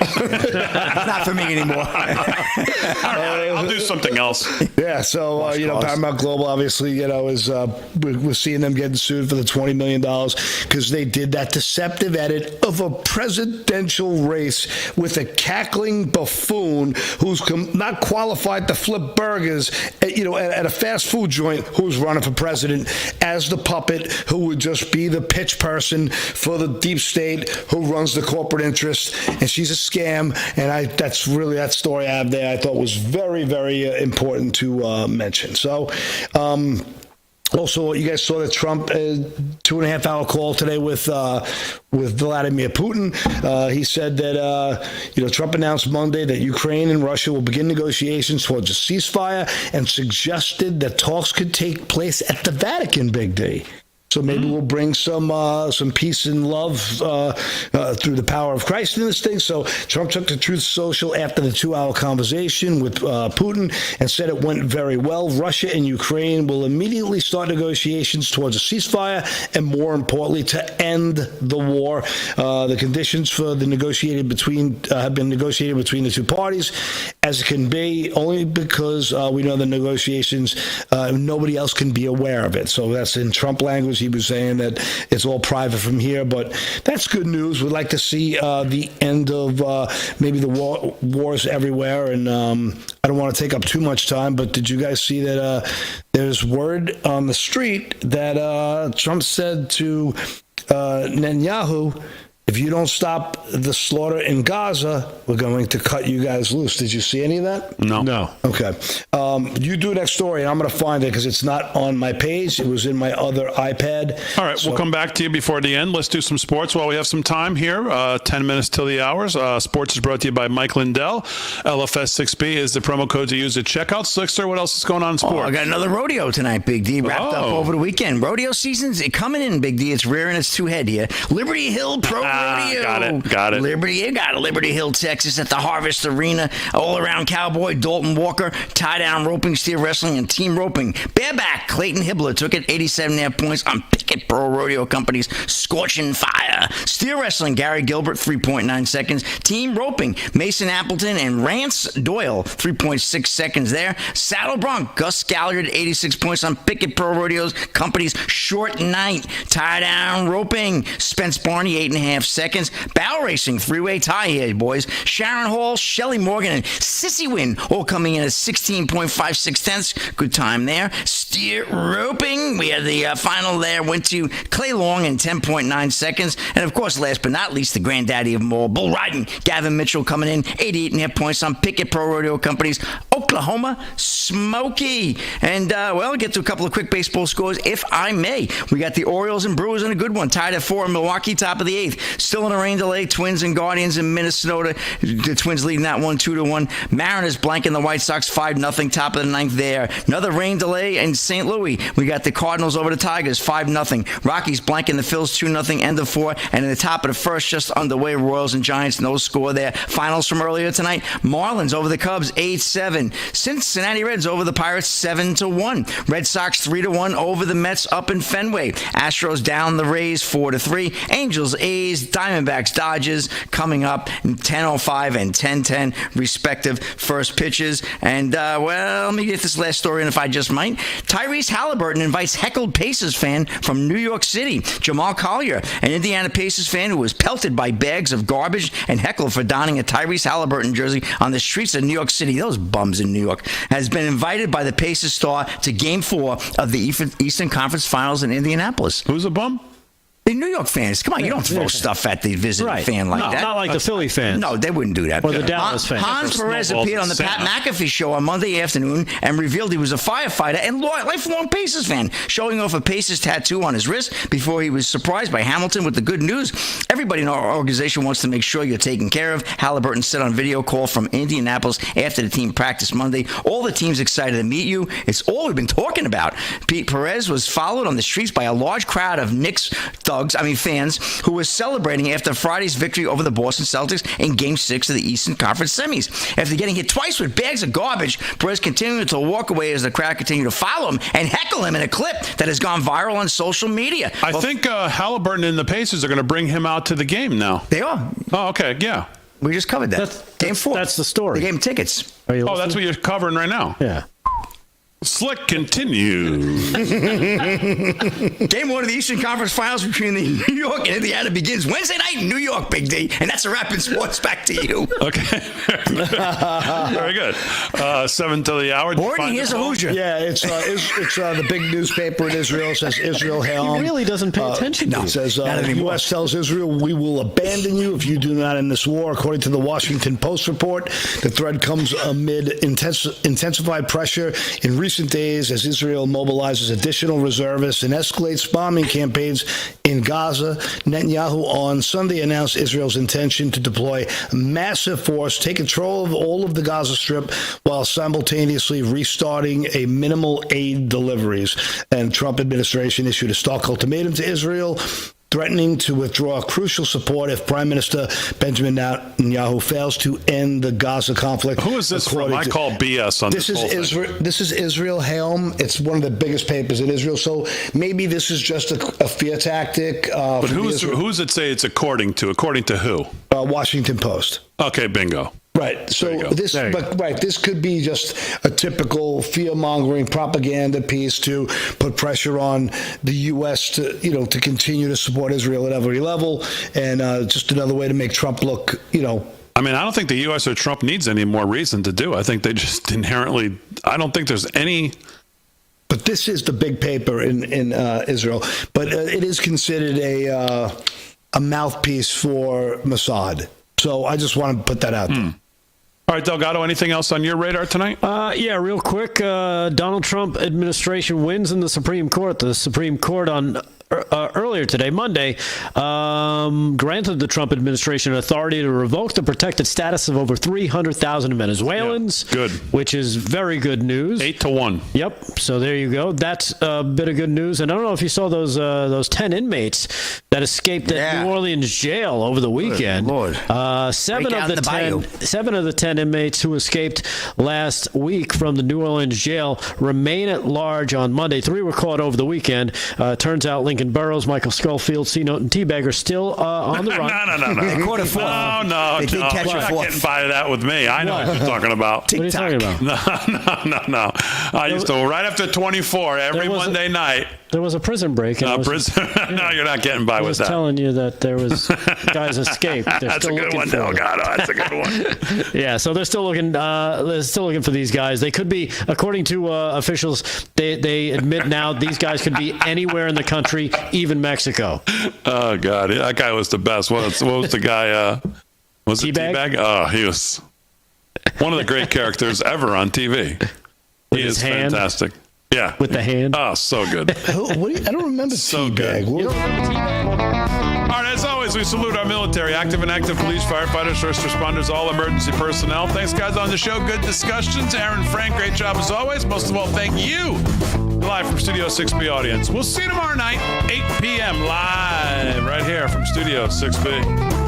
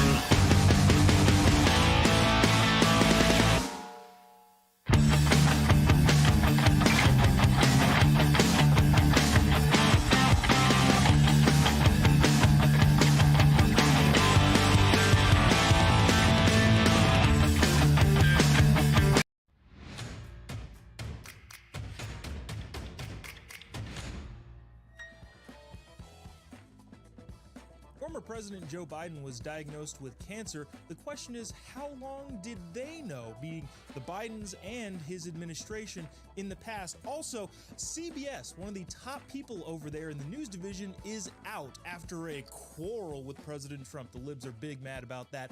And why is the Mexican Navy attacking American bridges? All that and more coming up on this episode of Turning Point tonight. My name is Joe Bob. Thanks so much for tuning in. Together, we are charting the course of America's cultural comeback. This is Turning Point tonight. Now, before we get to any of that, I thought this was a very important story that probably won't get a ton of headlines, but it needs to be covered specifically for the political reasons. You may have heard of a governor in the state of Maryland named Wes Moore. Now, people often talk about Kathy Hochul in New York, Gretchen Whitmer in Michigan, Gavin Newsom in California as Democratic hopefuls for the DNC nominee for president in 2028. This guy is the guy you need to be worried about. Wes Moore is trying to also toe the line, such as Gavin Newsom is doing. So much so that over the weekend, or late last week, he vetoed a bill about reparations. Now, if you don't know this, you've probably been living under a rock, and I commend you for your ignorance in some way, shape, or form. But reparations is a big deal on the lib side. So why would a Democrat governor veto a bill that was pro-reparations? Well, first of all, the bill was dumb in and of itself. The bill would have commissioned research on how many Maryland residents have ancestors that were enslaved and therefore deserve some sort of recognition, whether it be monetary reparations or acknowledgement or a formal apology.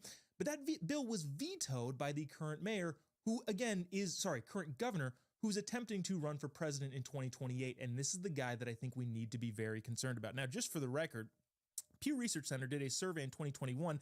68% of Americans said that the descendants of people who were enslaved in the United States should not be repaid in monetary reparations. In other words, 7 in 10 Americans think reparations is a bad idea. So that maybe gives you a clue as to why the Democrat governor of Maryland, who wants to be the president someday, I can only assume, would align with the majority of people in the country. That being said, it'll be really fascinating to see how Democrats across the country decide they are going to put this issue either to bed or give it more fire. It remains to be seen. Here to join us to talk about that and so much more is Chef Andrew Gruel, who is a friend of the show and new to the show, and Antonio Sabato Jr. Guys, thanks so much for joining us. Really appreciate it. Hey, how are you? Thanks for having me. Chef Gruel, I want to start with you here. So the overwhelming majority of people in the United States don't think African Americans or former enslaved deserve reparations, so much so that even in California, a Berkeley poll showed that 60% of people in the lib of the most lib states is like, yeah, that's a bad idea. Do you think it's a hill that they're going to continue to push and continue to die on, or is it something that they're going to recognize, hey, this is not a winning issue, and some of your more moderate libs, especially the ones running for president, are going to be like, yeah, we're going to back off of this? What do you think is going to happen? No, they're going to double down. I mean, you're implying that there's a level of common sense here, and we know that there's not. It's minority rule, right? So the worse these issues poll, the more the left doubles down on it. And they do that because they want to basically uproot any sense of normalcy or congruency of thought. When people agree on things, that actually angers the left. So what they'll do is that they'll take this one back to the drawing board and they'll try and insert some level of craziness to it to make it even that much more one-sided. And then they'll traipse it back out. And if you don't, kind of stand behind that craziness, well, then you are no longer a deputy of their religion. I guarantee you that's how this is going to go down. So this is going to be pitched as, we're not vetoing it because everybody is against it, but we need to rework it, right? We need to kind of figure it out so that the reparations will be even larger and there'll be that much more equity as part of this push. Yeah, speaking of larger, Tony, you remember in California, which so many of us are all too familiar with, the Commission to Study Reparations recommended that the state give older Black Americans about $1.2 million. Now, if they would have followed through with that, it would have cost several hundreds of billion dollars, maybe even $1 trillion, which is more than the state's budget to begin with. California even thinks this is a bad idea. Your thoughts? Well, first of all, there's no such thing as African Americans. We're all Americans. I don't have any slaves. I don't think anybody here, excuse me, has any slaves or has ever had any slaves. So we got to get that out of the equation whatsoever, completely. There's no African Americans. I'm Italian, actually. I was born in Rome, Italy. So I actually came here legally. So I got nothing to do with this. And I became an American citizen legally. But going back to what you're talking about, California is gone. That's why I left that state a long time ago. And I feel bad for all the Californians, especially the Republicans who are living there going, how do we live with these people? They steal elections. They bring these kinds of things. It's always about racial and color and gender and all this other BS. Listen, at the end of the day, there's no slaves. Everybody's American here, okay? And people on the left should actually take that as an insult when they bring these things up. I mean, they devour the humanity of people and they just put them in this in this sheep thing, you know, like nobody can stand up for themselves and go, this is ridiculous. You guys are making money on this, taxpayers, more stuff with the media. It's a waste of time. We should be worrying about more important things and we should be worrying about this country. I mean, look, the war in Ukraine is about to be over. Things are happening. My gas prices in Florida are less than $3, which is less than the last 5 years put together. So now we have a president who actually cares and loves our nation. So we should focus on that. I really don't care what the Democrats do because they're actually not Democrats anymore. They're just crazy. So when you're dealing with crazy people, you don't want to deal with them. It's like screaming kids, right? They want their candy all the time. And if they don't get it, they'll burn the towns, they'll go after you. I already know all that. And I can deal with it because you just let them scream at each other and you just worry about yourself and getting your life back in order and take care of your family. Worry about God, keep Jesus first and put our country first as well. Yeah, I couldn't agree more. Speaking of outraged or crazy libs, you know, this is kind of a touchy thing because on one hand, when I saw the ding come up on my phone, I'm sure this happened to both of you this weekend, President Biden diagnosed with prostate cancer. You know, there's a human element to it, right? You don't want to see anybody suffer from cancer, regardless of how much you disagree with them politically. At the same time, my first thought, and I'm curious, Andrew, what yours was there's no way this is brand new. There's no way, because they've been hiding his mental acuity problems for the longest time. There's no way that the sitting president of the United States didn't have this come up. I'm gonna play this really quick clip here, Chef Girl, and what do you think about this? Was this a Freudian slip? This was a clip from 2022 where President Biden, said this. Watch this. That's why I and so damn many other people I grew up have cancer, and why for the longest time, Delaware had the highest cancer rate in the nation. Yeah, said that that's why I and so many people I know have cancer.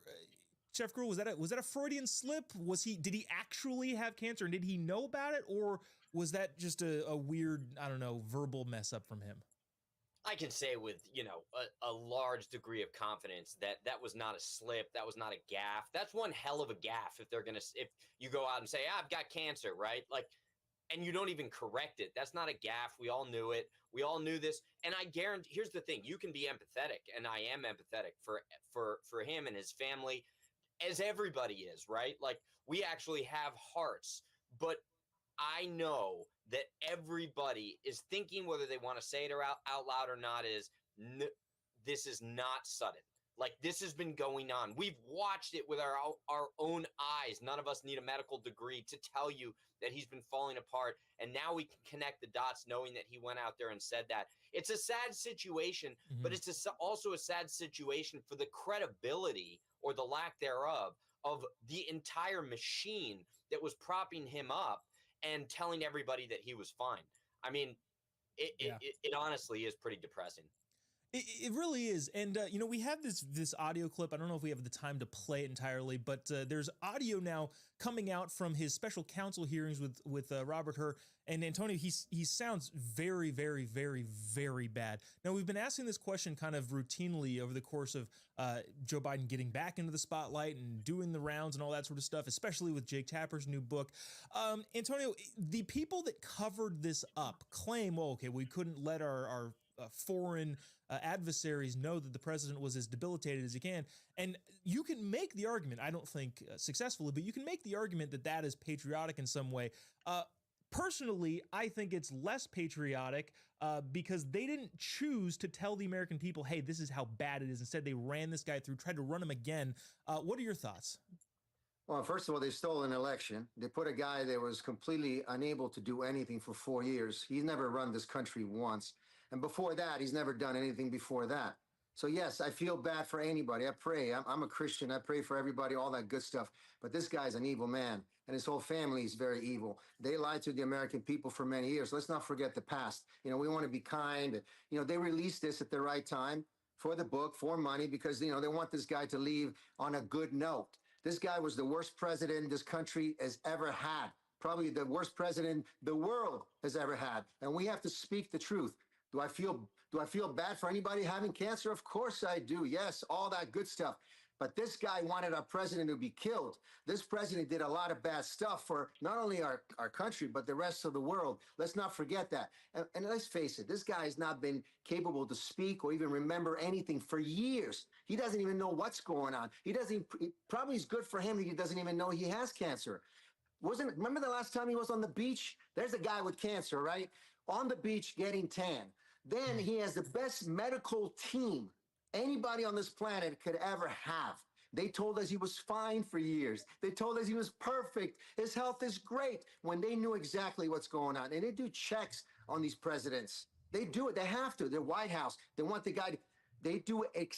They're not like me and you going, hey, let me make an appointment with my doctor. They're checking. They have the top of the line that we pay for. Let's remember carefully what happened in the last 4 years. It's very important.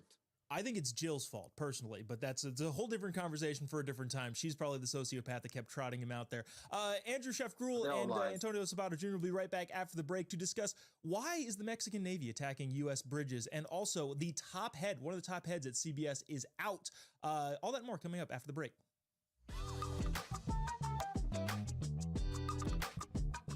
Just give me 30 minutes a day for 21 days and the weight will come off. You want to know the one mistake most people make when they want to lose weight?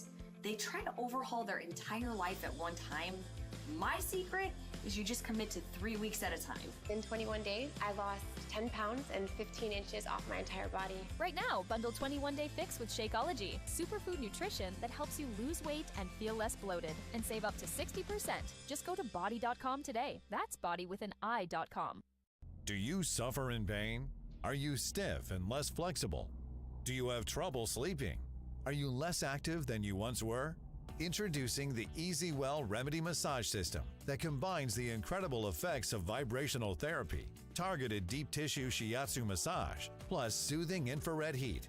A triple fusion of therapeutic experiences delivering health-boosting treatments to your body. Full-body vibrational therapy increases blood circulation, bringing relief to joints and muscles and reducing inflammation while supporting your overall mobility. Look at these beads moving from the powerful vibrational motors. It's amazing. It's like 1,000 little fingers just vibrating my body from head to toe. Infrared heat penetrates deep to relax and soothe your body, reducing joint pain and stiffness and increasing circulation. Remedy gets in there and helps deal with the source of the pain, so you feel much better. The Ultra Shiatsu pillow with 6 infrared heated nodes is designed to mimic a professional massage specialist's hand kneading and working tight muscles in just the right way to bring maximum relief and pleasure. It is even detachable, allowing you to get a deep tissue relief in your upper and lower back, neck and shoulders, feet, calves, or anywhere on your body. I can't even describe to you the feeling. It's just something that you're gonna have to feel for yourself. Call or go online now to receive the Remedy Massage System. Your system includes the 0G memory foam layer, the vibrational infrared and ultra shiatsu therapies, the removable shiatsu pillow, remote control, and a convenient carry bag free. Just one massage visit can cost almost $100, but you can own the Remedy massage system and have as many therapeutic treatments as you want. The sooner you order, the sooner you can experience the true remedy for your pain, stiffness, and stress. Call now. Are you over 50? Would you like to get up to 33% more income in retirement? Call now and get this free book, Annuity Do's and Don'ts for Baby Boomers, from a leading financial firm on maximizing your income in retirement. And if you call right now, as a bonus, we'll throw in a free annuity rate report. Don't miss out on this opportunity because supplies are limited. Both books are yours free, just for calling Annuity General today. Call 800-899-6246.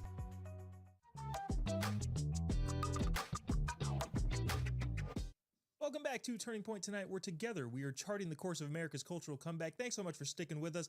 My name is Joe Bob. It's time to check in with Turning Point's White House correspondent, Monica Page, a newly married woman. And Monica, while we all, myself and everyone watching wants to congratulate you, you also did abandon the show and therefore the country in its time of greatest need. What do you have to say for yourself? Sorry. Monica, thanks. Welcome back. Thank you. I'm not sorry. That's what I have to say. I'm married. I'm living the American dream as a woman, and we are living the American dream. I'm not sorry. That's great. Again, congratulations. And I don't want to turn the mood serious so soon, but big news out of the White House today. Trump and Putin on a phone call. Tell us what you know and what could happen regarding the Ukraine ceasefire or end to the war or whatever was going on there.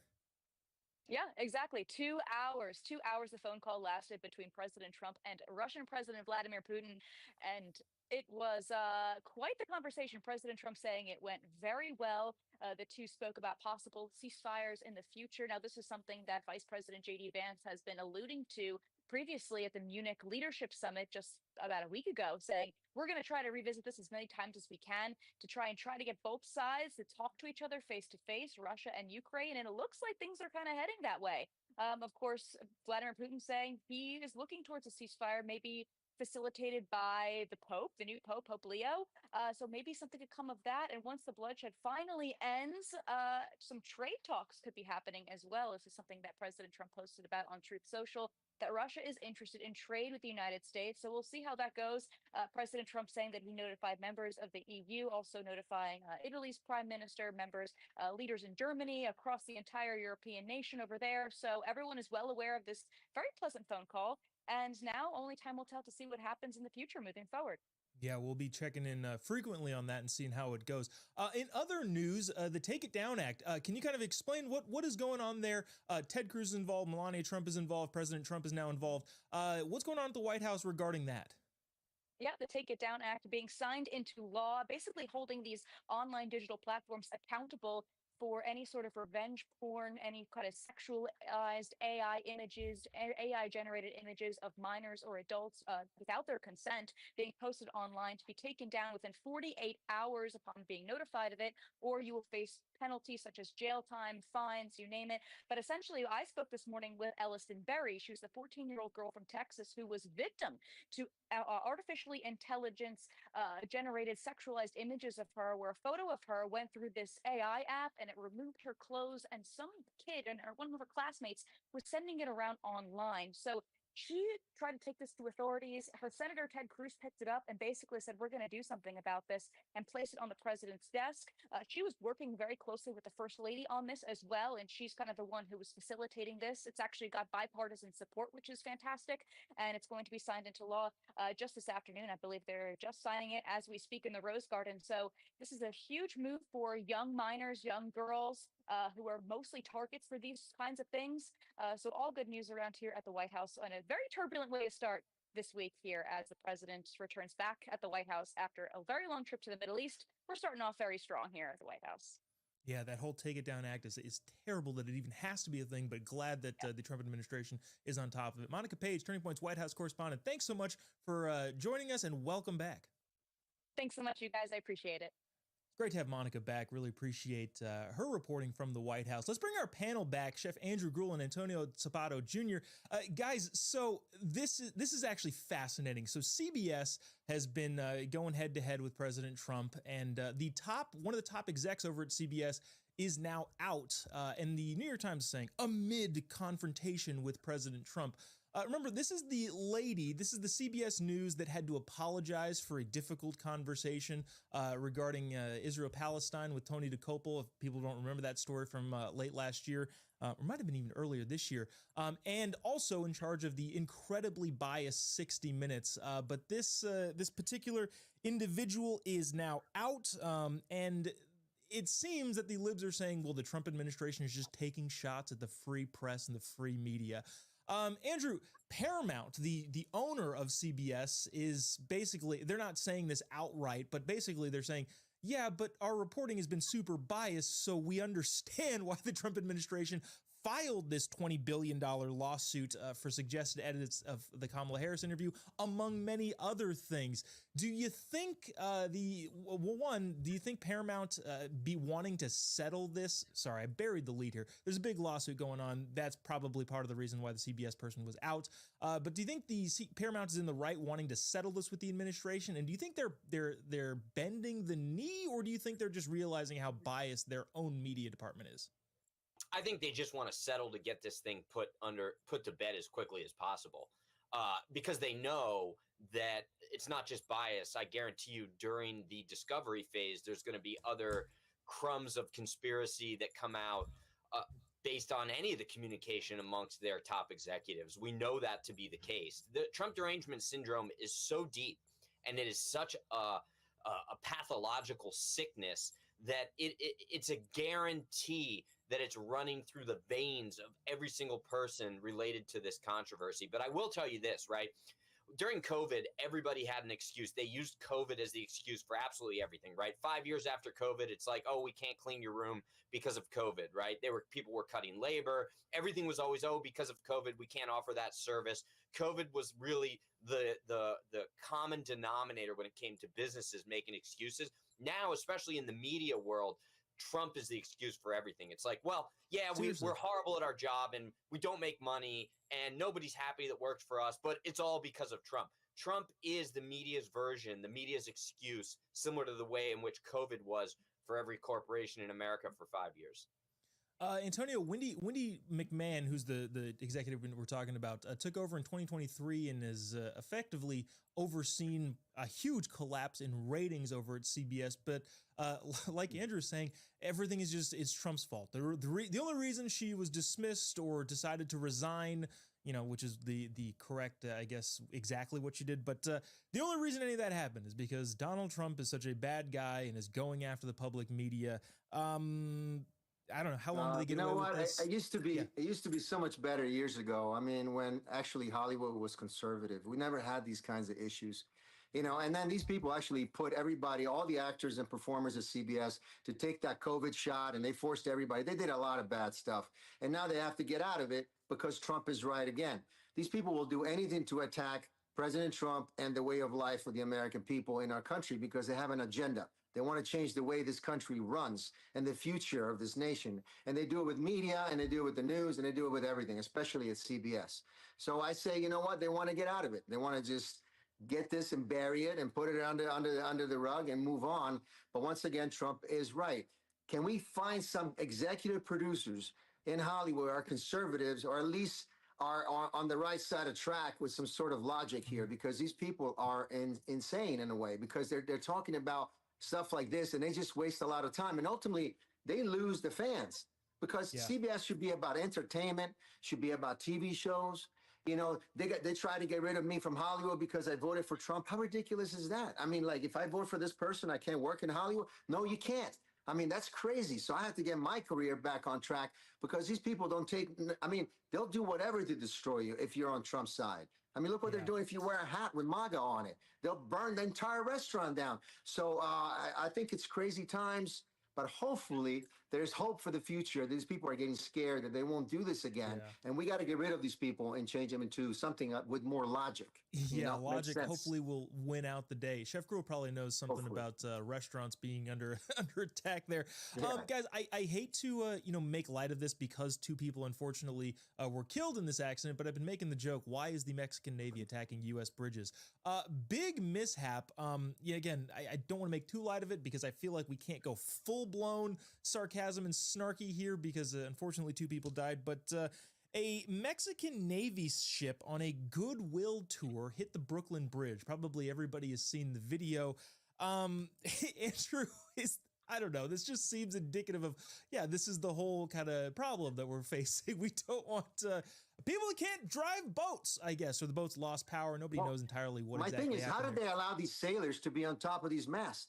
How is that allowed so many questions to be there? These are bystanders. They're probably people that just said, "Oh, I want to go up there. Who wants to go up there? Yeah, let's go get you up there." And then they have the tugboat there. There's things there. They have to have a total investigation about this. What's going on? But they're not releasing it just yet. And hopefully they're having it because the tugboat, these people being allowed on these masts, going under the bridge, which is not even allowed because I've been sailing my whole life. How come they were that close and they let it happen? And also, like I said, to be what I was saying earlier, how did they allow these people to be on top of it? And then with the Mexican flag, all political again, because of this, illegal aliens and all this stuff in the border, and they're trying to put that together. And look what happened. Unfortunately, this is the worst day ever where people lost their lives, and somebody's responsible, and they got to get down to it and find out what happened and who was it. It's a terrible situation. We'll see what happens. Andrew, again, lighter-hearted, even though it's not the most lighter-hearted thing because people died. Do you think any of these people will claim asylum now that they're in the United States and receiving medical care, or are they all going to go back to Mexico? Perhaps. I mean, I don't know their citizenship because I'm legally not allowed to ask that question. So, no, I mean, we all know this is Trump's fault, so I can't believe that he sent that boat out there. And, the way he put that bridge in their way at the last minute, just, somebody's got to investigate him. I love it. Yeah. Darn it, Trump. Why did you build the Brooklyn Bridge and make this poor Mexican ship? It's always Trump's fault. It's everything Trump's fault. And when Trump is going to leave 4 years from now, there's going to be somebody. They always blame instead of taking them for themselves, which is their fault. It's all their fault. Yeah. Antonio Sabato Jr. and Andrew Gruel, Chef Andrew Gruel. Guys, thank you guys so much for joining us. Really appreciate you taking the time. Awesome. Coming up next on Turning Point tonight, we got a great clip from Alex Clark's Culture Apothecary podcast. Don't go away. We'll be right back after this.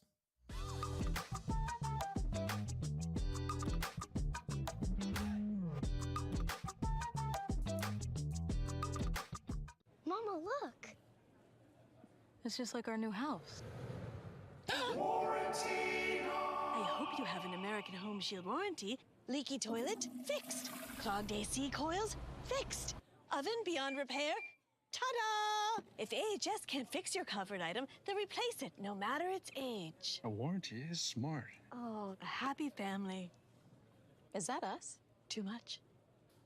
American Home Shield. Sign up today at ahs.com. There's nothing worse than losing your dog before their time. So why do so many dog foods contain awful things a human would never eat? To save his pets, world-famous veterinarian Dr. Marty knew he had to change what was in their bowl. That's why I created Dr. Marty Nature's Blend, my breakthrough formula that's changed everything about dog food. Nature's Blend contains nothing but all-natural ingredients designed to help dogs with everything from digestive issues to itching and paw licking, even moving around better. And that's because Nature's Blend is freeze-dried. So instead of destroying the nutrients with high heat, we gently preserve them, and you'll see the difference in your dog. Take it from a veterinarian with over 50 years of experience saving dogs' lives. I have never seen a food make this much impact on a dog's health. Such a huge difference in her health. More energy, more playful, no more pooping issues. He's healthier, he looks better. Dr. Marty has thousands of 5-star reviews. And for a limited time, get up to 54% off Dr. Marty Nature's Blend, plus a free gift with our special TV offer. Call or go to drmartypets.com/TV. That's drmartypets.com/TV. Don't you hate that dirty old hose? It kinks, splits, and it always leaks. And it's way too heavy to carry around. It's time to get the brand new Pocket Hose Copperhead. Just turn on the water and watch it grow to a full-size hose. Old-fashioned hoses get kinks and creases at the spigot, but the new Pocket Pivot swivels 360 degrees. Just connect to the spigot and watch it pivot. And when you turn off the water, away it goes, shrinking back to a pocket-sized hose.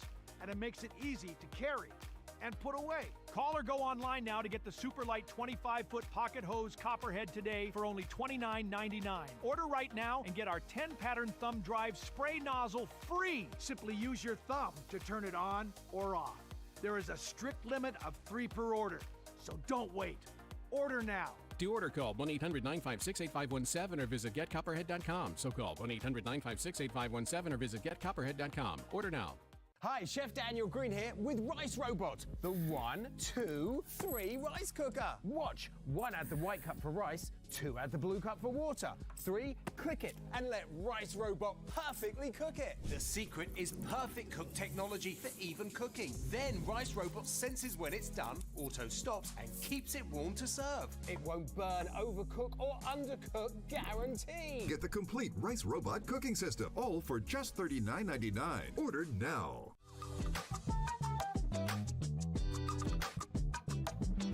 Would people be surprised the types of professions and people that were involved in a satanic cult like this? Evil people are good at manipulating. And when an evil person can manipulate someone, they can show someone that they look great on the outside. And that is one red flag I look for today when meeting people and being around people. If they look great on the outside, if they have no flaws, a red flag goes up and I step back a little bit because I want to know the whole deal. So a lot of just white collar professions, families, like what types of people? Were there any politicians? No. And survivors that I know in real life and also digitally, yes, unfortunately. How much do you remember about the very first ritual that you witnessed? I remember my mother taking a pliers, or what looked like a pliers. It was an instrument that went like that. And she was torturing a baby slowly. Where did the baby come from? I don't know for sure, but I can only make my assumptions based off my experiences. There was a victim named Sam. He was 8 years old from Chicago, or at least that's what my parents told me. Most traumatic night of my life. Like, my mom and dad were like, he's your new brother. We had dinner with him. They called it the Last Supper, and afterwards they sacrificed him. So I got that name checked out by the authorities. There was no match. And I'm like, okay, either my mom was lying about his name and location, or he came from somewhere else, or both. This was in 2019. I started recovering from the cult stuff in 2018. Since then, I've learned how big our child trafficking issue is, and how most likely Sam and the other victims came from broken places. My father was in charge of that. Like I said, he obeyed my mom. My mom said, go get a child. He did that. Have you ever described to authorities, like to make a facial sketch or anything of any of these children and the name you were given and the city allegedly that they came from, the time period? Have you ever done any of that? Unfortunately, authorities don't care unless I hand them hard evidence. And my mother didn't give me hard evidence to grow up with and give to the authorities. Where were the rituals taking place? I mean, was this like in the woods somewhere? Was it a building? Was it your home? How many people would gather for these? How often would they happen? I remember 4 rituals well enough that I can speak about with confidence, not just the ritual, but the beginning, the middle, the end, who was involved. My family lured in at least 2 other families from the church for these sacrificing rituals. Where would you host them? We lived in a duplex. My most traumatic event was actually at a duplex. There were 2 of them at friends' houses from the church. There was one in a rural area in a barn. Was it like the movies portray, Eyes Wide Shut, cloaks, all of that kind of stuff? I haven't seen any of those movies, but so many people comment on my content like, this is like Eyes Wide Shut, so. Were people covering their faces, or everybody was just out in the open? I differ from Eyes Wide Shut because it was not that big. The cult I grew up in was not that big, at least what I experienced. Maybe there's more that I don't see. But yes, the masks and the costumes, and it didn't happen all the time, but It did. And I believe it was to make us kids look crazy if we say anything. What did the costumes look like? So I remember my mom wearing the devil horns sometimes, so I could still completely see her face. There was another ritual where my mom lured in a family from the Catholic Church, and the father, he was actually like mid-20s maybe at the time. He wore his daughter's Minnie Mouse costume, and maybe to confuse us in case we said anything, because if I go to a family friend or an authority and say, I saw Minnie Mouse kill a child, they're not going to take me seriously. And another thing my mom did a lot, and trigger warning, is during these rituals, she would take a broomstick, and like one of the main motives behind all this, from what I've observed in my opinion, is that it was for sexual pleasure and gratification. And so during the ritual, she would take a broomstick and go like this in between her legs while the torture was happening.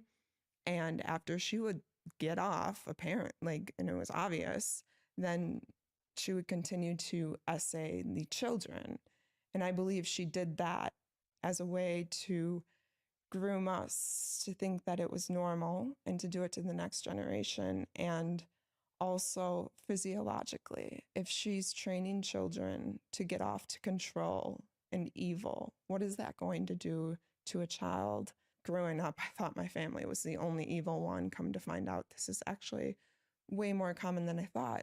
The broomstick thing, there's also other speculations that I don't know are true or not about like putting hallucinogens on it. I don't know if my mom did that. One thing is that if I were as a child or an adult to go to an authority or for someone for help and say, I saw my mom being a witch, killing children, they're going to think I'm crazy. So it's like one of those other things that they do where, in my opinion, they do it to make the child look crazy if they say anything. So when they would perform these rituals and human sacrifices, were they like, okay, Kibby, watch this, this is what's happening tonight, or they would just do it knowing that you were around, or were you specifically told to watch it? I was specifically told to watch it. And I believe that was to train me, to get me to physiologically find pleasure from this. You're watching satanic rituals and babies being murdered at night. And then like, are you guys doing birthday parties and like normal family stuff like that in the day? Yes.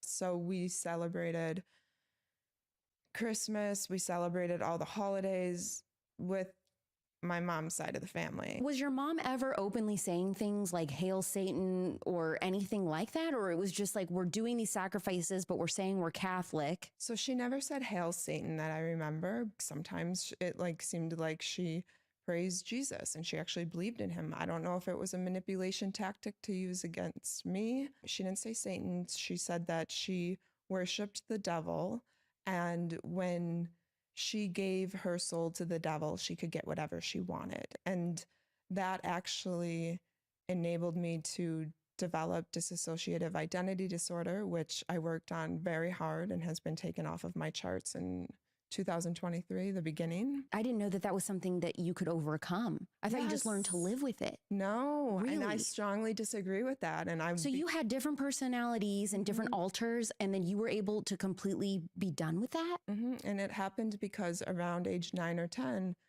I go, Mom, how am I going to live a normal life, right? Like, how am I going to, I want a happy life. Like, look what we just experienced, because the rituals did stop at 8.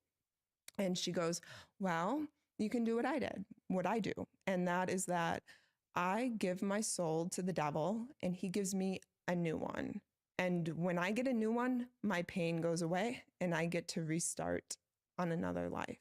What she didn't tell me was that doing that would disassociate me from my true self, and I would be jeopardizing and sacrificing my true self. At your worst, how many altars did you have? 3, thank God. Can you describe them? Kibby, my child self, and I use a pseudonym. I use Kibby in honor of the fact that when I was a child, I wanted to be a painter. named Kibilinga and tell on my mom. That was my inner child's articulation. I want to tell on my mom. And so what ended up happening with her telling me to do that, to deal with my pain in life, is that when I was 13, my pain became too much.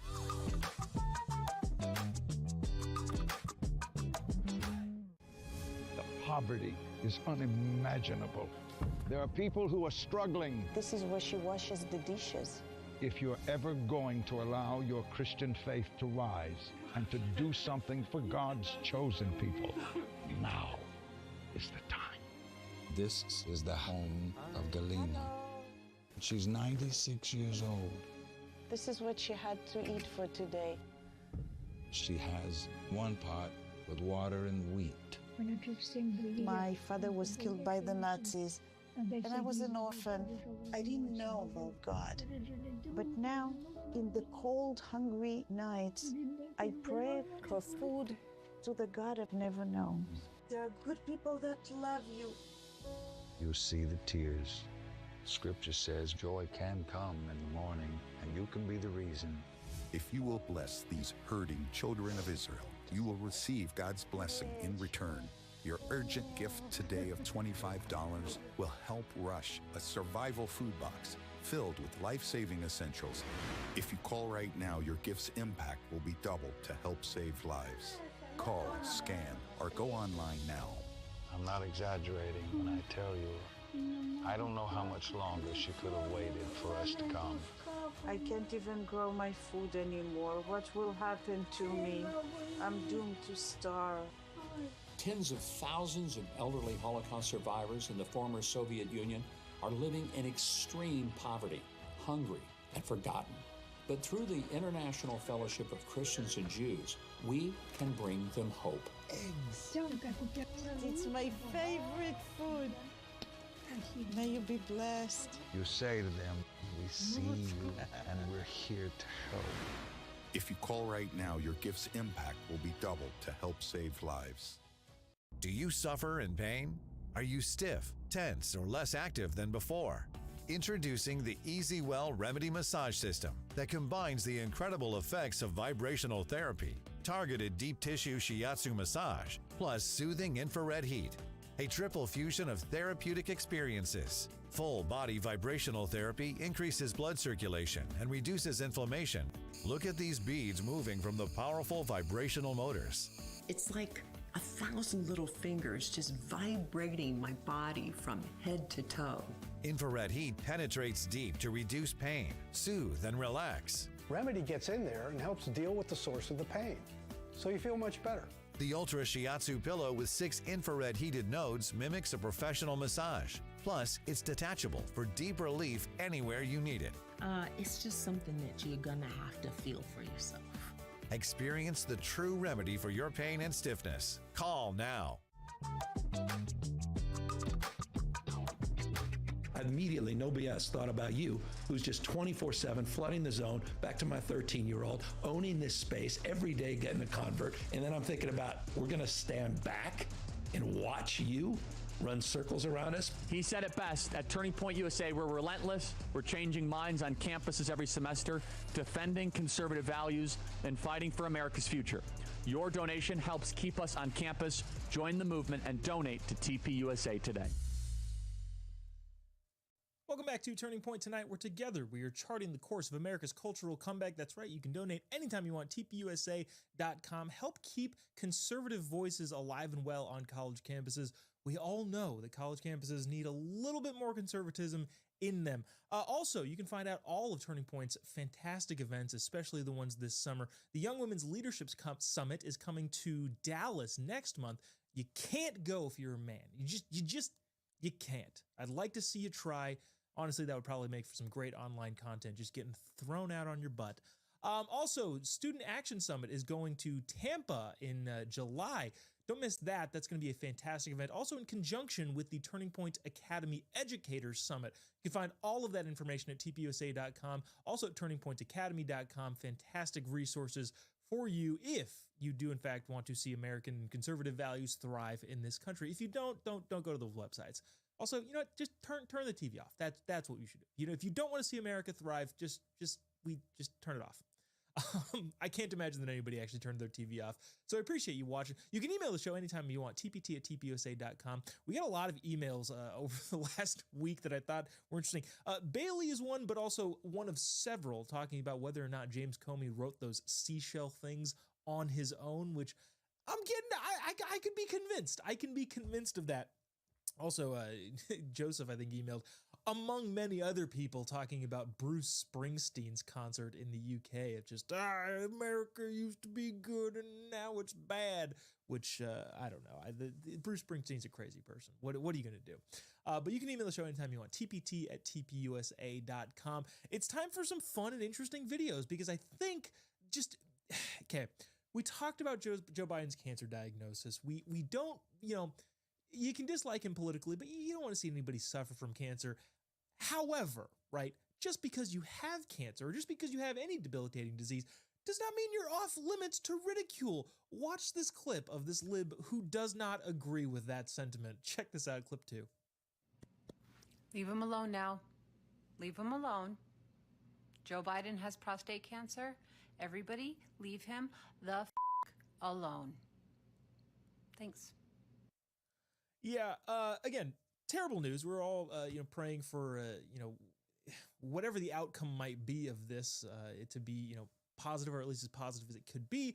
But that doesn't mean he's absolved of all of the misgivings of the American people over the last 4 years. If there are things that Biden put into place that need to go away, it doesn't mean you can't fight back on them anymore. If Hunter Biden is still out there avoiding any sort of repercussions of his terrible involvement in the administration, but also in other entities around the world, which he was totally qualified for, definitely. That doesn't mean you're just completely absolved of that. What if Fauci stubs his toe, all of a sudden we can't criticize him? Get out of here with that. The one thing that I did want to say that I wasn't able to say during our guest panel talk, what is interesting about the left and the right is online, right? We saw a lot of people on the conservative side of the aisle praying for Joe Biden and his cancer diagnosis. Obviously met with some skepticism of when that was happened, but there was nobody, at least that I saw, on our side of the aisle or anybody that we would condone saying, good, I hope he dies, right? Because that's just not how we do things, right? Put the shoe on the other foot. If President Trump, God forbid, was diagnosed with some terrible disease, do you think there would be none of that on the lib media outlets or in the lib social media outlets? I would imagine the mainstream media and the legacy media would be smart enough to not say what they probably unfortunately do think, but social media would be flooded with good, I hope he dies, or I can't wait. Terrible. It would be awful on either side. Fortunately, and I did some looking, I did some deep digging, I didn't see any of that from people that I would know and would consider reputable, but even from random Twitter accounts or X accounts, I didn't see that happening. And I think that's a good thing. It kind of shows which side of the political fence the moral side is, especially since, so none of that, which is good. Another clip that I thought was interesting, kind of apropos of nothing, but watch this clip. Watch this. I know what's happening here. At least I think I know what's happening here, but watch this and let me know what you think. Check this out.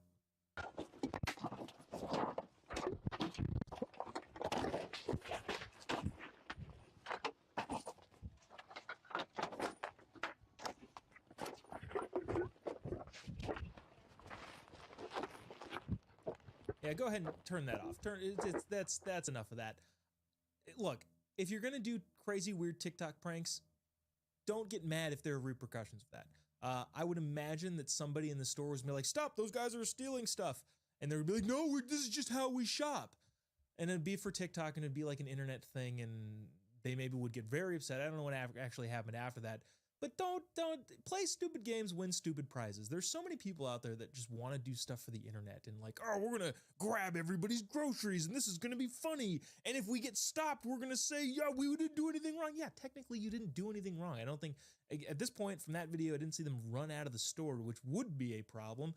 But also just have some sort of sensibility of what it is that you're doing and whether or not it is socially acceptable. And if it's not, hey, prepare for some repercussions, even if technically you're not stealing anything. Just don't be stupid on the internet for internet's sake. Last clip that I want to make sure we get on here. Charlie Kirk finally admits the biggest issue he has debating college kids for 3 hours. This clip from his show this morning. Watch this. And then there is the secret weapon, hydration. Almost every study shows that if you are hydrated, you think more clearly, your brain relaxes. So try to drink a lot of water. The only downside, and when I do these 3-hour campus debates, of which I want to come to the University of Missouri and do that, when I overly hydrate, I got to sit there for 3 hours. I got to use the restroom. Pretty terrible. Yeah. So, no, we're finally, he admits the most difficult part. At least I'm assuming that's the most difficult part, because that would be the most difficult part for me. Look, I've been around the block with Charlie for a while. That has always been my biggest question. Dude, how do you not have to pee? Like, seriously, you're sitting there and the thing is, that is a reasonable amount of time. I would not ask the same question of one Senator Cory Booker. How did you not have to pee? No, clearly that guy was wearing a pee-pee suit because, I don't know, I just think that's what happened. Yeah, that to me has always been the most difficult part of all of this, sitting there for 3 hours without having to go to the bathroom. I wouldn't be able to do it. That's going to do it for us here at Turning Point tonight. Charlie himself is going to actually take us out. We'll see you tomorrow, same time, same place. God bless America.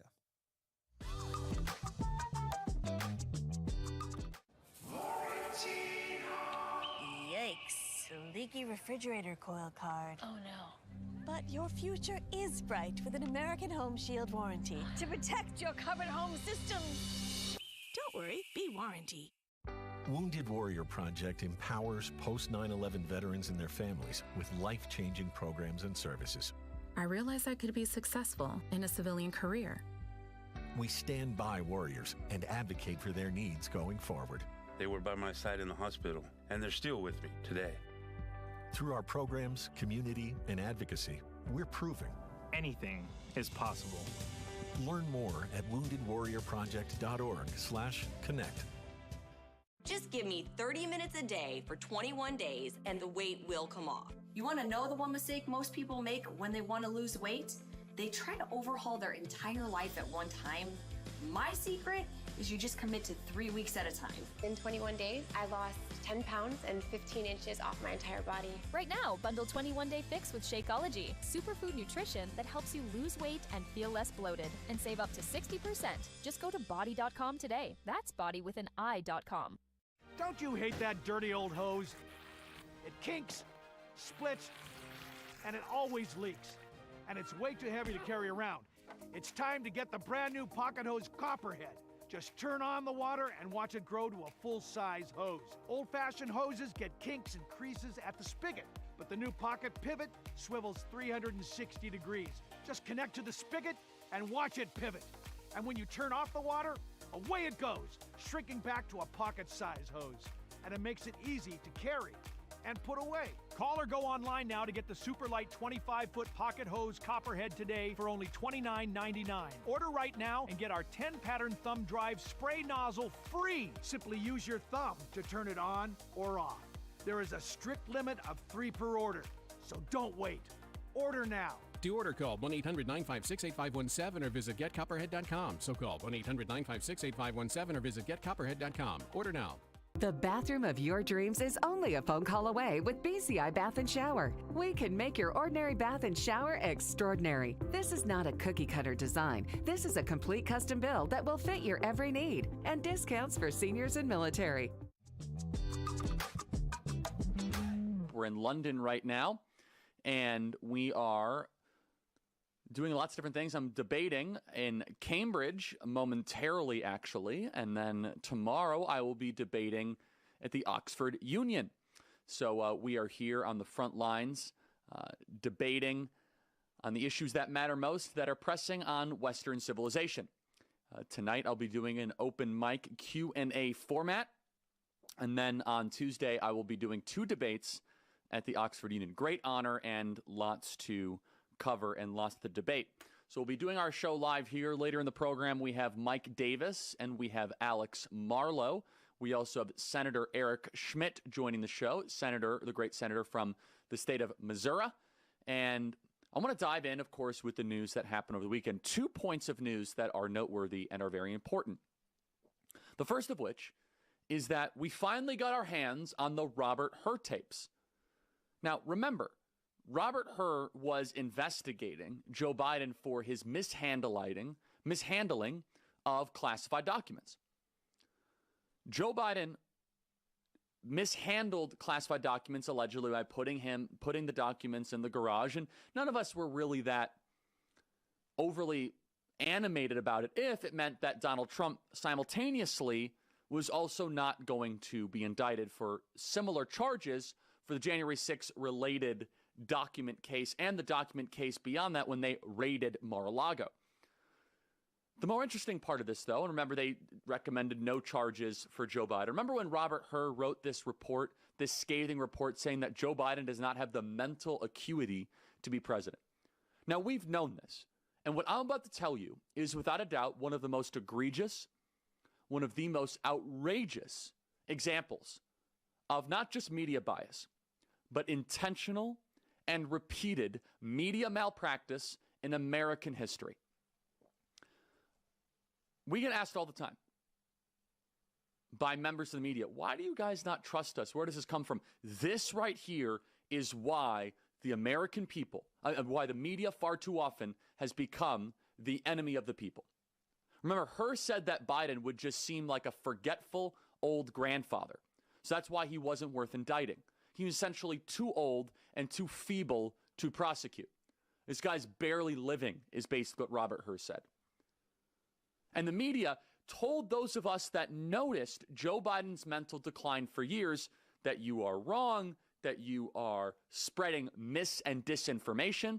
People were smeared and canceled and silenced because we saw it in right-wing circles because we actually saw the videos. Publicly, where Joe Biden was unable to mutter sentences. And the media, I would say they should be ashamed of themselves, but I don't even know if they're capable of feeling shame that requires some form of self-awareness, that requires the media to have some sort of understanding that they should be in the pursuit of truth, but not in the pursuit of power. What I'm about to play for you here should take your breath away. This guy was president of the United States. There's so many questions here. The first of which is, who was running the country? The second which is, why were we not able to get these tapes last year? The New York Times in June of 2024 said Biden was being smeared by misleading videos. That's what we were being told. We were being told that misleading videos were smearing Joe Biden's character and presidency. That you're a right-wing disinformation artist. And the media did not cover it. In fact, they covered it up. The media actively covered it up. And I'm going to connect all the stories together because also breaking yesterday was Joe Biden's prostate cancer diagnosis. I don't wish that upon him. I actually don't want my political adversaries and enemies to get sick and to die. We all die eventually. But let's be honest. The cancer announcement is, of course, directly correlated as a cover-up because of these Hur tapes. They were waiting to announce the news of Joe Biden's cancer diagnosis because of what you are about to hear. Hold your breath. This guy was president of the United States. Play cut 186. Where did you keep papers that related to those things that you were actively looking? Well, I don't know. This is what, 2017, 18, that area? Yes, sir. Remember, in this time frame, my son is either been deployed or is dying.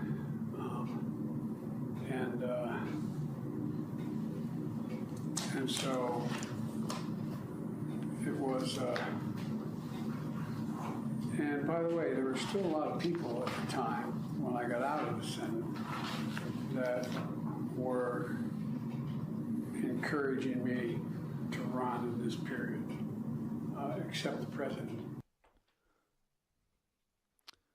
Now, he was beyond struggling to it was beyond struggling to say the basic timelines. This guy was president of the United States. And also, some of the media is like, well, we never knew because of these tapes. I mean, these tapes are really bad. Honestly, Like, Joe Biden publicly is just about as bad as we just heard on this her tape. They knew how bad this was, but the media hated Donald Trump so much, the media hated our conservative movement so much that they were adamant that Joe Biden should continue as president of the United States, regardless of the fact that he could not be president.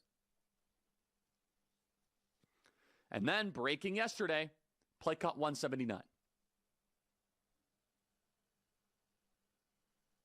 Breaking news out of the White House about former President Joe Biden. His office just revealed that the 46th president is diagnosed with an aggressive form of prostate cancer.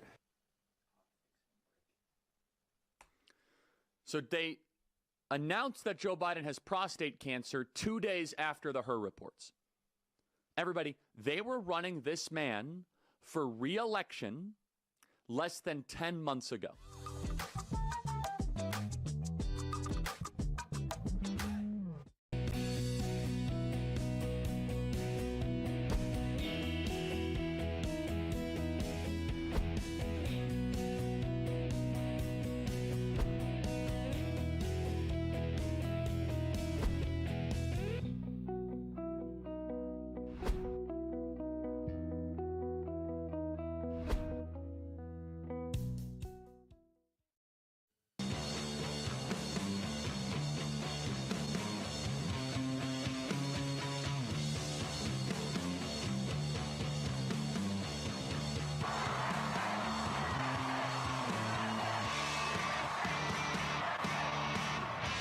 The Charlie Kirk Show starts now. And right now, the MVP, right, in Washington for Donald Trump is Mike Johnson. If he could get this thing through, get it to the Senate, get it through reconciliation, House and Senate kind of, go back and forth, and it gets to the president's desk, and this thing passes, this big, beautiful bill with all these tax cuts that are in here, Democrats have nothing to run on in 2026. They can't run on foreign policy, they can't run on the border, and they can't run on the economy. So if that happens, trust me, Mike Johnson is your MVP right now. The end goal here is simple. Iran can never have a nuclear weapon. And the president's preference, because he doesn't like war, the president's preference is to achieve that through a peaceful negotiation. He's a builder, not a bomber. Breaking news out of the White House about former President Joe Biden. His office just revealed that the 46th president is diagnosed with an aggressive form of prostate cancer. Why did they do that? I mean, why put the FBI and its reputation at risk? Because they're weak. They didn't have the guts, the courage, or the character to do the right thing. They did the easy thing. Donald Trump became a convenient political football. As I mentioned yesterday, our efforts to positively identify the deceased individual here has been found. We are fairly confident that that subject is Guy Edward Bartkus, 25-year-old from, again, Palm Springs. I'm sorry, from, again, 29 Palms. You said Jeffrey Epstein committed suicide. People don't believe it. Well, I mean, listen, they have a right to their opinion, but as someone who has worked as a public defender, as a prosecutor, who's been in that prison system, who's been in the Metropolitan Detention Center, who's been in segregated housing, you know a suicide when you see one, and that's what that was. He killed himself. You want me to get... I've seen the whole file. He killed himself. After a first 100 days that shook up the domestic order in the United States, Trump is now trying to shake up the world order. President Trump came to the Middle East pronouncing what you might call the Trump doctrine. There are no true friends or enemies, just economic interests. When previous American presidents talked of spreading American values, democracy and human rights, Trump offered a different vision. If you were here illegally, the administration's approach, we're giving you about 5 minutes to cooperate. If you're here illegally, 5 minutes, you're out. We're not wasting an agent who's making, a decent salary, who we train. We're not wasting 3 weeks of his time to beg you for information, for a proffer. We're not. We're kicking you out. The president has been very clear. He wants to solve this conflict diplomatically and with dialogue.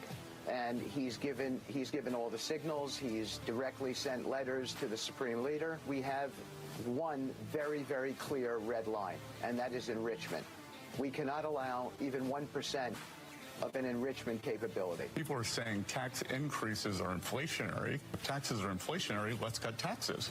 So let's get this tax bill done, bring down taxes, which, according to this line of thinking, should be disinflationary. In the first 2-3 months that we've been in the seat under Donald Trump's administration, he has sealed the border. He has stopped border crossings. So where's all the fentanyl coming from still? Where's the trafficking coming from still? Where are all the narco traffickers going to keep bringing this stuff into the country? The northern border.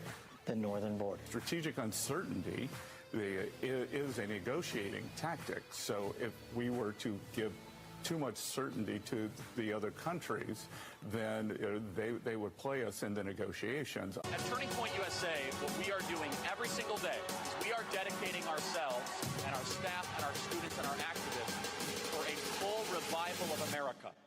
Get ready to launch into the future of freedom at the largest student event in the nation. SAS is back. Join thousands of fellow students ready to pioneer a bold new era for America at our Student Action Summit. And we're bringing in the biggest voices in the movement. Featuring Charlie Kirk, Tucker Carlson, Steve Bannon, Dr. Ben Carson, Congresswoman Anna Paulina Luna, Brandon Tatum, James O'Keefe, Benny Johnson, Jack Posobiec, and more. From July 11th through 13th in Tampa, Florida. Register now at SAS2025.com. Hi, I'm Cade Courtley, and welcome to the Ford Patriots Buy One, Get One Solar Generator event. Claim the Patriot Power Generator 2500X, and you'll get a free Patriot Power Sidekick with 2 free solar panels. These are 2 of Ford Patriot's newest silent, fume-free solar generators that can power your fridge, TV, and critical devices without ever needing gas. Every American should have the peace of mind that comes from having backup power. Visit FordPatriots.com to secure your free generator and solar panels now. Do you suffer in pain? Are you stiff, tense, or less active than before? Introducing the EasyWell Remedy Massage System that combines the incredible effects of vibrational therapy, targeted deep tissue shiatsu massage, plus soothing infrared heat. A triple fusion of therapeutic experiences. Full body vibrational therapy increases blood circulation and reduces inflammation. Look at these beads moving from the powerful vibrational motors. It's like 1,000 little fingers just vibrating my body from head to toe. Infrared heat penetrates deep to reduce pain, soothe, and relax. Remedy gets in there and helps deal with the source of the pain, so you feel much better. The Ultra Shiatsu pillow with 6 infrared heated nodes mimics a professional massage. Plus, it's detachable for deep relief anywhere you need it. It's just something that you're gonna have to feel for yourself. Experience the true remedy for your pain and stiffness. Call now. Every day, there's a battle for your mind raging. Information coming from every angle with the will to deceive. Fear not. You found the place for truth. The voice of a generation that still has the will to believe in the greatest country in the history of the world. This is the Charlie Kirk Show. Buckle up. Here we go.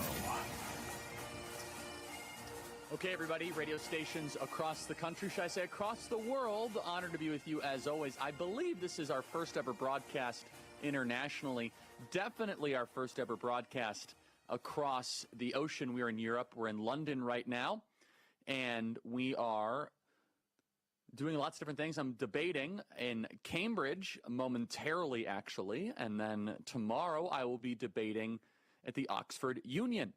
So we are here on the front lines debating on the issues that matter most, that are pressing on Western civilization. Tonight I'll be doing an open mic Q&A format. And then on Tuesday I will be doing 2 debates at the Oxford Union. Great honor and lots to cover and lots to debate. So we'll be doing our show live here. Later in the program we have Mike Davis and we have Alex Marlo. We also have Senator Eric Schmidt joining the show, the great senator from the state of Missouri. And I want to dive in, of course, with the news that happened over the weekend. 2 points of news that are noteworthy and are very important. The first of which is that we finally got our hands on the Robert Hur tapes. Now, remember, Robert Hur was investigating Joe Biden for his mishandling of classified documents. Joe Biden mishandled classified documents allegedly by putting the documents in the garage, and none of us were really that overly animated about it if it meant that Donald Trump simultaneously was also not going to be indicted for similar charges for the January 6th related document case and the document case beyond that when they raided Mar-a-Lago. The more interesting part of this, though, and remember they recommended no charges for Joe Biden. Remember when Robert Hur wrote this report, this scathing report saying that Joe Biden does not have the mental acuity to be president? Now, we've known this. And what I'm about to tell you is without a doubt one of the most egregious, one of the most outrageous examples of not just media bias, but intentional and repeated media malpractice in American history. We get asked all the time by members of the media, why do you guys not trust us? Where does this come from? This right here is why the American people, why the media far too often has become the enemy of the people. Remember, Hur said that Biden would just seem like a forgetful old grandfather. So that's why he wasn't worth indicting. He was essentially too old and too feeble to prosecute. This guy's barely living is basically what Robert Hur said. And the media told those of us that noticed Joe Biden's mental decline for years that you are wrong, that you are spreading mis- and disinformation. People were smeared and canceled and silenced because we saw it in right-wing circles because we actually saw the videos. Publicly, where Joe Biden was unable to mutter sentences. And the media, I would say they should be ashamed of themselves, but I don't even know if they're capable of feeling shame that requires some form of self-awareness, that requires the media to have some sort of understanding that they should be in the pursuit of truth, but not in the pursuit of power. What I'm about to play for you here should take your breath away. This guy was president of the United States. There's so many questions here. The first of which is, who was running the country? The second which is, why were we not able to get these tapes last year? The New York Times in June of 2024 said Biden was being smeared by misleading videos. That's what we were being told. We were being told that misleading videos were smearing Joe Biden's character and presidency. That you're a right-wing disinformation artist. And the media did not cover it. In fact, they covered it up. The media actively covered it up. And I'm going to connect all the stories together because also breaking yesterday was Joe Biden's prostate cancer diagnosis. I don't wish that upon him. I actually don't want my political adversaries and enemies to get sick and to die. We all die eventually. But let's be honest. The cancer announcement is, of course, directly correlated as a cover-up because of these Hur tapes. They were waiting to announce the news of Joe Biden's cancer diagnosis because of what you are about to hear. Hold your breath. This guy was president of the United States. Play cut 186. Where did you keep papers that related to those things that you were actively looking for? Well, I don't know. This is what, 2017, 18, that area? Yes, sir. Remember, in this time frame, my son is either been deployed or is dying.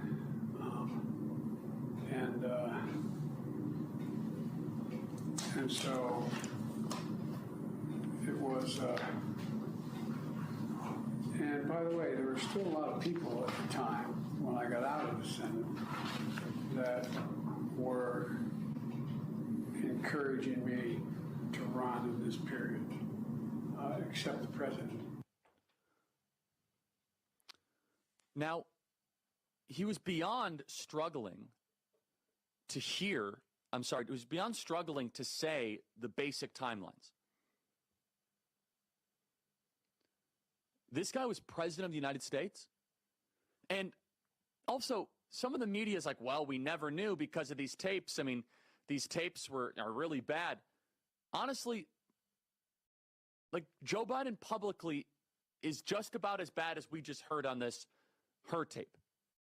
They knew how bad this was, but the media hated Donald Trump so much, the media hated our conservative movement so much that they were adamant that Joe Biden should continue as president of the United States, regardless of the fact that he could not be president. And then, breaking yesterday, play cut 179. Breaking news out of the White House about former President Joe Biden. His office just revealed that the 46th president is diagnosed with an aggressive form of prostate cancer. So they announced that Joe Biden has prostate cancer 2 days after the Her reports. Everybody, they were running this man for re-election less than 10 months ago. They're saying that the prostate cancer has metastasized straight to the bone. Sorry to hear that. Prostate cancer is notoriously very, very slow moving. This is another one of Joe Biden's piece of conversation with Robert Hur, play cut 196. And what's happened in the meantime is that Trump gets elected in November of 2017? 2016. All right. So, what about 2017? That's when you left office, January of 2017. Okay. But that's when Trump gets sworn in, then, January. Right, correct. Okay, yeah. And in 2017, Bo had passed, and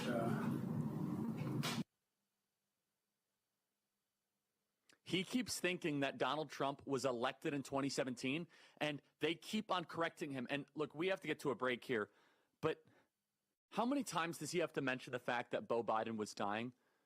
Was this just a crutch, I should say, that he was using at every corner and every single turn? Beau Biden died in 2015. We know that Joe Biden did not have the mental faculties. I said this to the face of reporters for years, and they said, oh, no, you're just a right-wing extremist. And these reporters actively covered up one of the greatest scandals in American history. Praise the Lord, we were able to get through it and get President Donald Trump elected. Patriot Mobile.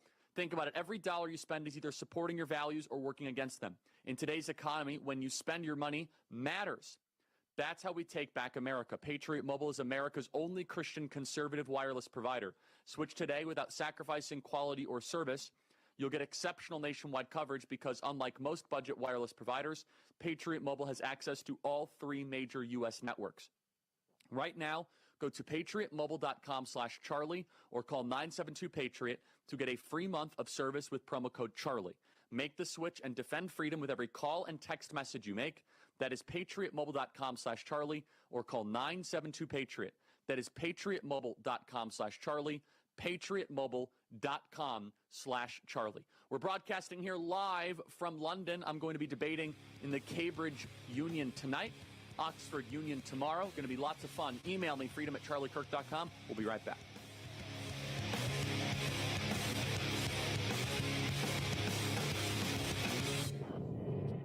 Is your body ready for summer? We're going to build a body you can be proud of. You just give me 30 minutes a day for 21 days, and I promise you the weight will come off. This is 21 Day Fix, the perfect program to get you summer ready. I am in perfect shape for my bikini. I had that sexy little beef.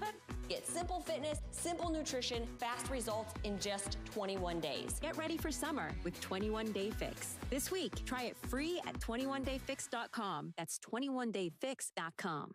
Cooking rice just isn't nice. No matter how hard you try, it always comes out stuck on and dry. Until now. Hi, Chef Daniel Green here with Rice Robot, the 1, 2, 3 rice cooker. It's the easiest way to make fluffy, delicious rice every time. Watch. 1, add the white cup for rice. 2, add the blue cup for water. 3, click it and let Rice Robot perfectly cook it. White, brown, jasmine, pilaf, basmati, even sushi rice, all cooked just right. The secret is perfect cook technology that surrounds the rice with controlled heat for even cooking. Then Rice Robot senses when it's done, auto stops, and keeps it warm to serve. Rice Robot's so smart it won't burn, overcook, or undercook, guaranteed. Watch this. Add rice, water, olive oil, salt, 1 large tomato in the center. Click it, cook it, and look, amazing Mediterranean rice that's just bursting with flavor. But how about an egg fried chicken rice meal for the whole family in just minutes? And rice is just the beginning. Make mac and cheese, frittatas, oatmeals, soups and stews, even ramen dishes. For a healthier choice, make quinoa, couscous, or cauliflower rice. Throw in turkey, rice, vegetables, potatoes, broth, and bring leftovers back to life. Elevate your party with a melty queso spinach or a s'mores dessert dip. Rice Robot is perfect for apartments, dorm rooms, and RVs. And with a ceramic, ultra non-stick interior, cleanup's a breeze. Call or go online now and get the complete Rice Robot cooking system with the steamer tray and 1-2-3 recipe guide. All for the special TV discount price of just $39.99. It comes with a 90-day money-back guarantee. We'll even ship your entire order free. You get it all at incredible value for one low price. Order now. To order, call 1-800-575-5956 or go to buyricerobot.com. So call 1-800-575-5956 or order online at buyricerobot.com today. Are you having trouble hearing your TV or listening to conversations in loud spaces? Then it might be time to consider Nano hearing aids. Nanos are FDA-registered OTC hearing aids. Don't be fooled by overpriced hearing aids. Prescription hearing aids could cost $3,000 or more. Nano hearing aids are now offering $100 off through this special TV offer. Call now and get 2 CIC rechargeable hearing aids for only $297. And if you're not happy, return them for a full refund. Newsflash, Democrats. America is a republic, not a democracy. Fact check. True. Okay, everybody, in just a second, we'll have Senator Eric Schmidt from the great state of Missouri. We have just finished our campus tour. I shouldn't say that, actually. We're doing 2 more campuses, Oxford and Cambridge, where I'm guests of both of those schools. I wonder if they're going to want MAGA hats if I throw them out in the Cambridge Union. Let's play cut 146, which is a summary brought to you by Yrefi.com. That is YREFY.com. Private student loan debt refinancing. Actually, we don't have time for that. We'll probably do that in the next segment later in the hour. I want to remind you guys to help out Yrefi, to help support our campus tours. If you guys have anybody in your life that needs private student loan debt refinancing, go to Yrefi.com. That is YREFY.com. At Yrefi, they are able to get you or someone you know out of debt. Understand that there's over $300 billion in private student loan debt relief. It may not be available in all 50 states. Just call 888-YREFI-34 or log on to YREFI.com. Do you have a co-borrower? Yrefi can get them released from the loan and give mom and dad a break. Can you imagine being debt-free and not living under this burden anymore? Go to YREFI.com. That is YREFI.com. Be right back.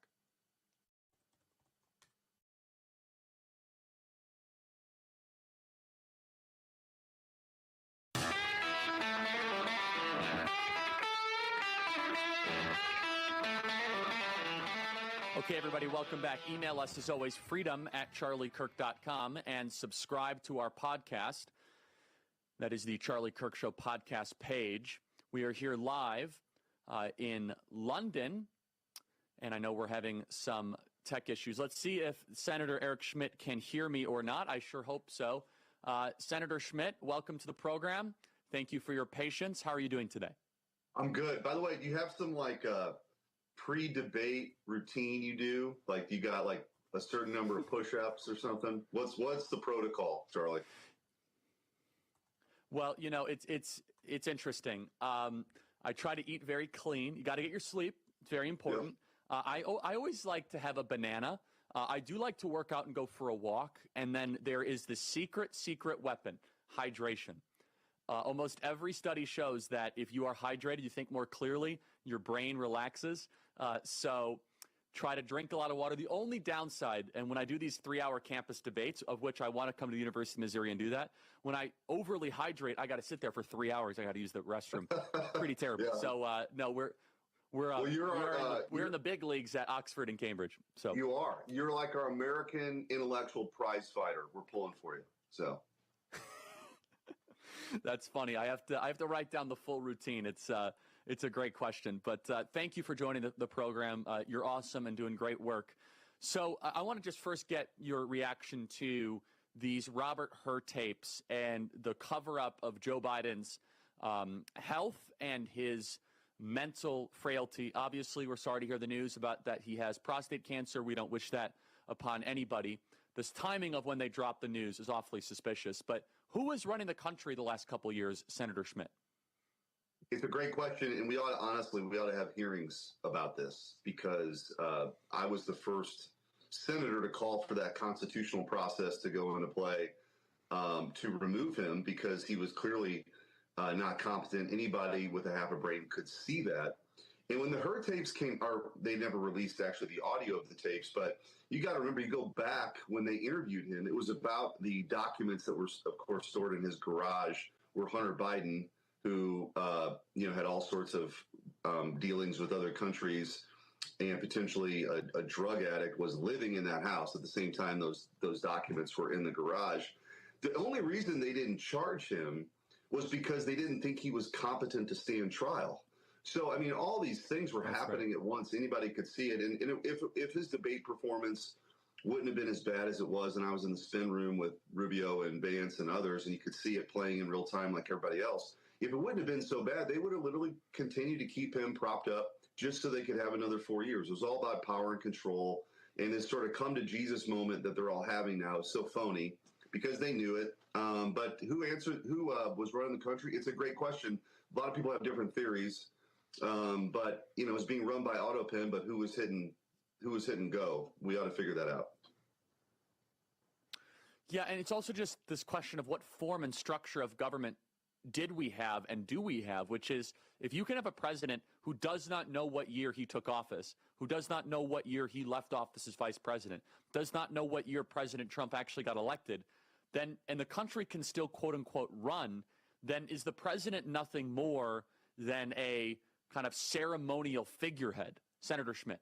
Well, listen, this is what we're fighting against, Charlie. I'm glad you sort of framed it like that. We're fighting against this managerial and administrative state that was created really about 100 years ago with Woodrow Wilson, who prior to Joe Biden, I think was the worst president we've ever had in this country. Their dream, the progressives' dream, was to have a government run by experts. And so when COVID happened, it kind of the veil went down and you could see what they really wanted. It wasn't about elected leadership. It was about Lord Fauci and these other quote unquote experts who knew better than everybody else. So this idea of we the people, they would love to get rid of that. And they would love to get rid of that accountability and have this sort of permanent Washington managerial class run everything. And so this is what they had going, and why people were attacked so viciously if you quote unquote questioned the science or you asked questions about who was running the country at the time, because they got exactly what they wanted. But that's why it's so important for President Trump to have won and for him to have gotten his cabinet appointees approved who are reformers, who want to disrupt what we've seen over the last, really an evolution over 100 years. And Republicans were guilty of this too. We've got to get it back to a point where there's real accountability and we fundamentally dismantle the administrative state. I love that. I'm going to keep you for another segment, Senator. And this is one of the most important fundamental structural issues. And understand that a deep state bureaucracy running the government is not just an American problem. I am here in London, and I just met with Liz Truss, former prime minister, and she said, we have an entire bureaucracy that runs the government, that there is this clash between the sovereign, the people, and the deep state. This worldview has enveloped the entire Western world. The difference is that our Constitution was supposed to prevent it. And now it is the people versus the administrative class. Back with Senator Schmidt in just a second.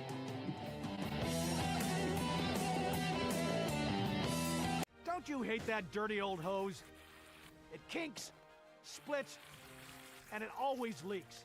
And it's way too heavy to carry around. It's time to get the brand new pocket hose Copperhead. Just turn on the water and watch it grow to a full-size hose. It stretches and expands like a rubber band. Old-fashioned hoses get kinks and creases at the spigot, but the new pocket pivot swivels 360 degrees. Just connect to the spigot and watch it pivot. And when you turn off the water, away it goes, shrinking back to a pocket-size hose. And it makes it easy to carry and put away. Copperhead. It's the hose that grows and pivots, flexes, and sprays. It puts itself away for another day. The pocket hose is so unique and so innovative, it was awarded over 100 patents. Call or go online now to get the super light 25-foot pocket hose Copperhead today for only $39.99. But wait, order right now and you'll receive an instant $10 discount. So it's only $29.99. And it gets better. Order right now and get our copper spray nozzle with our exclusive thumb drive free. Simply use your thumb to turn it on or off. And with 10 unique patterns, you'll have a setting for every job. A $30 value. Yours free with every 50-foot Copperhead. Plus, Copperhead comes with a full 10-year warranty. It's that durable. That means you can order right now with total confidence. But this special offer is not available in stores or on Amazon. So order right here, right now. And with rising costs, this may be your last chance at this low price. There is a strict limit of 3 per order. So don't wait. Order now. To order, call 1-800-957-6191 or visit getcopperhead.com. So call 1-800-957-6191 or visit getcopperhead.com. Order now. Do you suffer in pain? Are you stiff, tense, or less active than before? Introducing the EasyWell Remedy Massage System that combines the incredible effects of vibrational therapy, targeted deep tissue shiatsu massage, plus soothing infrared heat. A triple fusion of therapeutic experiences. Full body vibrational therapy increases blood circulation and reduces inflammation. Look at these beads moving from the powerful vibrational motors. It's like 1,000 little fingers just vibrating my body from head to toe. Infrared heat penetrates deep to reduce pain, soothe, and relax. Remedy gets in there and helps deal with the source of the pain, so you feel much better. The Ultra Shiatsu pillow with 6 infrared heated nodes mimics a professional massage. Plus, it's detachable for deep relief anywhere you need it. It's just something that you're gonna have to feel for yourself. Experience the true remedy for your pain and stiffness. Call now. Welcome back to this Real America's Voice news break. I'm Terrence Bates.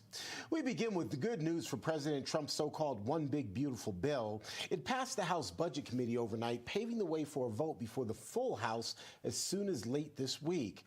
First, however, the measure will face a markup in the House Rules Committee, which will consider amendments to the existing legislation. The bill had been stalled since Friday when 4 Republicans blocked it over concerns about spending cuts not being steep enough. Those 4 Republican fiscal hawks are now on board, though. Congressman Chip Roy of Texas, who was one of the holdouts, says that progress was made over the weekend, but he argues, quote, "We didn't get nearly far enough." Coming up in about 20 minutes, actually, we also talked to Congressman Ralph Norman about all of this of South Carolina, and he says that he was a holdout on Friday because there were negotiations going on throughout the weekend that had to do with proposed changes to Medicare work requirements. He also says that he wanted a larger reduction in federal medical support for able-bodied beneficiaries. Mexico's president is mourning the deaths of a couple of her country's sailors following a Mexican naval ship's crash into New York's Brooklyn Bridge. In a statement on Sunday, Claudia Scheinbaum writes, "We are deeply saddened by the loss of 2 crew members of that ship. It was a training ship and they lost their lives in the unfortunate accident there in New York Harbor. Our sympathy and support go out to their families," she says. Turbulent water is being considered a potential cause for that crash. Apart from the 2 sailors who were killed, 19 others were hurt. The collision caused the 160-foot-high ship's 3 masts to cave in. You heard it just a moment ago. The ship was visiting New York as part of a 15-country global goodwill tour. It was leaving New York headed to Iceland. While video of the crash went viral almost immediately, New York Mayor Eric Adams says the iconic Brooklyn Bridge escaped major damage. The death toll from this weekend's tornadoes that tore through Kentucky, Missouri, and Virginia could continue to increase throughout the day as search and rescue operations continue. At last check, at least 28 people were confirmed dead. Kentucky was hardest hit with 19 deaths and entire neighborhoods flattened. That's a quick check of your headlines. I'm Terrence Bates.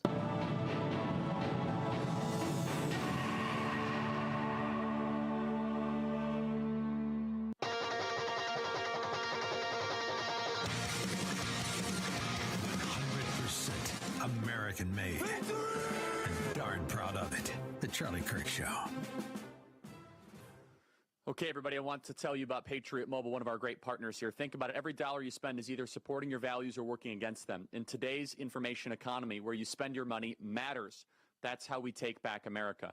Patriot Mobile is leading the way as America's only Christian conservative wireless provider. Switch today without sacrificing quality or service. You'll get exceptional nationwide coverage because unlike most budget wireless providers, Patriot Mobile has access to all 3 major U.S. networks.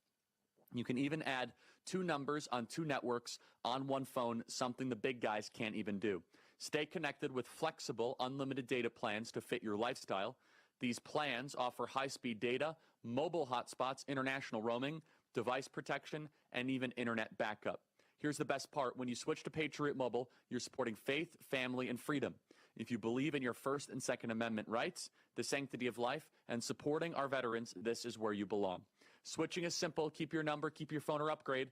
Patriot Mobile's 100% U.S.-based team will get you activated in minutes.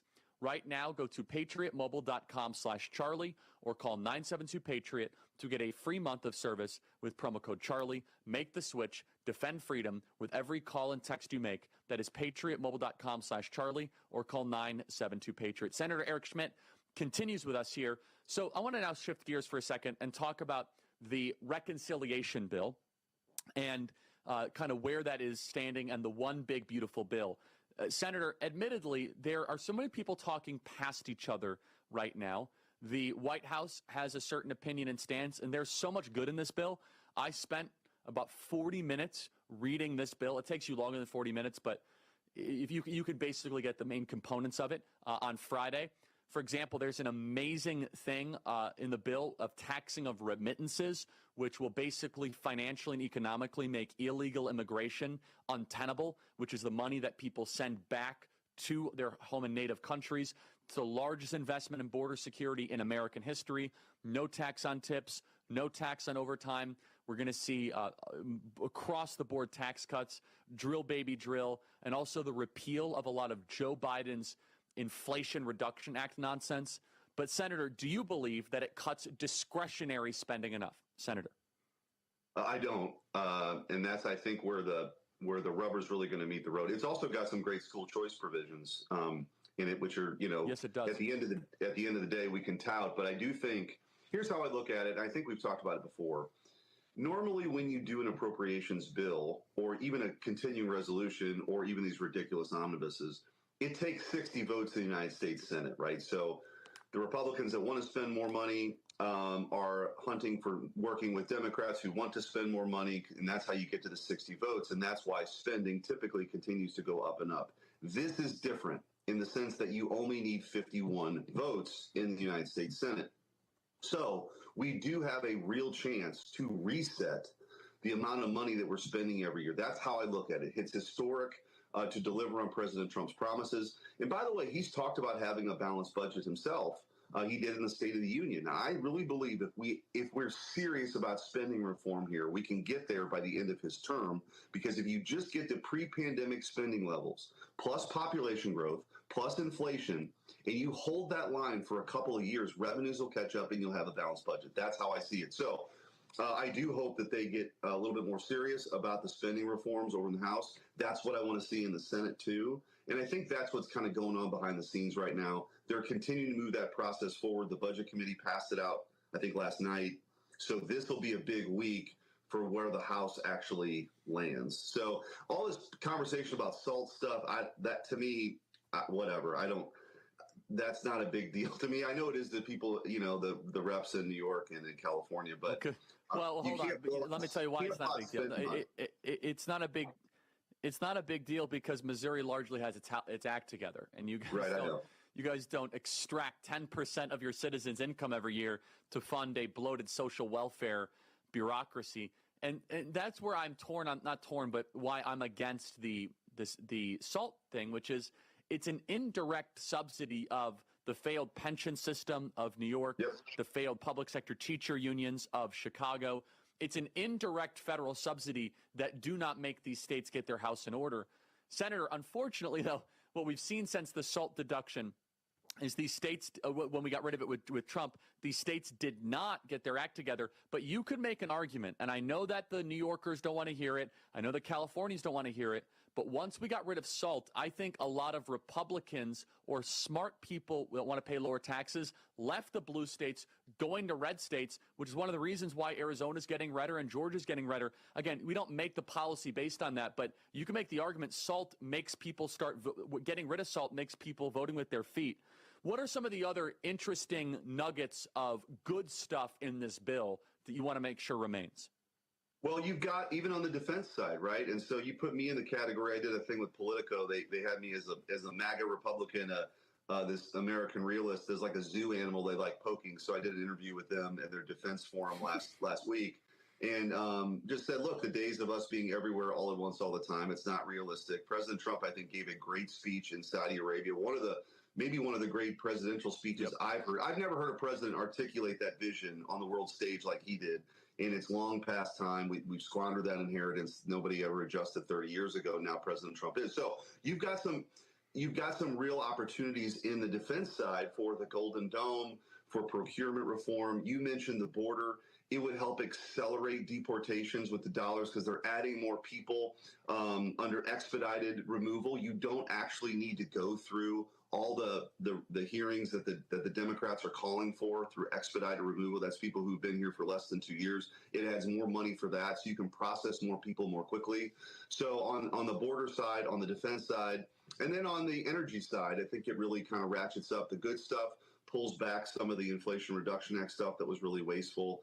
So all in all the stuff we want to do, that's good. But I do think there's still a lot of room to have more spending reform. So again, we just can't keep having, spending $2 trillion we don't have every year. It's not sustainable. It's just not sustainable. So I think that's where things are at right now. But there's a lot of great stuff. I mentioned school choice.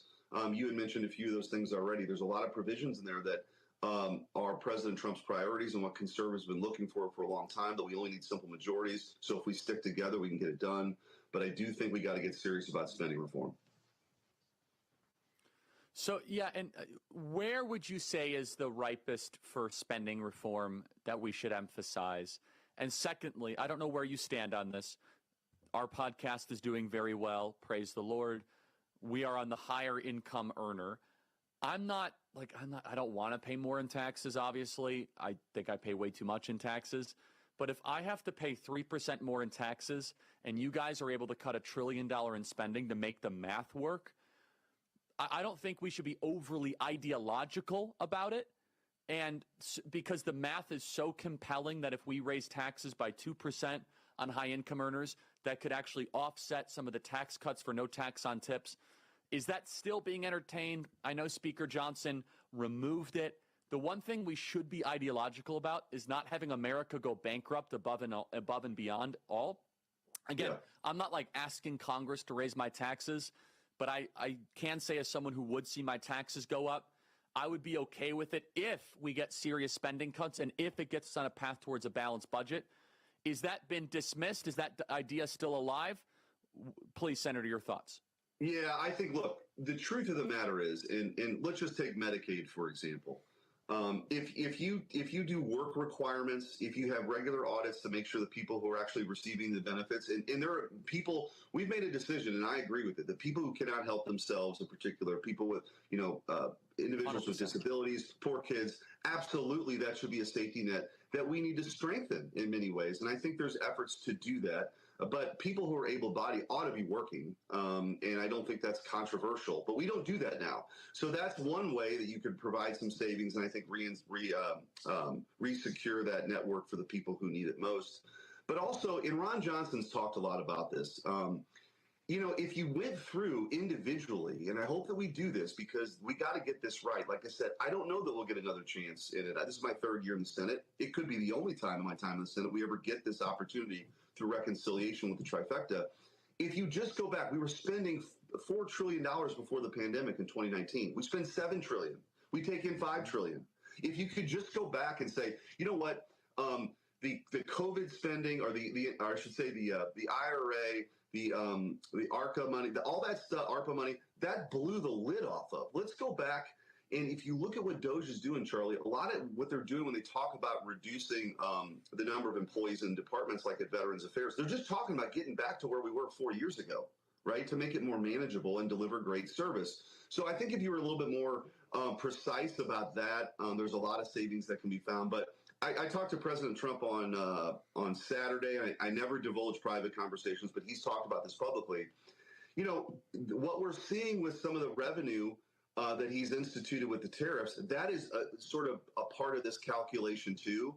And ultimately, the vision is to get to a place where we have external revenue to the point where you can eliminate the income tax for people making under $200,000 a year. That's a massive shift. So we talked about this progressive form of government that was really instituted 100 years ago. President Trump's going after all those assumptions, right? He's saying that the income tax, as it's been created and evolved over 100 years, really punishes work and working families. We've had the jobs that have been shipped overseas because of our terrible trade policy. We've had a foreign policy that wasn't adjusted in 30 years because, we squandered this inheritance. People didn't adjust. It was meant to kind of get our allies back on their feet in Europe and Japan. And we never said, hey, maybe you need to start ponying up from your own defense. I think if you do all those things, you have energy dominance, you have this regulatory reform, we're going to see a lot of savings. And again, the goal of balancing the budget, that's my goal. And I think that's President Trump's goal too. And right now, the MVP, right, in Washington for Donald Trump is Mike Johnson. If he could get this thing through, get it to the Senate, get it through reconciliation, House and Senate kind of, go back and forth, and it gets to the president's desk, and this thing passes, this big, beautiful bill with all these tax cuts that are in here, Democrats have nothing to run on in 2026. They can't run on foreign policy, they can't run on the border, and they can't run on the economy. So if that happens, trust me, Mike Johnson is your MVP right now. Senator, thank you so much for your time. Really appreciate it. Sorry we couldn't go deeper into some of this, but thank you for the great work, and thank you for fighting hard for the country and for Missouri. Senator, thank you so much. Okay, let's go here to, let's see, our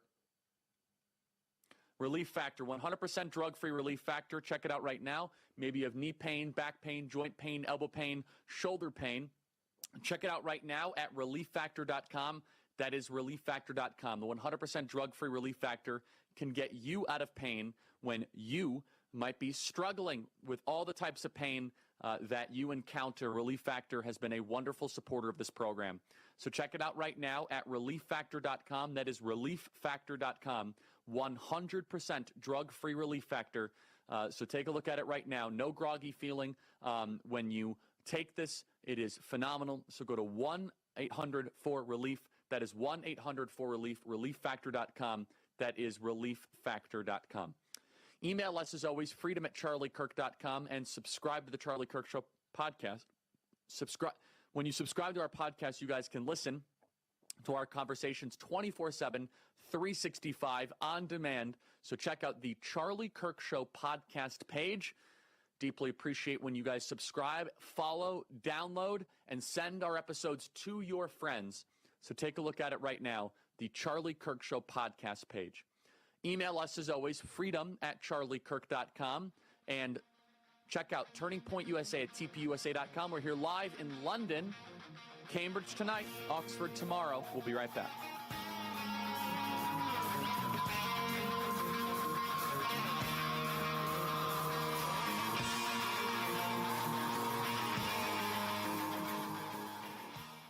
Do you suffer in pain? Are you stiff and less flexible? Do you have trouble sleeping? Are you less active than you once were? Introducing the EasyWell Remedy Massage System that combines the incredible effects of vibrational therapy, targeted deep tissue shiatsu massage, plus soothing infrared heat. A triple fusion of therapeutic experiences delivering health-boosting treatments to your body. Full-body vibrational therapy increases blood circulation, bringing relief to joints and muscles and reducing inflammation while supporting your overall mobility. Look at these beads moving from the powerful vibrational motors. It's amazing. It's like 1,000 little fingers just vibrating my body from head to toe. Infrared heat penetrates deep to relax and soothe your body, reducing joint pain and stiffness and increasing circulation. Remedy gets in there and helps deal with the source of the pain, so you feel much better. The Ultra Shiatsu pillow with 6 infrared heated nodes is designed to mimic a professional massage specialist's hand kneading and working tight muscles in just the right way to bring maximum relief and pleasure. It is even detachable, allowing you to get a deep tissue relief in your upper and lower back, neck and shoulders, feet, calves, or anywhere on your body. I can't even describe to you the feeling. It's just something that you're gonna have to feel for yourself. Call or go online now to receive the Remedy Massage System. Your system includes the Zero-G memory foam layer, the vibrational infrared and ultra shiatsu therapies, the removable shiatsu pillow, remote control, and a convenient carry bag free.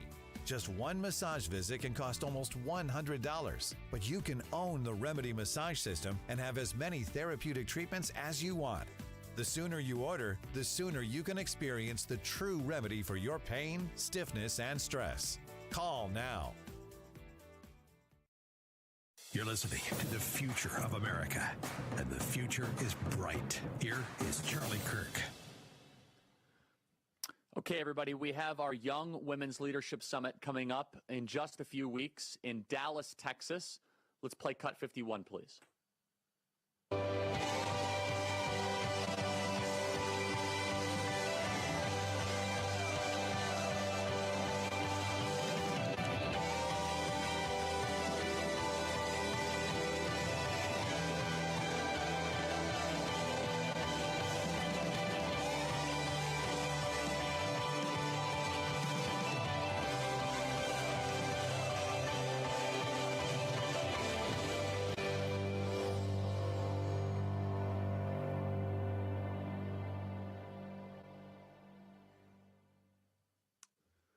That is the Young Women's Leadership Summit. YWLS 2025 is the website, YWLS2025.com. That is YWLS2025.com.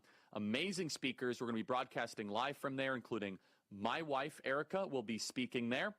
We have Alina Habba, we have Alex Clark, we have Tulsi Gabbard, Brooke Rollins. Amazing, amazing speakers. Go to YWLS2025.com. Be right back.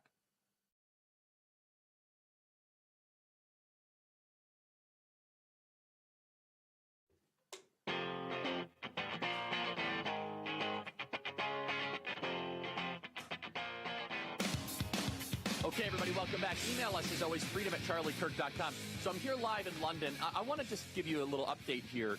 There's some really exciting things happening, and simultaneously, there are incredible troubling things that makes me, every time I come to the UK, I'm just so thankful to be an American. They got so many problems here, and they have cultural problems alongside political problems.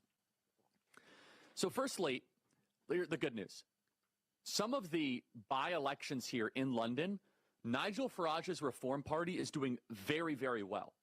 Everybody I'm talking to who knows what is going on in British politics, they're saying Nigel Farage is the favorite to become the next Prime Minister of the UK.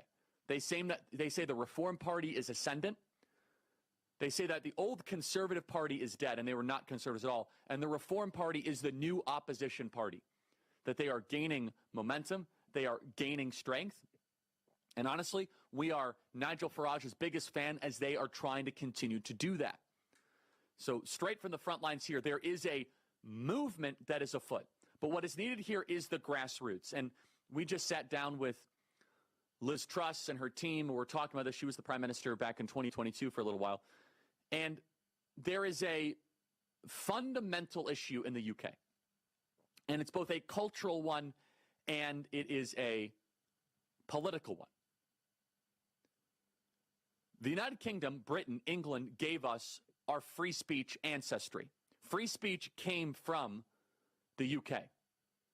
The UK has decided to no longer embrace a culture of freedom of speech or dialogue. They have the misinformation and disinformation police. Did you know that 30 people a day, according to the Telegraph, are arrested for inflammatory social media posts? Knocks on your door. 30 people a day in the United Kingdom. Do you know that Britain had the same GDP per capita as the United States of America in 2008? Now, the UK is substantially poorer than the United States of America as a GDP per capita. The UK embraced this nonsense of a nation of immigrants. Do you know every part of the UK except London is behind our poorest state in America, Mississippi? And we love Mississippi, it's just the poorest state. Every single part of the UK. The UK is a very, very poor country with a very, very rich city, London. The rest of the UK is extremely poor. There is an opportunity here, but to be perfectly honest, if you do not have a culture that embraces freedom of speech, that embraces dialogue, then you're not able to solve your other political problems. It is a first principle truth. If you are not able to complain, call out, challenge power, if you're not able to persuade people, if you're not able to ridicule your leaders, then how are you actually ever going to fix all of the other problems? In fact, I was just driving in a car and I said to my driver, I said, you've imported way too many Muslims into this country. And they're like, did you just say that? I'm like, yeah. You guys have way too many Mohammedans in your country. You see, they're thinking it, but the spoken word is what's important. Because they're afraid that they might get a knock on the door, or it's very unseemly from British standards to say such things. They're a little gun shy. Free speech is a cornerstone of a vibrant country. And I'm sorry, when I'm walking down to Piccadilly Square and every other shop has Arabic, when I go see a cafe and every woman is fully in a hijab, that's not Britain, that's something else. You might want that, you might think that's a good thing, but it's something else. That is not the United Kingdom. The spoken word is the catalyst for creation. God spoke creation into being. Speech is powerful. In the beginning was the word, as it says in John 1, which is the logos. It is the spoken word, not the thought, not just the internalized truth. You must speak it and it becomes material reality. I will say, though, that if the stars align, based on my conversation with the grassroots here and the drivers and the, what do they call them, the cabbies, and the working folk, there is a political revolution waiting to happen in the UK. You need someone with courage, and I think Farage is that person. You need a series of influencers. Things need to start breaking their way. I'm telling you right now, there could be a political revolution like the Trump one. And they're just looking for their Trump in some way. And it could be Nigel Farage. And the Reform Party is doing very, very well. But they need to start speaking out more and not carrying the social cost. Ooh, I don't want to be called a racist by the London Times. Who cares? That's so 2008 around America. Speak the truth, regardless the cost. You could take back Britain.